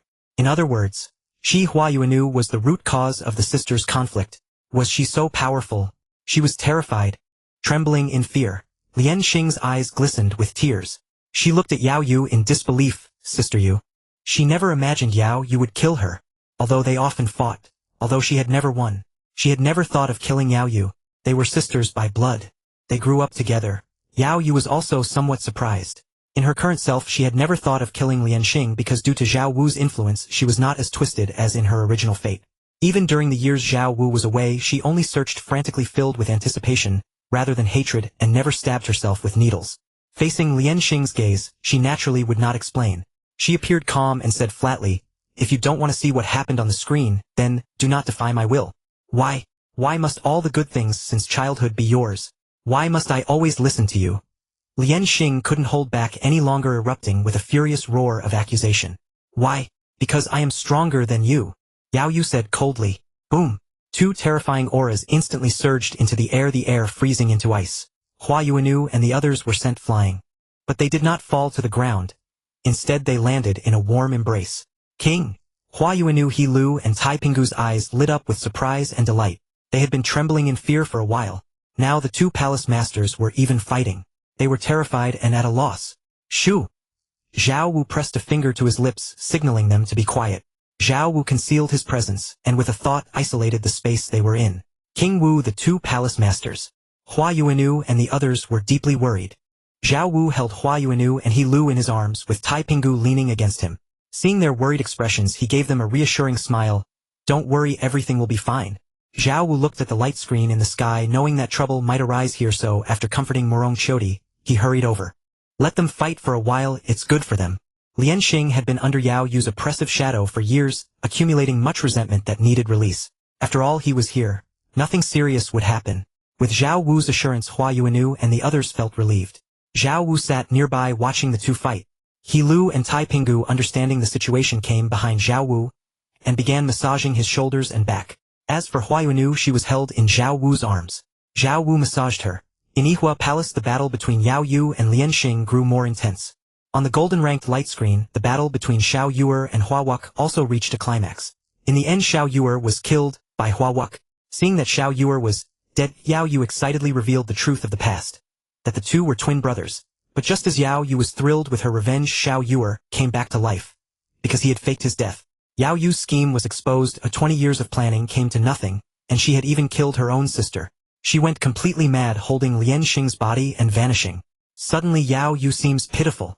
Those who are pitiful must have something hateful about them. The light of righteousness. Evil never prevails over good. It's a pity that Palace Master Lian Xing died in vain. I wonder if Palace Master Yao Yu, seeing this original fate, will treat her sister better.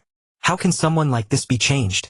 Thankfully, because of King Wu's appearance, the original fate has changed. Palace Master Lian Xing probably won't die. In Yihua Palace, the battle between Yao Yu and Lian Xing stopped. Yao Yu looked at the screen, watching herself fail in her schemes, her obsession coming to naught, and her holding Lian Xing's corpse as she left. A pang of pain struck her heart. Had enough fighting. Just then, a sudden voice rang out and Zhao Wu's figure appeared beside them. He put down Hua Yuanu, whose pretty face was flushed and eyes were dazed, and walked toward Yao Yu and Lian Xing. Hua Yuanu's legs were a bit weak, supported by He Lu and Tai Pingu. But Yao Yue at that moment had no time to mind them. She stared at Zhao Wu and said coldly, "None of your business. Always so stubborn, valuing face over life." Zhao Wu shook his head. Taking a step forward, he appeared before Yao Yu, and Lian Xing reaching out his arms to pull them into his embrace. "Let go." Yao Yu struggled and shouted. Lian Xing remained silent. "Not fought enough, huh? This king will fight with you." Zhao Wu's arms tightened, lifting one over each shoulder, and strode toward the inner chamber. "Bastard! Let me go!" Bang! The bedroom door slammed shut. Immediately after, the sound of two heavy objects hitting the bed was heard, along with Yao Yu's furious roar. "I'll kill you!" He Lu Tai Pingu supporting Hua Yunu watched the disappearing figures of Zhao Wu, and the two listening to the intense clashes from within, exchanging glances. They didn't stay long. After ordering that no one should approach, they returned to their own quarters. "Yuanu, you need to change your clothes." He Lu shot a teasing glance at Hua Yuanu, reached out, and grabbed her full of mischief. Tai Pingu joined in, reaching out to tickle Hua Yuanu, laughing. "No wonder King Wu dotes on Nanu so much. You two little vixens, I'll tell King Wu to give you a good lesson." Hua Yuanu laughed and cursed, reaching out to counterattack, grabbing at their vital spots. The three of them immediately tumbled into a playful fight. Meanwhile, in the sky, with the introduction of Yao Yu complete, the rewards for being on the list began to be distributed. Just as everyone expected, the Icefire Glazed Pill this time, the reward was different. Reward: Divine Grade Yin Yang Icefire Glazed Pill, divided into Yin and Yang halves.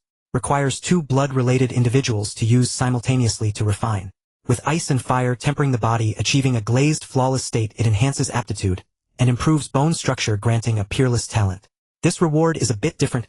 It's practically tailor-made for the 2 palace masters Yao Yu and Lian Xing. The reward from the golden list is really good. If the 2 palace masters refine it together, it should help improve their relationship, right? Little did they know Zhao Wu was at that very moment helping Yao Yu and Lian Xing strengthen their bond. 3 bonds in life: sharing a bed, fighting side by side, and sharing a lover. At this moment, Yao Yu and Lian Xing were experiencing the first 2 together. When they climbed out of the trenches again, what grudges could not be resolved? In the lake pavilion, Moon Goddess stood gracefully, her water blue long dress wrapping her exquisite figure like a Chang'e from the Moon Palace. Ethereal, elusive, and mysterious. Her eye veil concealed her eyes, hiding her perfect visage. Only her tempting moist lips were visible, inviting a kiss. Her deep, mysterious eyes gazed at Yao Yu and Lian Xing on the screen, as if seeing her sister Yan Fei and herself. They too were sisters, but their relationship was strained, even hostile. "Lian Xing is too weak. I am not her. My fate will never be like hers. I will definitely defeat that bitch Yan Fei." Moon Goddess's jade hand clenched, an invisible force rippling, stirring endless waves on the calm lake. Grand Sorceress and Young Sorceress stood behind, silently watching Moon Goddess. Especially Grand Sorceress. She knew something about the matters between Moon Goddess and Dongjun Yan Fei. "I wonder if Yan Fei will make the list." Grand Sorceress rested one hand on her hip, her cold eyes looking at the sky with curiosity. If Yan Fei made the list, many secrets could be revealed, including those about Moon Goddess. After all, Yan Fei and Moon Goddess were like Yao Yu and Lian Xing. Meanwhile, across the 9 continents, everyone was looking forward to the next figure. Every extraordinary woman on the list so far had a story, each with a distinct personality and a host of scandals. They could hardly wait to feast on the next one. 3 days passed. Amid the anticipation of the masses, the time flew by. Yao Yu and Lian Xing through the bridge of Zhao, who had become close. Their relationship improved and strengthened after a broken foundation. The two also refined the Yin-Yang Icefire Glazed Pill, rewarded by the Golden List, together. Meanwhile, Zhao Wu took time to comfort the frightened Hua Yuanu and the others. "I wonder who will be on the list today. Could it be the Jade Lady, who is as famous as the Great Palace Master?" Hua Yuanu rested in Zhao Wu's arms, her pretty face flushed, her dazed eyes full of attachment and satisfaction, her heart feeling at peace. Jade Lady is peerlessly beautiful, a rare 2-handed female swordswoman in the martial world, with her flowing cloud and flying moon technique being extraordinary. She is also the world's top talented woman, using the pen name Wen Wanqing in literary circles. Truly, she is accomplished in both martial arts and literature, with unparalleled talent and beauty. He Lu tightly held one of Zhao Wu's arms in her embrace, her eyes infatuated, and she completely agreed with Hua Yuanu's view. "We'll know soon."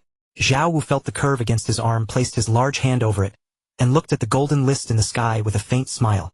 He could guess about other lists, but this list of top 10 extraordinary women, he couldn't predict accurately. After all, there were many extraordinary women who met the criteria. Rustle, rustle.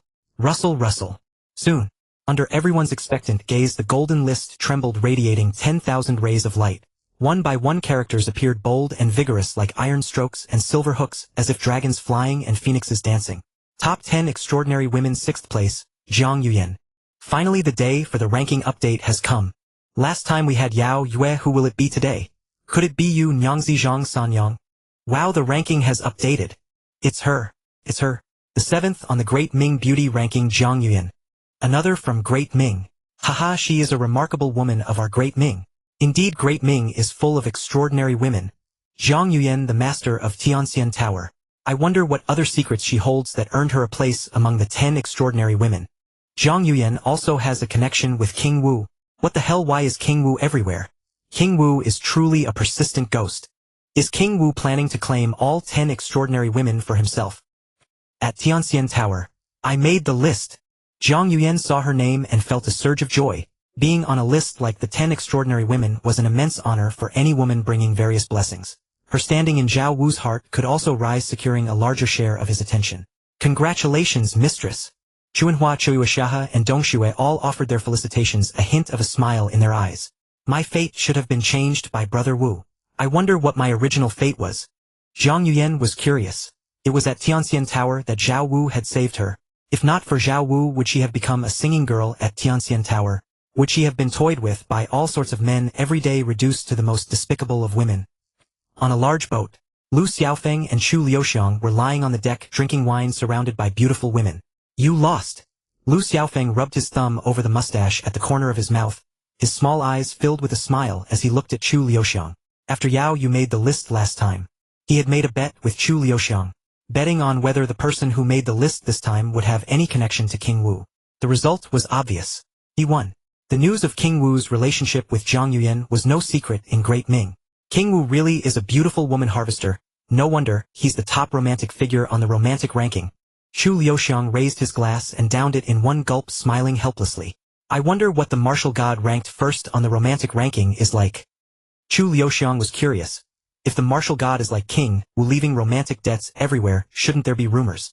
Maybe the beauties the martial god pursues are all from older generations. Lu Xiaofeng stroked his little mustache and speculated casually. That's not necessarily true. Men are very consistent. Chu Liuxiang shook his head. Lu Xiaofeng's eyes lit up in agreement. Indeed, men always prefer young and beautiful women, never changing. Brother Chu, you truly are a kindred spirit. This calls for a hearty drink. Lu Xiaofeng raised his glass, and they exchanged a knowing smile, all unspoken words understood. Zhang Yuyan was not well known before the beauty ranking appeared, and even then she was merely seen as a beautiful woman. Not long ago it was revealed that she is the secret owner of Tianxian Tower. I wonder if she has other hidden powers or resources. Morong Chodi is connected to the third young master Xie Xiaofeng of Divine Sword Manor, and Yao Yu is connected to Yu Lang Jiangfeng. Could Zhang Yuyan also be related to other famous figures in the martial world? Everyone in the 9 provinces anticipated it, staring intently at the golden ranking. Rustles. Rustles. Rays of light surged and the glowing screen changed. This was a dilapidated thatched hut barely sheltering from wind and rain. A simply dressed but stunningly beautiful young girl stood sorrowfully beside the bed. On the bed, a dying woman clutched the girl's hand, gave her a sachet and said, "Yenner, I'm dying. It's time to tell you about your origins. Your father is not dead. He is the famous and righteous Jiangnan hero Zhang Biehe. After I die, go find him. Believe me, even for the sake of his reputation, he will take you in." Mother? What? I never expected Zhang Yuyan to be the daughter of that hypocritical villain, Zhang Biehe. I heard Zhang Biehe has a son and a daughter, Zhang Yulong and Zhang Yufeng, but I never knew he had an illegitimate daughter, Zhang Yuyan. Judging by Zhang Yuyan's innocent eyes and her graceful striking appearance, finding Zhang Biehe won't be easy. Indeed, the martial world is full of all kinds of monsters. Zhang Yuyan has no martial arts, no worldly experience, and is so beautiful. She is clearly a walking treasure, inviting disaster. Experienced individuals were not optimistic about Zhang Yuyan's chances of finding Zhang Biehe. They had walked the martial world and knew its dangers well. And Zhang Yuyan at first glance was a naive pure flower with no experience of the martial world, unaware of its perils. For Zhang Yuyan to successfully find Zhang Biehe, aside from extraordinary luck, she could only pray to encounter a true hero. Unfortunately, the probability of both extraordinary luck and encountering a true hero was extremely slim. After burying her mother, Zhang Yuyan set out with her luggage and the sachet to find Zhang Biehe. Along the way, relying on her own intelligence, she hid and struggled onward, but she couldn't avoid danger. Soon Zhang Yuyan was tricked and sold into Tianxian Tower. The scene shifted inside Tianxian Tower. The madam wielding a stick brutally beat Zhang Yuyan. "I'll beat you to death. I'll beat you to death." 2 thugs advised, "Sister Jean, don't hit her like that. Yuyan's skin is delicate. If marks are left, she won't fetch a good price. Madame Jean said, good point. I'll hang her up and starve her for 3 days. Let's see if she still refuses to obey. Zhang Yuyan, please let me go. As soon as I find my father, I'll repay you all the money. Who is your father? My father is the famous and righteous hero Zhang Biehe. Haha, your father is Zhang Biehe. Everyone knows Zhang Biehe only has one stunningly beautiful daughter named Zhang Yufeng. The madam stared at Zhang Yuyan and said viciously, I'm telling you, if you don't behave, you'll see what I'll do. Zhang Yuyan, I will never be a prostitute. If you force me, I'd rather die. The madam crouched beside Zhang Yuyan, lifting a strand of her hair, and said, look how beautiful you are. If you obey me, I'll make you famous and prosperous. What's so bad about being a famous courtesan? Those men throw money around just to win a beauty's smile. If you were a wife, you'd have to beg your husband for a few coins to buy rouge and powder, and still have to watch his mood. In any case, I won't be a prostitute. Once I find my father, I'll have him repay you. Bah, your father. Call him out and let me see. Men. 2 burly men pushed open the door and strode in. The madam pointed at the 2 men and threatened Zhang Yuyan. See them? They specialize in dealing with disobedient girls. If I hadn't been entertaining 2 guests tonight, I would have had them deal with you long ago. Now I'll give you one more chance. The rouge and clothes are here. At the first watch, I'll come for you. Lord Feng and Squire Deng have ordered you to accompany them for drinks. If you haven't done your makeup by then, I can only sigh that beauty is ill-fated. The scene shifted. Zhang Yuyan stood on a stool, a silk ribbon hanging from the beam. She placed her neck in it, clearly preparing to hang herself. What? This is worthy of a woman on the list. Such fierce integrity. Will beauty meet a tragic and her life cut short? I bet someone will come to the rescue. I bet 10 taels of silver that the rescuer will be King Wu and he'll win the beauty. Alas, I was hoping to patronize her business. I wonder how she became the mistress of Tianxian Tower. Does the mistress receive guests? I'd pay any price. Warning from King Wu. Everyone was talking, but just as they expected a hero to appear and save the damsel in distress, the scene on the screen took an unexpected turn. With a soft sigh, Zhang Yuyan removed her neck from the ribbon and murmured, Mother raised me with so much hardship. I haven't even seen father's face. Should I die like this? Heaven never seals off all exits. As long as there's breath, anything can happen. Even if it means being a prostitute, so what? One day I will stand before my father. She took down the ribbon, went to the bronze mirror and gazed at her reflection. Beautiful as a flower. She took a wooden comb and pressed her red lips with paper. What? Such an abrupt shift nearly broke my back. A moment ago she was a chaste woman willing to die rather than submit. The next she's willing to be a prostitute just to survive. But from this moment on, the once innocent and kind girl has changed, never to return. If she can stoop to being a prostitute to live, what is she incapable of doing?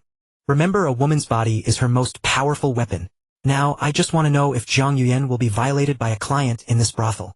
Weren't there mentions of Lord Feng and Squire Deng? Those names sound like fat, middle-aged old men. Maybe King Wu happens to be here, throws down a fortune, defeats Lord Feng and Squire Deng, and becomes Zhang Yuyan's first lover. Then King Wu, having taken Zhang Yuyan's first blood, buys Tianxian Tower in one go and makes her the boss. Everyone's imaginations ran wild, speculating when King Wu would appear and in what style. In the light screen, Zhang Yuyan was called to accompany Squire Deng for drinks. When Squire Deng saw her, his eyes lit up and he reached out with a wandering hand. Everyone's hearts tightened. Was a flower about to be planted in dung? Slap. Zhang Yuyan slapped Squire Deng across the face. Squire Deng was furious and Madame Jean was equally enraged. With a wave of her hand, 2 burly thugs grinned menacingly and dragged Zhang Yuyan back to her room. The door slammed shut with a bang and the 2 thugs advanced toward her with leering smiles. Everyone knew what would happen next. To deal with a chaste woman like Zhang Yuyan, the first step was to forcibly take her virginity. Then, using cruel and degrading methods, they would utterly crush her sense of shame and dignity, making her obedient. Indeed, the light screen showed Zhang Yuyan's struggles and cries for help. The 2 thugs became even more excited and ferocious. Everyone clenched their fists, hoping for a turning point. They believed that Zhang Yuyan, a woman worthy of the ranking, should not be so easily violated. After all, a woman who made the list could not be a mere prostitute. Just then, the light screen split into 2 panels. Holy shit! Here it comes! Here it comes! A thunderclap in the sky. King Wu descends on a rainbow-colored cloud. Is this the turning point in Zhang Yuyan's fate? Without King Wu, would she have become a prostitute? Everyone stared intently at the screen. Scene shift. In the left panel, King Wu appeared out of nowhere, casually killed the 2 thugs trying to rape Zhang Yuyan, and then carried her away gracefully. Zhang Yuyan gazed dazedly at King Wu's handsome, flawless face, resting her head on his chest. A monologue emerged. In all my life I've never felt this way. Light as if floating in the clouds. He is so handsome, his chest so firm. Leaning against him feels so real, so safe. If I could lean on this chest forever I would pay any price. Holy shit. I'm so jealous. The hero saving beauty trope is cliché, but damn, it really works. Just by taking down 2 brothel scumbags, he won the beauty's heart. Why can't this happen to me? Bro, look at yourself. Even if you went, she'd just bow and say, "Thank you for saving me, great hero. I have no way to repay you. In my next life I'll be your ox or horse to repay your kindness." So true. Being handsome means you can do anything. Shameless. Slut. Let go of King Wu, let me take your place. Wow. Look. In the right panel another handsome man appears to save the damsel. Indeed. That man looks a bit like Hua Wuk, who appeared in Yao Yu's introduction. At that moment everyone saw in the right panel a handsome man in white breaking through the window and carrying Zhang Yuyan away. Zhang Yuyan's inner monologue was similar. Seems like King Wu has snatched another one. Wait, if that man is Hua Wuk, doesn't that mean King Wu already eliminated him when he was with Yao Yu? Yeah, Hua Wuk probably won't even be born. Hua Yuanu is also a great beauty. I wonder if King Wu will set his sights on her. If he does, Hua Wuk might have to change fathers. No way. If King Wu goes after Hua Yuanu, isn't he risking repeating Zhang Feng's original fate? Given King Wu's strength, he should be able to control Palace Master Yao Yue, right? After all, King Wu has so many women, one more. Hua Yuanu. Won't make a difference. That's not certain. Hua Yuanu is Yao Yu's maid. Can Yao Yu accept that? Why not? Hua Yuanu can be considered Yao Yu's personal maid. Isn't it natural for King Wu to take her? Amidst the discussions the light screen kept changing, and everyone learned that the man in white was indeed Hua Wuk. The content of the 2 panels was largely similar. After King Wu and Hua Wuk rescued Zhang Yuyan, they both sent her to Zhang Biehe's place. Up to this point the 2 panels were essentially the same. Zhang Biehe led Zhang Yuyan to his study. "Miss Zhang, do you have any keepsake to show me?" Zhang Yuyan took out the sachet and handed it over. Zhang Biehe's expression changed. He examined the sachet carefully, looking at the familiar pattern, and asked thoughtfully, "How is she? Is she well?" Zhang Yuyan said sadly, "My mother has passed away." Zhang Biehe was stunned, his expression sorrowful. "You must be 17 this year, right? Born in the year of Shanhai." Zhang Biehe reminisced. "I remember that year there was a particularly heavy snowfall. Little White Yen sang by the stove. After I was born, mother wandered to the south of the Yangtze singing for a living. When I was 1 there was a great famine in Jinling. To keep me alive mother sold herself as a laborer in a manor. But she was raped by a villain and became pregnant, giving birth to a stillborn child. She almost lost her life. Mother never told me who my father was. I don't remember how many stepfathers I had. My mother and I begged, went to prison and worked as servants. Last year on another snowy night she fell gravely ill. Knowing her time was short, she told me the truth. Alas, I never expected Zhang Yuyan's life to be so tragic. How pitiful. That hypocrite Zhang Biehe seems to have some humanity left. He'll probably take her in, so she won't end up on the streets." Everyone was moved by Zhang Yuyan's tragic story. Of course, in this world there were many pitiful people like Zhang Yuyan and her mother. Their lives were like weeds, worthless, dying at any moment unnoticed by anyone. Mother told me that father truly loved her, but he had already married a legitimate wife, and was not allowed to take a concubine, so they were left on the streets. Mother's dying wish was for me to be accepted into the Zhang family. "Father, will you take me in?" Zhang Biehe turned his head away, unable to meet Zhang Yuyan's eyes. "I endured countless hardships to find you, father. Along the way I faced many difficulties. Fortunately heaven blessed me and I had help from kind souls. Without this belief I would never have made it this far." Yet Zhang Biehe still did not answer, his face full of reluctance. "Fuck you. Zhang Biehe, you hypocrite, not only are you cunning and treacherous, but you are also so heartless.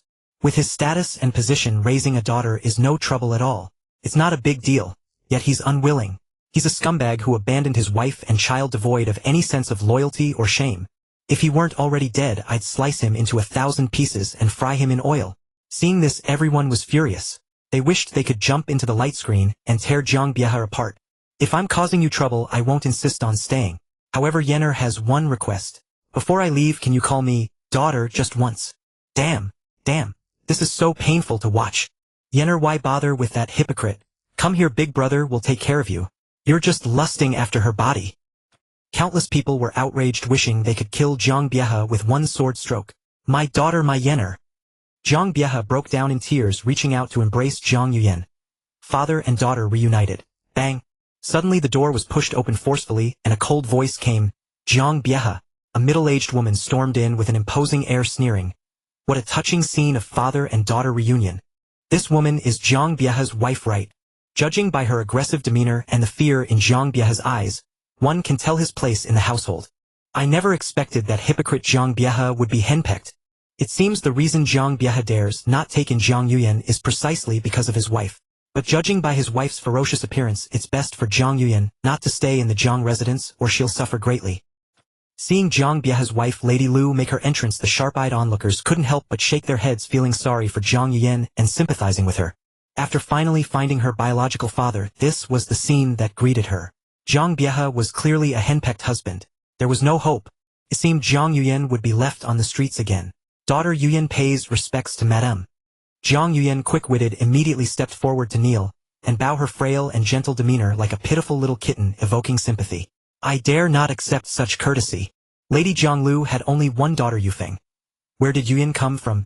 Zhang Biehe stammered. Madame Yuyan is the daughter of Xiao Baiyan, and she is also my daughter.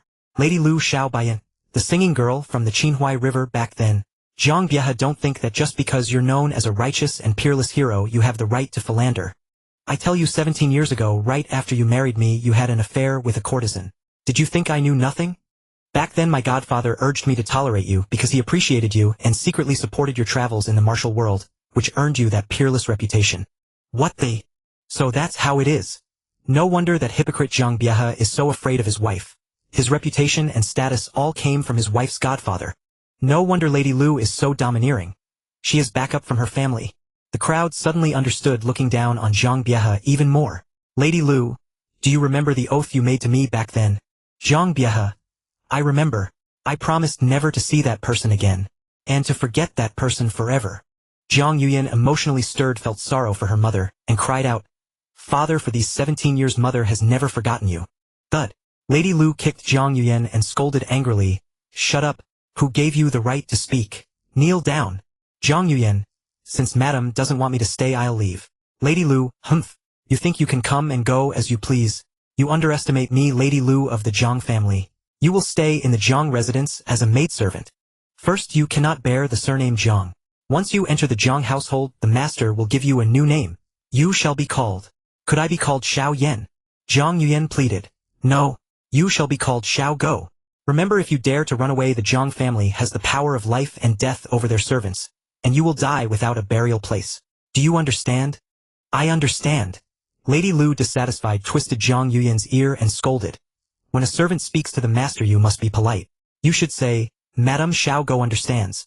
Madame Xiao Go understands. Louder. Madame Xiao Go understands. Damn, this makes my blood boil. What I hate most isn't Lady Lu but that hypocrite Zhang Biehe. From Lady Lu's perspective, as Zhang Biehe's wife, bullying and humiliating her husband's illegitimate daughter, though vicious, is understandable. But Zhang Biehe just stood by and watched, truly not a man. In the celestial fragrance pavilion, Chuanhua, Chuyuashaha, and Dongxue stared at the light screen in the sky, hardly daring to breathe, not daring to look at Zhang Yuyan's expression. They had never imagined Zhang Yuyan's past was so miserable. But how did she turn things around? And how did she acquire such extraordinary martial arts? Had the martial king taught her? They watched with curiosity. Zhang Yuyan was taken to the kitchen. Due to Lady Lu's special instructions, everyone in the kitchen bullied her. Xiao Go, have you eaten yet? A fierce-looking cook stared at Zhang Yuyan with ill intent. Zhang Yuyan shook her head. Not yet. The cook picked up a bowl of dry cold noodles nearby and handed it to her. Eat. Just as Zhang Yuyan reached out, the cook let go and the noodles spilled onto the ground. Zhang Yuyan, angered, said, I won't eat. Not eat. The rules of the Zhang residence forbid waste. If you skip this meal, don't expect a second one. Zhang Yuyan had no choice. She knew if she didn't eat she would starve. So she humbled herself to eat the noodles off the floor, but the cook kicked the noodles away. Never mind. If you get sick, I can't answer to the madam. Tonight you'll sleep in the woodshed. Tomorrow morning, first fetch 5 buckets of water, then chop wood and boil water. The scenes on the light screen continued and Zhang Yuyan's wretched life kept jarring everyone's nerves. Lady Lu and the wicked servants maliciously tormented her with constant beatings and humiliation. She slept in the woodshed every night, ate leftovers. Zhang Yuyan's fair skin was covered in bruises, heart-wrenching to behold. The scene shifts. In the main hall of the Zhang residence, Zhang Biehe, Lady Zhang Lu, Zhang Yuyan, and several servants are present. Lady Zhang Lu sits in the seat of honor. A servant throws a memorial tablet onto the ground. Seeing the tablet, Zhang Yuyan turns pale with grief and immediately kneels to embrace it. It is her mother's spirit tablet. Lady Zhonglu looks down at Zhang Yuyan from her lofty seat and snarls. Tell me, who is this slut? Zhang Yuyan knelt on the ground, pleading, Madam, I beg you to show mercy. This is my mother's spirit tablet. I beg you to spare us, please. Lady Zhonglu slammed the table and roared, You bastard.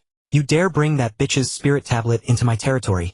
Zhang Bieha, didn't you tell her this is my place? Letting you a mongrel serve as a maidservant is already showing respect to the master.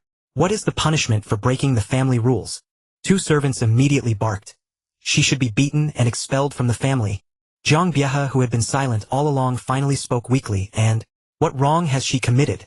Lady Zhonglu stood up, walked over to Zhang Yuyan and said arrogantly, Hiding this tablet has already crossed my bottom line. Chop it up and burn it. Zhang Bieha, Madam, why must you go this far? Lady Zhonglu ignored him and said, A knife. A servant threw a hatchet in front of Zhang Yuyan.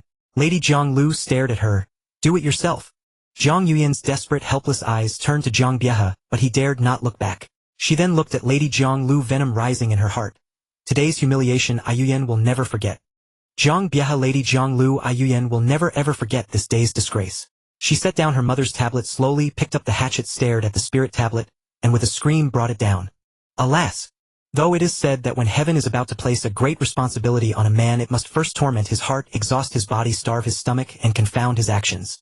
But when will Yuyan's suffering end? But these experiences have already begun to change Zhang Yuyan's nature. I dare say that if this continues, she will definitely turn dark. What is dark? What is light? Even if Zhang Yuyan destroys Zhang Bieha and Lady Zhonglu, I wouldn't think she's wrong. Where have the Martial King and Hua Wuk gone? The Martial King and Hua Wuk weren't her babysitters. They casually rescued her from the brothel, and then took her to find Zhang Bieha. That's more than enough. Zhang Bieha is such a waste. Can't even protect his own daughter. Not a real man. What kind of righteous and peerless Jiangnan hero is that? If Zhang Bieha weren't dead, I'd make him see why the flowers are so red. Curses rained down from all over the world. Zhang Yuyan watched the scene of herself chopping her mother's spirit tablet, her eyes flickering with tears. In her heart, only 2 people mattered now. One was her deceased mother. The other was Zhao Wu. The shifting flower palace. Hua Yuanu and the other 2 watched the screen, their eyes red inside. Seeing her, we realize we are all fortunate, especially meeting the Martial King. That is the happiest thing in our lives. They were all orphans taken in by the shifting flower palace. Though the palace rules were strict, cold, and devoid of human warmth, they never wanted for food or clothing, and could learn the palace's superior martial arts. They were not humiliated or tormented without reason. Although Yao Yu was somewhat difficult to serve, as long as they did not make mistakes, they were far luckier than Zhang Yuyan. Martial King, when did you meet Zhang Yuyan again? Hua Yuanu asked curiously. For Zhang Yuyan to have come this far, and for it to be connected to Zhao Wu, he must have done more than just rescue her from the brothel that one time. There would surely be further encounters with Zhang Yuyan. Soon. Keep watching and you'll find out. Zhao Wu smiled faintly, his hand gently stroking Hua Yuanu's fair snowy shoulder. Hua Yuanu and the other 2 said no more, and continued watching the light screen in the sky. The scene shifts. Zhang Yuyan is again being bullied and beaten by servants, while Zhang Bieha watches in secret. At dusk, Zhang Bieha throws a note to Zhang Yuyan, luring her to a small grove. Knowing that Lady Lu might order someone to kill Zhang Yuyan, and feeling guilty, he decides to teach her martial arts. Zhang Bieha says, If you learn inner energy, your footsteps will become lighter and easily noticed. I'll only teach you 3 moves. Either don't use them, or when you do, you must kill the opponent. You can only use them when you must kill or be killed. The first move I'll teach you is 2 dragons snatch the pearl. Digging out the enemy's eyes, a sure hit. The second is a leg technique. The third, if you use these 3 moves well, no matter how skilled the opponent, you can bring them down. Understood? Understood. It hasn't been easy, but Yuyan finally learned martial arts. But they're just dirty, underhanded tricks. Against a highly skilled opponent, if you can't break through their protective chi, even the best moves are useless. But it's better than nothing. At least Yuyan has a sliver of self-defense, and she's unlikely to face real experts. At least Zhang Bieha has a shred of conscience. But he's still too spineless. The scene shifts to Zhang Bieha and Lady Zhonglu arguing. She discovers the 6 Yang divine dice he has hidden and threatens to tell her godfather Lu Shi. Zhang Bieha, seeing this, decisively strikes and kills Lady Zhonglu. What the? Zhang Bieha never stood up for his own daughter when she was bullied, but when it came to a divine treasure, he suddenly grew a spine. Indeed, for Zhang Bieha, wife and daughter are nothing compared to peerless martial arts. What a heartless, treacherous scoundrel. The 6 Yang divine dice is said to contain the supreme secret of the marriage garment art. Who knew it was in Zhang Biehe's hands? I've heard that Yan Tian practices the marriage garment art, but it seems different from the one rumored to be in the dice. I read in an ancient text that there are 2 versions of the marriage garment art. One righteous, one demonic. Both infinitely powerful divine arts. Seeing the 6 Yang divine dice in Zhang Biehe's hand, all the martial artists across the 9 provinces were wide-eyed with excitement. In the martial world, nothing attracts more than divine arts, beautiful women, and legendary weapons. The Shifting Flower Palace. Hua Yuanu, seeing the dice, asked curiously, "Martial King, is the art in the 6 Yang divine dice the same as Yan Nanshan's marriage garment art?" No, Zhao Wu shook his head. There are 2 versions. One is Yan Nanshan's orthodox marriage garment art. Supremely strong and masculine, the true martial Zen. The other is the one in the dice, which can be called the demonic marriage garment art, capable of absorbing others' inner energy, similar to Zhu Wusher's absorption art. Zhao Wu had learned these things after contacting Zhang Yuyan and obtaining the 6 Yang divine dice. This world was a fusion of many story characters. The martial arts were also diverse. Figures like Yao Yue Lianxing and Yan Nantian seemed to be from the novel The Peerless Twins, while Zhang Yuan, Zhang Biehe, and others were from the altered version Xiao Yuer and Hua Wuk. That version was a heavily modified retelling of The Peerless Twins, and within it, there are also Yao Yu and Lianxing. However, in this world, Yao Yu and Lianxing are not from this drama but from the original novel. Zhao Wu raised his head to gaze at the sky screen, wondering, in this comprehensive martial world, could Zhang Yuyan still absorb the skills of Yao Yu and Lianxing in her original fate? The screen shifts. Zhang Yuyan opens the 6 Yang divine dice. Zhang Biehe instructs her not to tell anyone, then takes the open dice to go into seclusion for cultivation. As a result, Zhang Biehe suffers a qi deviation, develops a deadly poison within his body, and is on the verge of death. What the hell? Could Zhang Biehe really die like this? Definitely not. He was on the hypocrite ranking before, so he won't die this time. I wonder how Zhang Biehe will resolve the qi deviation. Countless martial artists stared intently at the screen. For martial artists, qi deviation is a common occurrence. They were also curious about how Zhang Biehe solved it. Could they also learn from his method so that in the future they wouldn't have to worry about qi deviation? The screen shifts and Zhang Yuyan's heart-wrenching screams are heard. "Father, no, please. Holy shit. What is Zhang Biehe doing?" The goddess's voice is so seductive. "Forgive me for thinking the wrong way." The crowd was shocked and then saw on the screen Zhang Biehe wearing a bamboo had his face skin ulcerated, one hand pressed against Zhang Yuyan's back as endless power and poison flowed into her body. Zhang Yuyan could hardly move, eyes wide open, mouth slightly agape, her expression extremely painful. Is this Tue Gong Gua Shui? What is Tue Gong Gua Shui? It's a heretical method transferring the poison generated from qi deviation to one's closest kin. Damn it. Zhang Biehe is too ruthless. He's truly inhuman.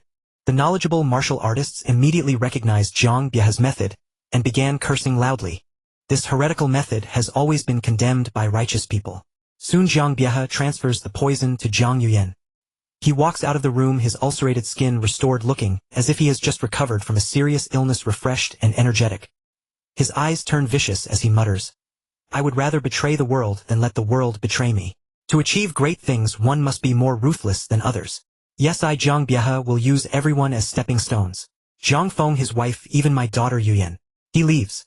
After an unknown time, Zhang Yuyan slowly wakes up, her eyes confused, not knowing what happened. She feels discomfort on her face, reaches to scratch, and brings back a handful of blood. She immediately goes to the mirror. In the bronze mirror appears a face ulcerated like a ghost. Her pupils contract and her heart trembles. So tragic. Just when Zhang Lu's wife died, she ends up being sacrificed by her own father. There should be a turning point now, right? I boldly predict that the Martial King will appear. When will the Martial King finally show up? It's killing me. Watching Zhang Yuyan's miserable state, countless people prayed for Zhao Wu to appear soon. The screen shifts. On the left screen, Zhang Yuyan runs out of the Zhang residence. It is raining heavily. Soon she collapses on the ground. She lies in the mud, water droplets rolling down her face, unable to distinguish tears from rain. Suddenly a pair of large feet stands before her. She looks up and sees a tall, handsome man with a face like jade, elegant and noble. It is exactly the Martial King she has been longing for day and night, who once rescued her from the brothel. Martial King. It really is the Martial King. The Martial King has appeared. With his strength, saving Zhang Yuyan is no problem at all. Yuyan's suffering has finally ended. The crowd's spirits lifted and they stared intently at the screen. The Martial King lifts Zhang Yuyan from the ground. Thinking of her appearance, she quickly lowers her head, not daring to look at him. But leaning in his arms, all the pain and despair on her face vanish, replaced by immense happiness and contentment. He carries her to N and places a hand on her back and quickly removes the poison from her body, restoring her appearance. The next day the martial king takes her to the Zhang residence, but he does not reveal himself, secretly suppressing Zhang Biehe. Zhang Yuyan goes before Zhang Biehe, and as he begs for mercy, she stabs him twice, then takes his 6 yang divine dice and leaves.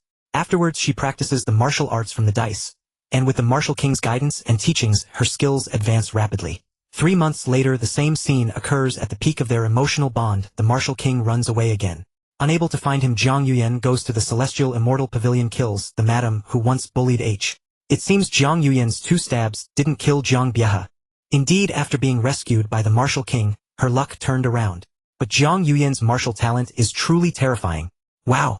Look at the right screen. Is Zhang Yuyan the child of fate? So even without the martial king she wouldn't die. Holy shit!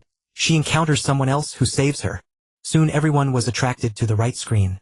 The right screen showed Zhang Yuyan's original fate. The screen shifts. Zhang Yuyan is still lying in the mud. Suddenly a pair of feet stands before her. But this time it's not a man's feet, but a pair of delicate woman's feet. The woman takes Zhang Yuyan to a dilapidated temple, and uses the method of counteracting poison with poison to remove the toxins from her body. It's Su Ying. I didn't expect Su Ying's medical skills to be so impressive. Zhang Yuyan is also amazing. An ordinary person would have died countless times, but she miraculously survives every time. Yes, although she has suffered countless hardships, torments, and humiliations, she always encounters a benefactor to save her. Moreover, despite all she's been through, she has never lost her virginity. Truly blessed by fate. If it were someone else, they would have been ruined and died many times over. At the celestial immortal pavilion, Zhang Yuyan gazed at the sky screen, never expecting that without the martial king, she would still be saved by Su Ying. However, her feelings for Zhao Wu remained unchanged. At the same time, she was also curious about what she would do in her original fate. The screen shifts. She approaches a beautiful girl in red. It's Zhang Yuyan's sister, Zhang Yufeng. Zhang Yufeng is cheerful and kind-hearted. She is the only one in the Zhang residence who treats Zhang Yuyan well. Yes, she truly cares for Zhang Yuyan. I can't understand how 2 vile people like Zhang Biehe and Zhang Lu's wife could produce a daughter as beautiful as a fairy, kind-hearted and generous. Everyone was familiar with the beautiful girl in red on the screen. She had appeared before. She was Zhang Yuyan's sister, Zhang Yufeng. Zhang Yufeng brought delicious food to Zhang Yuyan and helped her avoid being bullied by the servants. She had won a large number of fans. On the screen, Zhang Yuyan discusses the matter of entering the palace with Zhang Yufeng. Zhang Biehe schemes to make the emperor believe that Zhang Yufeng is his guardian goddess, so he issues an edict ordering her to enter the palace as a concubine. Zhang Yuyan uses Zhang Yufeng's trust to trick her into going to an abandoned temple outside. When Zhang Yufeng turns around her back to Zhang Yuyan grabs a prepared dagger and stabs at her fiercely. However, Zhang Yufeng has been trained in martial arts since childhood by the South Sea nun, so she is not comparable to Zhang Yuyan. Even with the sneak attack, she fails to kill Zhang Yufeng. The dagger is kicked away and Zhang Yuyan falls to the ground. Zhang Yufeng, furious and incredulous, says, "Yuyan, you even want to kill your own sister?" Sob. Sob. Zhang Yuyan puts on an Oscar-worthy performance, crying sorrowfully. "Why are you crying? Just say what you have to say." "I'm sorry. I was being foolish for a moment." "Foolish about what?" "I never had father's love since I was a child. After I came back, I thought father could love me, but I never expected that his heart was entirely on you, ignoring me completely. So I thought if I drove you away, father would have only me as his daughter, and he would love only me." Zhang Yufeng's anger fades. She walks over to Zhang Yuyan, pats her shoulder, and comforts her. "You are so foolish. I am going to the palace tomorrow. How could I compete for your favor?"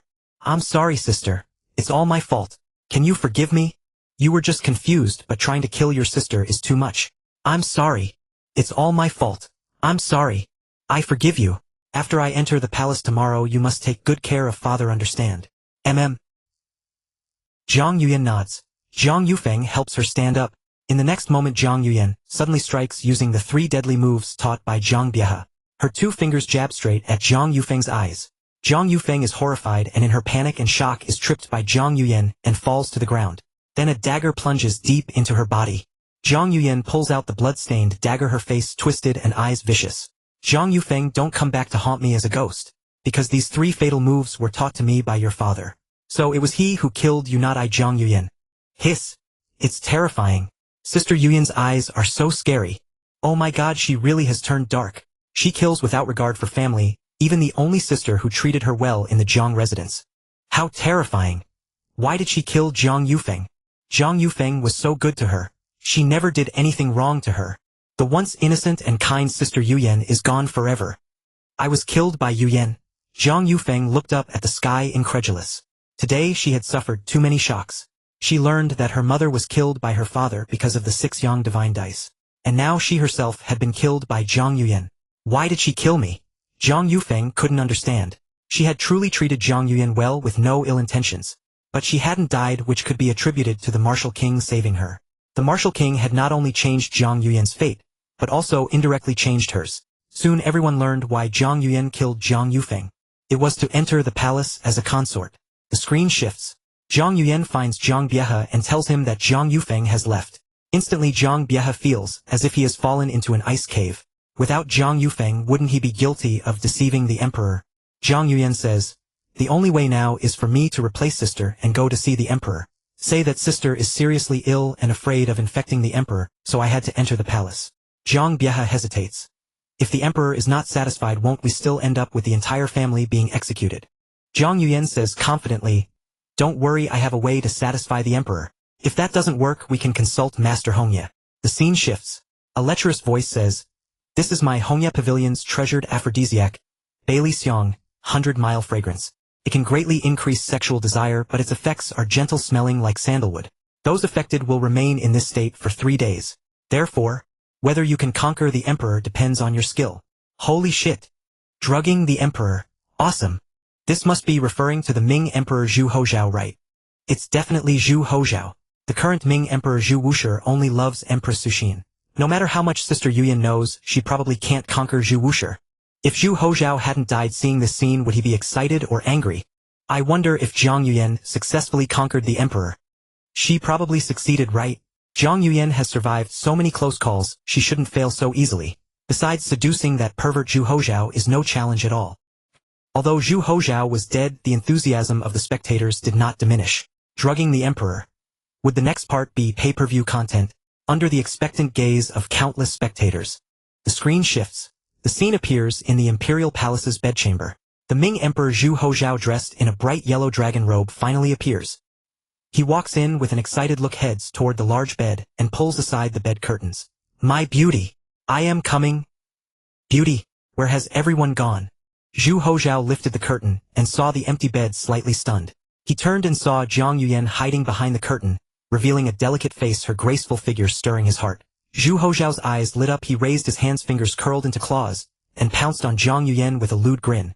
Zhang Yuyan, like a slippery mermaid, dodged sideways, and they chased each other. "Beauty, don't run. Your Majesty, come catch me.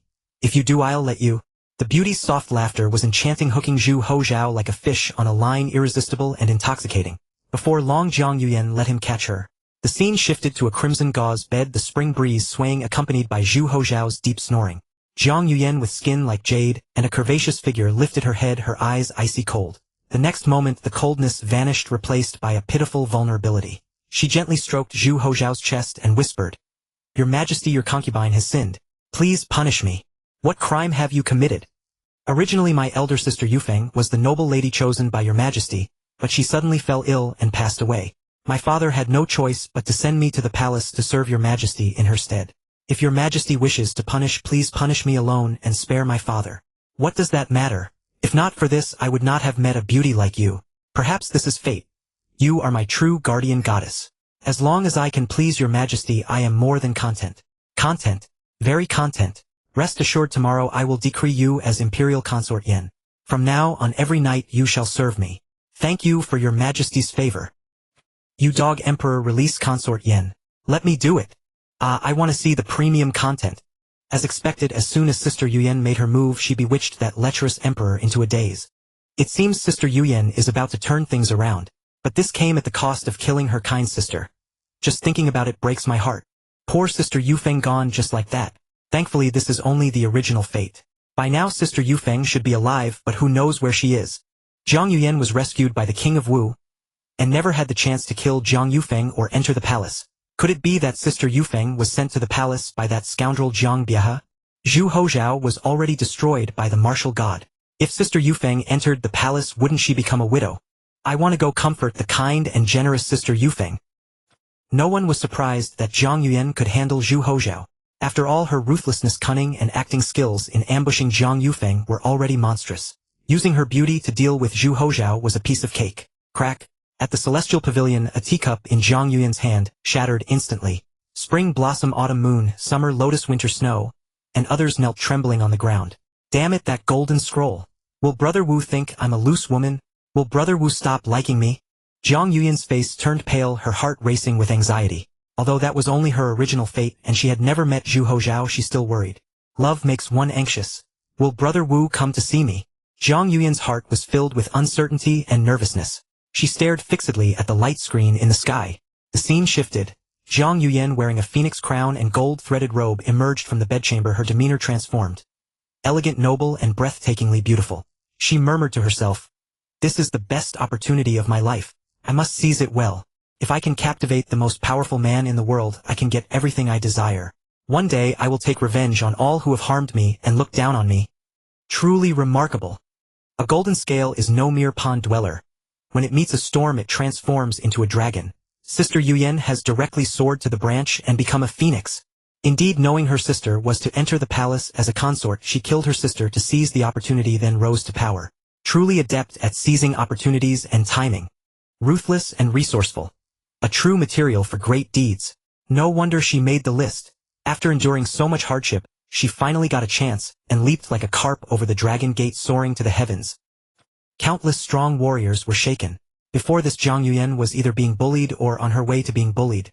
Now she seized a single opportunity. She directly killed her sister, leaving Zhang Biehe no choice but to send her to the palace, where she successfully captivated the emperor. Overnight, she transformed from a bullied servant into Her Majesty Consort Yen. Afterward, Zhang Yuyan used the emperor's favor to exile Zhang Biehe to guard the border, and invited Xiao Yuer and Suing to the palace to help her deal with Lu Shi, using the tactic of letting a tiger devour a wolf. Everyone stared at the light screen, watching the once abused Zhang Yuyan transform into a master of palace intrigue, turning the harem upside down, outwitting Lu Shi, eliminating Consort Li, and monopolizing the emperor's favor. Their hearts were filled with emotion. The scene shifted. Hua Wuke, Xiao Yuer, Su Ying, Yan Nanshan, and Tai Xinlan all moved into the palace for various reasons. Zhang Yuyan secretly revealed to Yan Nantian that Zhang Biehe was actually Zhang Qin, prompting Yan Nantian to pursue him to the border. She then sent word to Zhang Biehe that Yan Nantian was coming to kill him, forcing him to have no choice but to sneak into the palace and beg for Zhang Yuyan's protection. Zhang Yuyan demanded that Zhang Biehe hand over the 6 divine dice. Though reluctant, Zhang Biehe had no choice but to comply, and was then assigned to a dilapidated room in the palace. Consort Yen is truly domineering now. Zhang Biehe has reaped what he sowed, tasting the same bitterness of living under someone else's roof that Consort Yen once endured. This is what goes around comes around. Zhang Biehe is truly pathetic. Previously, he was tightly controlled by his wife Zhang Lu, and now that she's dead, he's been suppressed by his daughter Consort Yen. Now that Zhang Yuyan has obtained the 6 divine dice, she should be able to master the peerless martial art within right. Definitely, otherwise how could she be worthy of the list? Those who can make the list even without the King of Wu changing their fate are by no means ordinary beings. It's predictable that in Zhang Yuyan's original fate, she is certainly extraordinary, perhaps not stopping at just being Consort Yen. Could she even become empress and rule over the nation? Becoming empress shouldn't be difficult. In the harem, no one is a match for Consort Yen. Besides, the emperor is completely infatuated with Consort Yen. Maybe Consort Yen will bear a son and even rule behind the curtain. After obtaining the 6 divine dice, Zhang Yuyan discovered some Persian text on it. She copied it down and had 6 scholars translate it separately. Zhang Biehe, unwilling to give up, secretly observed, and upon learning that Zhang Yuyan had translated the Persian text, came forward to question her. Zhang Yuyan initially didn't want to tell, but annoyed by his persistence, she sneered. "Actually, I don't mind telling you. After all, you can't cultivate it anyway." "Why?" "Because those Persian sentences mean that to master the final level of the embroidered robe divine art, contained in the 6 divine dice, the shifting flowers and connecting trees, you must first abolish all your own martial arts. The shifting flowers and connecting trees is a supreme art. No other internal energy can coexist with it." Zhang Biehe found it hard to believe. "Abolish all my martial arts? What do you think? Can't bear to part with it?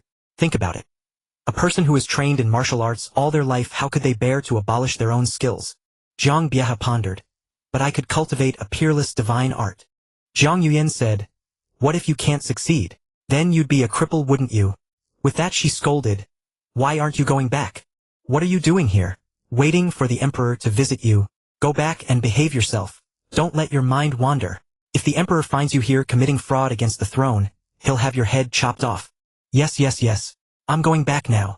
Zhang Biehe is like a grandson. I feel that Consort Yen telling Zhang Biehe that he must abolish his martial arts to master the divine art must have a deeper meaning. I have a feeling that Zhang Biehe is doomed. The scene shifted. Zhang Biehe sat in his room, before him the copied manual from the 6 divine dice. No wonder I've been training for so long without success, and even suffered a chi deviation the first time. Thinking this, he did not hesitate to abolish his own martial arts. Haha, I can practice shifting flowers and connecting trees now. I can practice it. Just then Zhang Yuyan's laughter came from outside. You really did abolish your own martial arts. Why did you have to do that? I haven't even told you the whole essence yet. I never thought there could be anyone as stupid as you in the world. Did you really think shifting flowers and connecting trees was so easy to cultivate? Aren't you too impatient? What else do you want? To send you to reunite with your daughter. Ah! Holy crap! As expected, Zhang Biehe was toyed to death. Zhang Biehe was also stupid. Abolishing his own martial arts wasn't that asking for death. Who could resist the temptation of a peerless divine art? With parents' sacrificed power knows no bounds. Consort Yan's rise began with killing her sister, then her father. Terrifying. Everyone was stunned, both by how Zhang Yuyan effortlessly eliminated Zhang Biehe with just a few words and by the ruthlessness of her killing her own father. In Great Qin at the Zhangtai Palace, the civil and military officials looked at each other in dismay. They all knew that Zhao Wu had a connection with Zhang Yuyan. Seeing her original fate, they felt their scalps go numb and a chill down their spines. First there was Yao Yue, who was ruthless enough to stab herself with needles and kill her own sister. Now there was Zhang Yuyan, who killed her sister and her father. Heartless and scrupulous and unfathomably cunning. Not to mention women like the Tide Witch Mingzhu. Could the king of Wu handle them? If it were them, they'd probably be devoured to the bone in no time. My son is no ordinary man. Ying Zheng sighed with emotion. How could an ordinary man attract so many terrifying women? At the king of Wu's mansion, Yan Lingji toyed with her fire spirit hairpin, her eyes charming and seductive. She glanced at the Tide Witch beside her and smiled coquettishly. Big shark, you've met your match. The previous Yao Yu was fierce, but she was no match in terms of cunning. However, Zhang Yuyan's intelligence stood out among all the women. At least among the women of Zhao Wu that Yan Lingji knew, the only ones who could match Zhang Yuyan in wit were the Tide Witch beside her and Zhao Wu's housekeeper Tianyan. Just a little girl. The Tide Witch's face was enchanting, dignified yet with an indescribable allure. Her narrow eyes narrowed slightly as she smiled calmly. She had confidence in herself. Besides, with Zhao Wu around, she wouldn't really fight Zhang Yuyan to the death. In friendly competition, what mattered most was pleasing the man. In her view, Zhang Yuyan was still inexperienced. Is that so? Yan Lingji raised an eyebrow, non-committal, but inwardly she became more cautious about Zhang Yuyan. They continued to watch the light screen in the sky. After eliminating Zhang Biehe, Zhang Yuyan mastered shifting flowers and connecting trees, and began secretly absorbing the martial arts of Jianghu warriors. She started with death row prisoners, accumulating power, and quickly became a master. Then she began to take control of the Eastern Depot. Those who refused to submit were secretly eliminated, and she absorbed their power as well. Soon she subdued Lu Shi, then secretly absorbed Chao Zhengxuan's power, allowing Lu Shi to rise and control the Eastern Depot. Next, Zhang Yuyan methodically took control of the Western Depot, the Imperial Guard, and the court ministers. She secretly incited martial artists to attack the moving flower palace, then informed Hua Wuck to return and rescue them. Later, when Hua Wuck's wife Tai Xinlan was about to give birth, she tricked Xiao Yue out of the palace. During Tai Xinlan's labor, she used a dead baby to swap the live child, and then strangled Tai Xinlan to death. Wow! Consort Yen is getting more and more ruthless. I feel like Consort Yen is about to make a big move. It seems Consort Yen is going all out to get Hua Wuck. I bet Zhu Hozhao is going to be cuckolded again. At the moving flower palace, Zhao Wu watched the light screen and nodded slightly. Indeed, this is a composite martial world. Zhang Yuyan's original fate differs from the previous storyline. In the previous story, she absorbed the powers of Yao Yue Lianxing and Yan Nanshan, becoming invincible. But in this world, she probably won't be able to absorb them. Still, it seems she is heading towards becoming an empress. However, it will be difficult to succeed in the end, as the Ming royal family has many old monsters. Zhao Wu thought of the powerful figures he had killed before, like Lu Bowen and Ming Taizu. With Zhang Yuyan's strength, she probably couldn't handle them. He continued to watch the light screen. He was also curious about Zhang Yuyan's original fate in this world. The scene shifted. Zhang Yuyan was meeting Hua Wuck in the palace when Zhu Hozhao discovered them. Zhang Yuyan pretended to be innocent, then ambushed Zhu Hozhao, absorbing all his power, and using the confusion art to control his mind. Afterwards, she drugged Hua Wuck and had relations with him. Holy crap! Holy crap! Holy crap! Zhu Hozhao got cuckolded again. Consort Yen is truly ruthless. She reversed the roles. And on the dragon bed, I wonder if Zhu Hozhao would die of rage if he knew. Just because Hua Wuck rescued her from the brothel, she became devoted to him. Now it seems Hua Wuck might not even be born and Zhang Yuyan has been rescued by the king of Wu. It seems she is also devoted to him. At the celestial pavilion, Zhang Yuyan's face was grim when she saw herself drugging and taking advantage of Hua Wuck. But thinking that this was only her original fate, she relaxed. In her original fate, it was Hua Wuck who rescued her, which was why she was so devoted. Now it was the king of Wu who rescued her. She was just as devoted to the king of Wu. Brother Wu wouldn't be angry with me because of this original fate, would he? Zhang Yuyan stared intently at the light screen, nervous and anxious. The scene shifted. Zhang Yuyan, dressed in a bright yellow dragon robe, stood with her hands behind her back, her aura, like an abyss, and a sea exuding unparalleled dominance. Holy crap! Consort Yen has ascended to become the empress. That's incredible. From a brothel courtesan to the unparalleled empress. A legendary tale. If not for the martial king, would Great Ming have seen an empress? Not so easy. Have you forgotten the royal ancestors slain by the war god before? Zhang Yuyan, though powerful now, is no match for those ancient monsters. True. I wonder if Zhang Yuyan will ultimately secure the throne of empress. The scene shifts to Hua Wuck, Xiao Yuer, and Su Ying sitting together. Su Ying says, Zhang Yuyan has now mastered the flower transfer technique from the 6-run divine dice, and has absorbed the powers of Chao Zhengchuan Yu Huayan Zhu Hozhao Lu Shi Zhu Wusher Yan Nanshan, and other experts. Her martial arts are unparalleled in history. There is likely no one in the world who can defeat her. What? My power was also absorbed. In the great Ming Palace, Zhu Wusher, now the emperor, widened his eyes in disbelief. Could his absorbing qi art be inferior to her flower transfer? Is flower transfer truly that formidable? Zhu Wusher's face darkened. Even after being battered by the war god and the great Ming royal ancestors, he still had great confidence in his own martial arts. He believed that aside from those freaks and ancient monsters, few in the world could match him. Yet now a random Zhang Yuyan had appeared and drained his power. Now Zhang Yuyan has likely mastered flower transfer as well, and she's involved with the martial king. With his help, she must be even stronger. Zhu Wusher felt a suffocating pressure bearing down on him. The war god was already an insurmountable monument towering over him. Even the martial king's displayed power left him uncertain of victory. Now another Zhang Yuyan had emerged. The higher he stood, the more he felt his own insignificance. Yan Tian was equally stunned. My power was also absorbed. My bridal clothes divine art was no match for Zhang Yuyan's flower transfer. Yan Tian practiced the authentic bridal clothes divine art, so he knew of another version of the technique. Brother, do not be troubled. That was merely the original fate. Zhang Yuyan grew stronger by devouring others' power. It is understandable that she surpassed you temporarily. Zhang Feng consoled him. It's fine. Victory and defeat are common in warfare. I never considered myself the best in the world. Being defeated is perfectly normal. Yan Nantian waved his hand dismissively. He had already been no match for the martial king and Jing and I, nor for Yan Shisan, who had mastered the 15 fatal swords. But now, besides the martial king Jing and I and Yan Shisan, he felt confident in a fight. Back then, my bridal clothes divine art must not have reached its peak. Yan Nantian thought to himself. The bridal clothes divine art was utterly masculine and young. After cultivating to 70 or 80%, one had to disperse and restart the cultivation to reach the highest realm. He had only learned the secret when he encountered the martial king. Now, after dispersing and restarting his power, had ascended to a new level, reaching the realm of land immortal, his strength multiplied beyond measure. In the original fate, without meeting the martial king, he likely failed to attain the highest realm, so it was reasonable that he fell to Zhang Yuyan's flower transfer. I wonder if Hua Wuck and Xiao Yuer can deal with Zhang Yuyan. Yan Nantian and Zhang Feng both gazed curiously at the light screen. Though Zhang Feng had no sons yet, and because of the martial king there were no Hua Wuck or Xiao Yuer either, still they felt an inexplicable warmth and fondness for Zhang Feng's two sons from the original fate. Xiao Yuer said, if flower transfer can absorb power, can it also absorb illness and poison? What do you mean? For example, if I were a person suffering from qi deviation, would Zhang Yuyan also suffer qi deviation if she absorbed my power? Hua Wuck. I can't say for sure, but if someone's meridians are invaded by a potent poison, I believe the poison could be absorbed along with the power. Xiao Yuer's spirits lifted. Then that's the solution. Su Ying objected. Are you suggesting that someone take poison, and then let Zhang Yuyan absorb it? That's an idiotic plan that would only lead to mutual destruction.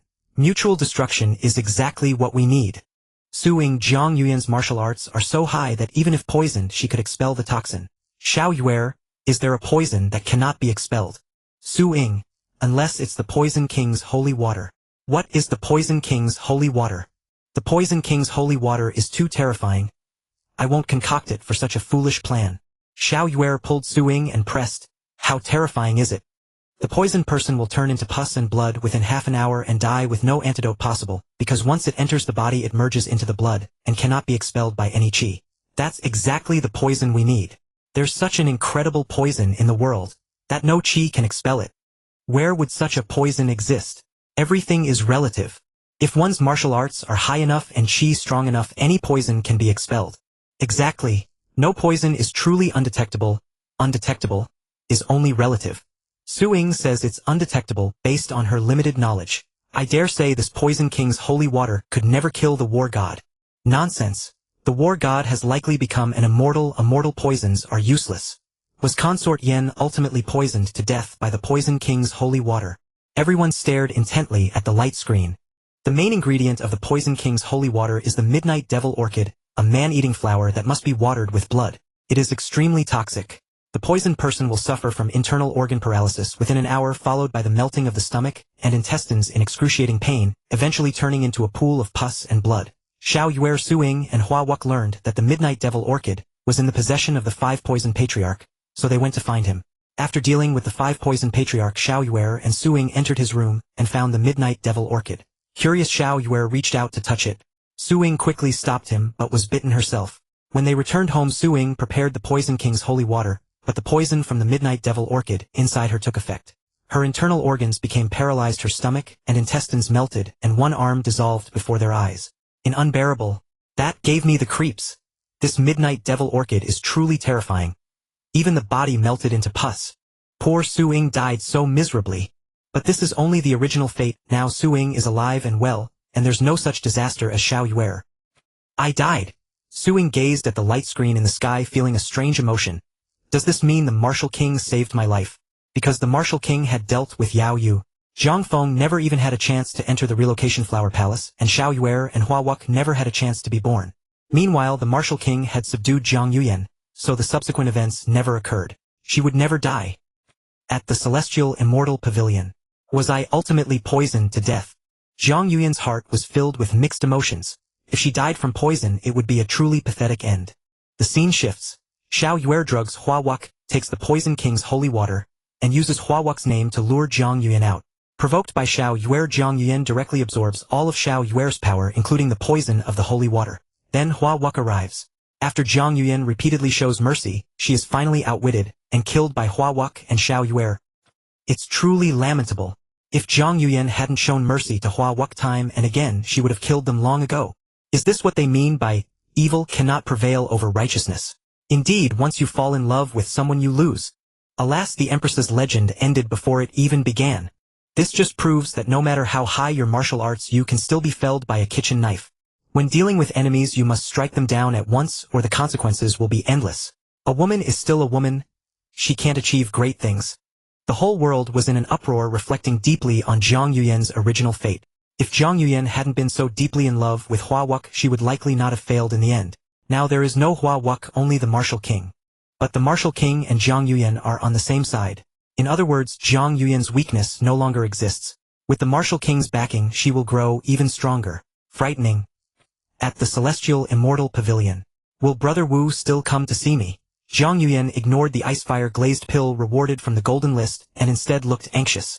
In her original fate, she had killed her sister, killed her father, was ruthless and unscrupulous, seduced the emperor to climb the ranks, and even drugged Hua Wuk. Of course, killing her father was nothing since Zhang Biehe was not a good man. She had also received Zhao Wu's help to stab Zhang Biehe twice, but had not killed him. What truly worried her was the murder of her kind sister Zhang Yufeng, her seduction of the emperor, and her drugging of Hua Wuk. What are you thinking about? Just then Zhao Wu's magnetic voice sounded in her ear. Brother Wu. Zhang Yuyan saw Zhao Wu's figure, and her eyes filled with surprise. Like a returning swallow, she threw herself into Zhao Wu's arms, tightly hugging his waist. Brother Wu, am I a shameless, wicked woman? Zhang Yuyan's voice trembled as she choked out. What good and evil people are there in this world? Zhao Wu lifted her delicate chin and pinched her fair, soft cheek. He had long known of Zhang Yuyan's original fate. Long before the golden list revealed it. Those things were not real. He naturally didn't care. Zhang Yuyan's tense heart relaxed slightly, but Zhao Wu's next words made her heart leap to her throat. I didn't expect you to be so skilled. You even charmed Zhu Hozhao into infatuation. Zhao Wu's face turned stern, his tone meaningful. Brother Wu, I will have only you in this life with no second thoughts, and I will never let another man touch a single finger. Zhang Yuyan's face turned pale, trying to explain but not knowing how. Seeing her nervous and at a loss, Zhao Wu suddenly smiled, leaned close to her ear and said, If you want my forgiveness, it depends on how you perform. As long as Brother Wu is happy, Yuyan will do anything. Zhang Yuyan finally relaxed. As long as Zhao Wu was not angry with her, everything was fine. Next, Zhang Yuyan went all out to please Zhao Wu, exerting every effort. Zhao Wushuan with guidance and assistance helped Zhang Yuyan deeply refine the ice-fire glazed pill, allowing her cultivation to reach a higher level. At the same time, in the Jianghu of the Great Ming there was a mysterious place where a mysterious manor stood. The manor, including the kitchen, had only 28 rooms in total. The manor was square-shaped, just like the Sihuan format in the capital. Entering the main gate and crossing the courtyard, one reached the hall. Behind the hall was another courtyard, commonly called a Tianjing skywell. On both sides of the Tianjing were 2 rows of wing rooms. The row of rooms at the back was used by the master as private chambers and bedrooms for himself and his concubines. Adjacent to that was a small courtyard serving as the servants' quarters and kitchen. Yet within this not-so-large manor many martial arts masters were imprisoned. It had a mysterious name, Puppet Manor. As the name suggests, it was a place where the master kept puppets, imprisoning disobedient martial arts masters, and tormenting the trapped for his own amusement. The master of the manor was equally a mysterious and terrifying existence. The Marquis of Xiaoyao Gashutian. He was a man of extraordinary intelligence with a photographic memory. No one could be more cunning, more ruthless, or more fearsome than him. In reality, he was originally a descendant of the Anshi Gashu tribe, beyond the passes, not a Han Chinese. No one in the Jianghu ever knew his true name, and he did not want others to know that he was a barbarian from beyond the borders, and moreover he was born with a disability. He was a dwarf. He deliberately built a puppet house mimicking his own residence, first letting people see it, then bringing them to this place, causing them to involuntarily have the illusion that they themselves had been magically shrunk and turned into puppets. Although this plan was absurd, no one could ever imagine that there existed such a madman as the Marquis of Xiaoyao in the world, who would actually do such ridiculous things. He had already tormented countless people using this method. In the end, those people either went mad or slit their own throats. At first, the trapped naturally felt very uneasy and humiliated, but as time passed, people gradually became numb and indifferent to everything. Whoever came here would become apathetic and self-abandoned, because living held no meaning and dying was of no consequence. Many people here, in order to survive, no longer cared about morality, propriety, or law, and even gave up their reputation and status. In the end, for a bottle of wine, they would even sell their own wives. The Marquis of Xiaoyao delighted in watching their despair struggle, and fawning of this was the only pleasure he could derive from them. There were many legends about him in the Jianghu. Some said he was blind, leprous, and ugly, so he dared not show himself. Others said he looked like the overlord of Chu, a burly man with a thick waist and a full beard. There were only 2 kinds of people in this world who could see his true face. One was those he intended to kill. Those he intended to kill would not live long. The other was women.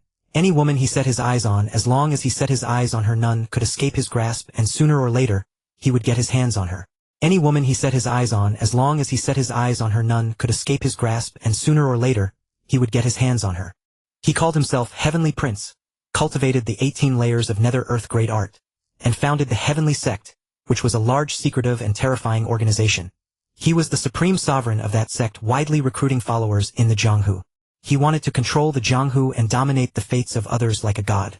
In this puppet manner, he toyed with those martial arts masters who defied him, amusing himself with them like a god. Moon Goddess.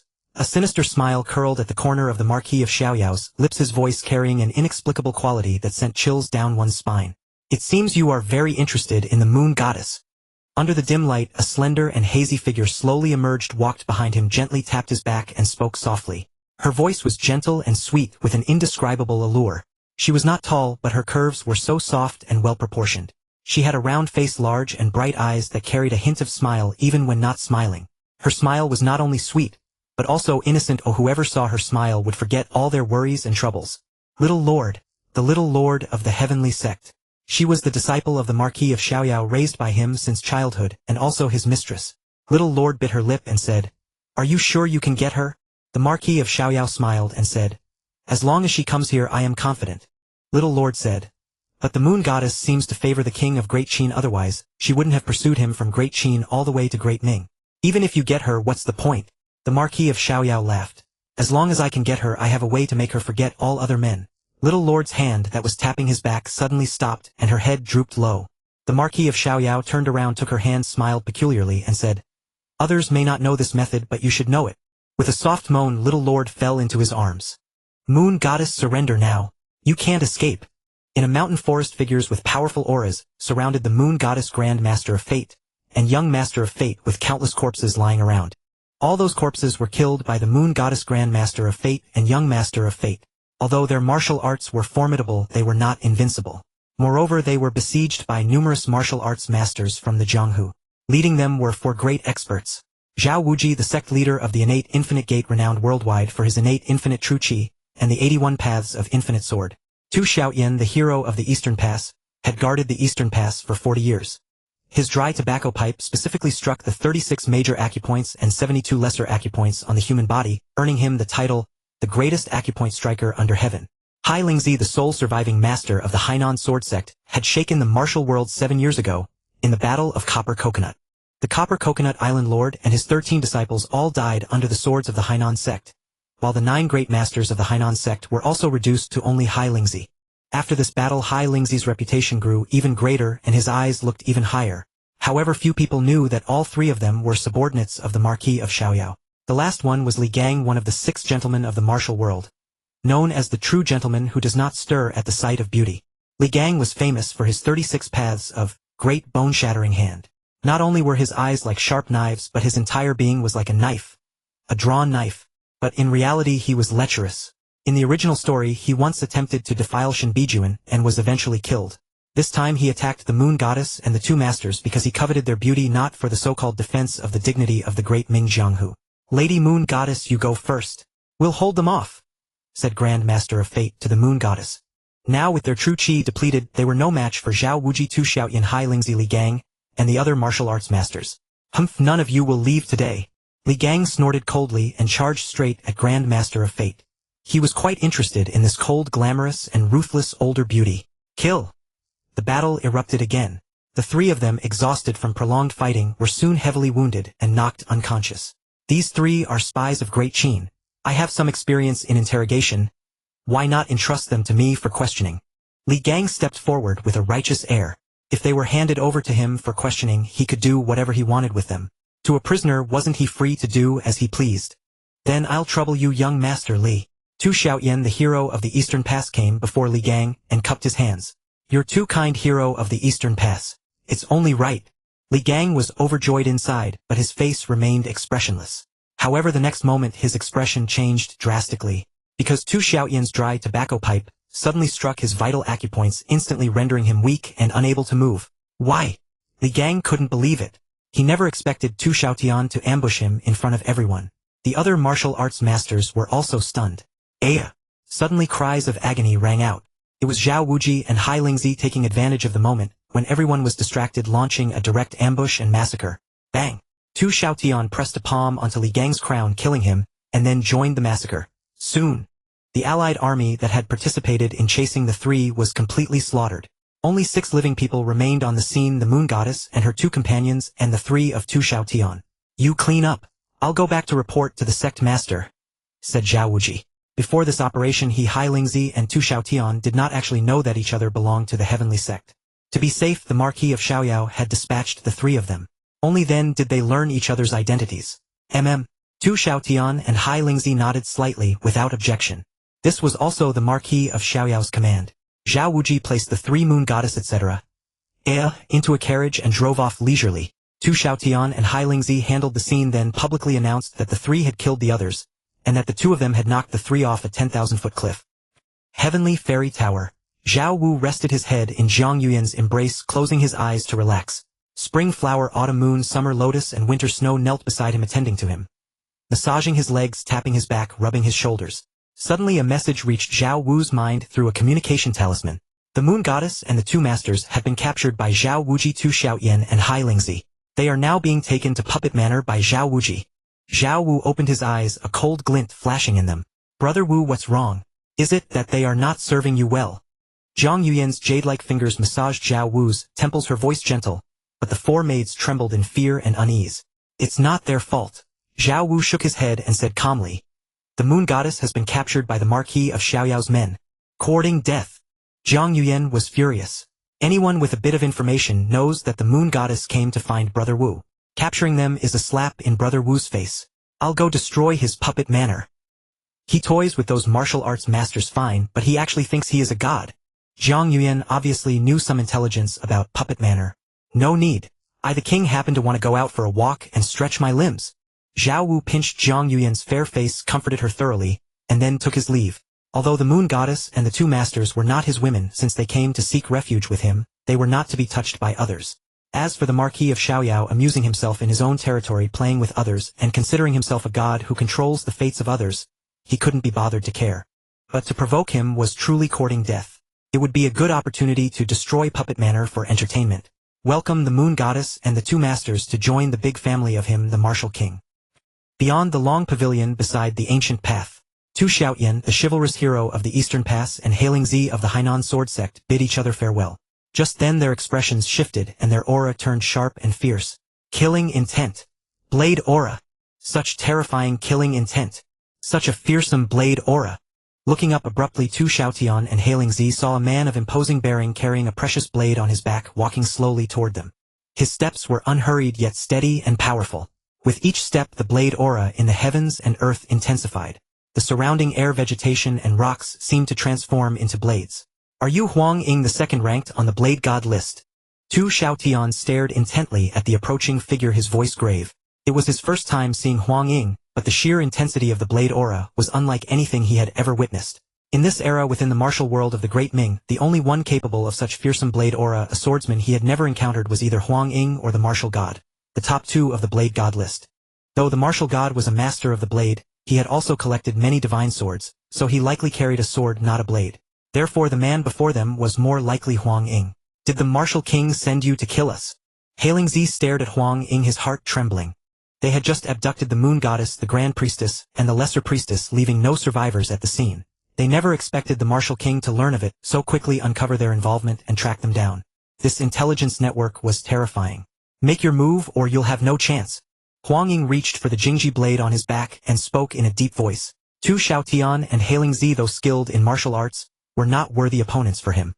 Had it not been for Zhao Wu's orders, he would not have deigned to act against them. Exchanging glances, Tu Xiaotian and Hailing Zi felt immense pressure. This was the second ranked on the blade god list, the fearsome swordsman who had once overwhelmed Shimin Shueishui of Wanshan Manor, and Yi Guqing of White Cloud City, both ranked on the sword god list. Neither dared to be careless. They struck instantly, attacking from left and right, coordinating their assault to pincer him.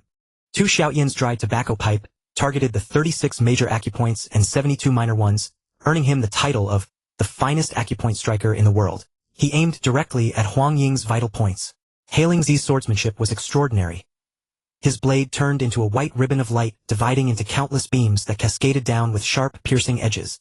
The next moment, just as they came within 3 zhang of Huang Ying, an overwhelming blade momentum erupted like a flash flood. A dazzling golden blade aura extended dozens of zhang, sweeping across. Mountains crumbled, earth split, grass, trees, and rocks were cleanly sliced, raising clouds of dust. Huang Ying sheathed the Jingji blade and turned away. With a slash and another slash, blood sprayed as Tu Xiaotian and Hailing Zi were cut in half, their bodies severed and falling to the ground in a pool of blood. Tu Xiaotian and Hailing Zi died.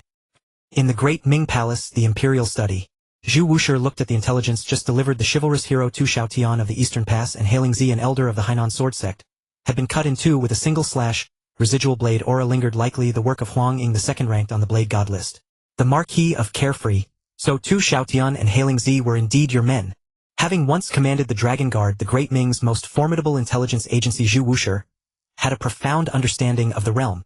Now that he had ascended the throne, the Dragon Guard's network had been greatly strengthened. The moment the abduction of the moon goddess, the grand priestess, and the lesser priestess happened, he received the news immediately. He never believed Tu Xiaotian and Hailing Zi's claim that the 3 women had fallen off a cliff. Instead, he discovered they had been secretly taken away by Zhao Wuji. He vaguely sensed that this matter was connected to the Marquis of Carefree. Though the Marquis remained somewhat hidden, he was no secret to Zhu Wushi. He did not take seriously the Marquis of Carefree, a twisted soul who delighted in manipulating people within his puppet manor, playing at being the master of fate. Thus he knew of the puppet manor's existence but chose to ignore it. After all, although he did not care much for the Marquis, eliminating him would require his personal intervention. It seems the puppet manor will soon become history. With that thought, Zhu Wushi dismissed the Marquis of Carefree and his manor. A dead man was not worth his concern. The world knew the martial gods' profound cultivation and unfathomable power, but he increasingly realized that the martial king was equally fearsome. For one thing, the fact that so many women from the top 10 extraordinary women list were connected to the martial king spoke volumes. Not one of those women was an easy target. Each was a formidable figure. That the martial king could provoke so many yet remain carefree was a testament to his skill. 10 Marquis of Carefree combined could not match him. Clopping hooves. A carriage rolled northward, its wheels crushing the cold wind of the world, but unable to crush the chill in the heart. Zhao Wuji drove the carriage himself, inexplicably gripped by a nameless dread. He did not know if it was because he was about to meet the ghostly master of the heavenly sect, the Marquis of Carefree, or for some other reason. Giddy up! Giddy up! The unease transformed into the carriage's momentum, speeding faster and faster. The violent jolts roused the 3 unconscious women inside. The moon goddess with the deepest cultivation woke first. Her face was as calm as ever, unruffled by the unfamiliar surroundings, or the sealed acupoints. Behind her thin veil, her deep eyes surveyed the area. But the carriage was completely enclosed. Her acupoints were sealed. She could not use her power nor see outside. Lady Moon Goddess. The Grand Priestess woke next, frowning at the suppressed power within her. The loss of strength was truly unbearable. What do we do now? The Grand Priestess asked. Wait and see, the Moon Goddess replied briefly. They were still alive, being transported in a carriage, so they had not yet met the mastermind. Once they met the person behind this, they could better devise a countermeasure. Of course, it would be ideal if they could break free of their acupoints and escape en route. But the Moon Goddess attempted it. Not only were her acupoints sealed, but she had also been poisoned. The chance of breaking free and escaping was nearly impossible. Lady Moon Goddess, do you think the martial king will come to save us if he learns of this? The Grand Priestess recalled the purpose of their journey. They had not even met the martial king before getting caught. The Moon Goddess remained silent. The Grand Priestess continued. He probably doesn't even know we've been captured. I am already here. A faint voice suddenly sounded beside them. Startled, the Moon Goddess, the Grand Priestess, and the Lesser Priestess turned to see Zhao Wu seated beside them. No one knew when he had appeared or how. It was as if he had been there all along. Martial King. A flicker of astonishment passed through the dreamlike eyes beneath Yushen's veil, as she never expected Zhao Wu to appear here, much less so swiftly. A gleam of delight surfaced into Siming's eyes. Since the martial king had arrived, their salvation was assured. Yushen de Siming pays respects to the martial king. Both women offered a graceful bow. Xiao Siming remained silent, her veiled face and cool eyes fixed on Zhao Wu as she gave a slight nod acknowledging the greeting. No need for formalities. Zhao Wu studied the 3 women up close. Yushen was clad in a water blue gown with a veil over her eyes, dreamlike and ethereal, resembling a celestial maiden from the moon palace, untouched by worldly dust. De Siming wore a crimson dress, dignified yet seductive, evoking the image of a sophisticated urban executive. Xiao Siming was exquisitely beautiful, cold and otherworldly. Thank you, Martial King. The national advisor is not in Qin. Why has she come to Deming? Zhao Wu gazed at Yushen, who also held the title of Guardian National Advisor in Qin. You know perfectly well why I'm here. Yushen sneered inwardly but maintained her composure, replying calmly. After our last meeting, I gained much insight and wished to exchange further with the Martial King. Knowing you travel through the various kingdoms, I decided to journey alongside to experience the customs and landscapes of the 9 continents. Hypocrite. Zhao Wu shook his head, reached out and pulled Yushen's soft warm body into his embrace, chuckling. Is this the kind of exchange you had in mind? Martial King, please restrain yourself. Though Yushen's face remained calm, her heart raced like a startled deer, gaining a deeper understanding of Zhao Wu's directness. De Siming and Xiao Siming stood quietly aside, not interrupting. The hierarchy within the school of Yinyang was strict. Since Yushen was speaking with Zhao Wu, they had no right to interject, nor did they dare. I dislike beating around the bush. Straightforward, simple, and direct. Isn't that more efficient and less troublesome? Zhao Wu removed Yushen's veil, gazing into her deep, enchanting eyes, and her slightly parted crimson lips. He stated bluntly, You didn't hesitate to leave the school of Yinyang and travel thousands of li, to find me, all to use my power to ascend further, and surpass your sister Yan Fei. Am I right? The Martial King is indeed all-knowing and sees through everything, nothing escapes your notice. Though shocked that her thoughts were laid bare, Yushen's expression remained unchanged as she admitted it directly. Moreover, Zhao Wu's power and mystery only reinforced her conviction that her choice was correct. She might truly defeat Yan Fei through him. Since you knew everything, why did you keep avoiding us? It took me so long to find you. Yushen's beautiful eyes lingered on Zhao Wu with a hint of reproach. From Qin to Deyuan, from Deyuan to Dahan, from Dahan to Deming, she had chased him across half of the 9 continents. Could it be that the martial king lacks confidence in helping me surpass Yan Fei? Yushin's dreamlike eyes locked onto Zhao Wu. Though her divination indicated that the martial king was the key to defeating Yan Fei, she harbored doubts within. First, I did not deliberately avoid you. Zhao Wu pinched Yushin's delicate chin, lifting it firmly. Her clear, cool eyes, her exquisite and cold features, and especially her moist cherry-like lips made him want to take a bite. Of course I didn't wait for you or seek you out either. Zhao Wu paused, looking into her eyes, and said meaningfully, as for whether you can surpass Yan Fei, it doesn't depend on me but on you. I can provide you with the same platform. If you want to take shortcuts, use connections, or overtake on the bend, that's also possible. But again, it depends on you. It all comes down to your performance. Yushin understood Zhao Wu's implication, and a fierce fighting spirit ignited in her eyes. She had not miscalculated. With Zhao Wu she truly had a chance to defeat Yan Fei. I will not lose to her. Yushin's gaze was resolute. Zhao Wu smiled faintly, wondering what expression she would wear when she learned that Yan Fei was also his woman. Surely she would strive even harder, wouldn't she? We have plenty of time. Why not do something interesting? Zhao Wu's hand, which had been resting on her slender waist, slid upward. Judging by the carriage's speed, it would take about 2 days to reach the puppet manor. Yushin's cheeks flushed, and her usually calm, deep eyes showed a hint of fluster and unease. After all, she was still an innocent maiden. This was the first time she had been so close to a man. Did you control the driver outside? She caught Zhao Wu's roving hand, trying to change the subject. They had been talking for so long, yet the driver outside had not noticed anything amiss. Her first thought was that Zhao Wu had already subdued Zhao Wuji. No, if I don't want him to notice, he won't. Even if you scream as loud as you can, he won't detect a thing. Zhao Wu's handsome face bore an indescribable confidence. Yushin couldn't help but roll her eyes at him. What did he mean by scream as loud as she could? Was her voice that loud? Where are we going? Why not directly control him? Yushin knew that Zhao Wu intended to ride this carriage straight to the culprit behind it all and eliminate them. In her view, it would be simpler to control Zhao Wuji, extract the mastermind's identity, and then go kill them. As for whether Zhao Wuji would talk, she had no doubts. The Yinyang arts she mastered included methods of controlling others' minds. Extracting information was child's play. Why bother? He'll take us to the puppet manor to see Xiaoyao Ho anyway, Zhao Wu said with a smile. The puppet manor's Xiaoyao Ho. So he's the mastermind. Yushin and the two Simings were intrigued. What does he want with us? Zhao Wu didn't answer, his predatory gaze swept over their alluring figures. He wants us. Yushin and the others understood. They had suspected this, but it hadn't been their primary concern. Though they were beautiful, they believed that a powerhouse like Xiaoyao Ho would be more interested in their Yinyang arts or other secrets. After all, a cultivator of Xiaoyao Ho's level surely lacked for beautiful women. Xiaoyao Ho is a deformed dwarf. Such physical imperfection naturally warps the mind. His brothers and sisters were also malformed dwarves and all died. Only he survived. He has a sister who is normal, and he both hates and envies her, even wanting to kill her. He cultivates the 18 layers of Yin Earth art, possesses formidable martial skills, and has established the Heaven Sect and the Puppet Manor. He delights in manipulating others, believing himself to be a god who controls fate. Yushin, a peerless beauty from Qin, naturally piqued his interest in his tedious existence. Yushin nodded but was quite exasperated by Zhao Wu's wandering hands. As Zhao Wu grew bolder, she forcefully broke free from his embrace, pulled the Siming over, and shoved her into his arms, using her as a barrier. Heh!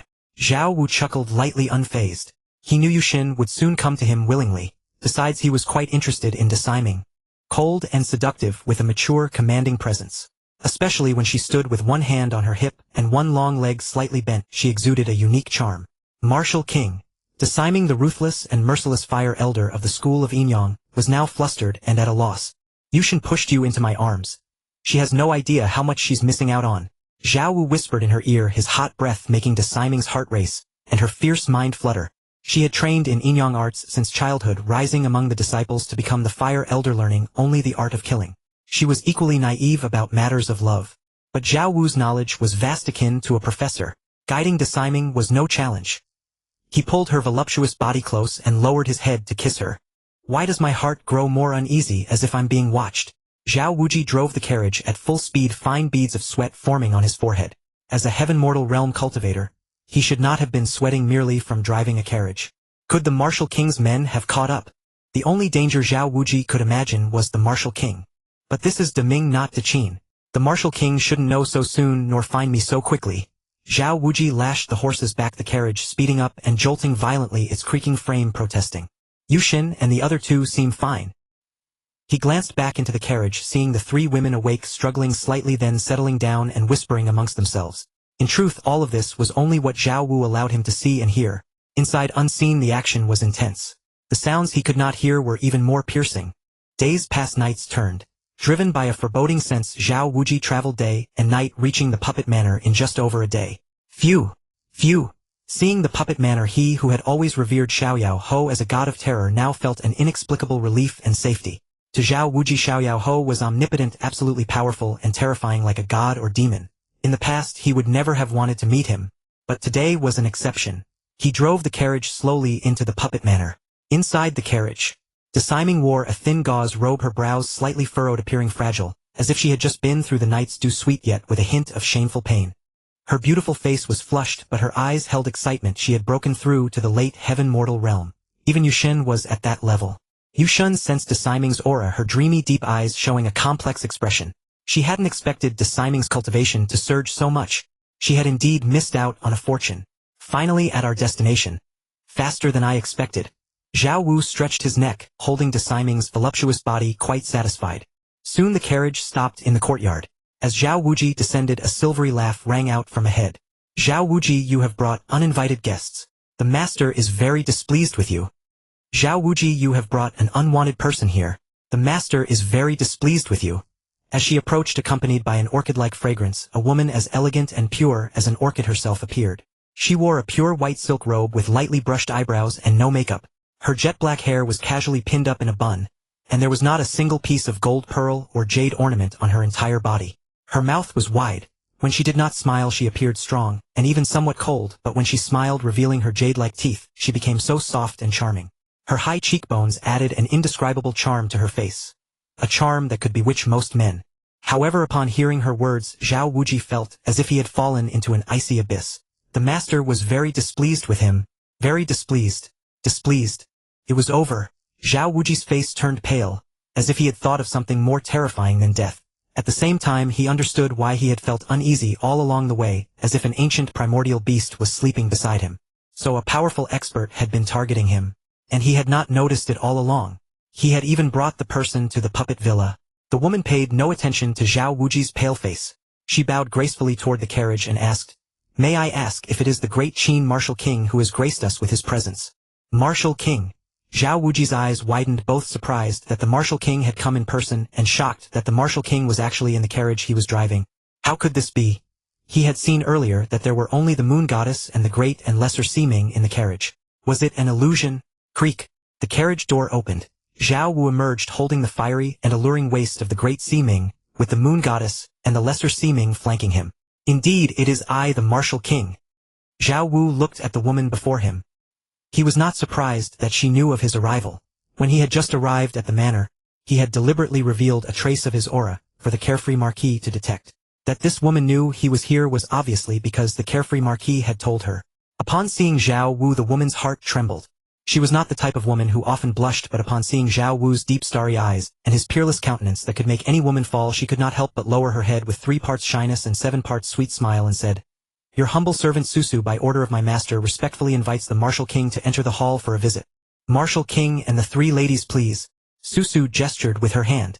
Zhao Wuji stared blankly at the appearance of Zhao Wu, and the Great Seeming, who was leaning against Zhao Wu, her face flushed with charm and her eyes like silk threads of seduction. His body trembled and he stumbled backward, deeply shocked. Obviously Zhao Wu had not only been in his carriage but had been there for quite some time. Moreover, judging by the Great Seeming's appearance, Zhao Wu had been quite restless in the carriage. He must have done many earth-shattering things. No wonder the carriage had been bumping so violently along the way.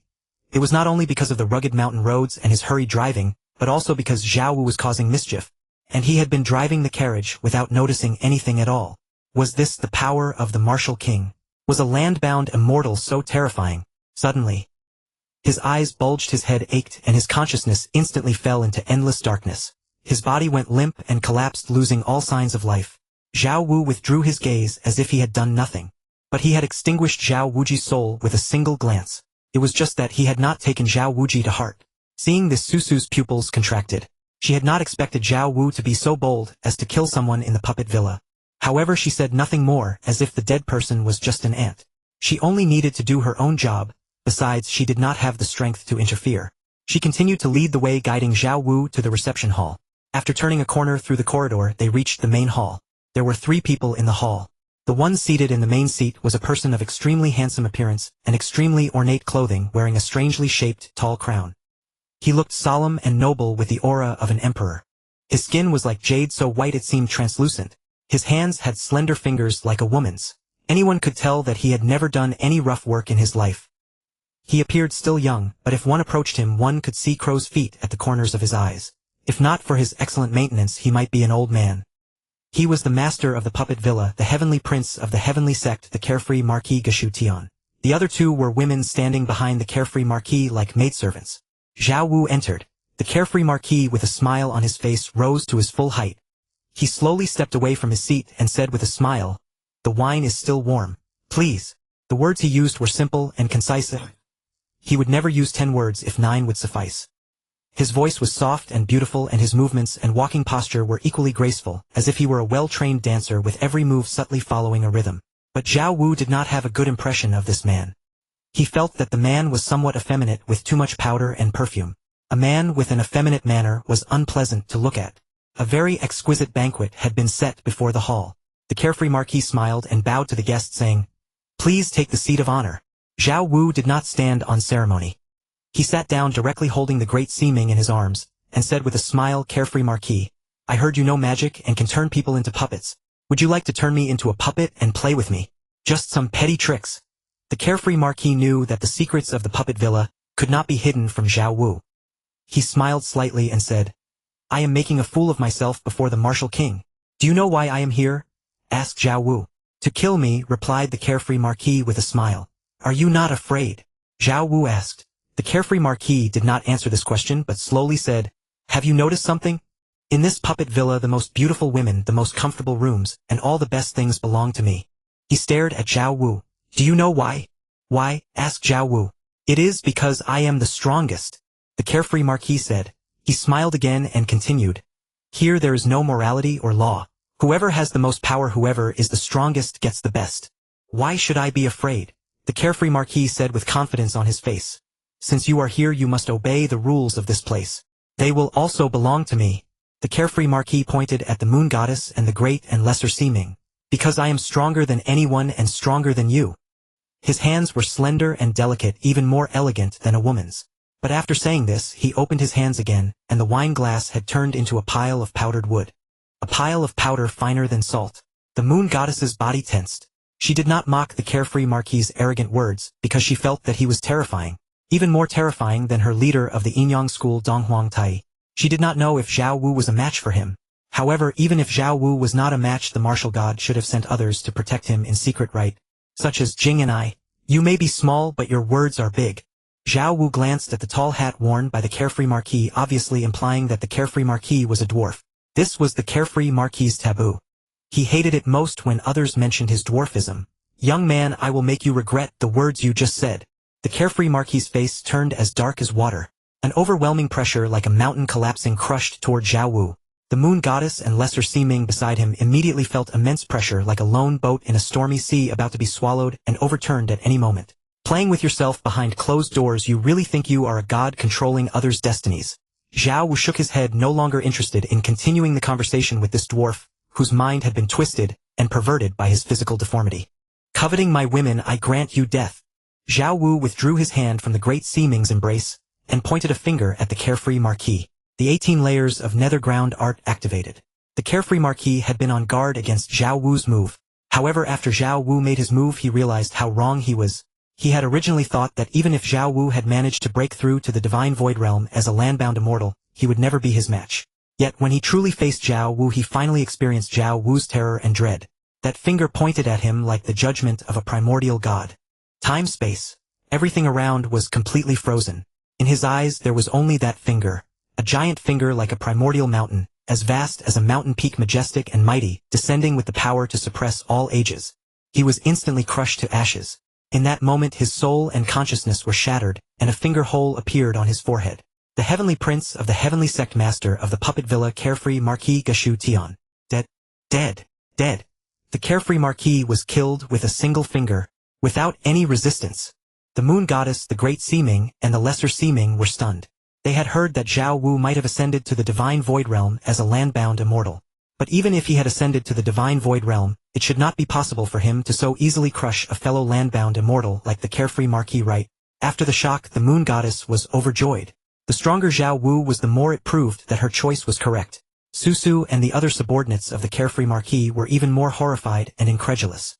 The carefree Marquis, who was like a god in their eyes, had been crushed like an ant by Zhao Wu's finger. Their gazes toward Zhao Wu were filled with boundless awe, and they immediately knelt on the ground awaiting his judgment. Go and prepare a clean room for us to rest. Zhao Wu glanced at Su and commanded. Along the way they had traveled day and night, enduring the hardships of the journey. Even though he had been toiling for many days, Zhao Wu's cultivation was profound, and his body was strong, so he did not feel tired. But the Moon Goddess and the Great and Lesser Seeming had already fought a great battle, were severely wounded and captured, and then rushed here in a hurry. Naturally they were exhausted both physically and mentally. Yes, master. Su replied joyfully and hurriedly. Her life was at least temporarily safe. Come, let us bathe and rest. Zhao Wu, holding the Great Seeming, glanced at the Moon Goddess and said calmly, The Great Seeming, whose cultivation had surged before now, became excited at these words, her eyes becoming even more seductive and alluring. The Moon Goddess watched Zhao Wu's back as he held the Great Seeming. After hesitating for a moment, she followed. After meeting the carefree Marquis, she felt even more how insignificant her own strength was. She urgently needed to increase her power. Moreover, if she did not go, it might displease Zhao Wu, which would not serve her original purpose. She had always intended to become Zhao Wu's woman. Although the progress was now much faster than she had expected, so be it. It was bound to happen sooner or later anyway. If she left a bad impression on Zhao Wu because of this, the loss would outweigh the gain. She still wanted to rely on Zhao Wu to defeat Yan Fei.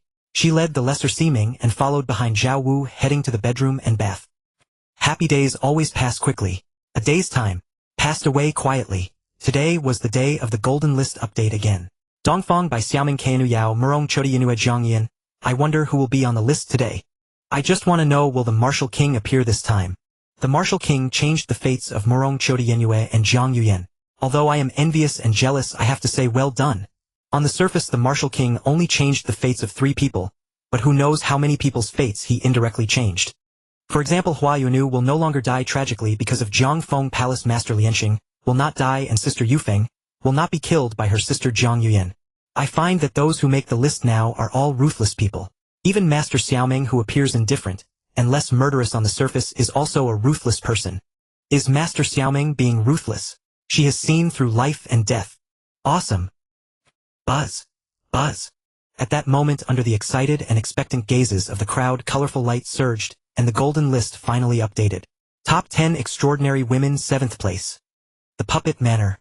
Red curtains swayed as the warm, brilliant sunlight quietly crept into the room, illuminating the once gloomy and opulent chamber with dazzling radiance. Zhao Wu lazily opened his drowsy eyes, catching sight of gentle sunbeams falling upon the Moon Goddess's snow-white jade-like skin, shimmering with a gem-like luster. Zhao Wu gazed at the Moon Goddess's back. The perfect curve of her spine and the exquisite valley of her vertebrae, describing her as having ice-like skin and jade-like bones, was no exaggeration. Sensing Zhao Wu's burning gaze behind her, the Moon Goddess slowly awoke and turned to face him. Her rosy cheeks, no longer hidden by a veil, came fully into view. Her eyes were cool and elegant, her delicate features striking, especially the few dried tear streaks at the corners which held a bewitching allure. Her moist lips parted slightly, and her purple hair lay disheveled around her, stripping away some of her usual aloof dignity. She seemed like a moon palace fairy fallen to the mortal world. She was exceptionally alluring. Zhao Wu reached out and pulled the Moon Goddess into his arms, then suddenly said, "You've made the list." "Ha!" The Moon Goddess's cool gaze instantly rippled with emotion. A surge of joy struck her as she looked up at the Golden List in the sky. 10 Extraordinary Women, 7th, Yanfei the Moon Goddess. She's on the list too. Seeing Yanfei's name, the Moon Goddess's initial joy diminished considerably. Still, since she herself was listed, it was only natural Yanfei was there. Though she was reluctant to admit inferiority to Yanfei, she had to concede that within the school of Yinyang, Yanfei's strength had always surpassed hers, and her status and reputation were higher. Now Yanfei's power and fame were far beyond her reach. Congratulations on making the Golden List. Zhao Wu ignored the list in the sky for 2 bright moons, had caught his eye forming an exquisite curve. He lowered his head and bit those intoxicating delicate lips. The Moon Goddess paid no heed to Zhao Wu's actions on her body. Her dreamy eyes were fixed on the list in the sky, her thoughts tangled and bittersweet. Not only she but everyone in the 9 provinces was stunned, a buzz of exclamation rising. Whoa! 2 people actually share a single spot this time. Yanfei and the Moon Goddess are from Great Qin, ranked 4th on the Great Qin beauty list. They already shared a spot on the beauty list and now it's the same again. Those sisters truly are like one person. Yanfei has been dominating many lists, first on the 9 provinces army list, leader of the undead divine soldiers, second on the martial artist list, and first on the assassin list. The Moon Goddess has been causing a stir in the Ming dynasty's martial world, lately slaughtering countless experts. I heard she was pushed off a 1,000-foot cliff by Guangdong's heroic swordsman Tu Xiaotian and Hainan sword sex Hailing Zi. Seems she's alive after all. On a mountain peak 10 li outside the puppet manor, a stunning woman stood calmly elegant and noble with an ethereal aura that invited admiration but not desecration. She wore a dark blue gold-rimmed off-shoulder gown that spread like a goldfish tail, barely touching the ground, accentuating her tall, graceful figure. Her jet-black hair was bound by a long hairpin. Her posture was exceedingly graceful and dignified, exuding a refined elegance that was a delight to behold. Moon Goddess. She gazed at the sky with deep bright eyes, her voice cool. You've finally climbed into the king's bed, but your big sister is still your big sister. As she murmured softly, golden mist seemed to swirl around her, and the phantom of a 3-legged golden crow coalesced behind her, shining in harmony with the sun, making her appear divine and lofty, too dazzling to look directly upon. She was naturally the Moon Goddess's elder sister Yanfei. In the sky, the light screen shifted, showing the elegant, noble figures of Yanfei and the Moon Goddess, which made countless lecherous eyes brighten and hearts flutter. The scene shifted to a cold hall where dozens of young boys and girls gathered. Among them, 2 little girls caught the most attention. Not only were they exquisitely beautiful, but they also performed the best. So this is Yanfei and the Moon Goddess as children. They've been beautiful since childhood. Death is no loss. Is this the school of Yin Yang? This disciple selection is brutal. Survival of the fittest. Among the disciples, through brutal training, Yanfei and the Moon Goddess quickly stood out as the best of their generation.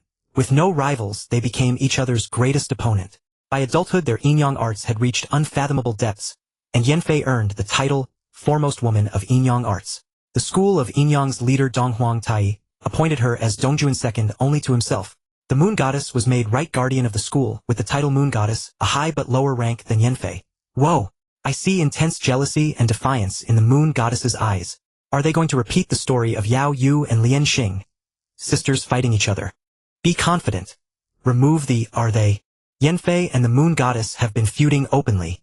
I like repels like opposites attract. 2 heaven-blessed women together are bound to have trouble. At the puppet manor, the Moon Goddess leaned against Zhao Wu's chest, letting him do as he pleased, but her eyes were fixed on the sky, a strange look in them. The past drifted like smoke, vivid before her eyes. The light screen shifted. Yanfei, in order to uncover the secret of the Songlong's 7 stars, concealed her identity and prepared to approach Yandan, who was a hostage in Qin. At this point, the light screen suddenly split into 2 panels.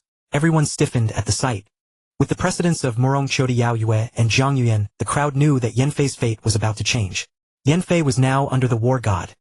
Surely he had altered her destiny. At this thought, everyone grew excited, tense, thrilled, anticipating. Would the war god's true face finally be revealed? In the Zhangtai Palace, Ying Zheng's hand holding the Tianwan sword tightened, his heart in his throat, eyes fixed on the screen. Which of my ancestors is the war god? Gainye and all the civil and military officials also waited expectantly. Not only Ying Zheng and his court, but everyone in the 9 provinces who didn't know the war god's identity was eager and excited. Finally, the light screen shifted. Before Yanfei approached Yandan, she met a man. Seeing that man, everyone lost their composure. The King of Wu. Damn. How could it be the King of Wu? Damn it, why is the King of Wu everywhere? Fuck. Looks like we were overthinking. Though Yanfei serves the war god, it was the King of Wu who changed her fate. The King of Wu is like a persistent ghost. Wherever there's a beauty, there he is.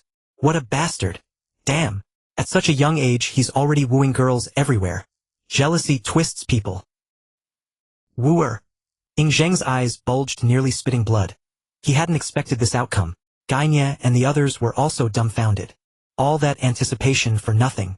The King of Wu. Donghuang Tai's face darkened. He never imagined it would be Zhao Wu.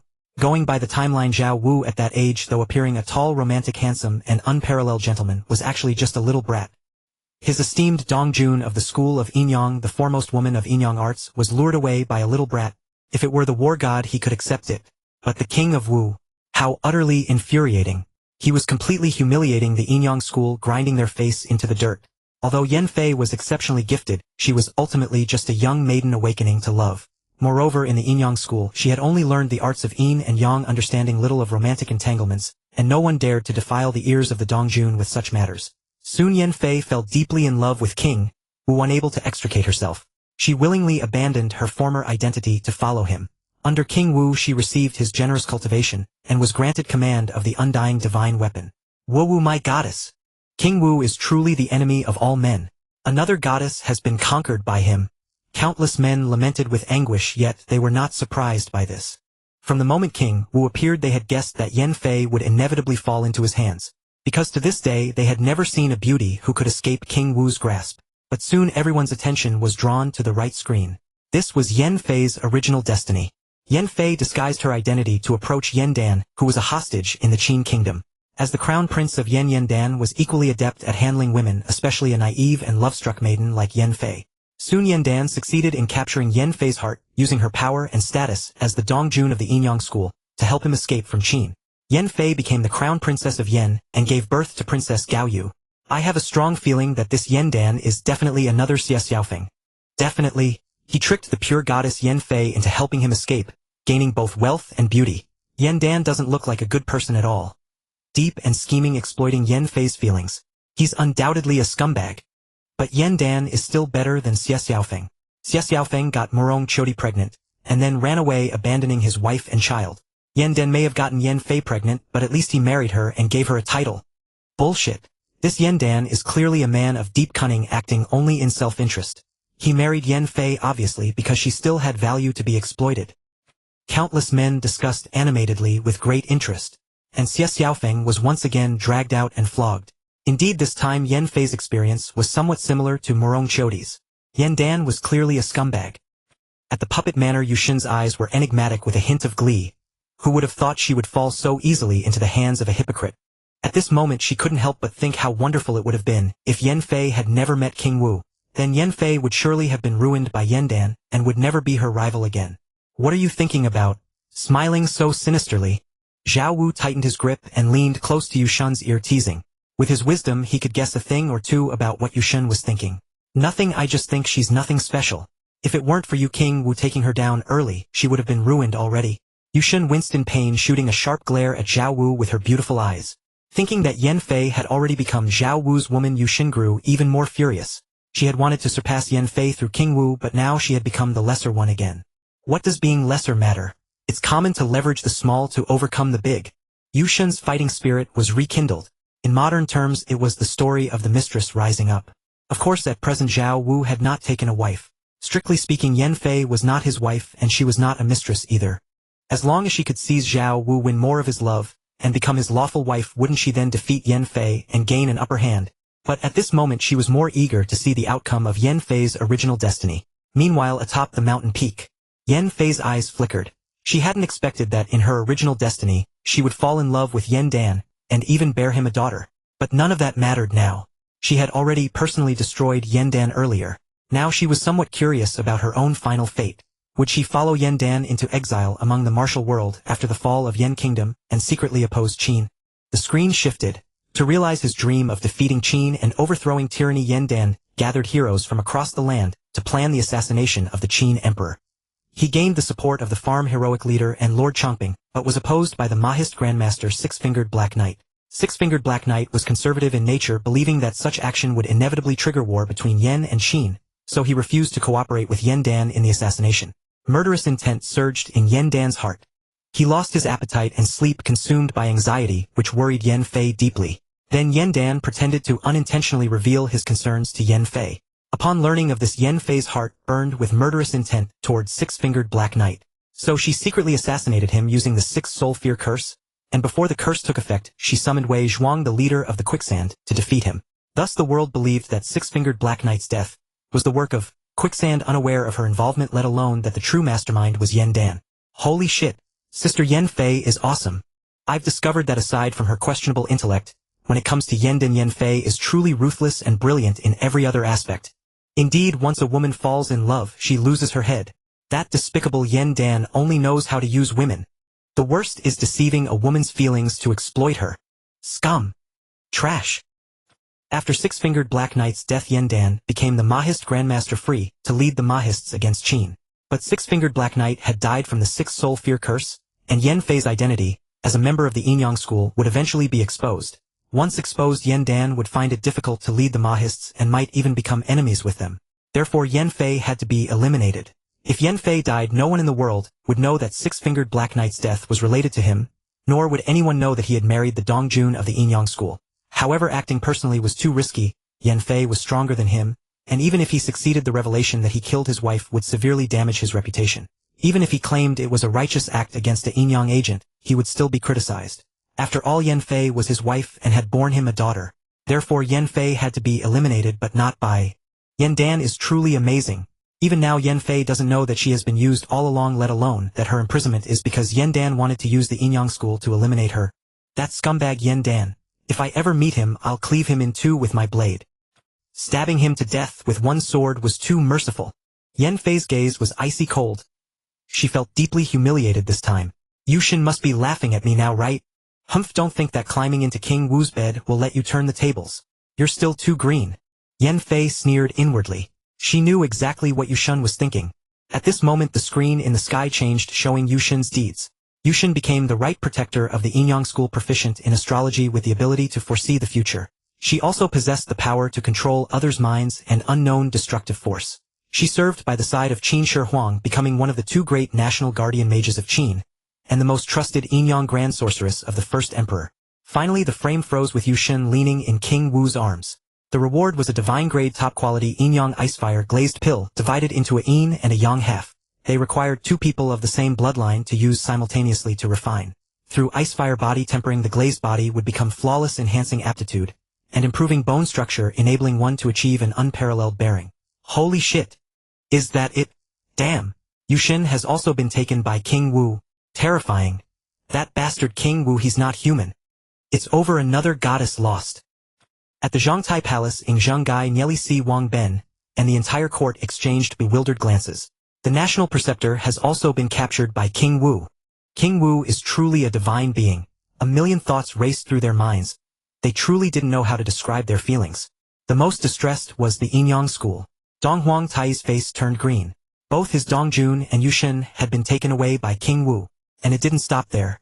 Among the 5 great elders of Huang and Nuying of the Water Department, the Grand Siming of the Fire Department, and the Lesser Siming of the Wood Department, all were likely taken by King Wu. His Yingyang school was a joke. It had completely served as a wedding dress for King Wu. Atop the mountain peak, Yan Fei's distant gaze fell upon the puppet manor. She murmured, "Sister, it's been so many years since we last met." She lowered her head to glance at the yang half of the Yingyang Icefire glazed pill in her hand, then moved gracefully, descending like a swan toward the puppet manor. Inside a room of the manor, Yushin looked at the yin half of the pill in her hand, her expression complex. Was she supposed to find Yan Fei to refine it together? Just then golden light surged in the room. A figure materialized from the light, gradually solidifying. "You!" Yushin abruptly raised her head, shock on her face. Instinctively, she grabbed the blanket to cover her exposed body, her eyes filled with shame and anger. She hadn't expected Yan Fei to barge in like this and to see her in such a disheveled state. "What are you hiding? It's not like I haven't seen it before." Yan Fei glanced at her and said calmly. They had grown up together, so nothing was a secret. "Get out!" Yushin erupted. Terrifying aura surged around her.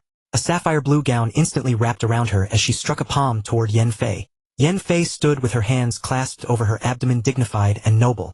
Facing Yushin's furious attack, she made no move. Golden light surged around her, and Yushin's palm print dissipated before it could even approach within 3 feet. If in the past Yushin could still exchange a few moves with her, now they were on completely different levels. Terrifying true chi rampaged, but Zhao Wu's thought suppressed it into nothingness lest the room be destroyed. The Grand Siming and Lesser Siming huddled under the blanket, trembling. They dared not move. Both Yushin and Yan Fei were big shots to them. Can't afford to offend. Can't afford to offend. Although they were now following Yushin, they dared not and could not fight Yan Fei. Better to play dead. "Alright, you are sisters after all. What's the point of fighting like this?" Zhao Wu reached out and pulled Yushin into his arms, stopping them from continuing. In truth, Yushin had no desire to continue fighting either. The reason was simple: she couldn't win, and the gap was far from small. Unlike Yao Yue, she had no fondness for being abused. Thus, as Zhao Wu offered her a way out, she willingly fell into his embrace, ceasing her attacks while staring coldly at Yan Fei. King Wu truly has exquisite taste. Yan Fei glanced at the Siming and Xiao Siming, who were feigning death, and walked over gracefully. Her steps were light, her demeanor elegant. Even her walk was flawlessly beautiful, a feast for the eyes. Under Yan Fei's gaze, Siming and Xiao Siming felt as if they had fallen into an icy abyss, their hearts pounding with anxiety. Truly nerve-wracking. Zhao Wu smiled and said, "Congratulations on making the golden list. Now that you sisters are both on the list, it's fate. Since you are both here, you can refine the Yingyang Icefire glazed pill together. This pill is quite remarkable." Yan Fei and Yushun remained silent, both being stubbornly proud. They would rather forego the Yingyang Icefire glazed pill than speak first. However, Zhao Wu knew them well enough not to give them a chance to speak. He scooped up Yushun with his left arm and instantly appeared before Yan Fei, then reached out with his right hand and lifted her into his arms. Yan Fei frowned, for Zhao Wu's body was saturated with the sense of Yushun Siming and Xiao Siming. With a swift movement, Zhao Wu carried them to the adjacent room and placed them on the bed. "Take out the pills," Zhao Wu said. Yan Fei and Yushun remained unmoved. "Then I'll have to search you myself." Zhao Wu's claws flexed in the air, his sharp eyes fixed mischievously on their chests as he grinned wickedly. "Let go." Yan Fei and Yushun struggled, trying to break free. If they were alone with Zhao Wu, they wouldn't mind his mischief, but with both of them present, they were unwilling to show their embarrassment to each other. Unable to break free, they both obediently produced the Yingyang Icefire glazed pills, rewarded by the golden list. The moment the pills appeared, they fell into Zhao Wu's hands. "Come, open your mouth." Zhao Wu looked at Yan Fei, and when she remained unmoved, he coaxed, "Be good, open your mouth, or else we'll do something more interesting." Yan Fei rolled her eyes at Zhao Wu and parted her crimson lips slightly. She knew Zhao Wu wanted them to refine the pill together, so she took the opportunity to go along, since it would do her no harm. "Good girl." Zhao Wu pinched Yan Fei's pretty face, then picked up Yushun's pill and brought it to her lips. "Come, open your mouth." Seeing that Yan Fei had already taken it, Yushun did not hesitate. The Yingyang Icefire glazed pill was a divine elixir to her, capable of enhancing her talent, physique, and cultivation. Before meeting Zhao Wu, she had never had the chance to take such a precious pill. Compared to Yan Fei, the Yingyang Icefire glazed pill would benefit her far more. After all, Yan Fei had consumed many similar pills before. Now it was merely icing on the cake. "All right, you are sisters after all, with no deep-seated enmity. What is there to hold on to?" Zhao Wu took their hands and placed them together, smiling. "Now start cultivating. I won't disturb you." He gave them a deep look, then vanished instantly. Yan Fei and Yushun exchanged a glance without speaking. The next moment, they simultaneously began to activate their energy, refining the golden list's reward, the Yingyang Icefire glazed pill. In the adjacent room, Zhao Wu returned. "King Wu," Siming called softly. After last night, she harbored a strange affection for Zhao Wu. After all, she had given her body to him. He was her first and only man. Xiao Siming remained cold and aloof, saying nothing. She seemed as mute as a dummy. But Zhao Wu had finally confirmed last night Xiao Siming was not mute. Through his efforts, he had rarely heard her voice. Crisp and pleasant to the ear, loud and high-pitched. Zhao Wu was thrilled by the sound and instantly revived, full of energy. Until now, Xiao Siming still looked unwell, weary, and drained. Zhao Wu pulled them both into his arms. He continued to sleep in. Meanwhile, at Shiyu Valley Ihua Palace, Yan Tian arrived with Zhang Feng, bringing chests of gold, silver, jewels, silk, martial arts manuals, and divine weapons. Zhang Feng, known as the Jade Lang of the Zhanghai Zhuyu, was once hailed as the most handsome man under heaven, and alongside Zhang Sanyang, the Jade Lady of the Bingshan Hanyu, the most beautiful woman under heaven, they were jointly called the Jade Pair of Heaven and Earth. Zhang Feng's great fame came not only from his handsome appearance, but also from his immense wealth, which rivaled that of the richest man in the Ming dynasty, Wan Sanxian. Today he came to Ihua Palace to propose marriage, and his betrothal gifts could not be shabby. Yet despite preparing lavish gifts, he was still anxious, his heart pounding.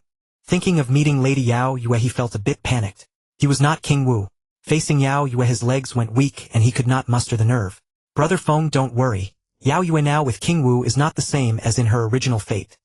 Yan Tian patted Zhang Feng's shoulder and comforted him. "Besides, we are only here to propose marriage to her, to wed Hua Yuanu. There will be no problems." Zhang Feng nodded firmly. He was not marrying Yao Yue, and with the current Yao Yu having no interest in him, once he married Hua Yuanu, he would have little interaction with her.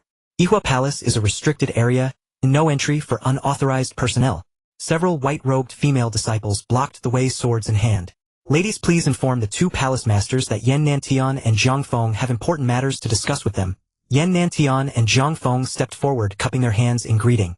"Wait here." A female disciple turned to report to Yao Yu and Lian Xing. Normally, they would not disturb the palace masters, but would simply drive away such visitors. However, they had heard of Yan Tian and Zhang Feng. They could not make the decision on their own. "What's going on?" Just then, Hua Yuanu, who was nearby, heard the commotion and came over. "Miss Hua." Zhang Feng's eyes lit up, his heart racing. Seeing Hua Yuanu in person was far more thrilling than seeing her image. Yan Nantian unobtrusively tugged at Zhang Feng, who was staring at Hua Yuanu in a daze, and cupped his hands. Miss Hua, I am Yan Nanshan, and this is my sworn brother Zhang Feng. Hua Yuanu greets Master Yan and young Master Zhang. Hua Yuanu returned the salute. She had naturally heard of their reputations. Moreover, in Lady Yao Yu's golden list assessment, she was linked to Zhang Feng, having borne him 2 sons. Seeing Zhang Feng now, she felt a bit uneasy, especially when she noticed the 2 carts of gifts behind Yan Nantian, and Zhang Feng. A bad feeling arose. May I ask why you have come to Yihua Palace? Both palace masters prefer solitude and dislike being disturbed. Miss Hua, we are here precisely for you. Yan Nantian got straight to the point. My sworn brother Zhang Feng saw you in Lady Yao Yu's assessment and fell in love at first sight. He has admired you deeply ever since, and today, he has come to propose marriage to the 2 palace masters wishing to wed you. Ah! Hua Yuanu was stunned, not expecting them to come for her hand in marriage. The other disciples of Yihua Palace also exchanged puzzled glances. They all knew that Hua Yuanu was King Wu's woman. Master Yan, I am sorry, but I am already King Wu's woman. Please leave. Ah! This time it was Yan Nantian and Zhang Feng's turn to be dumbfounded. They stood there awkwardly mortified beyond words. We apologize, we did not know of your relationship with King Wu. Please accept these small gifts as an apology. We will take our leave now. Yan Nantian and Zhang Feng, embarrassed, turned to leave. Master Yan, I cannot accept these gifts. Please take them back and do not put me in a difficult position. Hua Yuanu quickly blocked them, her voice resolute. Very well. We apologize for the intrusion. Farewell. They fled in disgrace with their betrothal gifts. Leaving Shuyu Valley, Yan Nantian and Zhang Feng stopped at a tavern to rest. Alas! Zhang Feng heaved a deep sigh, looking dejected. His heart, which had just begun to warm, was doused by a bucket of cold water. There are plenty of fish in the sea. You will surely find a girl who makes your heart flutter someday. Yan Nanshan, unsure how to comfort Zhang Feng, raised his glass. Come, a drink to drown sorrows. Cheers. 3 days passed in a flash. The incident of Yan Nantian and Zhang Feng's proposal was but a minor episode, causing no ripples. Today was the day of the Golden List update. Everyone was filled with anticipation. Yan Nantian and Zhang Feng had returned home and were lying in the courtyard drinking. I wonder who will be on the list today. Will King Wu appear in this roundup? I've noticed that every time King Wu shows up, he snatches away a renowned martial arts figure. For example, in the roundup of Qiu Shuang, King Wu snatched Xia Xiaofeng. In Yao Yu's roundup, he snatched Zhang Feng. In Zhang Yuan's roundup, he snatched Hua Wuk. In Yan Fei's roundup, he snatched Yan Dan. Isn't that obvious? Which peerless beauty doesn't have a man she's sick of? King Wu wins the beauty, naturally snatching them away. People across the 9 provinces buzzed with discussion, gazing at the Golden List with anticipation. Soon, with a surge of rosy clouds, rows of large characters appeared. Top 10 extraordinary women, 8th place. With a cold gaze, she sees through worldly affairs. Her jade-like countenance blooms only for heroes. A dowry of 10 miles captures the Lord's heart. A galaxy of 100 generations spans the maiden's longing.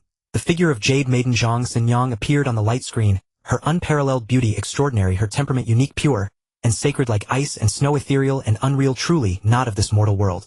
Any man who had ever seen her would be utterly enchanted to the point of life and death. Even the older generation in the martial world, upon hearing the name, Jade Maiden Zhang Xinyang, would still feel their hearts skip a beat. At this moment countless men were stirred, their hearts racing, their minds wandering, their eyes dazzled. It's her! It's her! It's her! The ice-cold Jade Maiden Zhang Xinyang. It really is her. I knew the Jade Maiden would definitely make the list. If the Jade Maiden wasn't on the list, I wouldn't accept it. What a pity that the Jade Maiden was also ruined by that bastard Zhao Wu. Wu, my goddess is gone. Smack. Joy is gone. I wonder if in the Jade Maiden's original fate there would be a man, and which man would be fortunate enough to win her heart. Originally I was rooting for Zhang Feng. The Jade Scholar Zhang Feng and the Jade Maiden Zhang Xinyang are equally famous, known as the twin Jades of heaven and earth. Not only are both exceptionally beautiful, but their personalities are also excellent. They both enjoy helping the needy and rescuing the distressed, with reputations spreading far and wide. What a pity that Zhang Feng didn't end up with Zhang Xinyang. I wonder which unlucky guy was intercepted by the martial king this time. If it were me, I'd probably be furious to death. That's the Jade Maiden we're talking about.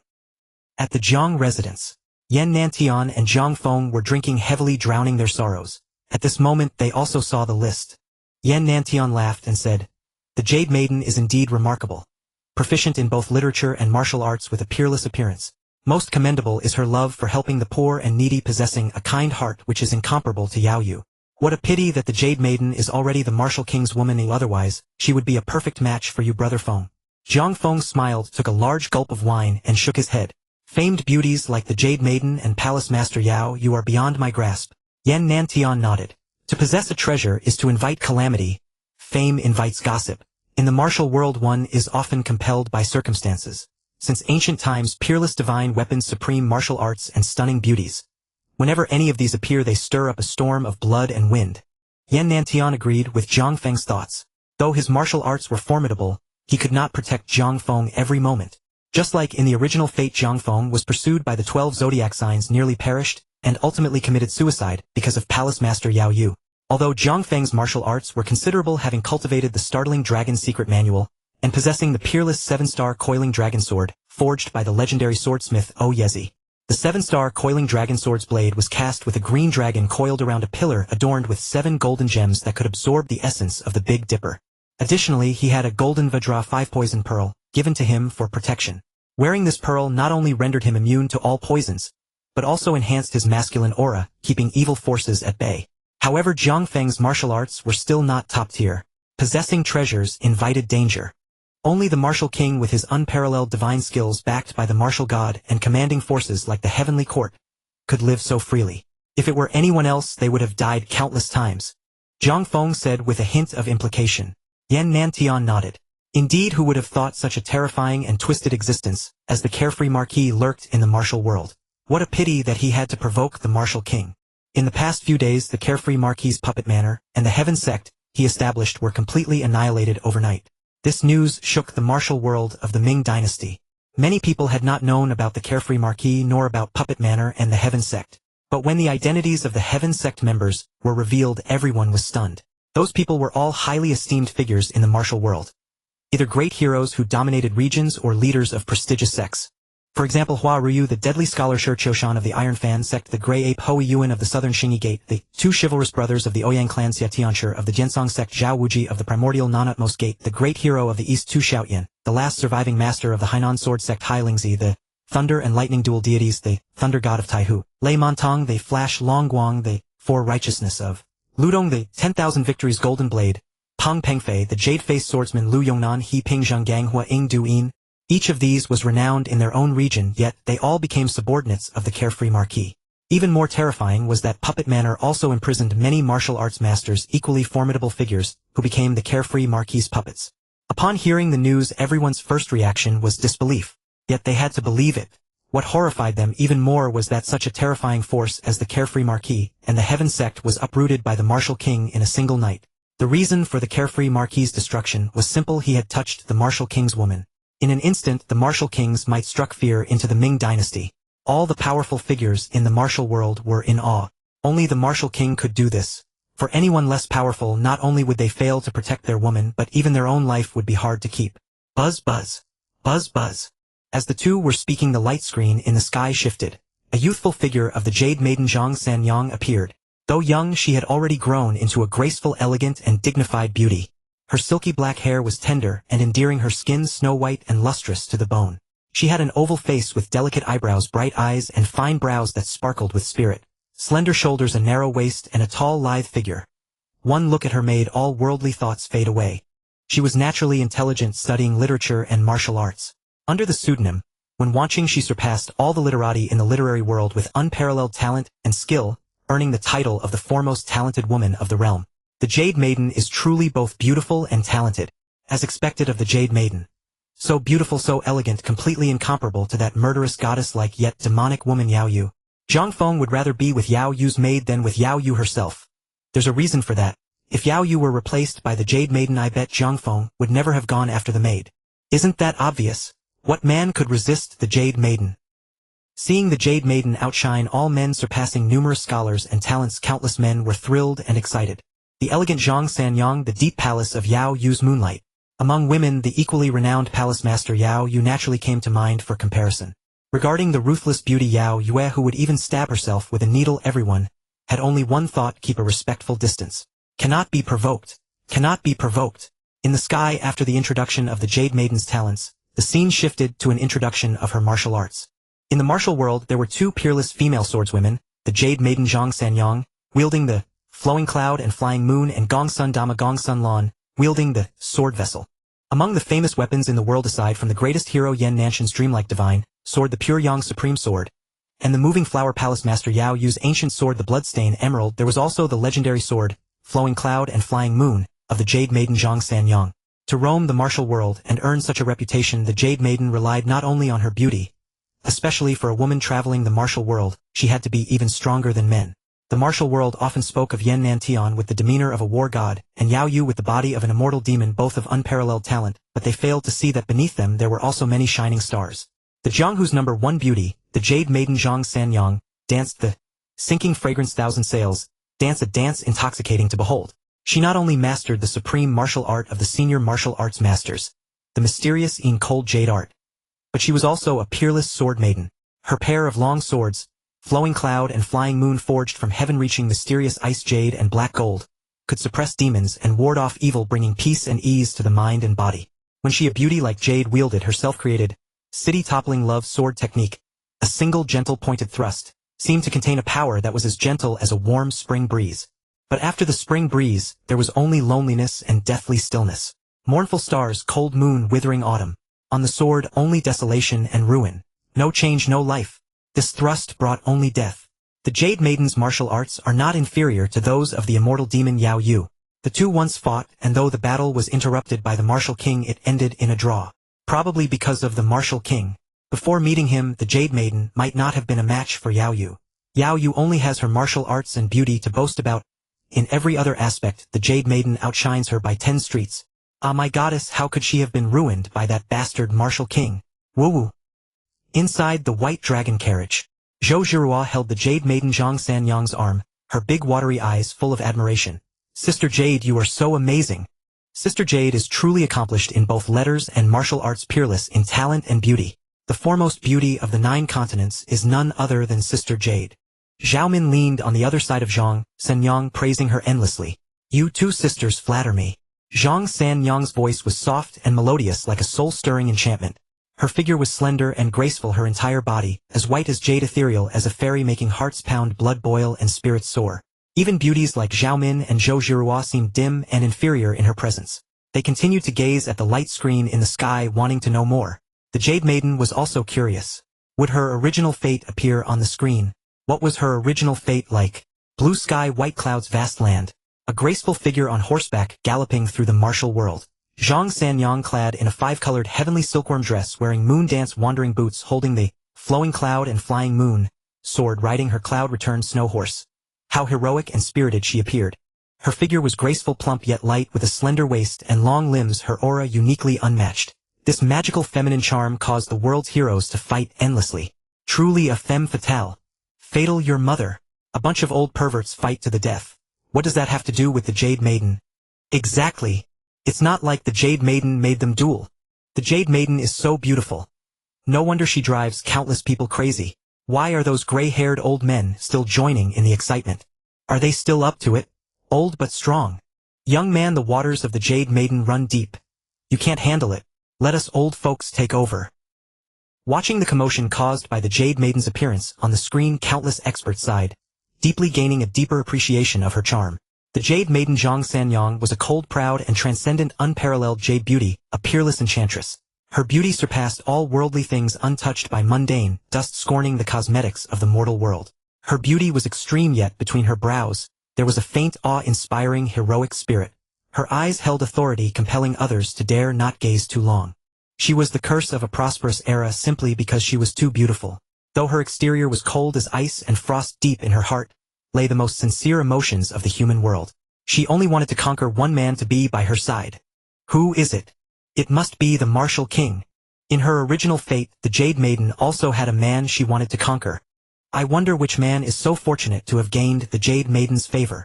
Could it be Zhang Feng? Probably not. Zhang Feng never had the Jade Maiden appear in his life, even until his death. Not necessarily. Zhang Feng just appeared in the list of Yao Yue, which only covered his affairs with her and Hua Yuanu. It's normal that the Jade Maiden didn't appear. If that's the case, wouldn't Zhang Feng be a scumbag? Not necessarily. What if Zhang Feng rejected the Jade Maiden? How is that possible? What man could resist the Jade Maiden? Our Ming Dynasty martial world doesn't only have Zhang Feng. Maybe it's the fragrant Marshal Chu Liuxiang or Lu Xiaofeng. The fragrant marshal is possible, but forget Lu Xiaofeng. He has a quirk. He can't sleep with women at night. How could the Jade Maiden fancy that philandering playboy Lu Xiaofeng? You always guess the romantic figures. Maybe the Jade Maiden likes a peerless swordsman like Shimin Chuexue or Yi Guqing. With no women in heart, drawing the sword becomes divine. Would they like women? We've never heard of them having any woman. Precisely because they hardly love anything besides the sword, that's why the Jade Maiden wants to conquer them, right? Countless men across the 9 continents were stirred whispering and discussing with each other, spittle flying. At the Zhang residence, Zhang Feng was also curious, saying with interest, from the introduction it seems the Jade Maiden had a man she liked in her original fate. I wonder who it is. Should we say he was lucky or unlucky? Yan Tian said. The Jade Maiden has now been captured by the Martial King. In other words, the man she liked in her original fate must have some similarities with the Martial King. Brother Feng, you have a good chance. Both of you are on the romantic list and have peerless looks. Zhang Feng shook his head. The Jade Maiden is not one to judge by appearance. It shouldn't be these. Yan Tian said. The Martial King's martial arts are unmatched, but he rarely acts. I don't know if he is a swordsman or a blade master or something else. He seems to have many abilities, making it hard to compare. Zhang Feng said. The martial god is both the sword god and the blade god. The Martial King is his successor, so his mastery of sword and blade must be extraordinary. Yan Tian said. Guesswork is useless. We'll know soon. Indeed, as expected, the light screen in the sky split into 2 screens. Needless to say, everyone could guess that the left screen showed the scene of the Martial King meeting Zhang Sanyang, and the right screen must be the man in Zhang Sanyang's original fate. Everyone widened their eyes, held their breath, and stared intently at the screen. Which man? She was a calamity to the prosperous era simply because she was too beautiful. Though her exterior was cold as ice and frost deep, within her heart lay the most sincere affection in the mortal world. Her sole desire in life was to conquer a man to stay by her side, and that man was her heaven. Yan Nantian. Everyone believed that Jade Lady Zhang Sanxiang and the Jade-like Zhang Feng were a perfect match, yet who could have imagined that she would fall for the unkempt Yan Nantian? The one she loved throughout her life was Yan Nanshan, the peerless hero of the world, who commanded the boundless Mahavarakana and wielded the soaring sword Aura. Alas, Zhang Sanxiang never got to see the day Yan Nantian would come to marry her, for news of him vanished. She was unaware that Yan Nantian had become a living corpse in the Valley of Evils. Thus she could only silently bear and raise the child conceived with Yan Nanshan nurturing it alone. Only at the very end did she reunite with Yan Nanshan, their family finally whole. It's him. Yan Nantian. That man. Yan Nanshan, bearded and unkempt, looks like a down-and-out beggar in a crowd. Who would have thought that the Jade Lady's original fate was to love him? Putting Jade Lady and Yan Nantian together. Truly a beauty and the beast. How shallow. Though Grand Hero Yan doesn't care about his appearance and looks rough, he is undeniably a real man, far more masculine than those effeminate androgynous pretty boys. A pack of jackals. How dare you disparage Grand Hero Yan? Do you know how the title number 1 Grand Hero of the world came to be? In the past, our great Ming had the king of generals Xiangba, who surpassed 100 commanders, and the brave Li Jin, renowned for his unparalleled strength and physique. These two colluded with neighboring kingdoms, leading 1,000,000 soldiers in a rebellion. Fortunately, Yan Nanshan hailed in the martial world as the supreme divine sword, who could split a single hair into 2, learned of it. With his peerless divine sword, he took the head of the rebel leader Xiangba amidst 1,000,000 troops, and with his unmatched fist shattered the bones of the invincible Li Jin. The remaining 1,000 soldiers could not withstand even a single light stroke of his sword. After that battle, Yan Nantian saved the world and was hailed as the number 1 grand hero of the world. Truly, if heaven had not given us Yan Nanshan, the path of the sword would have been shrouded in eternal darkness. Who would have thought that the Jade Lady, with her delicate beauty, gentle grace, and refined demeanor, harbors such a wild heart? She loves a man as domineering and unyielding as Yan Nantian. Women truly cannot be judged by appearance. The more outwardly fragile a woman, the more unrestrained her heart. Thinking of this, I recall Palace Mistress Yao Yu. Both Palace Mistress Yao Yu and the Jade Lady are peerless beauties of the world, yet their personalities are completely different. Palace Mistress Yao Yu is domineering and cold, while the Jade Lady is gentle and refined. But Yao Yu favors a stunningly handsome man like Zhang Feng, whereas the Jade Lady prefers a rugged man like Yan Nantian. At the Zhang residence, Yan Nantian was utterly bewildered. They had just been discussing which man it was, and now, unexpectedly, he had made the list. The man the Jade Lady was destined to love in her original fate was him. This was something he had never imagined. After all, he knew his external appearance was unappealing and not favored by most women. The vast majority of women preferred a jade-like handsome man like his second brother Zhang Feng, not a rugged straightforward man like him who neglected his appearance. Brother, accept your fate. Zhang Feng patted Yan Nanshan's shoulder sympathetically. It seemed he wasn't the worst off. Yan Nantian had also been intercepted by the martial king. They truly were sworn brothers. Misery loves company. What's there to mourn? I've only met the Jade Lady once back when she went to see the martial king. I have no feelings for her. Yan Nantian shook his head. The first time he saw the Jade Lady she was already spoken for. Naturally he could not harbor feelings for a married woman. No matter how beautiful that woman was. I wonder how the martial king won the Jade Lady's heart. Zhang Feng was curious, and not just him. Everyone in the 9 provinces upon learning that the Jade Lady liked a man like Yan Nanshan became curious about how the martial king had managed to win her over. After all, in their eyes the martial king was a man like Zhang Feng. 99% of women would fall for that type. Even the 2 palace mistresses Yao Yu and Lian Xing favored such men. It was all about appearance. So winning over Yao Yu and Lian Xing was easy. Just a handsome face sufficed. But the Jade Lady was clearly not one to judge by looks. Otherwise she would have loved Zhang Feng, not Yan Nantian. Everyone's gaze shifted to the screen on the left. She was a calamity to the prosperous era simply because she was too beautiful. Though her exterior was cold as ice and frost deep, within her heart lay the most sincere affection in the mortal world. Her sole desire in life was to conquer a man to stay by her side, and that man was her king, the martial king. Zhang Sanxiang's first encounter with the martial king was on a dusk as red as blood. She was surrounded by hundreds of bandits. A pair of lecherous burning gazes stared at her, as if they wanted to devour her alive.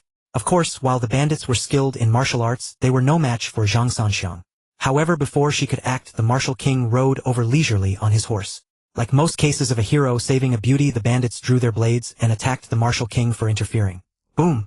Dazzling sword aura crisscrossed, splitting the heavens and earth. Wherever it passed, everything was torn asunder, overbearing and unparalleled. In less than a breath, the hundreds of bandits lay dead, the ground scarred and ruined.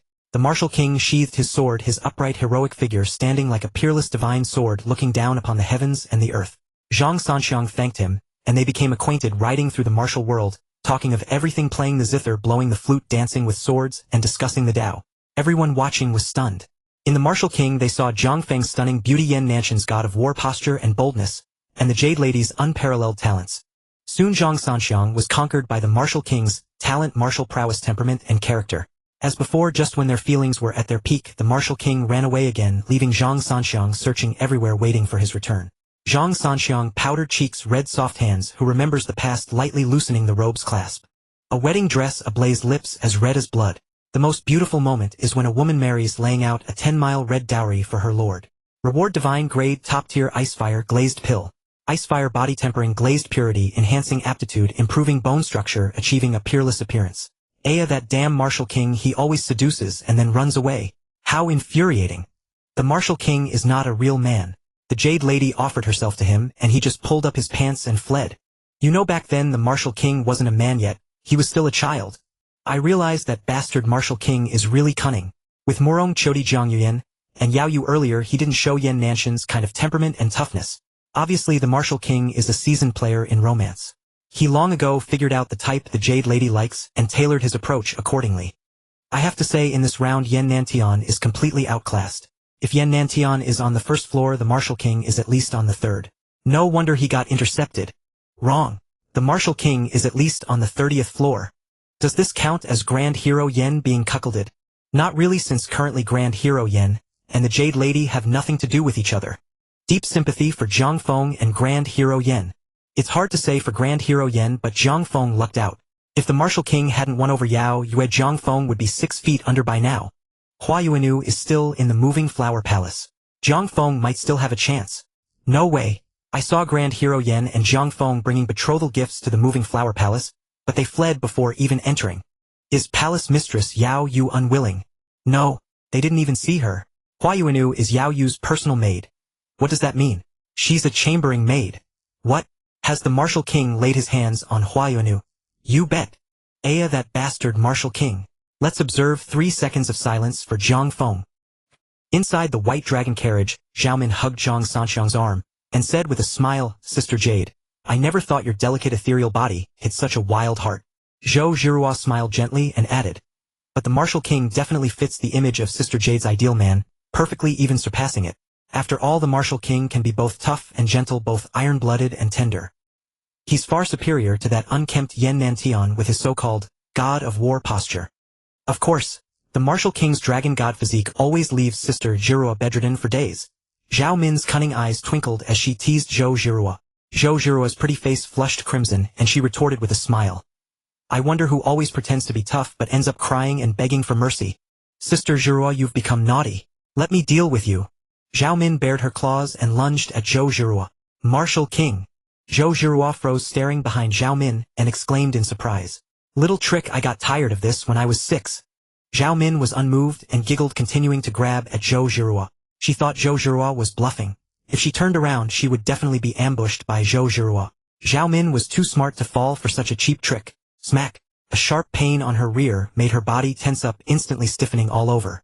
This feeling, it was that big bad Zhao Wu. It was real. Zhao Wu had really returned. She turned her head stiffly and saw Zhao Wu looking at her with a teasing expression. Big bad, you bully me the moment you're back. Her eyes were filled with resentment. Humph, a captive has no rights. She had been captured by Zhao Wu initially. You still remember you're a captive. Zhao Wu rolled his eyes at her. Nowadays no one treated her as a captive. Not even she herself. After chatting with the ladies for a while, Zhao Wu picked up Jade Lady Zhang Sanxiang and strode into the room, ready to help her refine the ice fire glazed pill. He had missed her dearly after not seeing her for a while. Big bad. I knew you weren't back for us. Zhao Min stared at Zhao Wu's back and said fiercely. Zhang Sanxiang had made the list, so Zhao Wu naturally came to help. After all, he had done the same for the other women. He couldn't play favorites. As for the Moon Goddess and the Great and Little Mistresses, Zhao Wu had temporarily left them in the puppet villa to receive the treasures and legacy left by the carefree Marquis. Zhao Wu carried Zhang Sanxiang into the room. Her body was truly soft and boneless, curvaceous and exquisite, perfectly unmatched. Brother Wu. Zhang Sanxiang was a bit shy.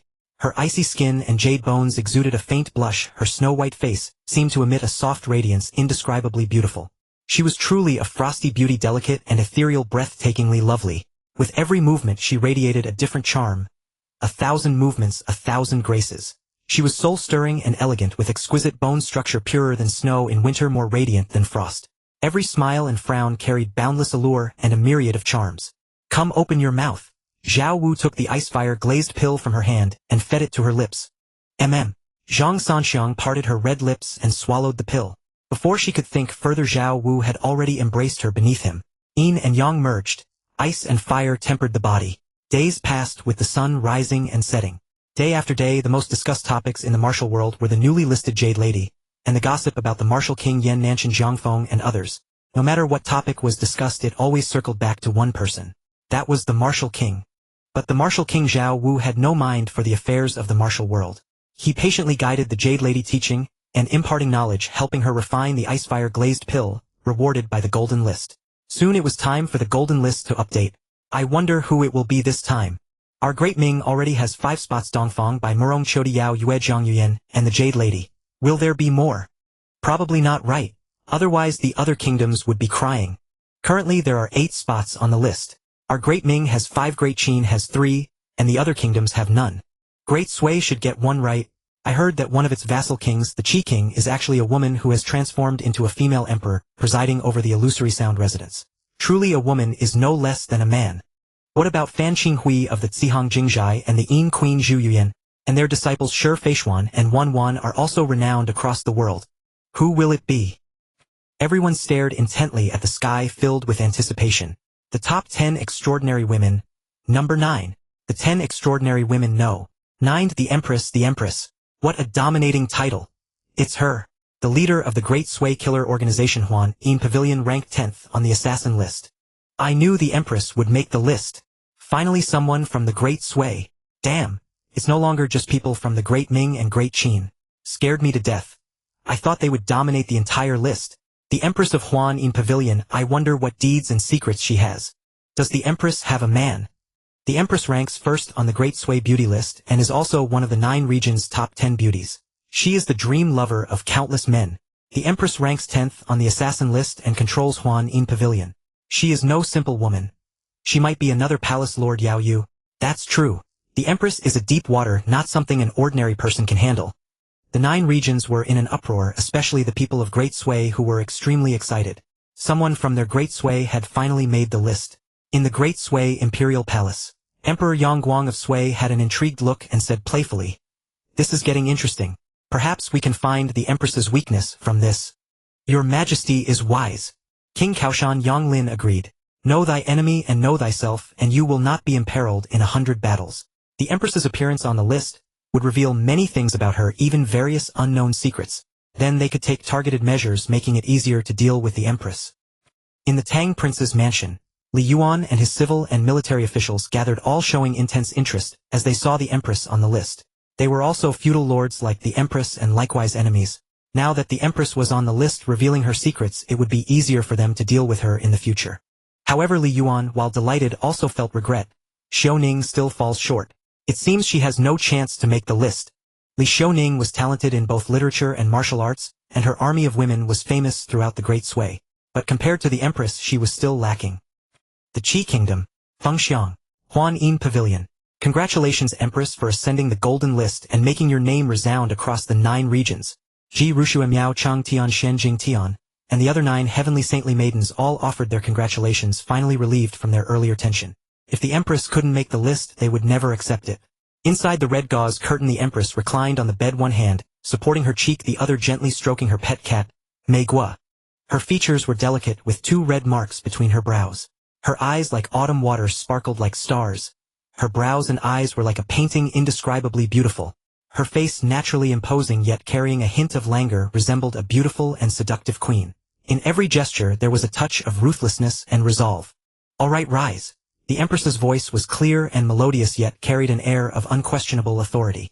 Her autumn water eyes quietly gazed at the list in the sky. What will my future fate be? She was somewhat curious. The Great Ming. Inside the white dragon carriage, Zhang Sanyang's soft boneless body leaned against Zhao Wu, her pretty face flushed, her eyes like water, gazing at him infatuatedly. Brother Wu looked the #1 beauty of Great Sui.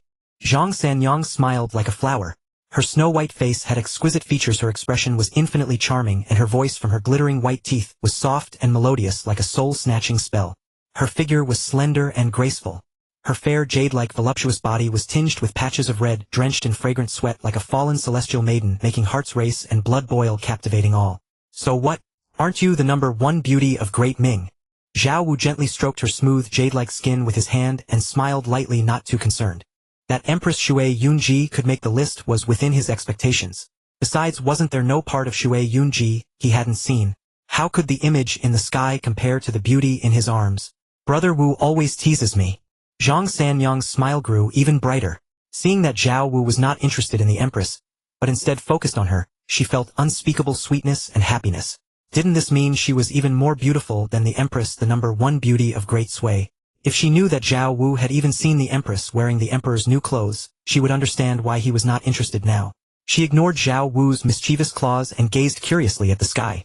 "This is a magnificent prince's mansion. She Prince's mansion. A stunningly beautiful girl lives in this mansion like a princess, carefree, happy and free. Is this the Empress in her youth? How beautiful!"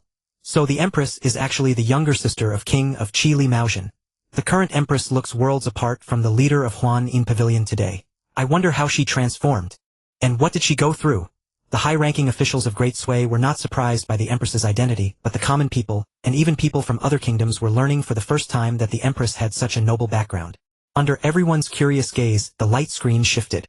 Empress Shui Yunji and her brother King of Qi Li Maozhen were arguing in a room. "Are you really leaving?" "Why?" the still young Empress asked tearfully. "For the Qi Kingdom," Li Maozhen said. "The 12 caverns are just a legend. Are you really going to abandon everyone for a place that doesn't exist?" The Empress was unwilling and tried to hold him back. "It's not a legend," Li Maozhen said. "What about Huanyin Pavilion?"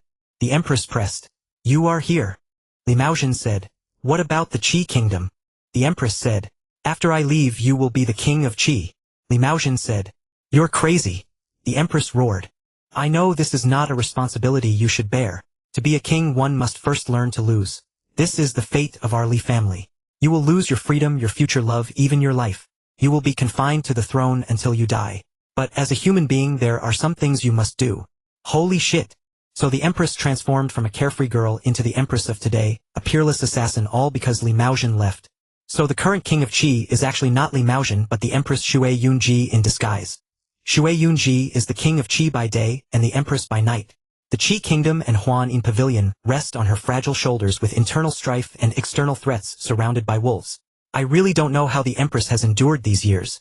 My heart aches for the empress for 2 seconds. The scene shifts. Empress Shui Yunji has already changed into the king of Qi's robes, taking the place of the king of Qi. She stands with her hands behind her back, her face handsome and cold radiant, with a tall frame, hair tied high in a crown, heroic and poised, exuding maturity and aloofness, giving off a profound and domineering aura. Ah, the empress's king of Qi outfit is so beautiful, so cool, so domineering. I'm turning gay. Indeed, a beautiful person looks stunning in both female and male attire, breathtakingly beautiful. Whoa, I've fallen. The Empress Shui Yunji's appearance as the king of Qi was truly irresistible to both men and women.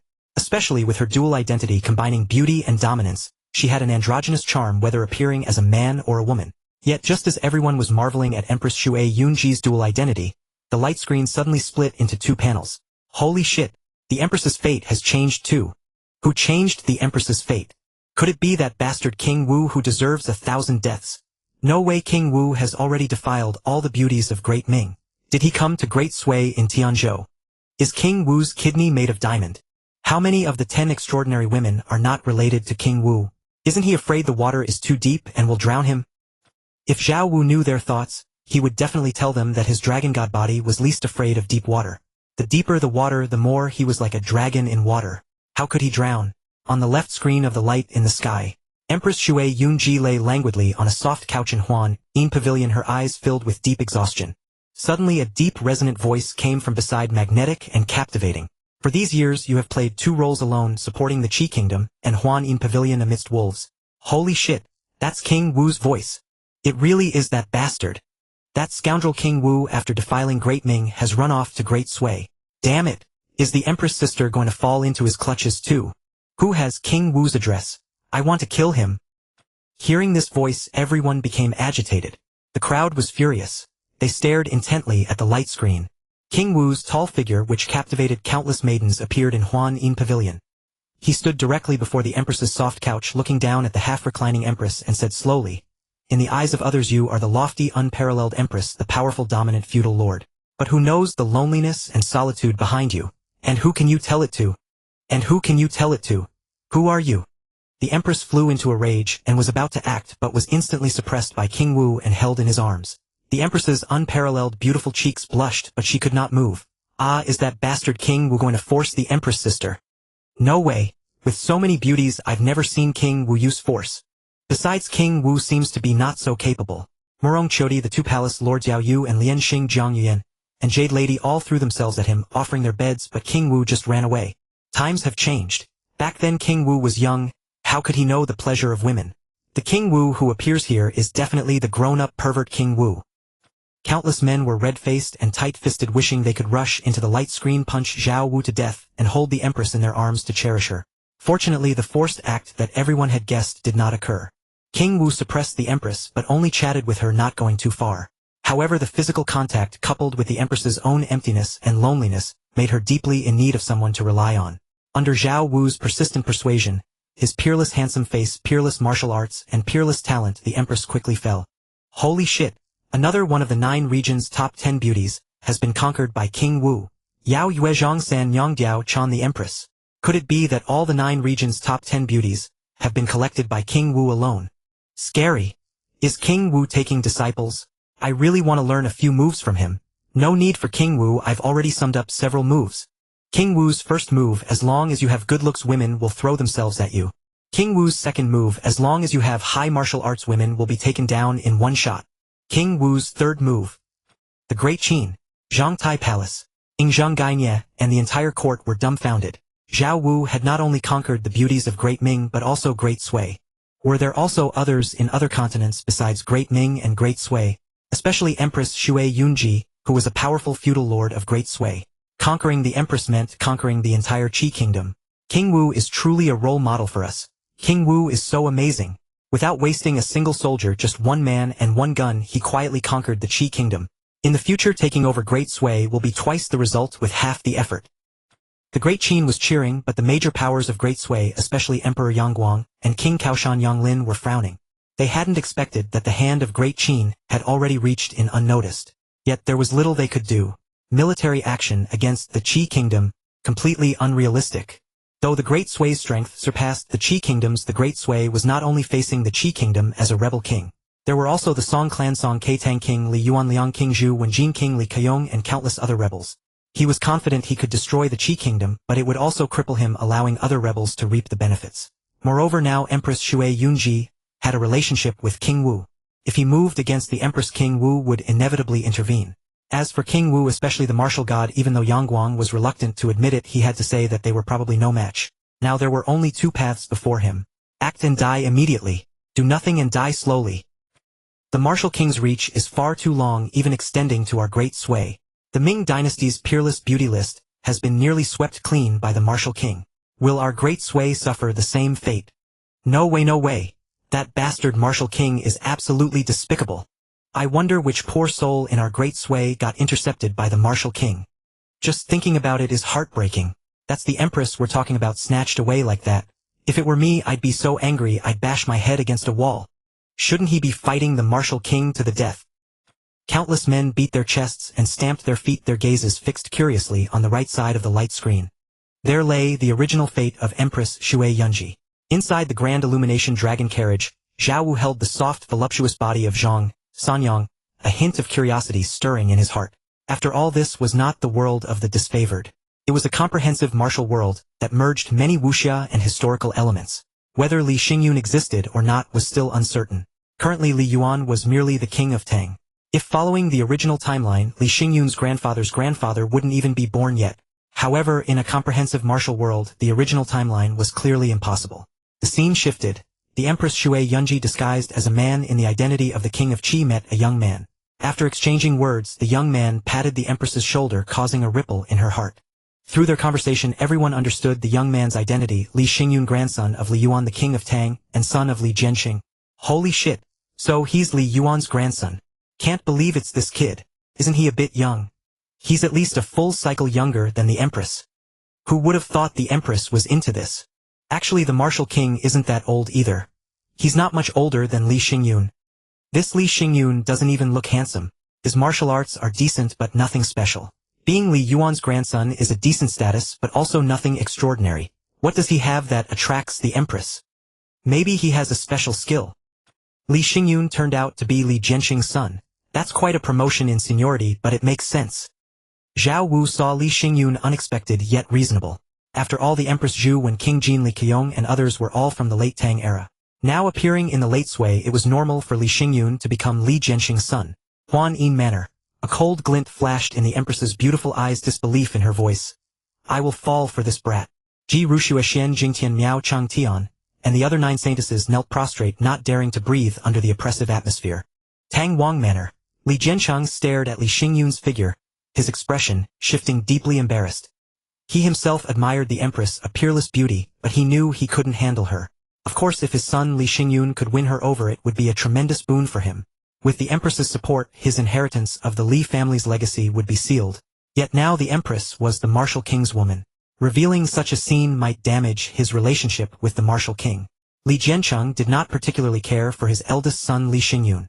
In fact, Li Xingyun had very little presence in Li Jianxing's household. Because Li Xingyun was born from a youthful indiscretion.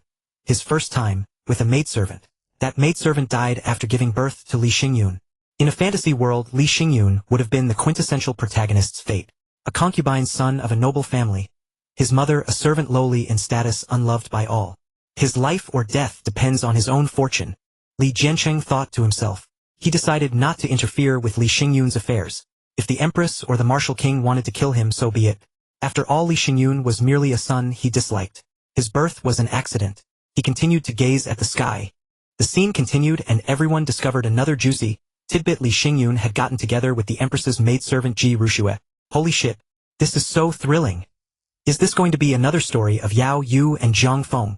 That idiot Li Xingyun turning down the Empress for a maidservant. Yet the scenes that followed infuriated countless people, filling them with righteous indignation. When Li Xingyun was in danger in Fengxiang, the Empress saved him but was injured. Li Xingyun caught her, but his hands dishonorably grabbed the Empress's. After that, the Empress seemed to lose her intelligence and fell in love with Li Xingyun. For his sake she risked death many times, while Li Xingyun did nothing productive, only wanting to fool around with the Empress's maidservant Ji Ruxue. God damn it, I want to kill Li Xingyun right now. How could the Empress fall for that scumbag and idiot, just because of that chest grab? Is it too late for me to try? Want to die? Go ahead. Holy shit. Now I finally understand why the martial king changed his usual style, and was so domineering toward the Empress. Obviously the martial king knows the Empress well. So on their first meeting, he directly suppressed her and held her in his arms. He didn't do anything else, but that was enough. The martial king is truly formidable. Although I really dislike the martial king, seeing him intercept that scumbag Li Xingyun makes me feel great. Yeah, the Empress falling into the martial king's hands is far better than being ruined by that trash Li Xingyun. Huan Manor. Ji Ruxue knelt on the ground, her delicate body trembling, cold sweat streaming down. She now felt like Hua Yuanu. Fan Tian go. I don't want to see that person anymore. The Empress Shui Yunji said coldly. Yes, Empress. A seductive, enchanting woman replied respectfully, quickly rising and taking her leave to kill Li Xingyun. All of you leave. The Empress commanded. Yes, Empress. Ji Ruxue and the other 9 saintesses respectfully withdrew. In the great hall, only the Empress with her graceful, curvaceous figure and her pet cat, Mei Guo, remained. Are you waiting for me? A magnetic, ear-pleasing voice sounded.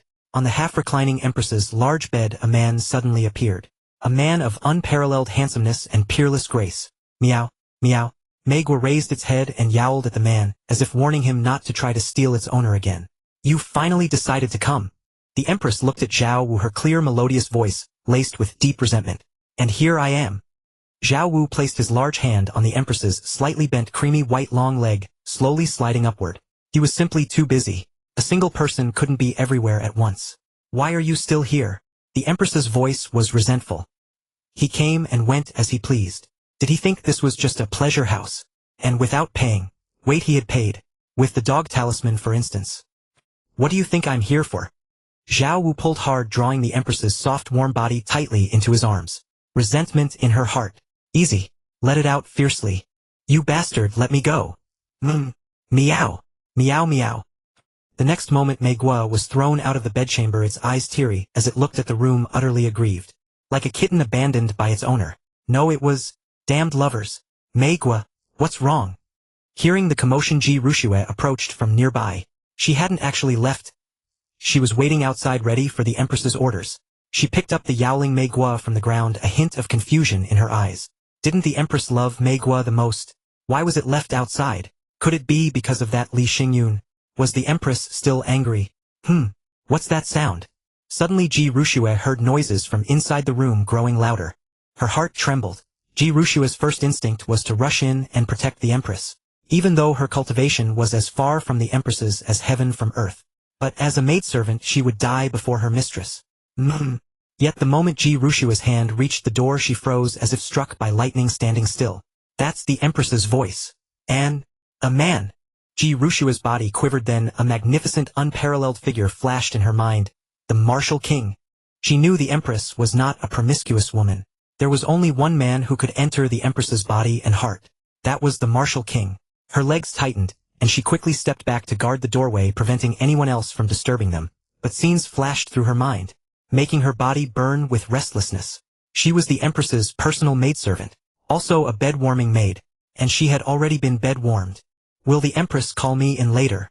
Ji Ruxue's pretty face flushed scarlet, her heart pounding like a deer. She knew Zhao Wu's terror. The Empress alone probably couldn't handle him. Time passed. Time trickled by. Ji Ruxue felt it was agonizingly slow, every second a torment. She leaned against the railing, her legs trembling, feeling she could barely stand. What's wrong with you? Suddenly a cold voice sounded. It was Shen Jingtian and Miao Changtian approaching from behind. Why is your face so red? Your body is trembling too. Did you go into qi deviation? Shen Jingtian looked Ji Ruxue up and down. Her originally pale cheeks were flushed like blood, and her 2 straight, shapely long legs were tightly intertwined, clearly showing discomfort. But Ji Ruxue was at the peak of Grandmaster realm. It was impossible for her to fall ill. Either she was injured or something went wrong with her cultivation. And in Huan Manor there were no enemies. The Empress hadn't punished Ji Ruxue physically earlier, so injury was unlikely. It was most likely a cultivation issue. I'm fine. Ji Ruxue shook her head, then asked, Are you here to see the Empress? Yes, we have matters to report. Miao Changtian said, Not now. Ji Ruxue immediately refused. The Empress has retired and doesn't want to be disturbed. The Empress's lamp is still on. Did she say she wouldn't see us? Xian Jingtian squinted staring at Ji Ruxue. If the Empress had given an order, Ji Ruxue would simply say so, and they wouldn't dare to disturb her. But Ji Ruxue used the excuse of the Empress resting, which seemed more like her own decision than the Empress's command. The Empress didn't give any order, but there is someone in her room, and she definitely doesn't want to be disturbed. Ji Ruxue told the truth. Someone. Miao Changtian and Xian Jingtian scrutinized Ji Ruxue, faintly hearing sounds from the Empress's room. Who? As they spoke, they pricked up their ears. The sounds from the room seemed clearer. Both widened their eyes. A man. And it seemed something was happening. The martial king. Ji Ruxue uttered 2 words softly. Xian Jingtian and Miao Changtian were stunned, then understood. The only man in the Empress's room could be the martial king. Their fair cheeks flushed red. Miao Changtian stared at Ji Ruxue, a seductive smile playing on her lips. No wonder your face is so red and hot, and your legs are shaking so badly. You're aroused. Xian Jingtian chimed in with a laugh. Are you waiting for the martial king and the Empress to summon you to serve in bed? So what? Jealous? Ji Ruxue said coldly. Jealous? Xian Jingtian and Miao Changtian exchanged glances, laughing. We're not leaving either. We'll stay and guard the Empress. 2 vixens. Ji Ruxue sneered, inwardly ignoring them. Inside, the battle grew more intense. Time passed unknown how long. The Empress was defeated and begged for mercy, then pulled Ji Ruxue, Xian Jingtian, and Miao Changtian into the fray. Meanwhile, Great Han, Guandu, Cao Cao Yuanshu Liu Bei Sun Quan and other Han dynasty lords gathered, fielding 800,000 troops. Claimed 1,000,000. Against Meng Tian's 300,000 Golden Fire Cavalry, and Wang Li's 300,000 battle-scarred armored infantry. As expected of the Golden Fire Cavalry and battle-scarred armored infantry ranked 11th and 12th on the Legion list. Their military appearance and momentum are truly extraordinary. Cao Cao pointed his whip eastward, gazing at the Qin army ahead, unable to help but praise. Even his tiger and leopard cavalry fell short. The alliance leader speaks truly. Even though our coalition army has many troops and generals, defeating them will be no easy task. Liu Bei chimed in. Although they had 800,000 soldiers, in a real battle they would likely lose 9 times out of 10. But with the enemy at the gates, he naturally couldn't say discouraging words. Brother, let me go over first and dampen their spirit. I'll kill a few Qin dogs, collect some interest, and honor second brother's spirit in heaven. Zhang Fei, riding his dark cloud, stepping on snow, ranked 14th on the mount list, brandishing his 8-foot serpent spear, roared like a bell, excited. He had been itching for a fight. He wanted nothing more than to charge in and wreak havoc. Ida is unmatched in martial might, with courage to face 10,000. Let him dampen the Qin army's morale. I'll personally beat the war drum for him. Before Liu Bei could speak, Cao Cao cut in. Zhang Fei, ranked 30th on the martial general list, was an extremely powerful presence across the 9 continents with few rivals. He was perfect for dueling. He saw no formidable generals on the side of Meng Tian and Wang Li. This? Liu Bei wanted to refuse, but since Cao Cao had already spoken, and seeing Zhang Fei's eager anticipatory expression, he had no choice but to say helplessly, Ida, I have already lost Yunchang. You must be careful. Preserve your life above all. The Great Qin is the martial god's lair. His subordinates are numerous and powerful. They might appear here. Liu Bei exhorted repeatedly. Brother, rest assured. If any of the martial god's dogs show up, I'll stab them 130 holes to avenge second brother.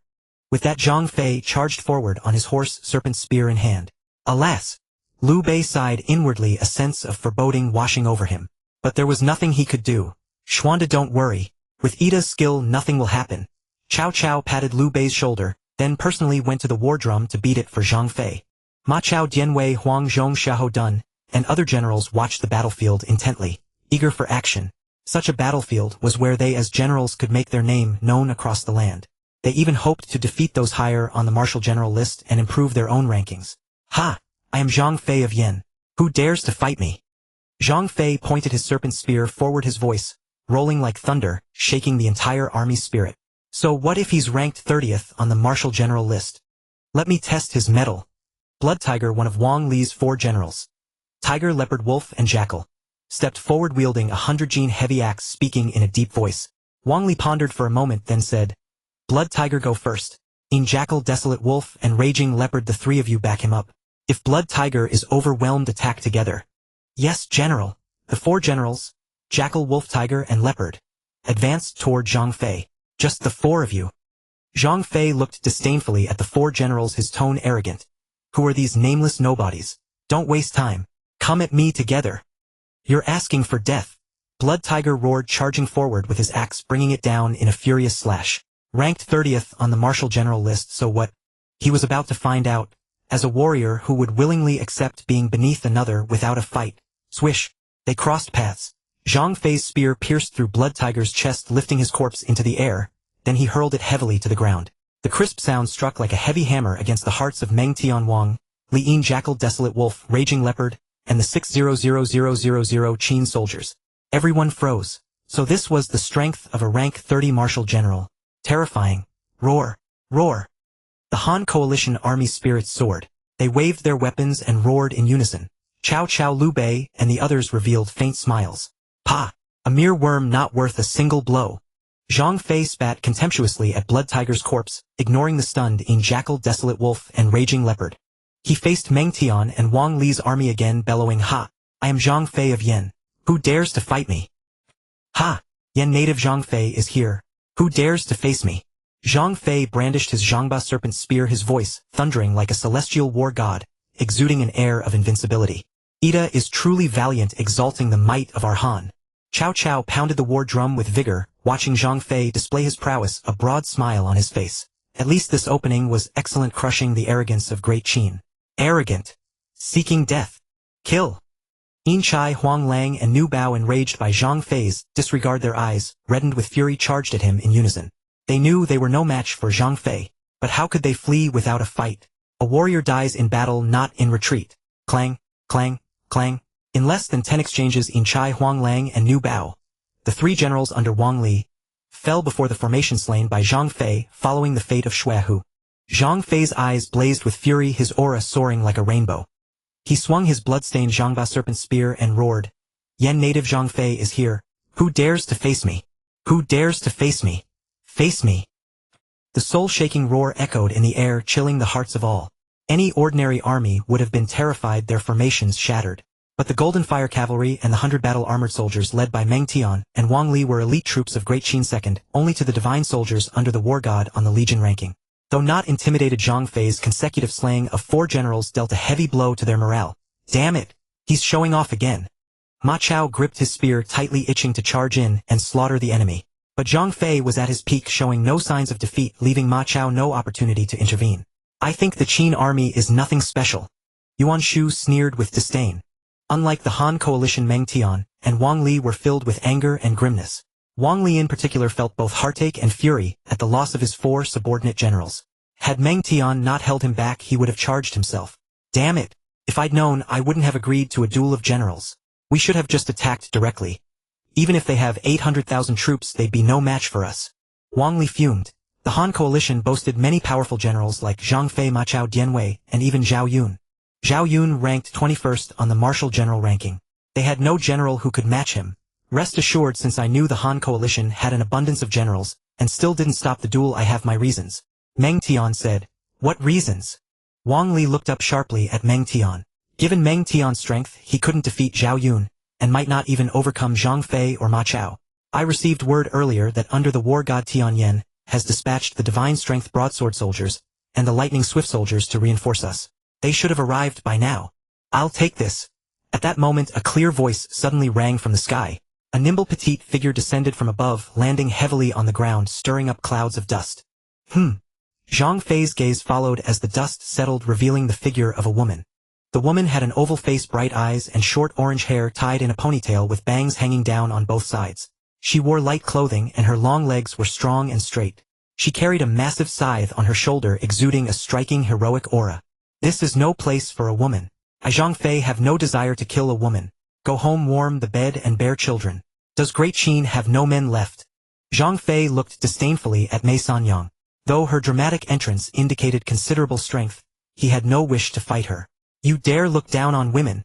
Mei Sanyang slammed the scythe on her shoulder into the ground, raised an eyebrow at Zhang Fei, and taunted, "You round-eyed bandit, I know who you are. A butcher who sold pork. I've heard you have a second brother. The one who likes to wear green, a gatekeeper who calls everyone a peddler of heads, arrogant beyond measure. And your eldest brother, that long-armed, big-eared swindler, all fake benevolence, who dares to covet the war god's woman. Utterly overestimating himself, a toad lusting after swan meat. Aya!" Zhang Fei's eyes bulged with rage, his body trembling. He pointed the Zhangba serpent spear at Mei Sanyang and roared, "You cursed bitch, how dare you insult my eldest and second brothers? If I don't stab you 100 times through, and through I'll change my surname." A terrifying aura erupted from Zhang Fei like a volcano. He became a raging beast, leaping up and thrusting his spear straight at Mei Sanyang. The strike was as swift as lightning, the air cracking under the strain. This was Zhang Fei's fury-fueled blow. At that moment, Zhang Fei was angrier than he had ever been, even more than when he saw Guan Yu's corpse. Who is this woman, provoking Zhang Fei like that? She's as good as dead. Chao Hong shook his head at the enraged Zhang Fei. She must have a trick up her sleeve to anger him so. Zhang Liao mused, not believing Mei Sanyang would simply court death. But that woman's tongue is sharp. She laid bare the weaknesses of the three brothers in just a few words. No wonder Zhang Fei is so furious. Chao Xiu chuckled. Look at Liu Bei, his face is green. I have a feeling this woman is no ordinary one. Great Qin has no female generals, does it? Xiahou Yuan pondered, then his eyes widened as if struck by a thought. Female generals are most common under the war god. This woman must be his subordinate. Most of the war god's female generals are peerless beauties listed on the beauty ranking, very distinctive. Like Yan Fei Jing Ni Tian Yan Yan Lingji Chao Yao. It's her. Mei Sanyang 7th on the martial general ranking. Mei Sanyang. Not only did they realize it, but Liu Bei also recognized the woman's identity. Almost certainly Mei Sanyang ranked 7th. Ida, be careful. Liu Bei quickly warned, shouting. She might be Mei Sanyang. Clang. The instant Liu Bei's voice rang out, Zhang Fei's Zhangba serpent spear, like a thunderbolt from the thunder god, struck Mei Sanyang's full chest with fury. A crisp sound like metal clashing reverberated, and everyone was dumbfounded. How is that possible? Zhang Fei's eyes widened in disbelief. His Zhangba serpent spear hadn't even pierced Mei Sanyang's skin. The gap was too immense. Now it's my turn. Mei Sanyang smiled lightly at the stunned Zhang Fei, her scythe flashing like a bolt of lightning. No one could see her movement. No one could dodge that strike. Zhang Fei only felt his vision shift, and he saw a headless corpse. Who is this? Looks a bit like me. His last thought faded into eternal darkness. All saw the flash of the blade, and Zhang Fei's head shot into the air, blood gushing like a fountain. Zhang Fei ranked 30th on the martial general ranking. Dead.